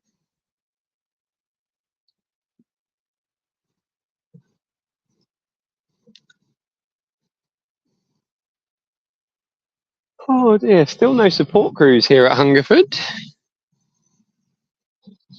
But then, as the crews do get faster, obviously they cover the distance quicker, and there's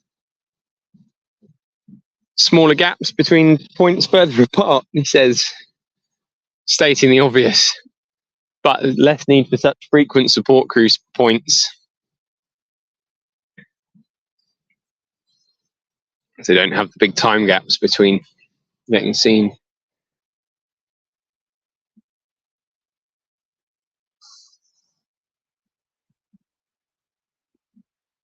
I think our live broadcast is going to, our next stop will be Newbury, just to see how everyone's going through there. But once our last boat comes through Hungerford, I'll be heading down to Dreadnought Reach to see if we can catch up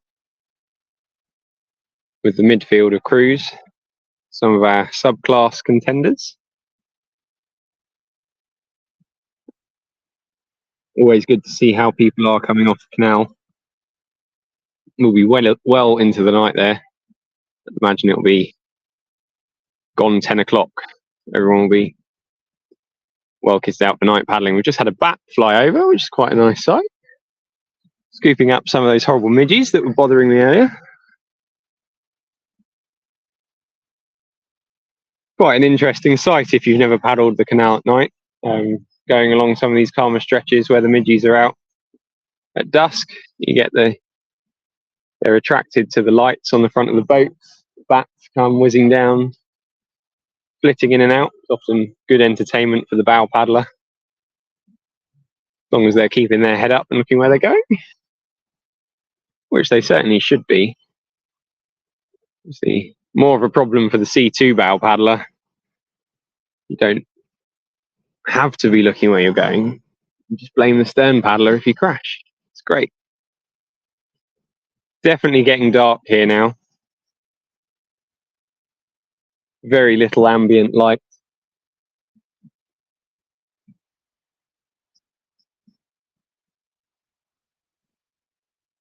That is going to be something we're going to look to keep up as we go down the course, is where we can pick up a bit of ambient light. So quite a lot of street lighting around Newbury and Dreadnought. And after that, it's going to get more difficult. We're looking at possibly bolters.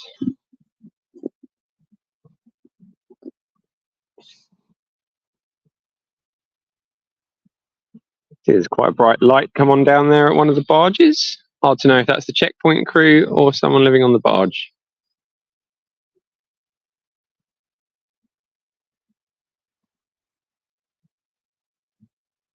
It's been broadcasting live for 9.5 hours now.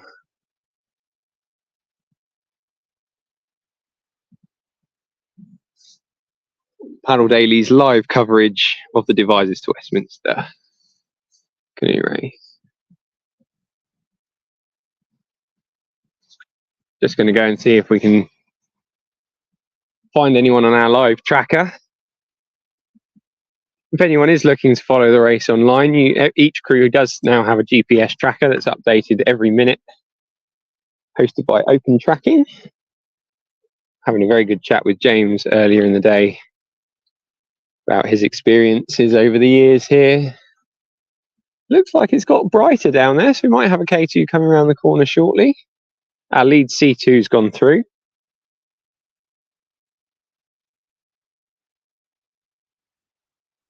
Just wondering if we had an update on our live tracking. We do. We've got boat 370 coming in shortly. They're still a fair way out, which is Rees, Clark and Dobson. And behind them, we've got Bush and Ball. And then we've got behind them, Sharp and Freeman, moving well. Got Simmons and Burkitt are on their way to Pusey. Butler O'Grady putting a funny face in their picture on the Open Tracking website. Coming through. Have we got a live update of who's quickest at Pusey now?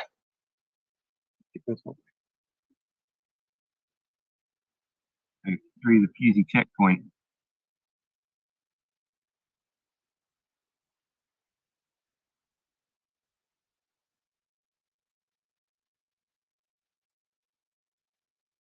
Hard to tell.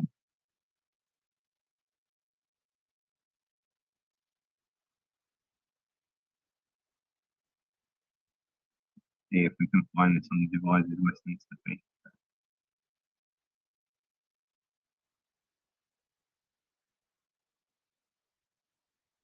Live results. Time profiles and crew placing. We can get some.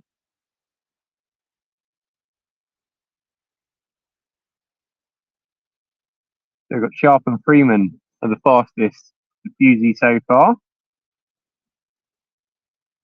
Time of 1:39.26. Just a few seconds ahead of Wittevin and Zergers. I'm sorry for butchering your surnames there. 1:39.33. They're just 7 seconds in that. We've got Treadgold Hayes, who we just saw come through here, Hungerford, 1:43. Got Rees, Clark and Dobson, who are on their way here, 1:45. Where have we got our C2 crew? Hughes and Bowen, 2:02. Solid time to Pusey.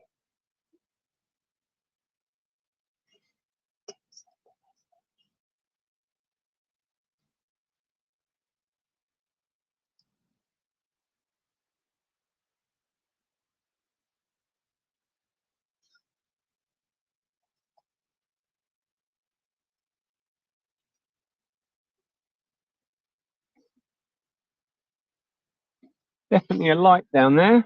Might be the barge.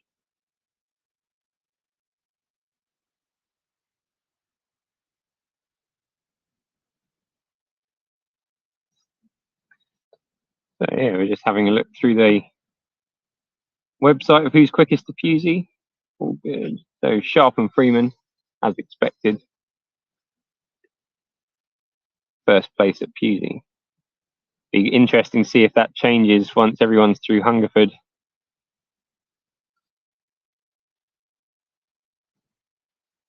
How we get on.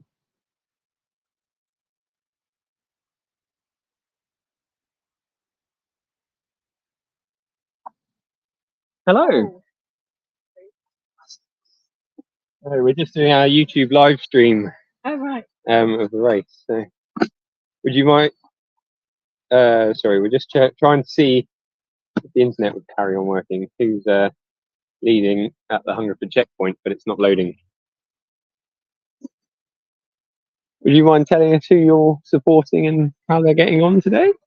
I don't have to video you, but if you No, want that's to. right. It's boat 370, which is Ed Dobson and Mike Reese Clark. Oh, wonderful. And they're doing all right at the moment. Brilliant. We can find them. Yeah, absolutely. I think they're a good 15 minutes away from here still by our calculations, but you probably That know would be better than right. us. Oh, wonderful. Well done, Tim. That was I think, good calculating. What was it? 7:28, did you? Oh, yeah. Well, 5 minutes on that. 28 was the original schedule. So 33. There we go. There they are. Actually, I bought Ed's old Zastira boat from him a couple of years Oh, ago. did you? Yeah, Oh, I've got there you go then. the purple and white K1. Yeah. Oh, yes. That was his 18th birthday. Oh, really? Oh, I'm still thoroughly enjoying it. Oh, yeah. This is good. This is good. It was a very precious boat. Yeah, You came absolutely. third, didn't you, actually? Really?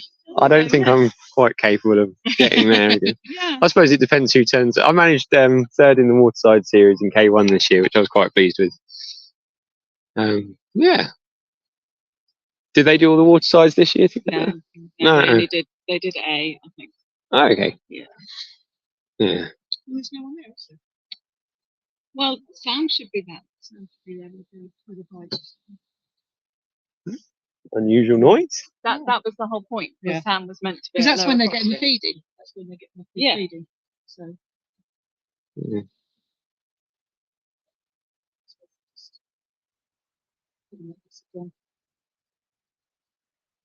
Yeah. I might go for a little wander up and see what's going on up there. Are you all right there? Yeah. Wonderful. They've just come through the first Crossfield lot. Yeah. Is there anyone between them and us? No, I don't We think so haven't either. seen any other boats. Really? Oh my word. The answer is no. Yeah, fair enough. So you've got a bit of a wait. There's Oh, something There's a- exciting to happen. Yeah. It might be my son falling off his bike into it now. Oh dear, we don't want that. He's cycling with Mike and Ed now. Oh, okay. Is he bright light on the bike lighting the way? Good plan. Is he opening bridges as well, or not? No. No, I've done from Devizes down in the dumps. Yeah, okay. Do you both paddle as well? Or I not? haven't had it for many years. how sensible. Oh, brilliant. When and how did you do? I did in 2008, 9 and 10 and 14. Wonderful. 2008 was a funny year, was it? They started in... We had start 9 o'clock at night, straight from Oh my word. and we retired at 90. No. Good effort though. It was a tough year. Yeah. At Molesey as well, are so close. Because I think the problem is you started at night, you went through the day, and then you're going into the night again. Yeah, okay. You have to deal with the cold twice. It's just not nice. Yeah. My first race was in 2014. I did really about Yeah. Oh, okay. Enjoyable? Yeah, it was actually. Excellent. I mean, that enjoyable. I haven't done it since. Thinking about it. No, absolutely. What sort of things are they eating and drinking tonight? They're eating potatoes. That's very popular choice. Potatoes is the food of choice for 2024. Yep. And drinking tailwind. Oh, okay. There's a few people on that as well. It's a very good. It's good on carb stomachs. electrolyte mix. And the stomach seems to appreciate it. Excellent. One of the challenges of a so-called 24-hour race, obviously there's lots of boats that do less than 24 hours, is how to manage any potential bathroom issues along the course.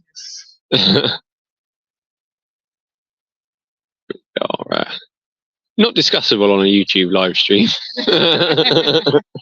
It's one of the first questions people ask. Yeah, absolutely. What did they ask me? I know we're avoiding the topic.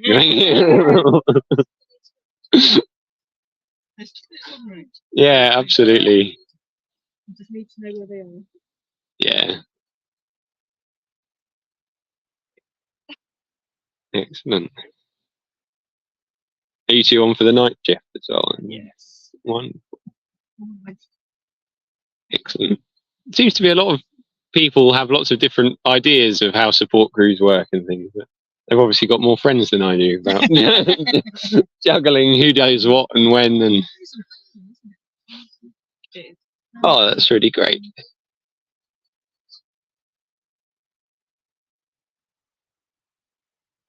Yeah.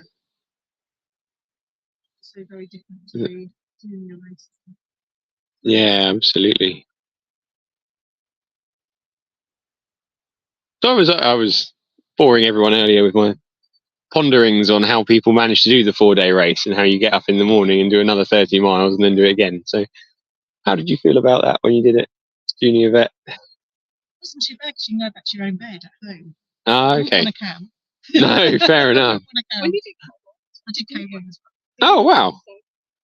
So, no, I found I got more blisters doing it over 4 days than straight through. Yeah, okay. So that sounds like you're well on the way to the 1,000-mile club. No, straight up no. You have to do 4 straight throughs. Yeah, To get okay. anywhere close. So you can do as many of the 4 days as you like. It sort of doesn't. Yeah, it's a Count, tricky but one. It sort of doesn't because it's the straight through that. Yeah. But I think the stages race, it's a different mental challenge, isn't it? Because of this business of getting up the road and repeat. Yeah.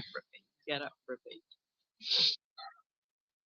No, I did Waterside DK1 this year, and I have thorough admiration for anyone who then gets up and does it again and again. Yeah. For the So you didn't DW. feel inclined to get up the following morning then and do another 30 absolutely not. I had the day off work. Oh, there you go. So you could I have done. texted my boss on the Sunday and went, I'm really sorry, I'm definitely not going to come in tomorrow. I think it's about mentally. You have to, you have to tell yourself you're doing it. Yeah. And that's the key, I think, part of it. Even straight through. At any point you say, I'll see how I feel when I get to that point, you won't get to it. Yeah. Do you know how they go? Sorry, you might have already said how are they going on their schedule. They are on schedule. Wonderful. Yeah. Do you know what sort of time they're anticipating? 17. Oh wow, okay.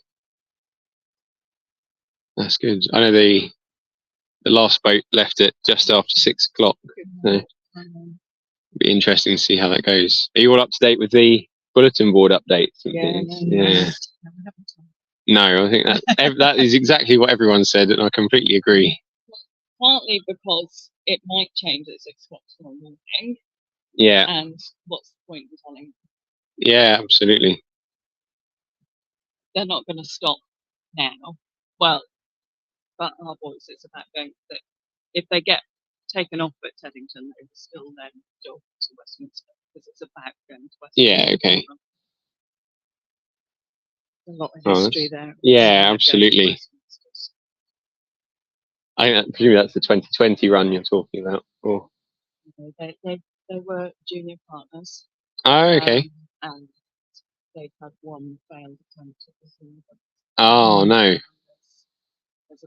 country without his dad. Yeah. Oh, sorry. That's what I thought you were talking about.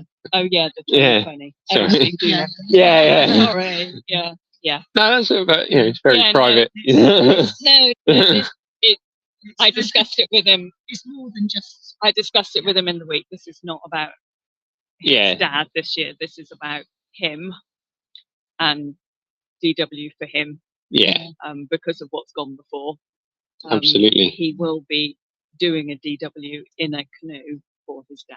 Yeah. Oh dear, that could be quick. At some stage, whether he does it in a C2 or a C1, I don't know. That will be his decision. But That was Mike's first ever DW. Yeah. But yeah. So I'm really a C2 paddler. Oh, okay. I started doing K1 just so last year I did C2 with Betsy Ray, who's on the other end of the YouTube channel. We did 19 hours and a minute, which is you think all those times we could have. You think only if we only saved a minute, we could have been 18 hours and some rather than. That is absolutely true. I think regardless of who do the best you can at that time. And Yeah, and I think just for everyone listening who maybe doesn't know about the race, that brief conversation just goes to show this is about so much more than just the canoe challenge. It represents so much to so many people, and just getting from the start to the finish is just so important. Sort of time is secondary. That's important for even the quick crews to remember that if you're going out and just trying to set a time, then you might not finish, and actually finishing is the biggest challenge of the lot. know what the challenge is and what the target is when you start. Yeah, absolutely. Well, hopefully we've only got about another 10 minutes to go until someone comes through. We've done very good filling. Well, we've been here. I've been here since 3 o'clock, actually. Yeah. It's a long time to be in one place. Absolutely.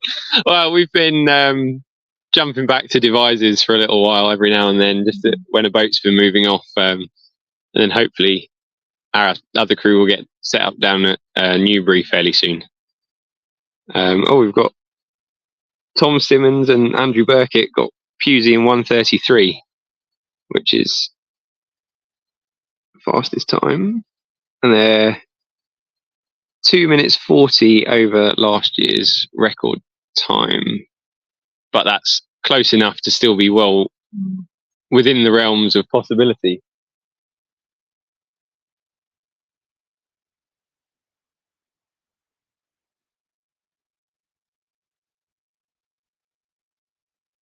Really good. That's quite a lot faster. I think previous to that it was Anushka Freeman and Tom Sharp with 1:39, and then there was have you seen the Dutch crew that's over this year? No. Yeah, they were a few seconds behind. But still terrifyingly fast times to Pusey.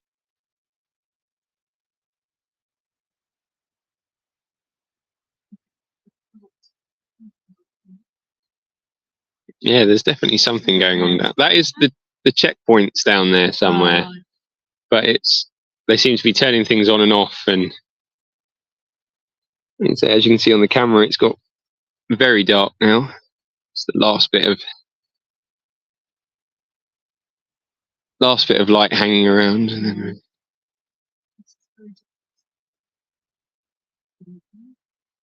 yeah, absolutely. Particularly to have so much of the canal left to cover in the dark. It's the big downside of having to set off so late, is that you've got all these portages that you can't really see that well. And yeah, absolutely. Do you know what sort of shoes they've gone for? Because it's hard to get them into a skinny K2, but you need the grip. Previously, it was like a tracksuit, isn't it? Oh, like running spikes type thing, without the spikes. Sticky underneath. Oh, okay. That's still there. Yeah, it's something like that. Yeah, okay. It's what they can fit in the boat as well. Yeah, absolutely. I know a lot of crews have started using pedal steering rather than tiller bars as well, so you sort of press with your toes rather than push the tiller bar side to side. Yeah. And that's so of the last 3 boats to go, Tom Sharp steering with a tiller bar, but the other 2 are both using pedals. I think clearly that would probably save me an hour if I put pedals in, I reckon. No, sorry, I'm only joking. Yeah. I think I've got a fair bit of fitness to catch up on before I need to worry about anything else. How are we doing on our tracker down there?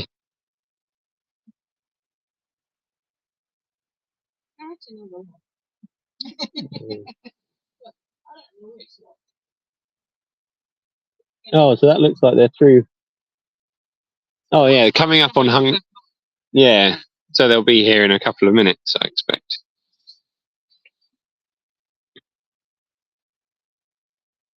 Should be very obvious on our camera when they come into view. So there should be. Yeah, absolutely. What do you know? How bright they've gone? I know lots of people go for. Are they a small light with night vision, or are they a big light? And I'm No, they're different lights. They've wide. Yes, and Mike was playing with them yesterday to get the not the brightest for seconds. Ah, okay. Yeah, he didn't want bright. So going for like a wide beam that will see things at the sides. I think so. Yeah. Yeah, that's. Especially with all the different trees and. Yeah, absolutely.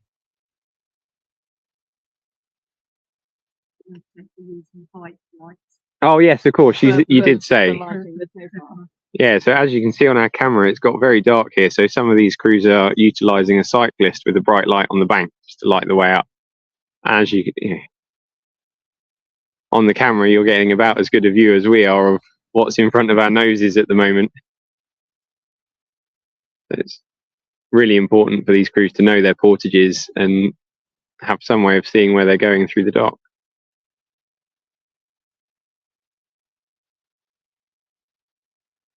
All the birds have stopped singing now. It's all gone quiet. Trickle of water coming out of the lock gates.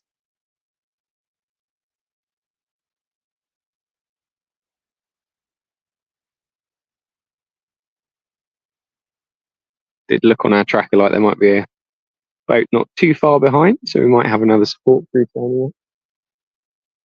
Expect they'd probably be here by now.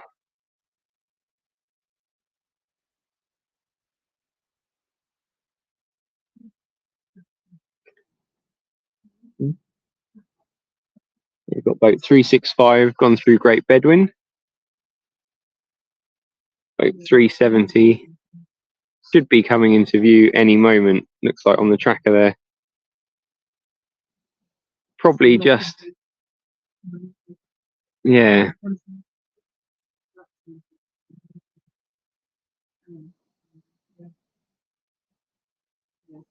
Just creeping around the bend.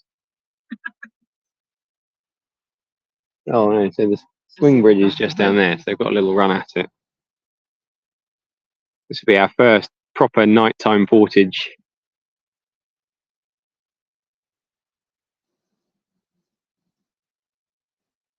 Only about 50 to go for your guys. Big disadvantage of starting late is that you have so much more canal to cover in the dark.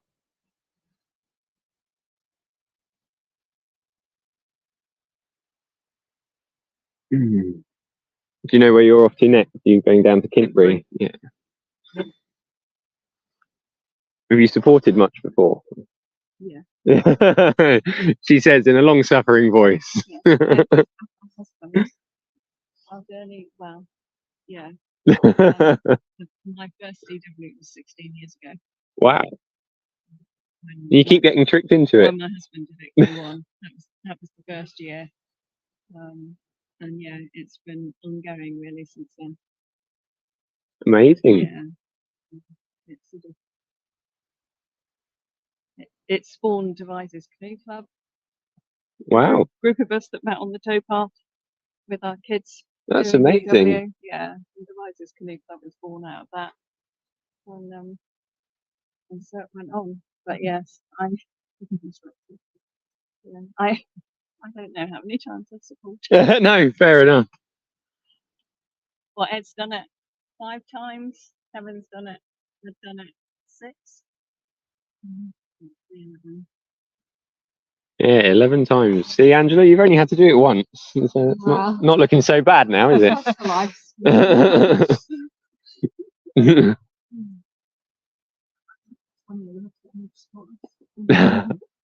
Oh, is this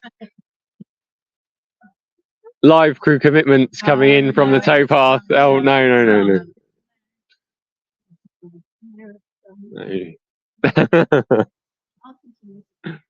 I can't see the attraction of revolting, but in the park.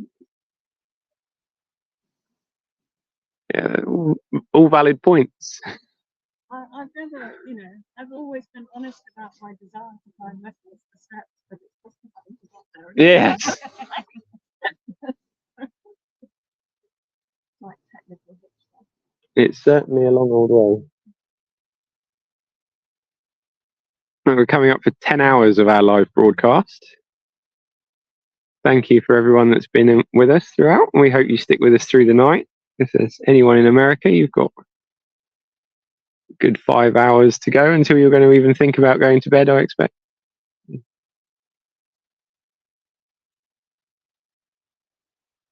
We will be with you all night.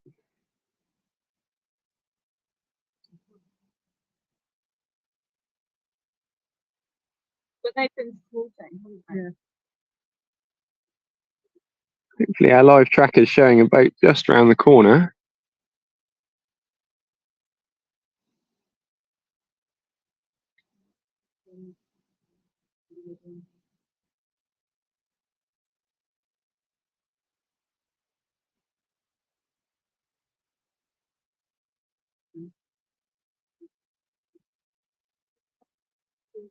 Do I need to go up and no, from there we're going to say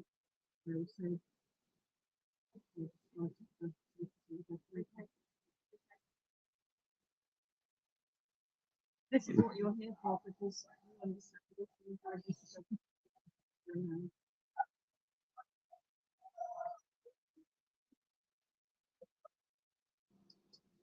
difficult. Of course.